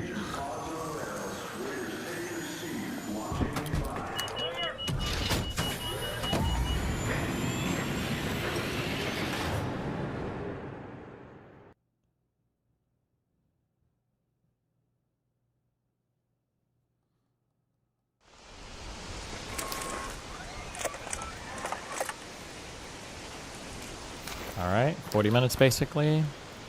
Let's move to that location. We're far as fuck. That's okay. 40 minutes. So much time. This might be one of the worst spawns, I'm gonna be honest. Like might where? be resettable. Like where we spawned on the map, or? Yeah, because I mean, every single Rocketeer is like at the top half of the map. Go to that location. And we're kind of late. What do you mean, kind of late? Like 30 seconds late? Like 2 minutes late, which might be enough. It's for not like even a last second Rocketeer spawn. 2 minutes on the map yet. It's 38:30. I can tell that you are not shooting your fireballs. That's all I'm saying. Okay. I can tell. Okay. Take up that snitch for next week. I'm just kidding. Don't do it. Oh my god.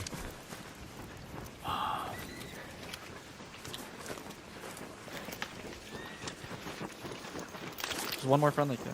Oh wait, do your weapons come preloaded now? Or they load in the lobby or in the whatever? For the energy weapons, I think it does. Or no, for the my medium ammo weapons do too. Unless I'm retarded, I don't even know. Never mind. Like, you mean in your pocket, no? Like I push tab and I still have tons of ammo, or I've got 3 full stacks of medium ammo. But like my guns are both full of ammo too. Usually it like loads them. Yeah, I think it does come with it, doesn't it? That wasn't the case before. Like if you brought like 46 heavy ammo and 1 anvil, you would load in with 40 ammo in your inventory, and then 6 would go into the anvil. I didn't notice that. You're right.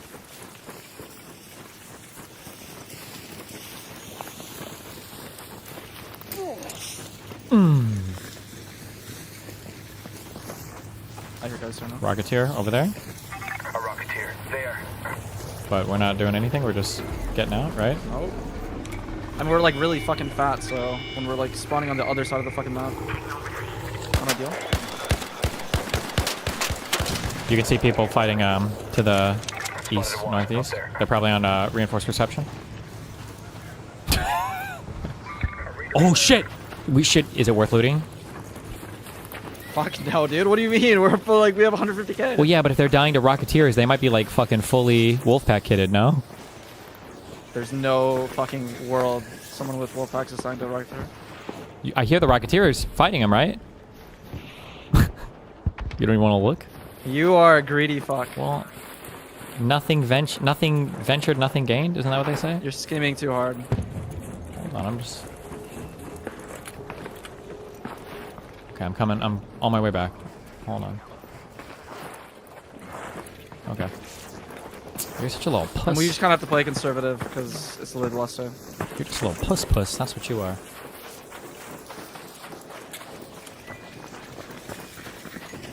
Oh, there's two down here! No, I'm just kidding. Oh, you're so I fucking hate you. I fucking hate you, dude.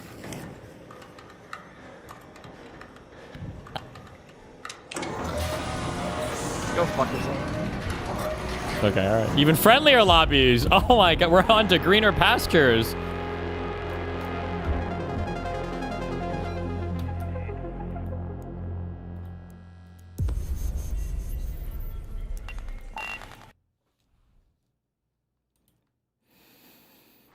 Are you over encumbered?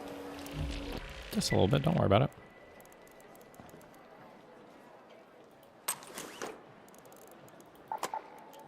Wait, no. 63.8 out of 65. I'm good. Oh, you're right. I literally didn't lose any ammo.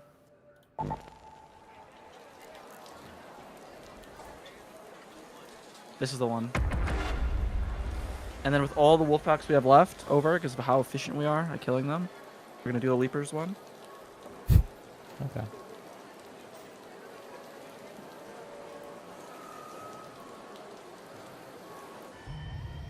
Forklift, make room to 3 spots, closing the rail.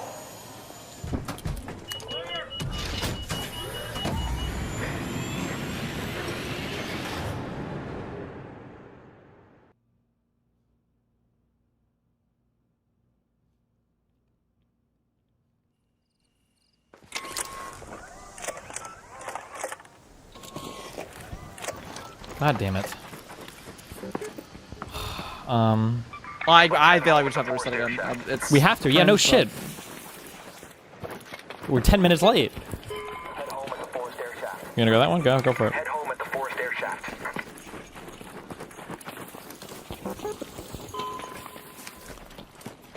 Wait, this time it did take ammo from. Maybe I looted ammo before. I don't know what's going on. I'm just fucking retarded. Don't mind me. I think it was glitched for me too, because it says it's taken like 33 ammo. Yeah. But I have a Venator.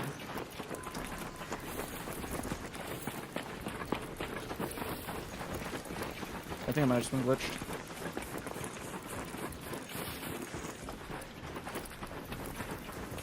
And they took my whole cracker ammo too.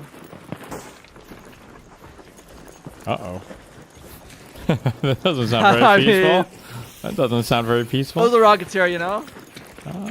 Sounded like a small ammo, but you know. That's okay. They were probably both competing for Rocketeers. That's what's going on.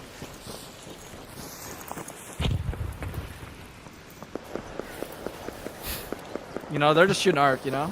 Yeah, it sounds like it. They're probably... Oh, Leaper, probably. They're doing the Leaper event. You don't have a hatch key, right? No, it doesn't matter. We can't even hatch key. Fuck, do we kill this? No, wait. Crouch. Don't let us see you.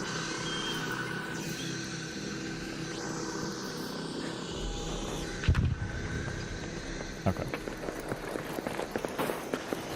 That's way over there. We don't have to worry about that, dude.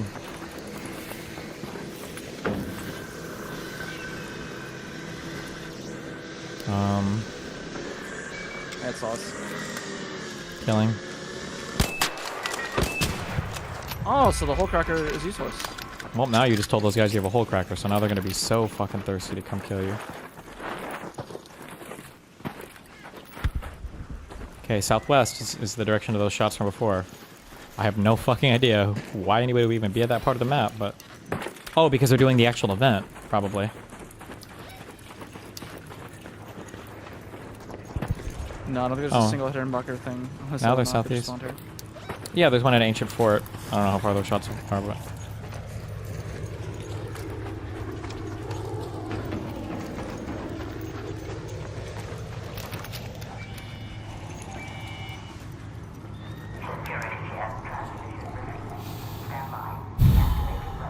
Next run is going to be the perfect one. We're going to spawn at the top. Yeah. We're be right next 3 to Rocketeers already next to us. Yep. Well, those guys died. I feel like the only way we actually fuck up is we somehow die to a Rocketeer. Yeah.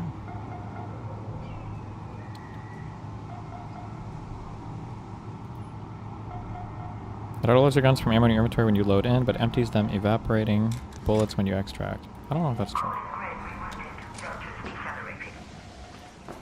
But maybe that would be best.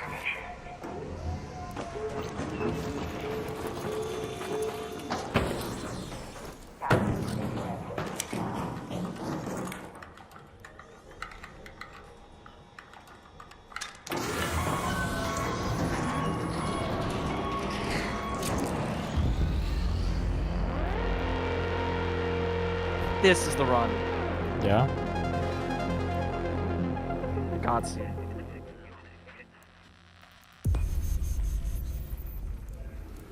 What is even happening? Why is my weight so much higher now? Because you're a fat fuck. True. Okay, I don't even know. Okay, I literally got bullets back. Like, I don't know. Yeah, I don't know. Like, it literally says I have bullets back. I don't know.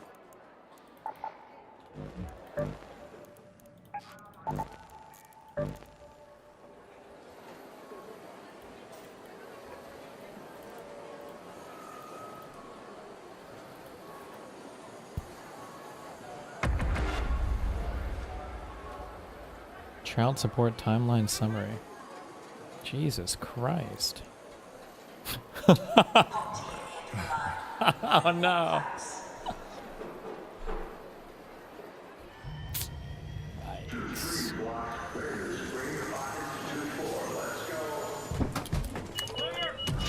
Oh, and it was the same notepad thing too. It was an old thing that he'd opened. Oh no.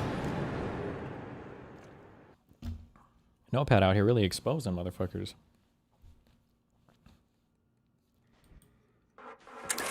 Okay. 39. Kind of a bad spawn, but you know, or we spawned poorly, but. What are these? I've literally never spawned here before. Well, if you need some olives, now would be a good time to collect them. Anyone here? That's where I'm going. Somebody's fighting to our right, I think. That's okay, they're fighting the Leaper. That's what we want. Some good PvE. Oh wait, is that a... No, that's a tree. Fuck, do you want to hole crack this thing or do you want me to shoot it? Let's see. It's definitely gonna see me. Wow, look at you, king. I just don't miss.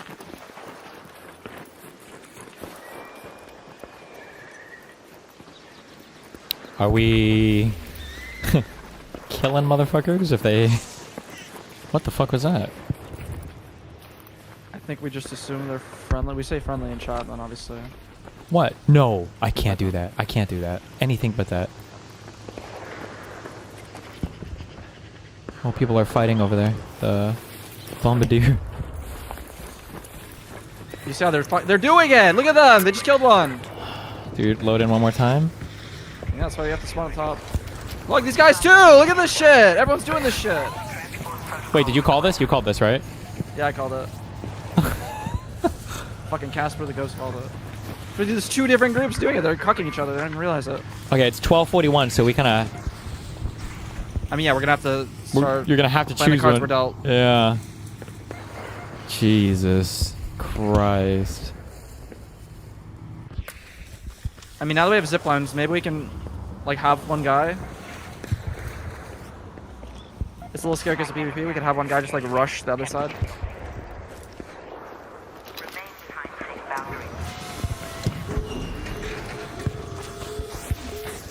Wait, do we have crossplay on? Should we turn that off? Or do you think... Apparently, controller players are worse, so it's probably better. Probably better, yeah, because PC players are probably going to be more try-hard for these.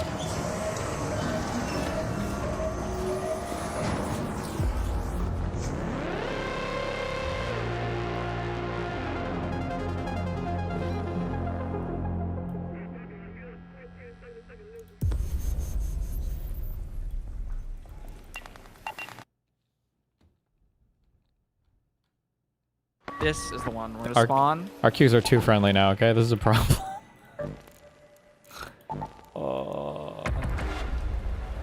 What if we spawn to the north, and it's a couple people like us who are just like, we have to start killing now, and then we get killed because we get the good spawns, instead of people just extracting out?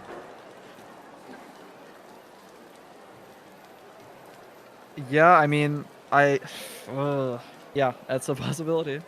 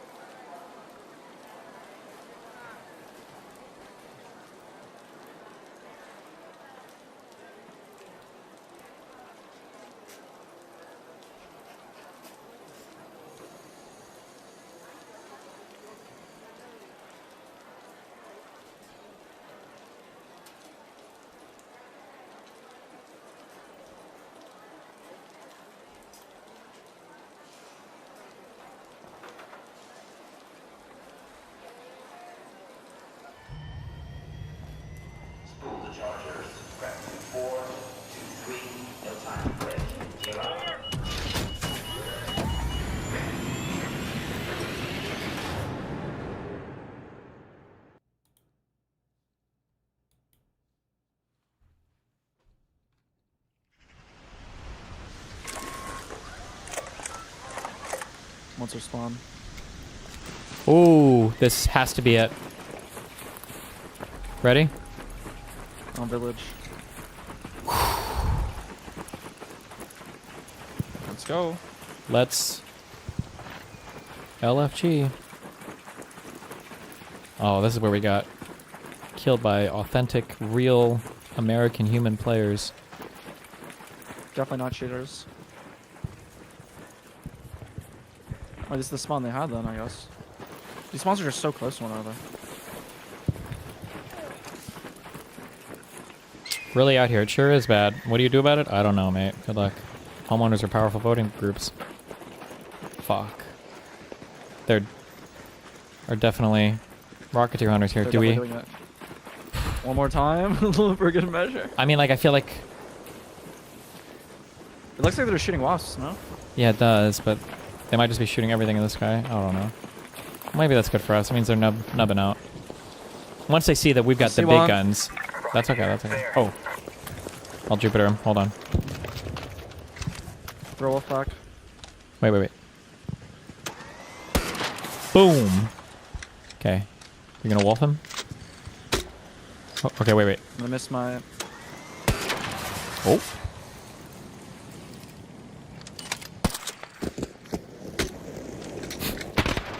That's okay.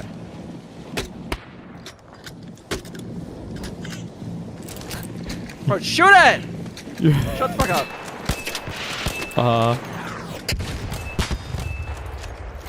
I hit one. Okay.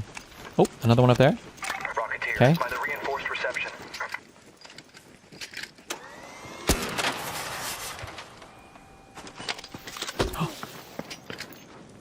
I think I hear somebody leaving. Wolfpack him? Yeah, I'm going.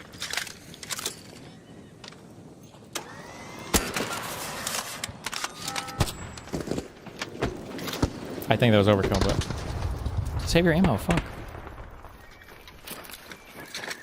It's fine. Imagine if there was one more right up here. Imagine how sick that would be. max win. Oh! Okay. Hey! What are you looking for? The village code. Oh, okay, good luck. Oh my god, 2 more! I'm about to come look at that. Hey, what's up? What's good, bro? How you guys doing? Just chilling. Yes, sir. We are in the... I'm putting my Jupiter away, okay? Fuck you. Okay, do you want to just, like, triple wolfpack these? Yeah, I think triple should be fine. Okay. We can double one and then just use one for the other. Oh, shit. Dragging on other people, look at them. Throwing a wolfpack? What? Was I... That's me shooting a Venator. No, I think my wolfpack just airballed. I guess I was too far away. How close do you have to be for it? I try to go close to them, yeah. Shoot with your Jupiter, it'll work. I kind of don't want the people that we just ran past to know that I am holding a Jupiter. You're fine. We're in the fucking... Dude, that guy had the nicest soy fucking voice. He's never gonna shoot us. Okay. Oh shit, this guy inbound. Oh, throwing a wolfpack? I threw one too. Nice. Okay, I'm gonna Jupiter. Wait. I'm not whipping. Boom. I'm throwing one. Okay. Boom. Why are you... I don't understand why you're doing hole crackers after you've thrown a wolfpack. Like, it's gonna die. So you just waste ammo? Is it like a meme? I didn't think it was gonna die. It was gonna die. It's because you shot it with the Jupiter. Yeah, it is. And I am. And we Okay, are. let's rotate that way. Maybe we can go from this thing. I only have one zipline though. You only have one zipline right now? Yeah. Did you use 2 or did you only bring in 1? I think I used to. On this map or on other maps? So you brought in Other 1? maps. Okay. I don't have any You rope. brought- I can't buy any. Why not just tell me? That's okay. That's okay. So, oh, you know that the Rocketeer is fighting people up there, but we're not worried about them. We're not worried about anything right now, right? You said? Wait, which one? The Rocketeers we were shooting at. They were shooting rockets at the peak thing. Yeah, I don't think we're gonna fight anyone right now. I feel like we're fine. We also have heavy shields, so like we shouldn't be super scared. Okay, Drew. We have heavy shields.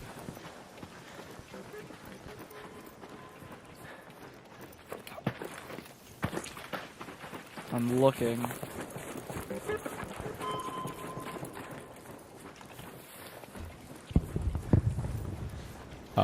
That sounds like Rocketeers dying. Rocketeer.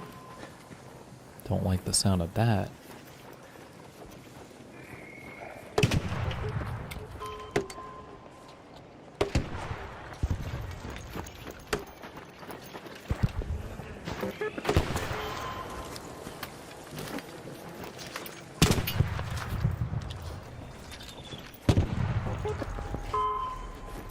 I'm looking around.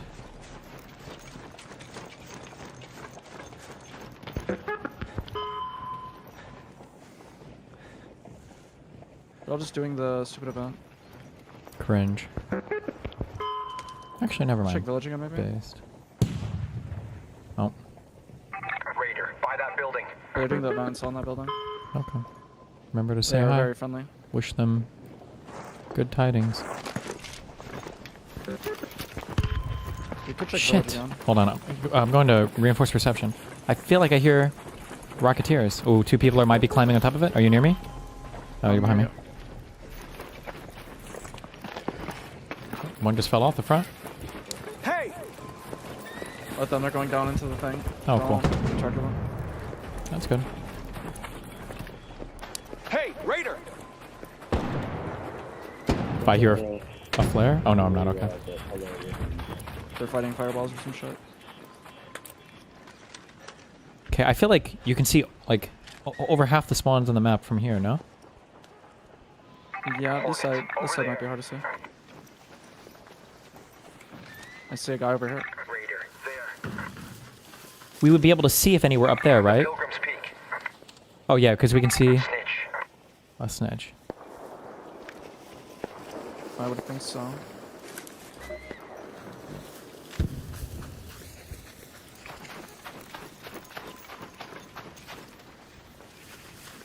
Is there any that can be like beneath this mountain in front of us? Like the mountain would be blocking our view?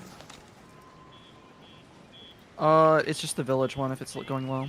Okay. Actually, the mountain might actually be blocking one, yeah. You There's want one, it to might run be forward lucky. and check? I will check. I heard a Hole blocking cracker? Jupiter. You heard a Jupiter? 100%. Blocking mine. I saw it too. Based.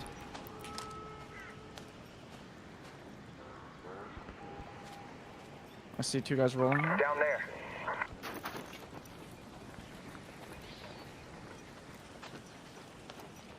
They 100. Oh my god, we gotta kill these guys.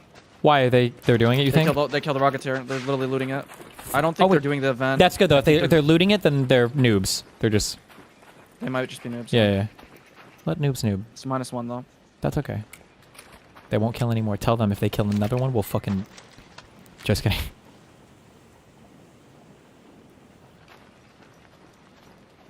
The only one you can't see is the church in the woods. That's like hella south.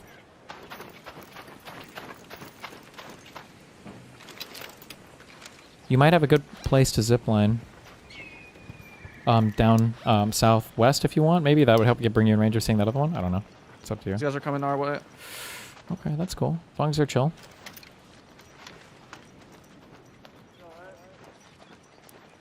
Hello, Raider!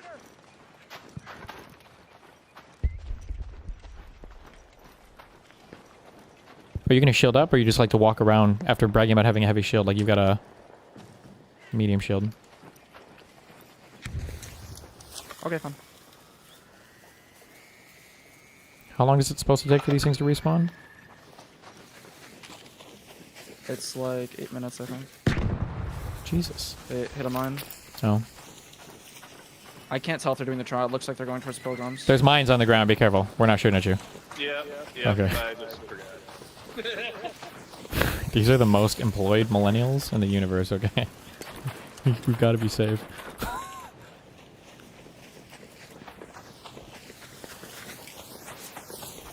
I feel like we have to be missing some, like on this other side. Over there. How many we killed? Like 4 or 5, didn't we? Yeah, on this side, like this left side of the map. Okay, aren't there 6 or 7 spawns total? Good one. There are 7 spawns. Fuck you.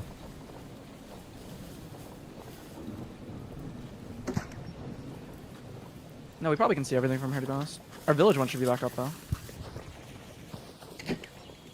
We probably What should is that go towards noise? village. Oh, they're disarming mines. Jesus. I'm gonna go to village. I hope that's not a wolf pack. What else would they be shooting besides Rocketeers?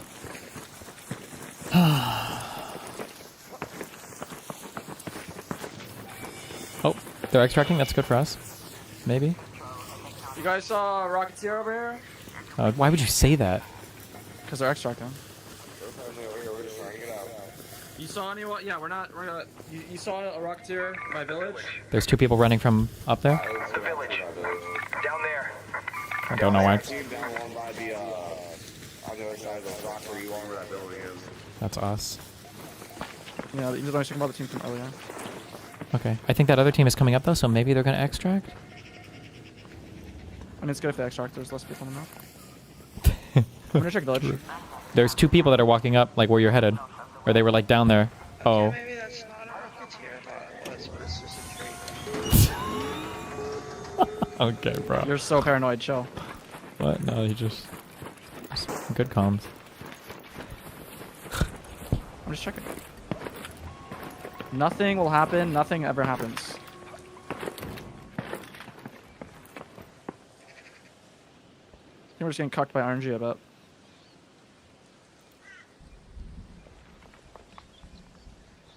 I'm coming back up. What RNG? Like players being around the spawns? Oh, so now that affects it? Why do I feel like you're like an astrologist, bro, with Arc? What the fuck? No, you have to loot them. No, you don't have to loot them. No, if there's players around, it'll decree everything. But we don't need to kill anybody. Okay, all right. Yeah, it all impacts it. Okay. Yeah, does it? What are those guys shooting at? Look, that was a wolf pack. I heard it. I'm looking. There's no fuck. Oh my. There's no way. What? Oh. Is that is a Rocketeer now? No, it's a Leaper. Wait, can you see? Can you come here? I pinged. Oh, that's a person. Yeah, that. Is that a rocketeer? I can't see. Oh my, bro, it's here. I'm gonna rope. We could extract you one more. What's going? What? No, we don't have time. We don't have time. 4 minutes. We don't have time. We're not even guaranteed. Do or die right now. No, we might as well finish this map. We have 27 minutes.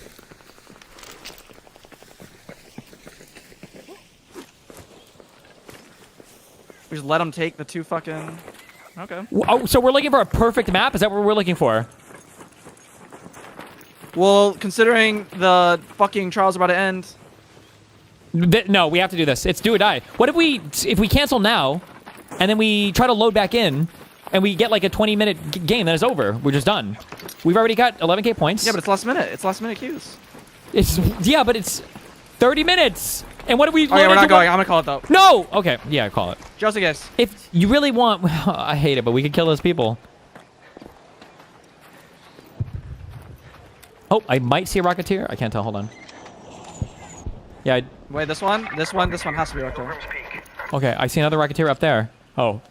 Rocketeer, the village. Are you gonna do a thing? Yeah, I'm going. How soon? I'm next to it. Are you throwing? I'm going. What does going mean? Thank you. Okay, there's... I am wolfpacking it, sir. One more to the north? There's 2 more to the north? I can't tell if... But there are... 2. Shoot up! What? Yeah, there are players there. I think they're trying to kill them, but they suck. They're not gonna do shit, bro. Okay. Where's the other one? He's behind now. You see they're like aggroed on something over there.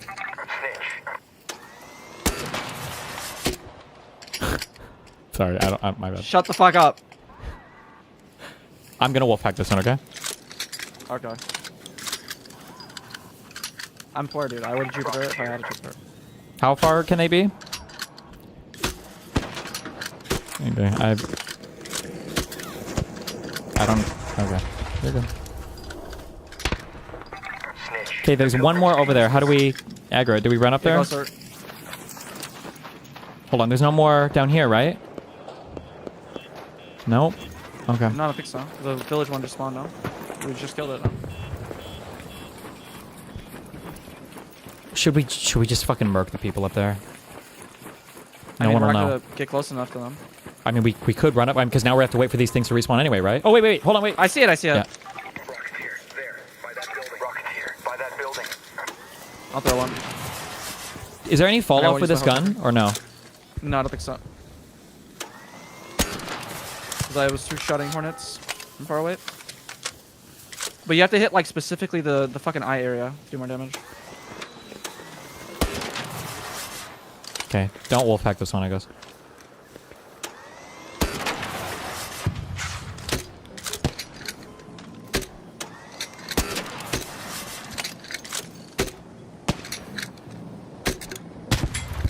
Okay.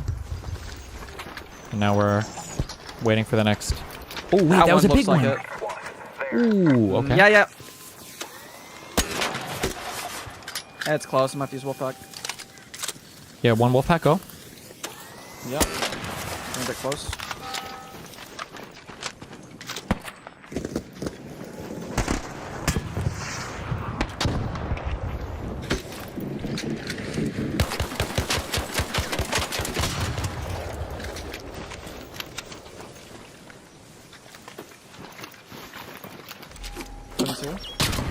Jesus Christ. Just fuck. Oh, there's another one here. Oh. Okay. It's fucking Yemen.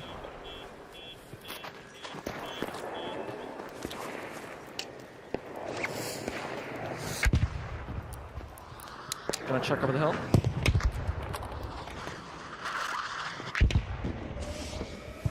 Uh-oh. They're dying to the bombardier. Should I help them?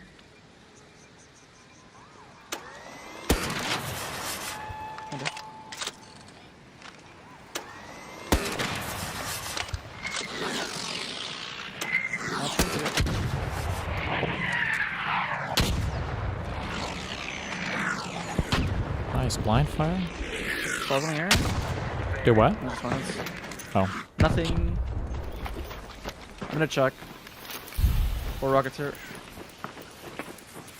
I just see Hornets.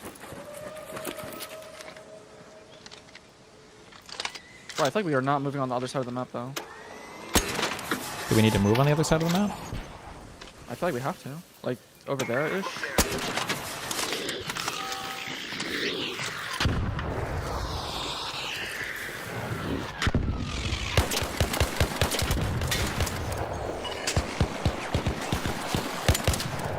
Okay. I helped him. Enough. Oh.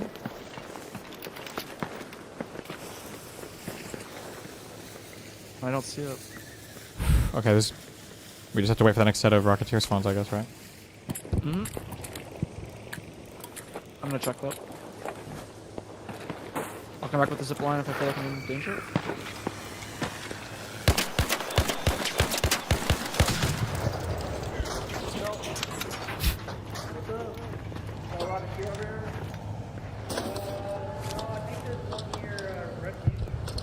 Oh, do you know what he's talking about? Hey, hello. Hi, you're good. There's like one that like hangs out down there sometimes. Oh, thank God these guys are leaving. Wherever these guys are. Oh wait, is that one? No. No, they don't have lights. Hornet, the village. Oh, somebody put a zipline up here. Unless that's yours. Yeah, it's not mine. Wait! Is that a Rocketeer? Or no, that's a Bombardier still.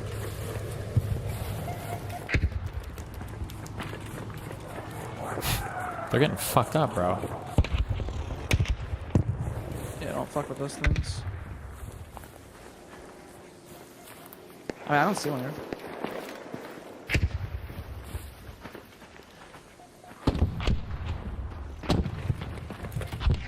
I just one-shot a Hornet with the fucking Hullcracker. Damn, bro, that's crazy. You should write a blog about it.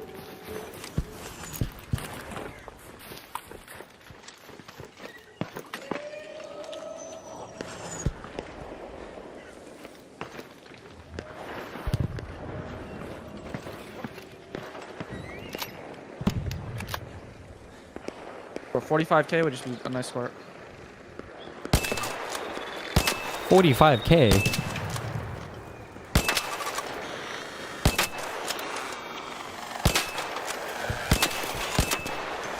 Oh my god, shock my balls. Shock. Dude, we have to be missing on spawns on this side somehow.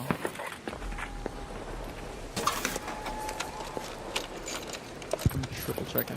No, it's only programs. I guess we're fine.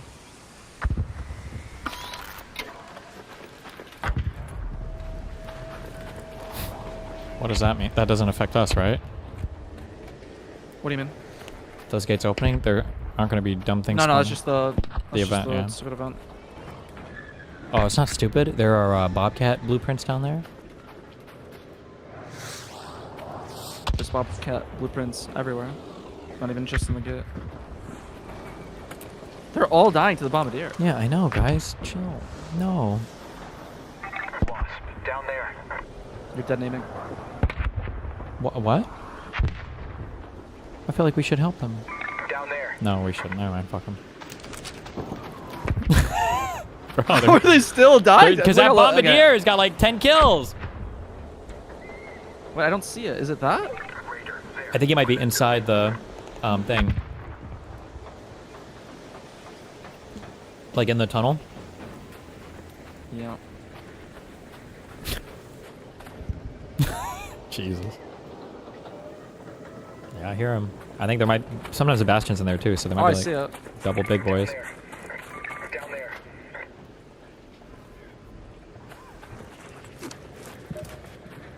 It takes so long to spawn. But I mean, it seems like the pace is right. Because we lost like 2 and we're like on 40k-ish pace. And I think it's 55 max. Okay. So it sounds about right. You got a lot of things dropping in village. Oh, one big one. Dropped here. Yep. Need a wolf pack? I'm gonna use one, I think.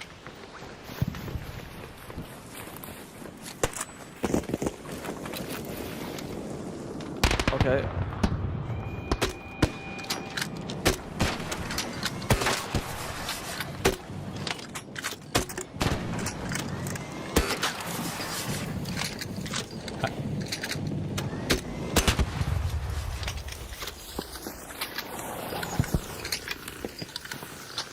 Hornets.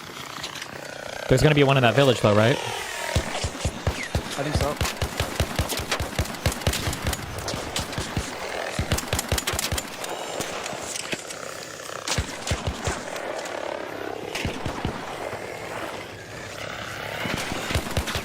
Jesus. I'm gonna be down here looking for the one in the village. Okay, I'll be by. But I'm just gonna look at pilgrims.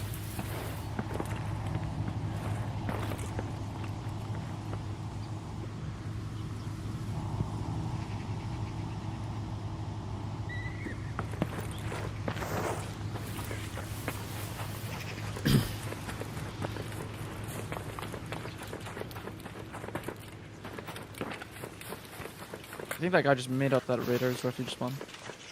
Well, I know I've gotten killed by bombardiers down there before, or rocketeers. No, there's one that can spawn to the southwest of it and the southeast of it in the open field.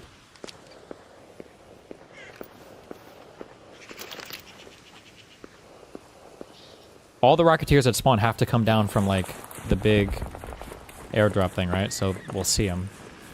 Mm-hmm.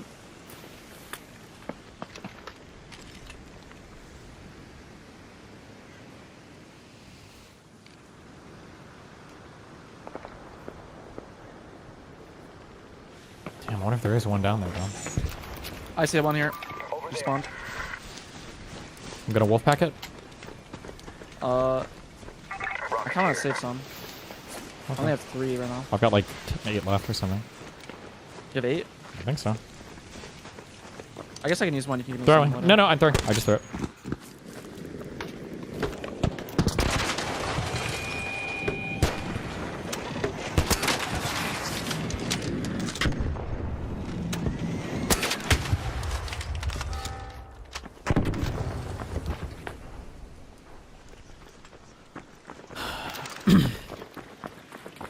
So village one should be spawning soon. There wouldn't be like a rocketeer like low hovering like in the fucking village, right? You know what I mean? Like flying between They the are buildings? sometimes, yeah. No, I don't think it goes between buildings, but if we're this close, there's no way we miss it. Okay. We might be missing some in the middle though. Like I'm looking at these spawns, there's like one apparently that spawns in the middle. My guess is that it doesn't spawn on this event though. Because I literally haven't seen that at all. You been looting the rocketeer drives? Motherfucker. I knew you were. This whole fucking time.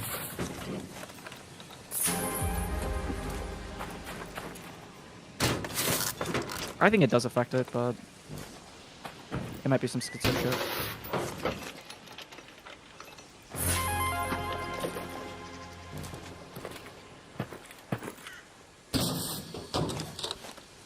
What do you think we're getting? What do I think? What? These fucking mines, man. Did they spawn up at peak again yet or no? I don't see any right now. Oh, wait, I see one actually. I lied. Can you draw it or do you need me to draw it? It's 2? Yeah, it's 2. Yep.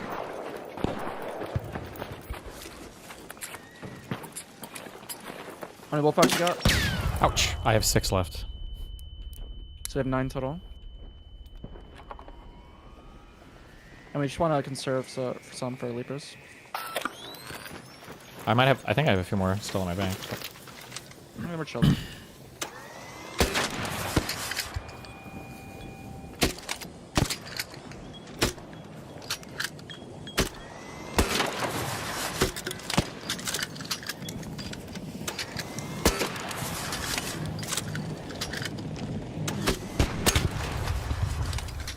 The other one?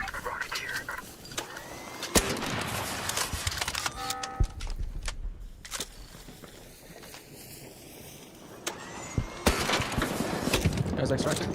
Okay. What just fell near us behind me to the right? I didn't hear that. Sounds like people are murdering each other. Oh, because the event is over? Now it's probably the time when we're the most at risk, because people might be camping or killing at extract or something. Only have 5 shots left in the helicopter.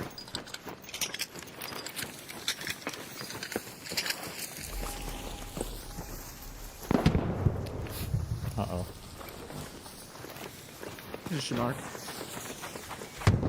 Is it friendly goober? Yeah.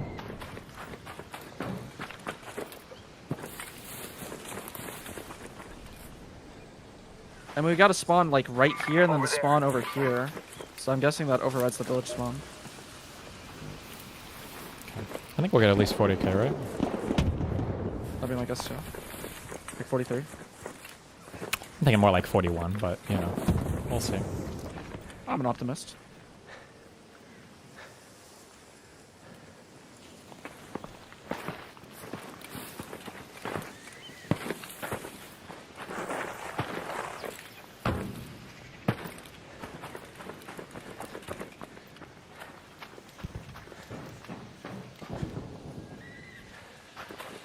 Looting, looting, looting. Oh my god, yes. No.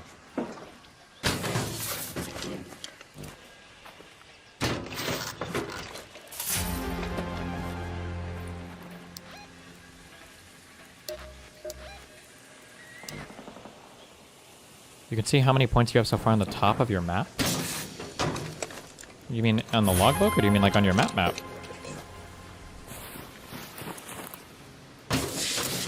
He's referring to the logbook. Oh, okay.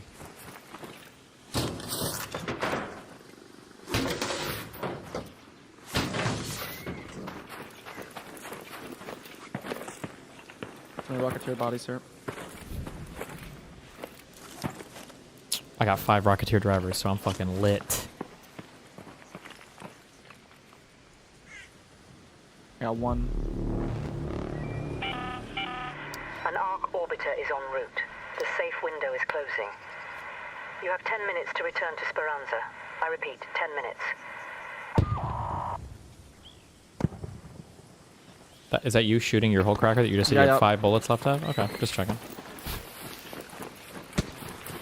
No, I have none. That's good. Remove the temptation, you know? That's not me, though.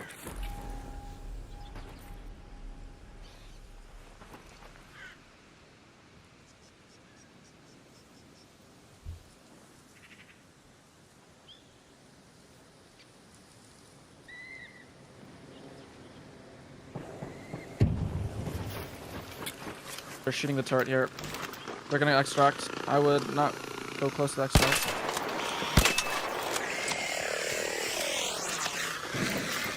There are guys here 100%. They're extracting. Okay. Let's just chill in this house. Our humble abode. While the storm passes. Oh, yeah, or you could just, you know, do that too.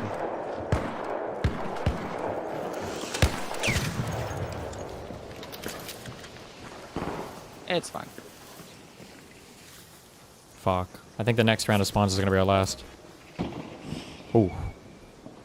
Uh-oh. Yeah, these guys are aggressive.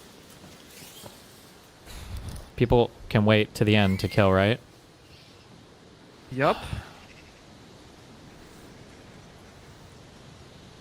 Should we get on top of reinforced reception and kill them as they come out, or? Probably not, because we just did Pilgrim, so we're fine. We probably can just sit this side of the map. To the Well, ones that but are yeah, gonna but spawn here. wouldn't it be better to kill them as they come out? Oh my god. Rather than let them set up camp at the extract? Because I feel like they're Like, going we to... think they're gonna camp us, but I think they're just gonna extract. Okay. You know, if that's what you think. Oh, I see one. What did I say? Well, I can't help you much, so I'd probably have to use a wolf back on this. Okay. Wait.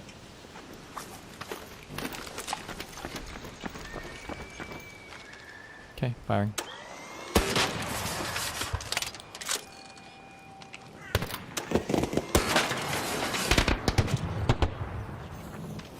One shot. Okay, we can't let these guys take too much ground from us, to be honest. Let's just go on top. Or actually this way. There still might be one more spawn on this way. We'll see it come down, I think, right? We saw the last one come down. We did see the last one. So we should get on top of reinforce. Wait, what is that? That's not a person, right? By the reinforced reception. No.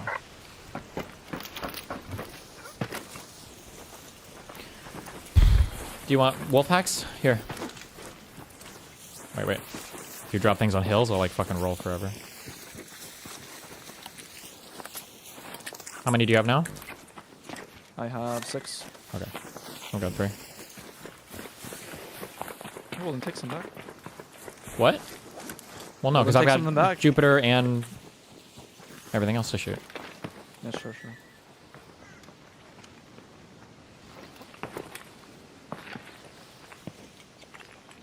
I'm guessing our spawn here is going to respawn, and then we're going to get like one more Pilgrim. Hopefully it's double. It's always double. There's 2 up there, baby. I'm going to go this way to see if there's one like covering low.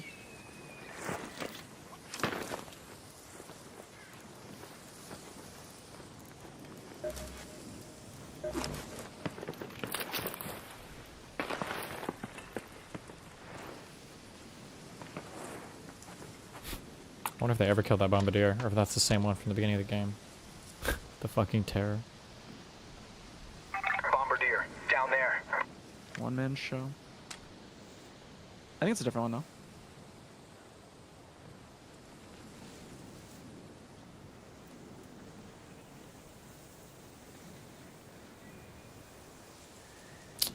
So we definitely heard shots or explosions, and we haven't seen an extract yet, so we know they're still on the map, right?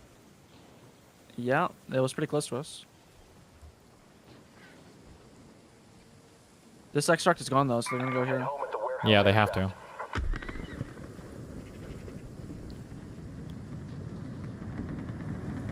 But that means they know that we're going there too, right? Yep. I mean, the good thing is that our last spawn is going to be Pilgrim's Peak, so we can probably start rotating. We'll be able to kill the other Rocketeers from there. Raidens, we have Arc on screen. 5 minutes left. Go find a way home. I repeat, 5 minutes. We're waiting for this one more village one? One more Pilgrims. Well, our last one was like... It was like this area. So one more here, like near village, yeah. We could see it from reinforced reception, right? Do you want to get on top of that? The last time it spawned here. By the cliffside air shaft. Yeah. Yeah, we'll be able to see the smoke. You have zip lines, right? Oh shit! What the fuck? Rocketeer, there, by the warehouse. I'm gonna shoot it. One spawns in the middle. We didn't get that one the whole game though, because everyone was over here. I'm reloading. Yeah, I'm useless right now. I'll throw Wlech back. Rocketeer. Nice. Wait. Is that them shooting? Yeah, we hear them shooting. Yes, we do. That's spooky as fuck. That's definitely on you. We hope they yellow. We see the yellow light. What do you... I don't know what you mean. Like, we hope they extract. Oh, yeah. We can see the yellow from here. I don't know why they wouldn't have extracted by now, though. They're just, you know, they're taking their time. 40k. Mine. Dude, I hate those substance so much. I'm shooting. Is there one here?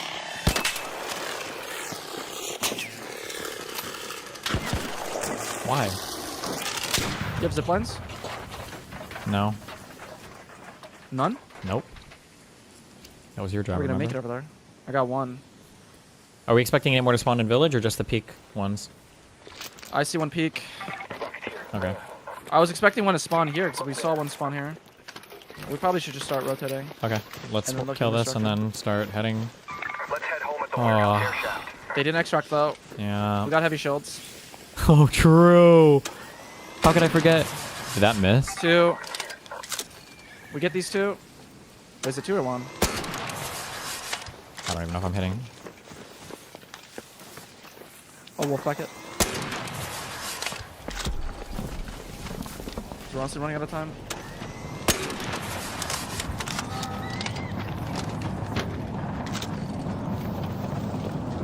Wait, are they shooting it? They're shooting it. Fuck. Oh, wolf bucket. We gotta start going though.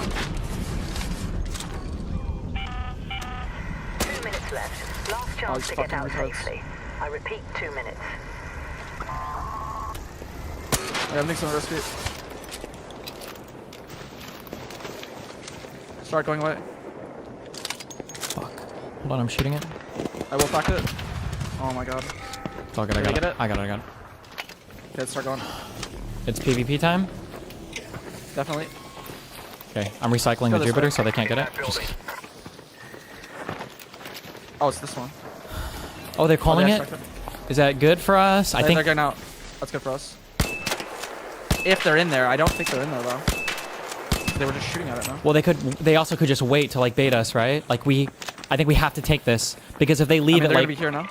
Yeah, but if they leave it like 10 seconds, we're not gonna be able to call the next one. Oh shit, another Rocketeer. No, it left. Oh, it left?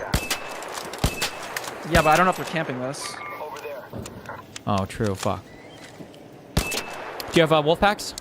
Yeah. Oh no. Wait, did he just shoot at you? Oh. No, it's not. Wait, why are you running up there? You shoot it. I gotta press the button. Okay. Oh, I used one. Oh my god. Oh, you got it.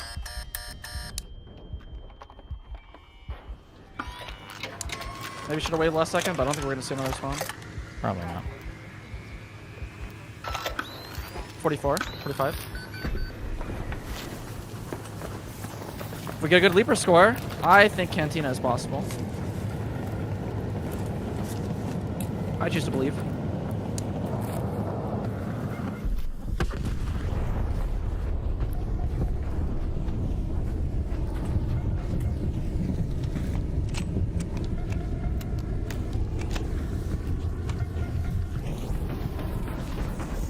If I had Jupiter though, I probably could have split and got some of the ones we missed. That's all good.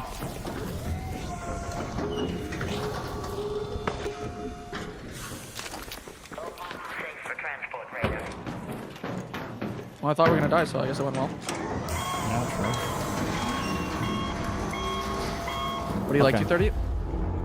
Yeah, right. I think I'm at like 210.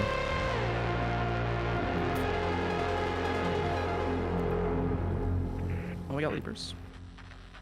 All right, and we didn't kill or shoot anybody, so our Qs are still unmolested. That actually is true, yeah. I'm at 244. What's your, what rank? Let's see.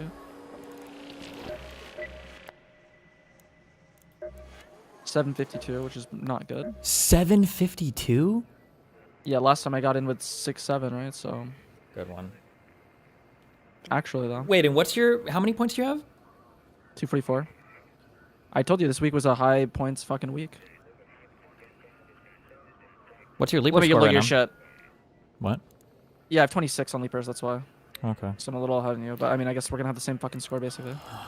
I'll be like 3k ahead of you, 2k ahead of you because of the shredder. Yeah, I'll be like 5k ahead of you at most. 34 minutes. Okay, fuck. We have to run this now. What weapons are we bringing for this? Hole crackers? Wait, is it up right now? Is it? Yes, it has to be. It should be because we just ran over into the thing. Electromagnetic storm, Okay. right? EMS? Yeah. Yeah, just same shit basically. Yeah. Okay. Wolf Leapers, packs?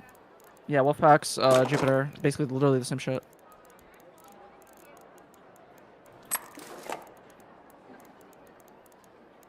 Ziplines are nice to go on top of the buildings here. Ziplines are definitely a little nicer on this one. I'll just bring a snap up with me.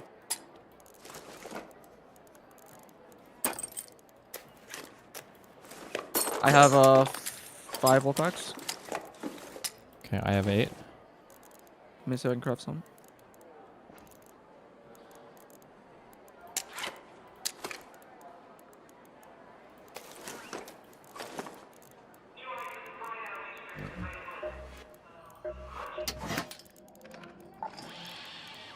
Well, if it isn't my rig. What is it?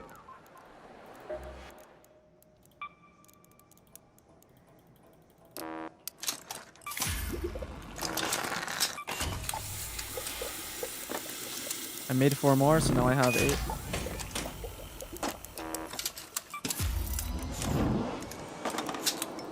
Okay, I don't know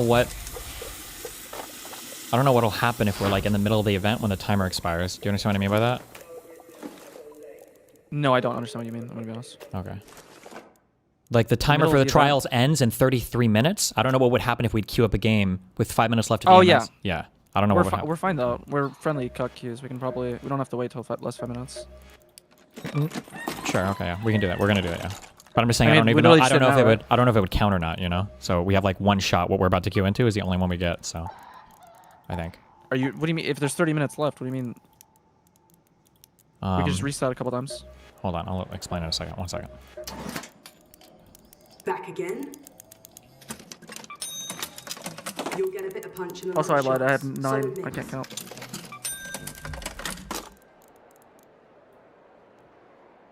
What the fuck? What am I looking for? Energy. Boom, boom, boom. That's it, right? Oh fuck. Are you bringing zip lines? Should I bring zip lines? You should. They're just nice for getting on top of buildings, because this map is not. It's not as easy to see everything as Blue Gate. A zip line or just a hook? Probably. I brought a snap hook. So you're not. Zip lines are good too. Okay. I don't have any zip lines. I would bring. I'll bring a zip line. I'll bring zip lines then. Okay. Shit. My Jupiter durability is at 50. Is this easy to repair? I need 2 mag accelerators. Fuck. You think it'll be fine? Yeah, it should be chill. Okay. And we just used like 50 on like a 40-minute event, right? Should last enough. True. And I'm guessing Leaper scores less, so yeah, it's gonna have less HP.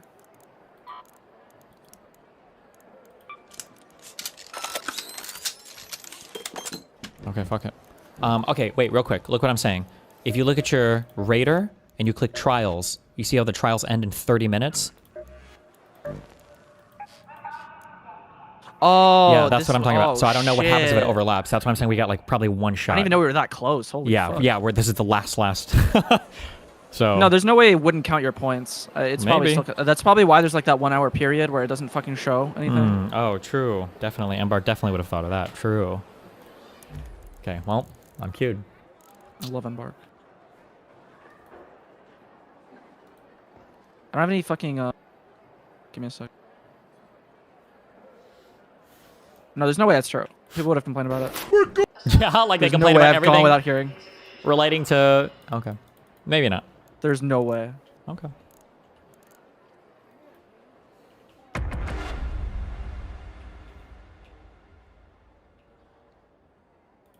No, honestly, I think if we get, I feel like even if we get 30k, like 45k is max, 55k was max for the last one. Even 35k, I think is good enough for us.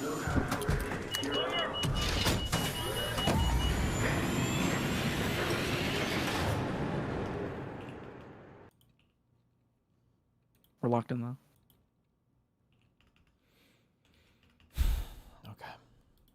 It's funny how we ran like fucking Stella like 50 fucking times, and then we did that one like first try last day. Listen. Okay. Oh shit! I don't know the spawns for the. We are on Dam Battlegrounds. Hide all. Hello? If anyone can hear me, an Leaper. electromagnetic 6 storm Leaper is spawns. currently raging over Here, we don't go for the dome one. We just go here, here, and then here and here. We just do 4. This spawn's kind of shit. We can just reset. Like where we're at is shit, so we should just reset. Yep. Okay, you sure? Because we got a full 30 minutes. If it works that way, I will never. No, I don't think. I'm just saying that like I don't know how many times we can re-roll this.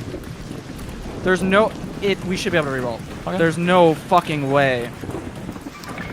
I will fucking get on my 12 fucking emails and email 100 emails to Embark. Okay. For 1,000 fucking days.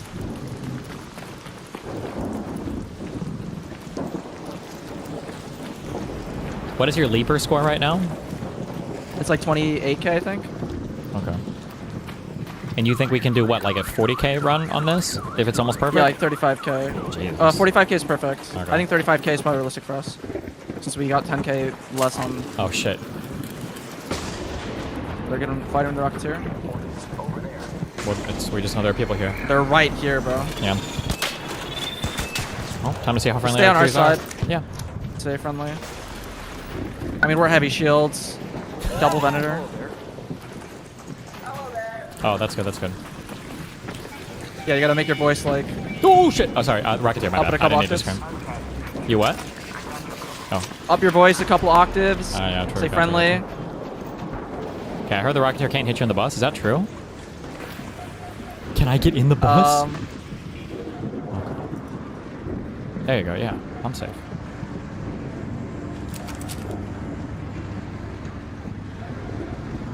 He can't see us. We're good. True. Plus heavy shields. Plus heavy shields. Heavy shields. This guy.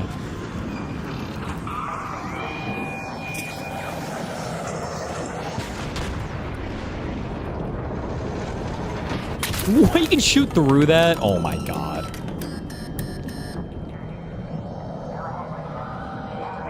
We'll get knocked out. Good one. Oh, dude, if I would have went flying out. You actually almost got it. Oh, it would have been amazing. Amazing.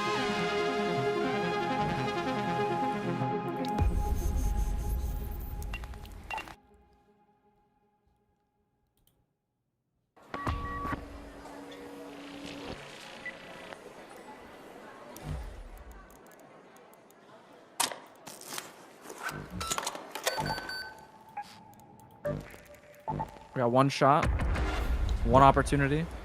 True.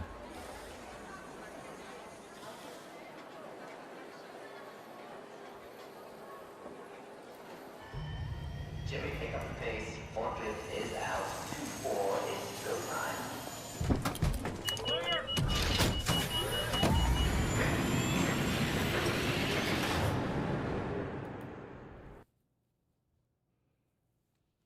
Top 5 lock-ins of all time. Stop. Bro, you can't test Mamdani like that. That was fucked. Alright. 29 minutes. We're about 30 seconds late, but we spawned over here in the water. Is that good for us or no? 30 seconds late. See where we're at? I'm loading in like 50 seconds late. That's oh, I see. It's the same spawn as last time, man. I think it's better to roll because it's iffy.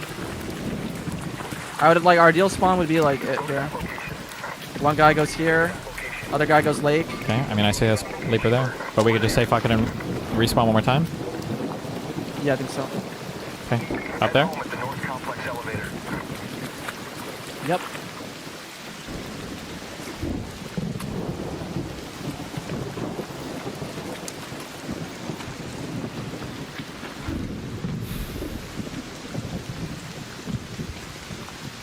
If that global timer thing is true, I will. Well, it better not even be close to being true because you were so confident and we had a map we could have ran. There is no fucking way. There is no way. Because I think once it ends, I don't think you can see your fucking score anymore. It's like fucking weird. It just like all like grays out, but that's okay. I'm sure it's still like keeping track of it. Yep. Don't listen to your retard duo. You have to extract before trial ends. Top Dolphin, link a source on that or you're permabanned from chat for trolling me.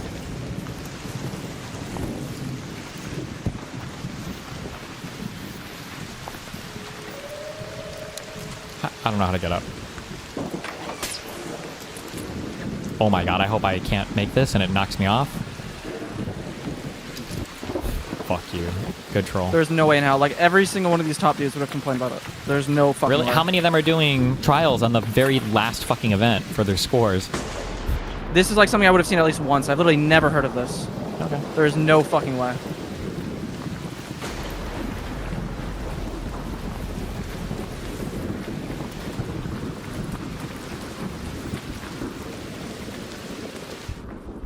You sound very unsure. There's literally no... I literally would have heard of this a single time. I've never heard of this before.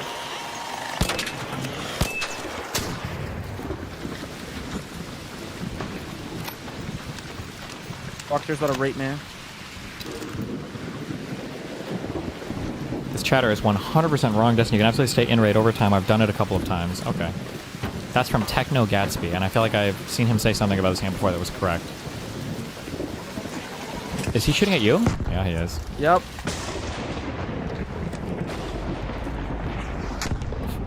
worry, you're good. It's fine.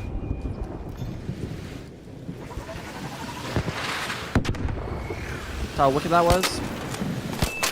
Actually, Tifu, bro. I'm him. I'm not him.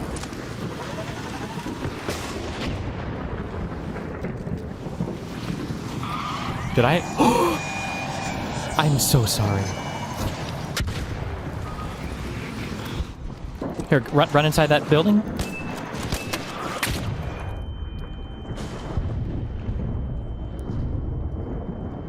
Dude, it does the it did it backwards. I was aiming at you.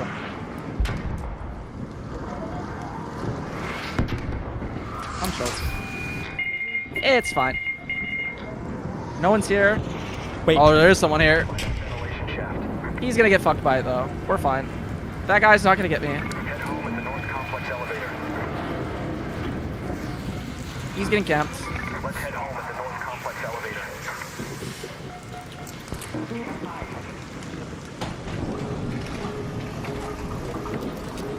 Calling.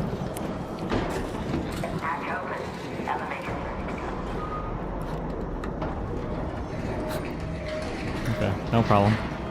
It's fine. It's good. We got heavy shields. True.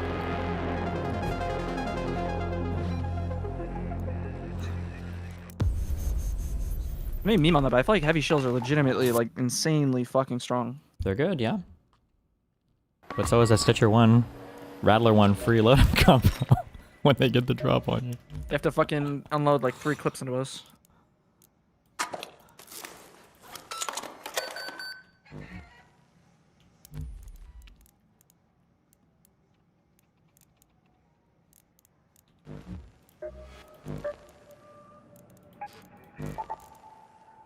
Oh, I need 2 more ziplines. Fuck, hold on. And some heals as well. Hurry up. Last shot.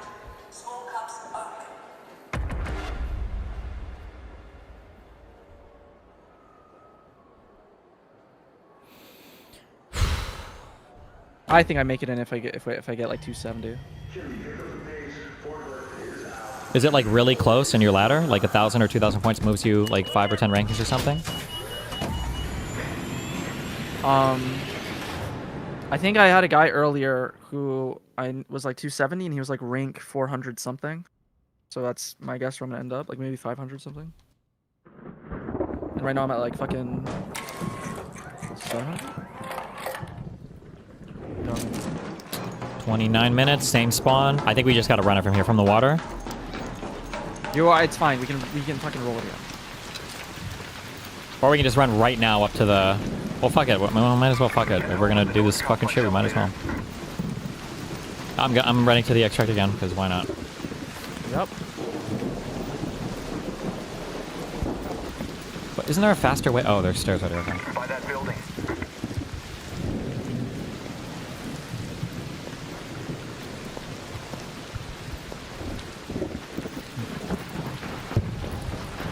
Nice. I hear people up there too. Just think about how much friendlier our queues are getting every time we extract, you know? Just friendlier and friendlier. Do you want to maintain it or after the trials? What? No, well, no, because next week's are going to be Ultra AIDS and we have to perfect them.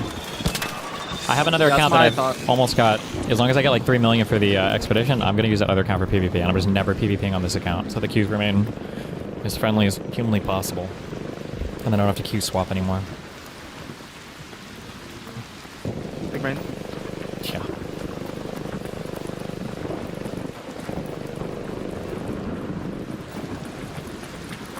I see 2 guys over there. There. Raider, in the tower.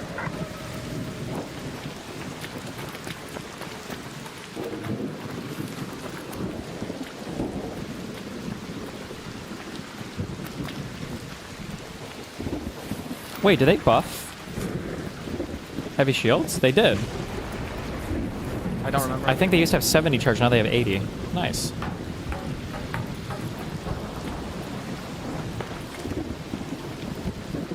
Mr. Moon is back next week, so you got it easy. I think Moon gave up on trials. Yeah, I think give up.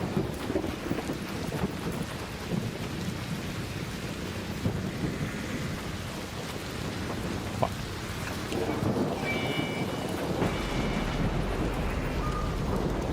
Well, he was probably fine with the game until you were grinding it for like 700 fucking hours. Shut the fuck up. What do you want? What do you expect me to do?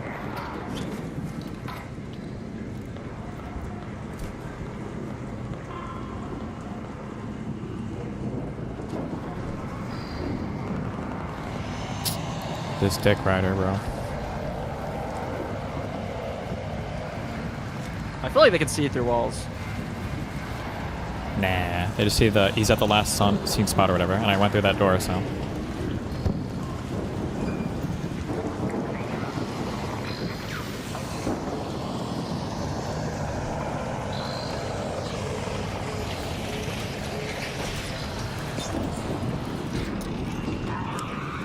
Nah, he can't hit me through there. Nah, I'd win.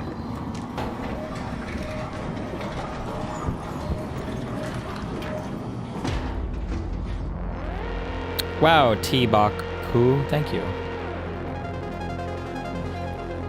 Okay, we just got the same spawn like 2 or 3 times in a row. Yeah, Jesus.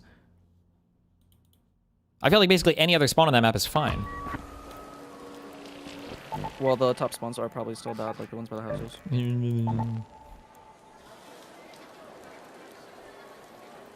I will fucking run it down. I have 244. You're farther away from Cantina than I am. Yeah. I've been there 3 fucking times, through 2-3 times. You've never been there. Don't fucking tempt me.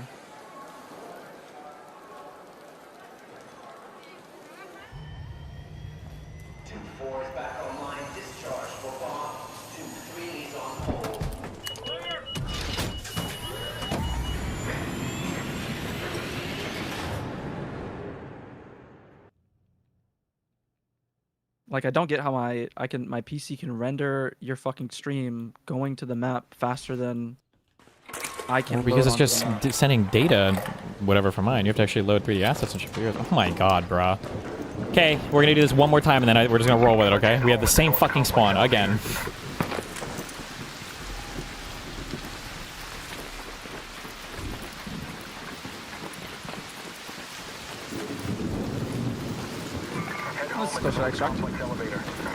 In the same Rocketeer camper every fucking time.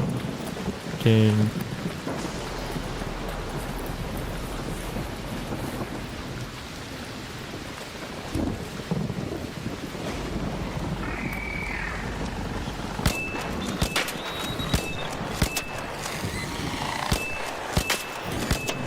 Just fuck my shit up, man.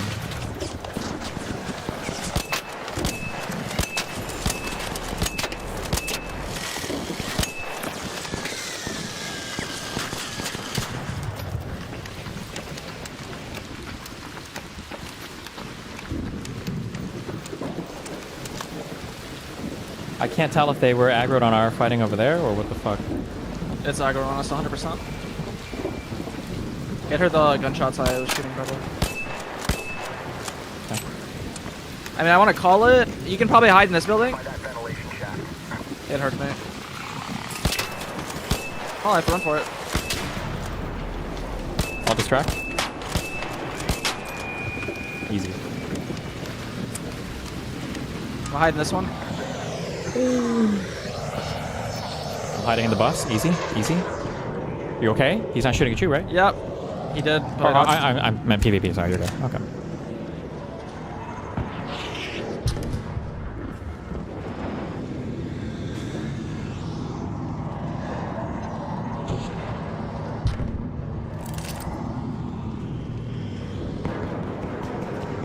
Killing a wasp.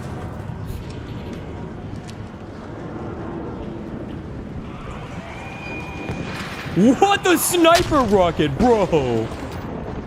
The try hard.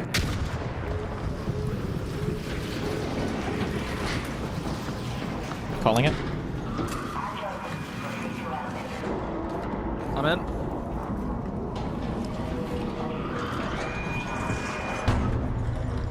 Okay, Embark's gonna give us the best spawn right now.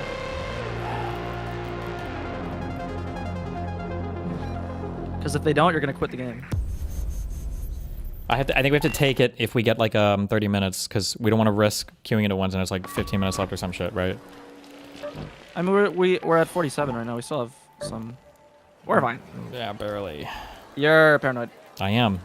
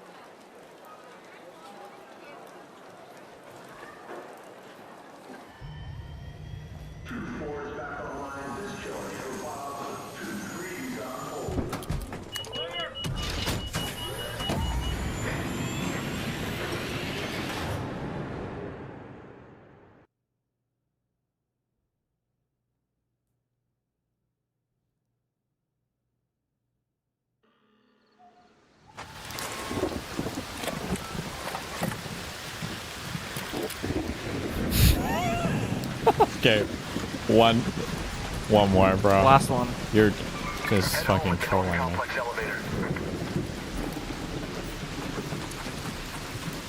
They didn't increase heavy shield max shield. You're thinking medium? Oh, it's medium 70?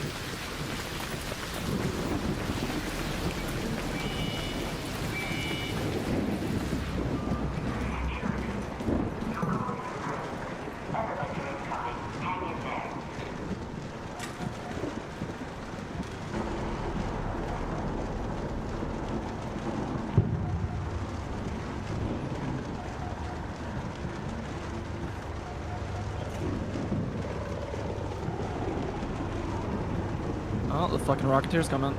That's okay.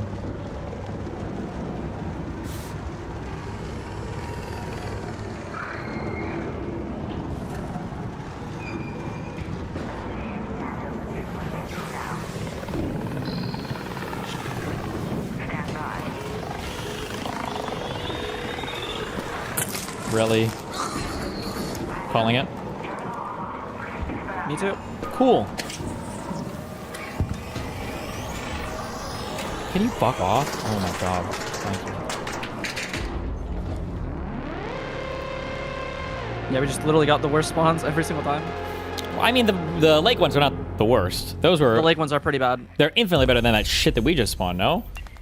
No, because like you wanna kill the leaper at the fucking extract super early. Just trust me, okay? Oh, 151. Good luck. I literally was doing this earlier in the day. This is where I lost my 14 fucking wolf packs. Nice. Okay, we got to take this one if we have time. If it's like a 30-minute one, because I don't want to risk. I just don't want to load into my last attempt and it's like 15 minutes or some stupid shit. It's fine, but we have 9 minutes. I've done like millions of these. We still have enough time for a couple reels. But yeah, obviously, spawn here.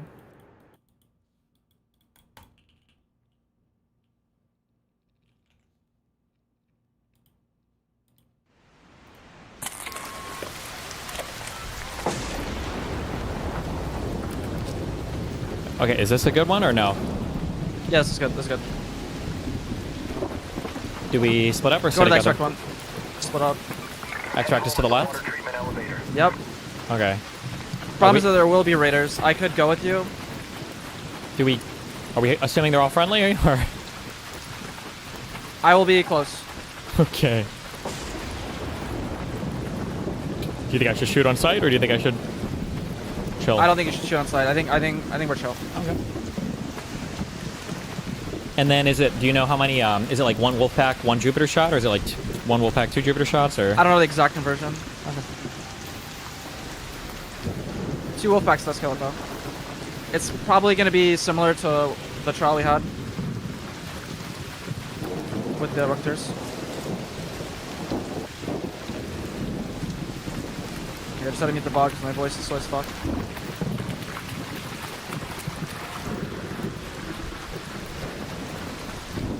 This one might see you. You might have killed it. Oh, Rocketeer? Fuck that shit. Oh, I see one. This is very good. See a I didn't see this one last time. Oh. You got a Sentinel that might be... No, you're good.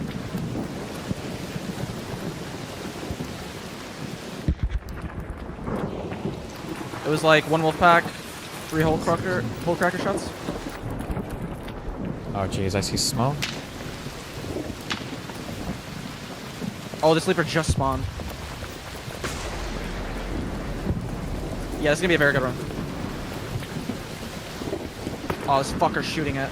Oh no. He fucked up his Wolfpack though. We got competition. Okay, but they're all friendlies, right? We're all lovers in this lobby. We might have to kill them. Okay.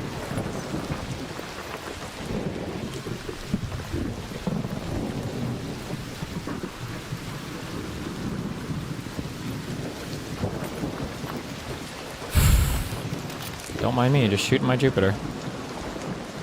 Reaper, the water facility.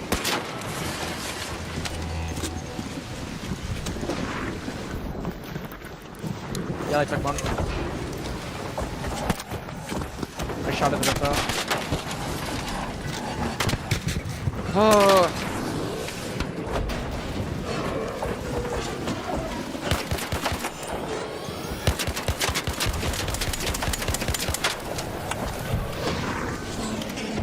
Really, bro. One down. They kind of took the lake one. They took the lake one? Yeah.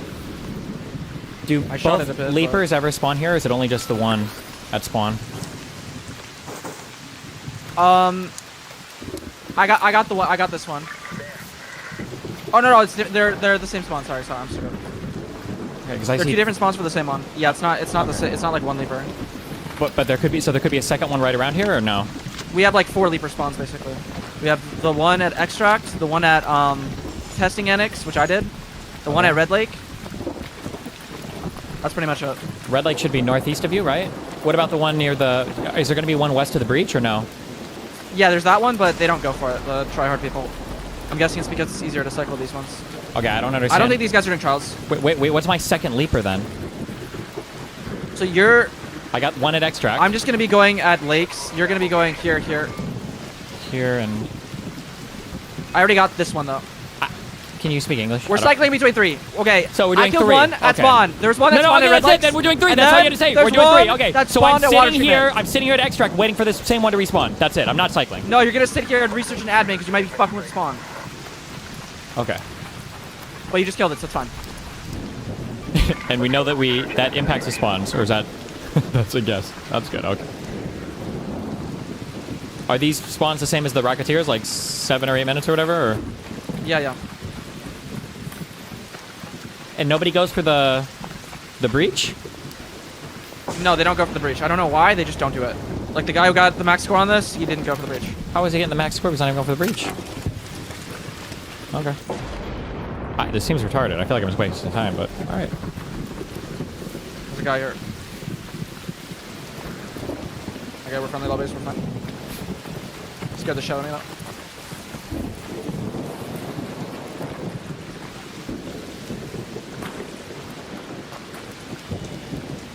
Oh, somebody's extracting here.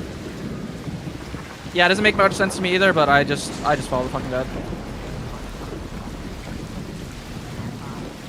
Because even in his guide, he had 3 people. He had one guy doing this one guy doing this one guy doing this one. They have to respawn faster than 7 or 8 minutes then. Do they drop from the sky, right? Like I'll see it come down? Yeah, you'll see it. It's like the same as the Rocketeer. Like you'll see a big fucking... We just wait. Okay. I'm doing the breach after this one. I don't know why not. But maybe I'll find out. Maybe I'll die.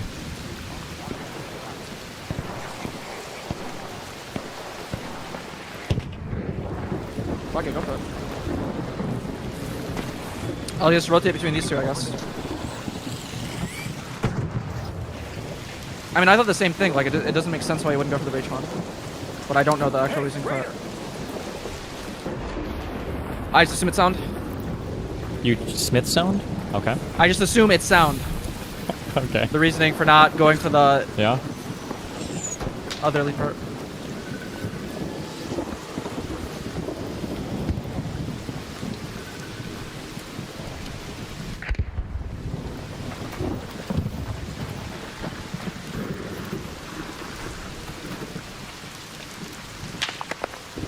Hey, Raider!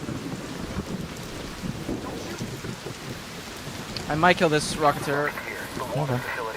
Probably the schizo people think that it fucks with spawns.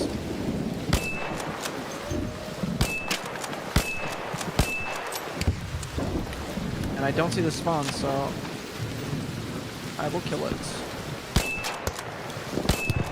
God, that was a sick fucking shot.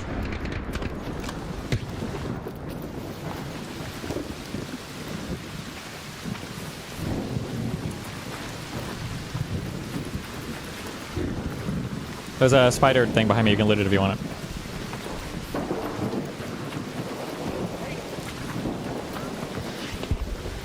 Okay, I'm good.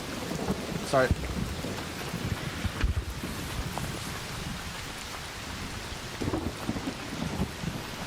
If you guys can help me.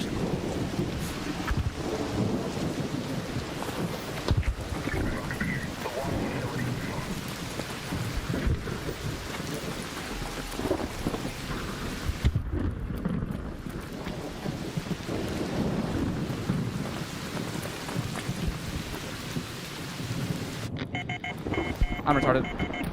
Do you need help? I didn't get killed by anyone. So then yes, you do need. You want me to defib you? Yeah. Let me see.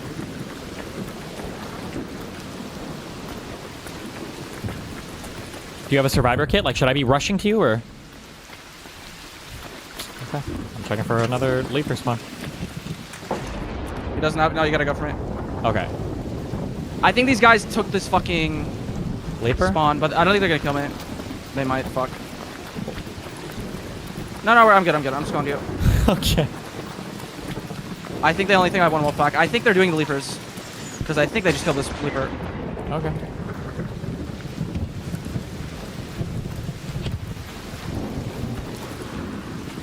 I got killed by a Rocketeer. Triple rocketed me. I should have just used 2 wolf packs. But I agree, did.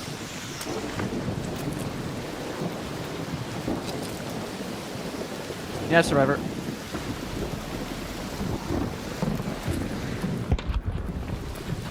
Do you have a survivor pack and you're just moving a lot or no? I do. Okay, okay. Yes, I'm just moving. Okay.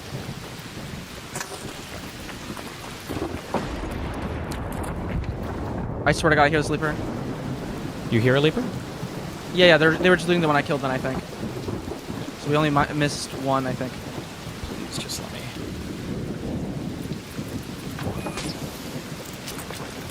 Oh!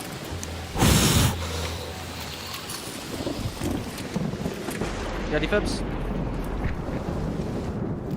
I'm hiding this thing.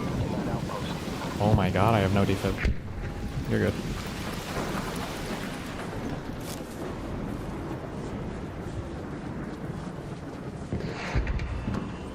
Not even close. Shit, I hear it. Fuck.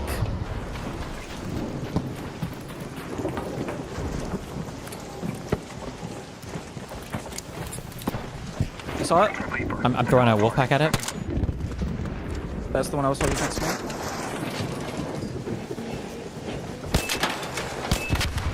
I'm running. Are they trying to kill it? I don't know. Okay, well. I'm gonna red legs. Okay, well, fuck, okay. I have a really weird zipline setup. I'll try this. No, that's your zipline setup is how they did in the video. Or I mean, like, it's at an edge where I don't know if it's gonna fuck my shit. Oh, yeah. Yeah. You should be able to vault. Okay. Yeah, You can also use your snap hook. I definitely didn't Like bring last that. second clutch. But okay. I don't believe in snap hooks. All right, okay. We're doing good. We've got 11 minutes down and 10K. Never mind. I was looking at my Rocketeer score. Okay. Like 35K, 30K pace. Oh my god, I'm so sorry. Oh my god, are you okay? Oh god, my legs. I'm sorry. Oh, you booped him off? Dude, I was spamming you like a motherfucker to get back on that. Oh my god. People actually do that. They'll set up zipline so they don't do damage to people. For like while you're in friendly queues, you can kill people. Nice. Oh no, they're wolf packing. I feel like these guys might They got kill me. yours? Well, they just wolf packed it. I'm shooting at it. Is it Use damaged? one of your wolf packs and then just run away.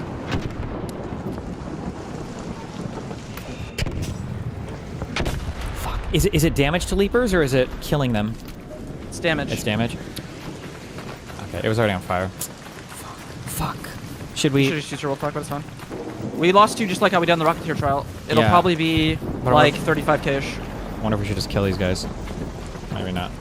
Okay, I'm gonna check this west of the breach or whatever, the dam. Yeah, that might be able to make it. We might be able to make up for some. I got the one at Red Lakes. Okay. So we have 3 confirmed spawns right now that we're rotating between. Testing NX, Red Lakes, and then then the yeah, okay. So then if there's yeah, we one... just killed all the ones here, so you probably have enough time to go to the dome one. Gotcha.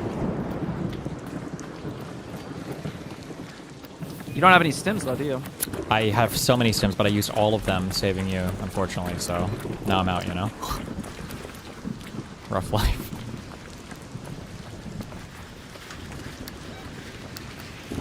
I don't have any stims either, to be fair. Was that a spider that I saw? No way, right? No, it wasn't.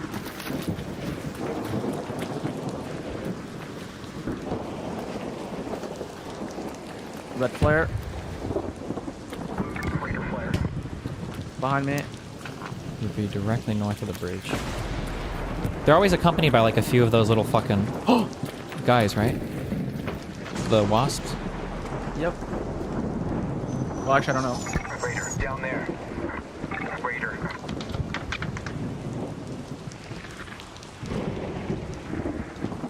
I feel like they're fighting one over there. I can't tell though.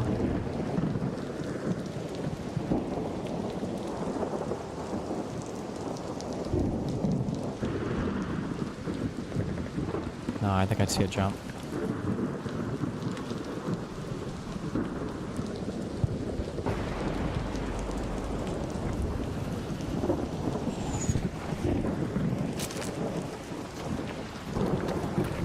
I think you should go back to your post.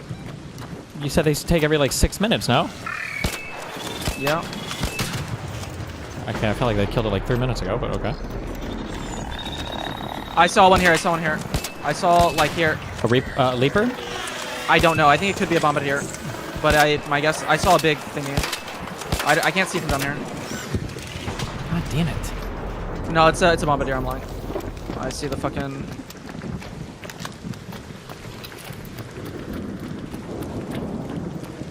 I think we got 35K locked. Okay. Assuming we don't let other people steal it. Be chill. Don't be not chill, Mr. Bombardier.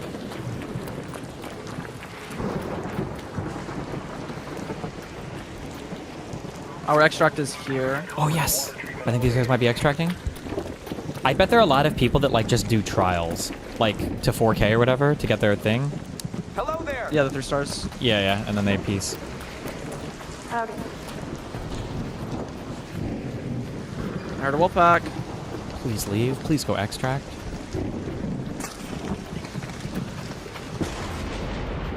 Bro, there's guys on top of here. They're killing the sleeper. Oh my fucking god. We gotta kill them. They use your zip lines. Oh, I stole it from them though. Oh, okay, good. Oh, this person's extracting here. These guys are leaving, which is good. They're 100% looking at me like they want to shoot me. They're having the same conversation we're having. Joker, Basically, yeah. Joker moment. Should we kill him, bro? But we grinded friendly queues for so long. And then the other guy's like, we should do it. We got heavy shields. They use your zip lines. Yeah, it's probably the guys I knocked off who were on their way over. You see one at the extract? No, this is another person not related, I don't think.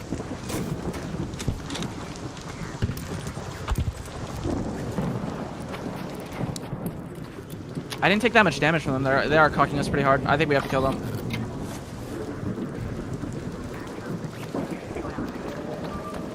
I think we have to go for it. Right now? Yep. Bruh. You sure they're not leaving? Don't. Bro, they're literally sitting on top of your fucking shit, your spawn. Your zip lines. Oh.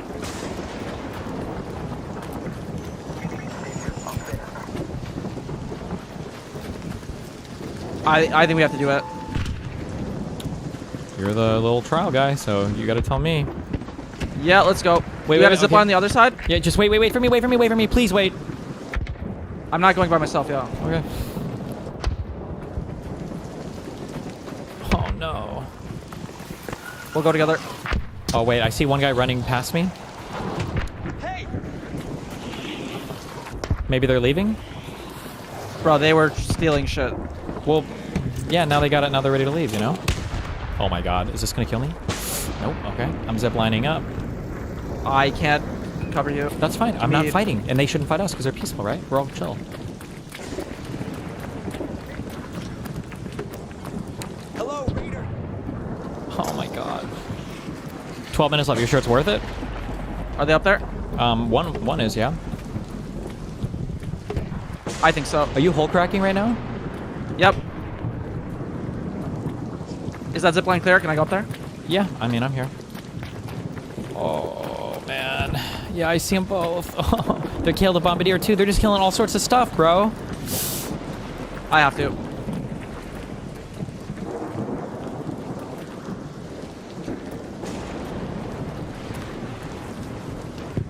Let me clear my lake spawn. Oh my god, I hear them. They sound so nice. I'm clearing my lakes, and I'll come up and kill them. Well, I could have cleared my... I think my leaper's getting stolen now. You gotta go for it. Wait. No, I just spawned. I literally just saw it. Are you sure? My leaper just spawned? I literally just saw it on your fucking... Wait, no. You motherfucker.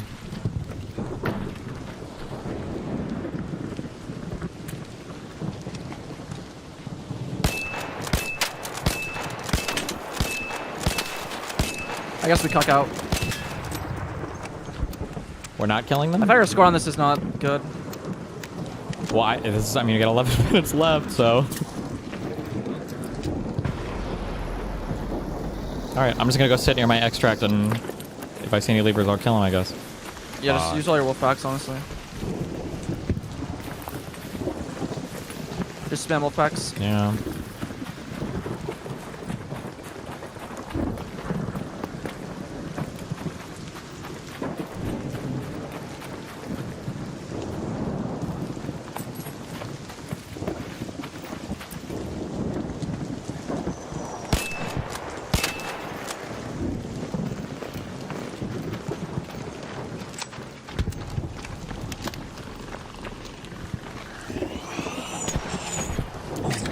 Oh! What the fuck? I think I just saw the leaper spawn. Oh my god, if this just cucked me out of that.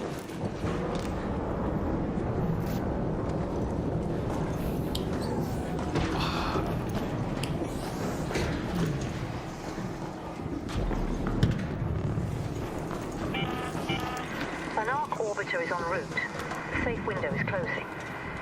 10 minutes to get out of there. I repeat, 10 minutes.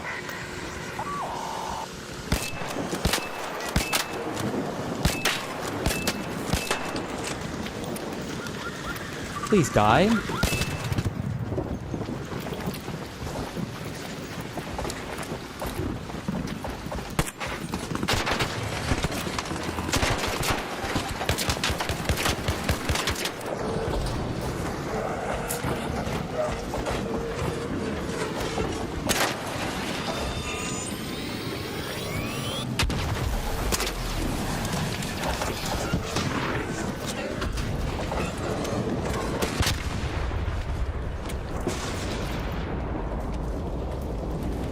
Killed one. I'm gonna go check the breach. Mine just spawned.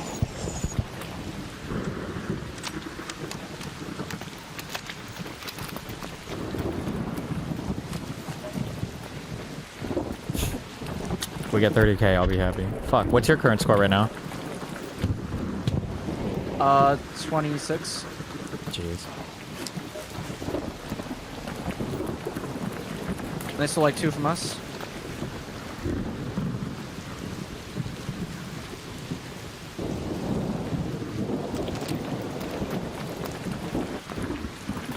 Good thing is we might be able to get that last one since you just cleared it.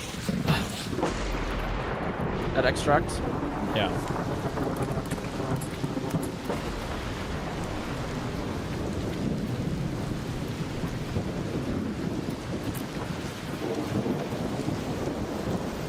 Bastion, there. Really, bro?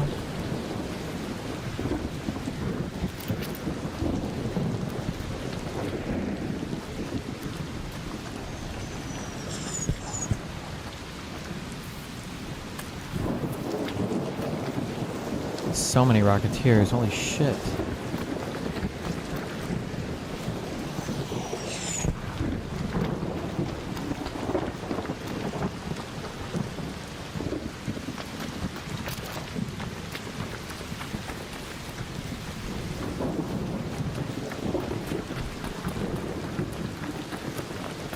It's often right at the far end of the breach, but that's on day raid.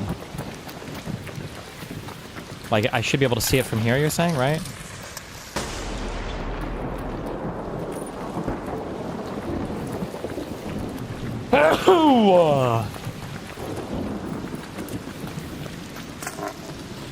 Can we not? The fuck is that thing? Is that another bastion? I see mine.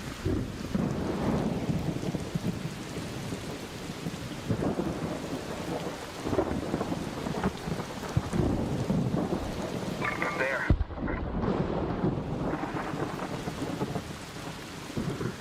Down there.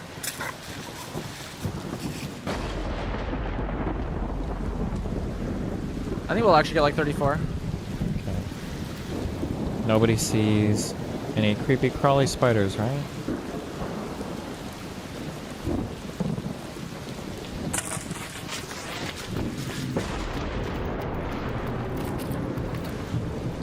Pass by some friendlies.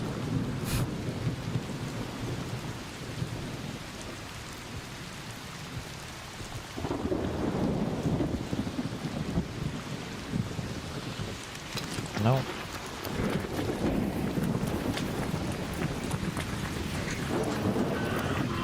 Oh no, please don't do this to me.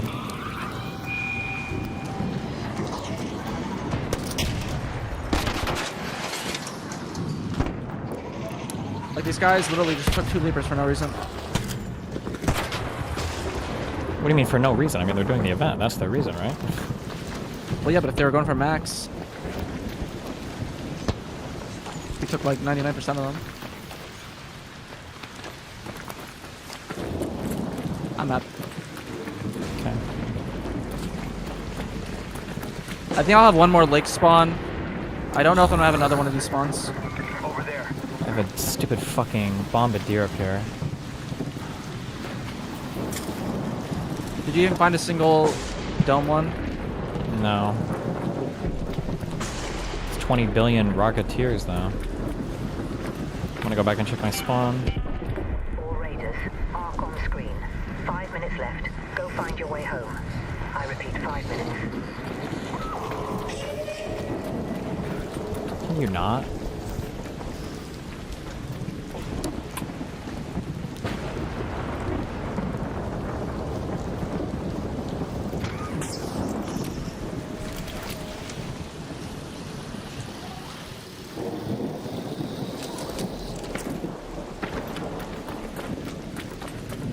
feel like I'm only gonna get one more. Same. Should be 30k. Hey! Is that a Jupiter on that guy's back? I feel like it is. Somebody's extracting at my point again. Got him.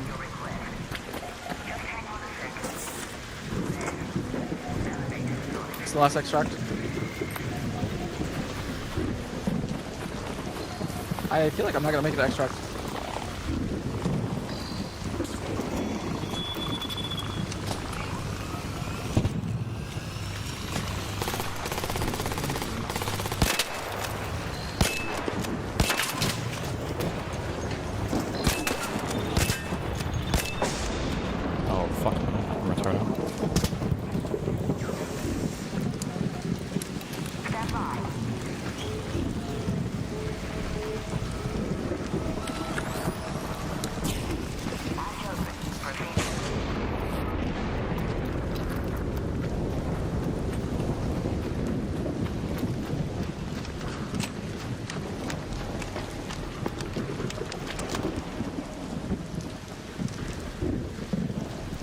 Spider.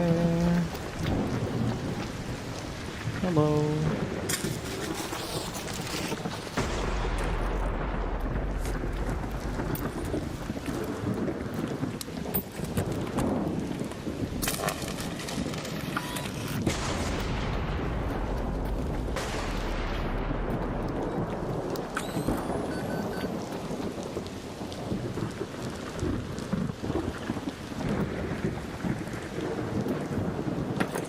Was that a person or?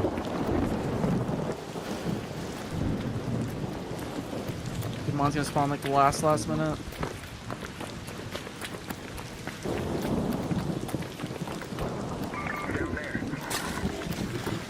Did you spawn? Nope.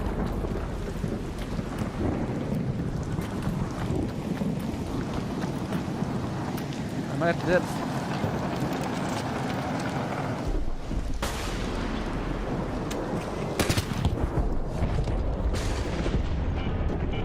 I just can't make it. Yeah, I mean, it's 2 minutes, so. I'm gonna go check the breach real quick. You do not have time. I've got a zip line between.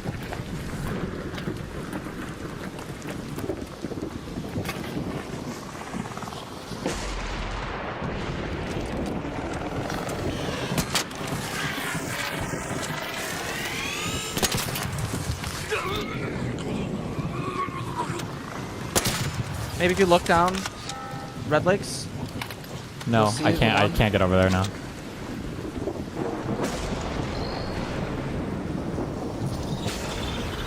No. Basically, the same as I did. It's probably not enough, to be honest. So last week.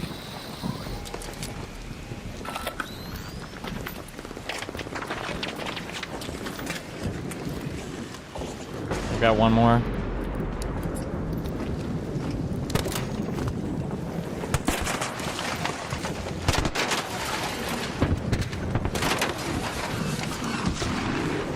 Slightly better. Oh my god. I'm gonna need to call this, right? Yeah.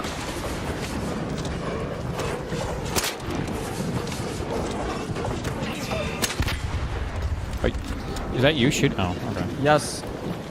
You got plenty of time. Yeah, literally, we missed 2. We missed like 5k. Well, no, I said 45k was max. I mean, 55k was max on Rocketeers. We did worse on this one, though. When they do these, they don't normally, they don't kill everybody? Or they do? They probably do. I mean, I know for Stella we do, so it's probably some logic. I didn't watch through it. If I killed those guys who took the one leaper, or like one leaper up. Honestly, I think if I had a little more wolf axe, I would have just been able to beat them to it. Yeah, I could have spammed the one guy's down on a leaper too. But it's kind of spooky because I don't know if they'll just start killing me. But what's the point anyway? Fuck it. Yeah, I think that's a strategy. Just spam both bucks. Well, I got like 245 maybe. It might be enough. I don't know if you have enough.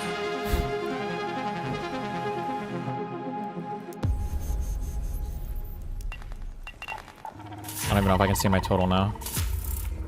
No, it's gonna. Cock it's you. gonna show. Wait, you're 242. I think 242 is good enough. I think it's good enough. Wait, you can see it? Or did it just show it on mine? Oh, yeah, 242. Wait, what do you have? 742 on my position. And how many points do you have? 247. Well.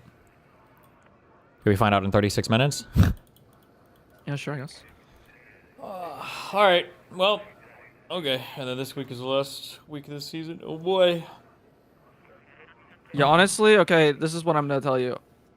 Shut the fuck up. I'm getting top. EMS, spaceport. Oh. You have to do probes. Probes early might be the play. What is the 76k max. No, what are the 5 things again?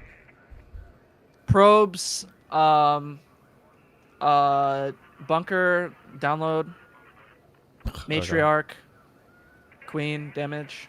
That one's maxable as well. And it's ticks and wasps. So like 3 of them are maxable. Okay. And ticks and wasps are gonna basically be the ones you grind out a lot. And we need to start farming snitches, basically, right? Yeah. Alright. Okay, well, good luck on this. I'll start farming snitches tomorrow or something. I'll talk to you later. I guess so. We'll see. Alright. Good job, guys.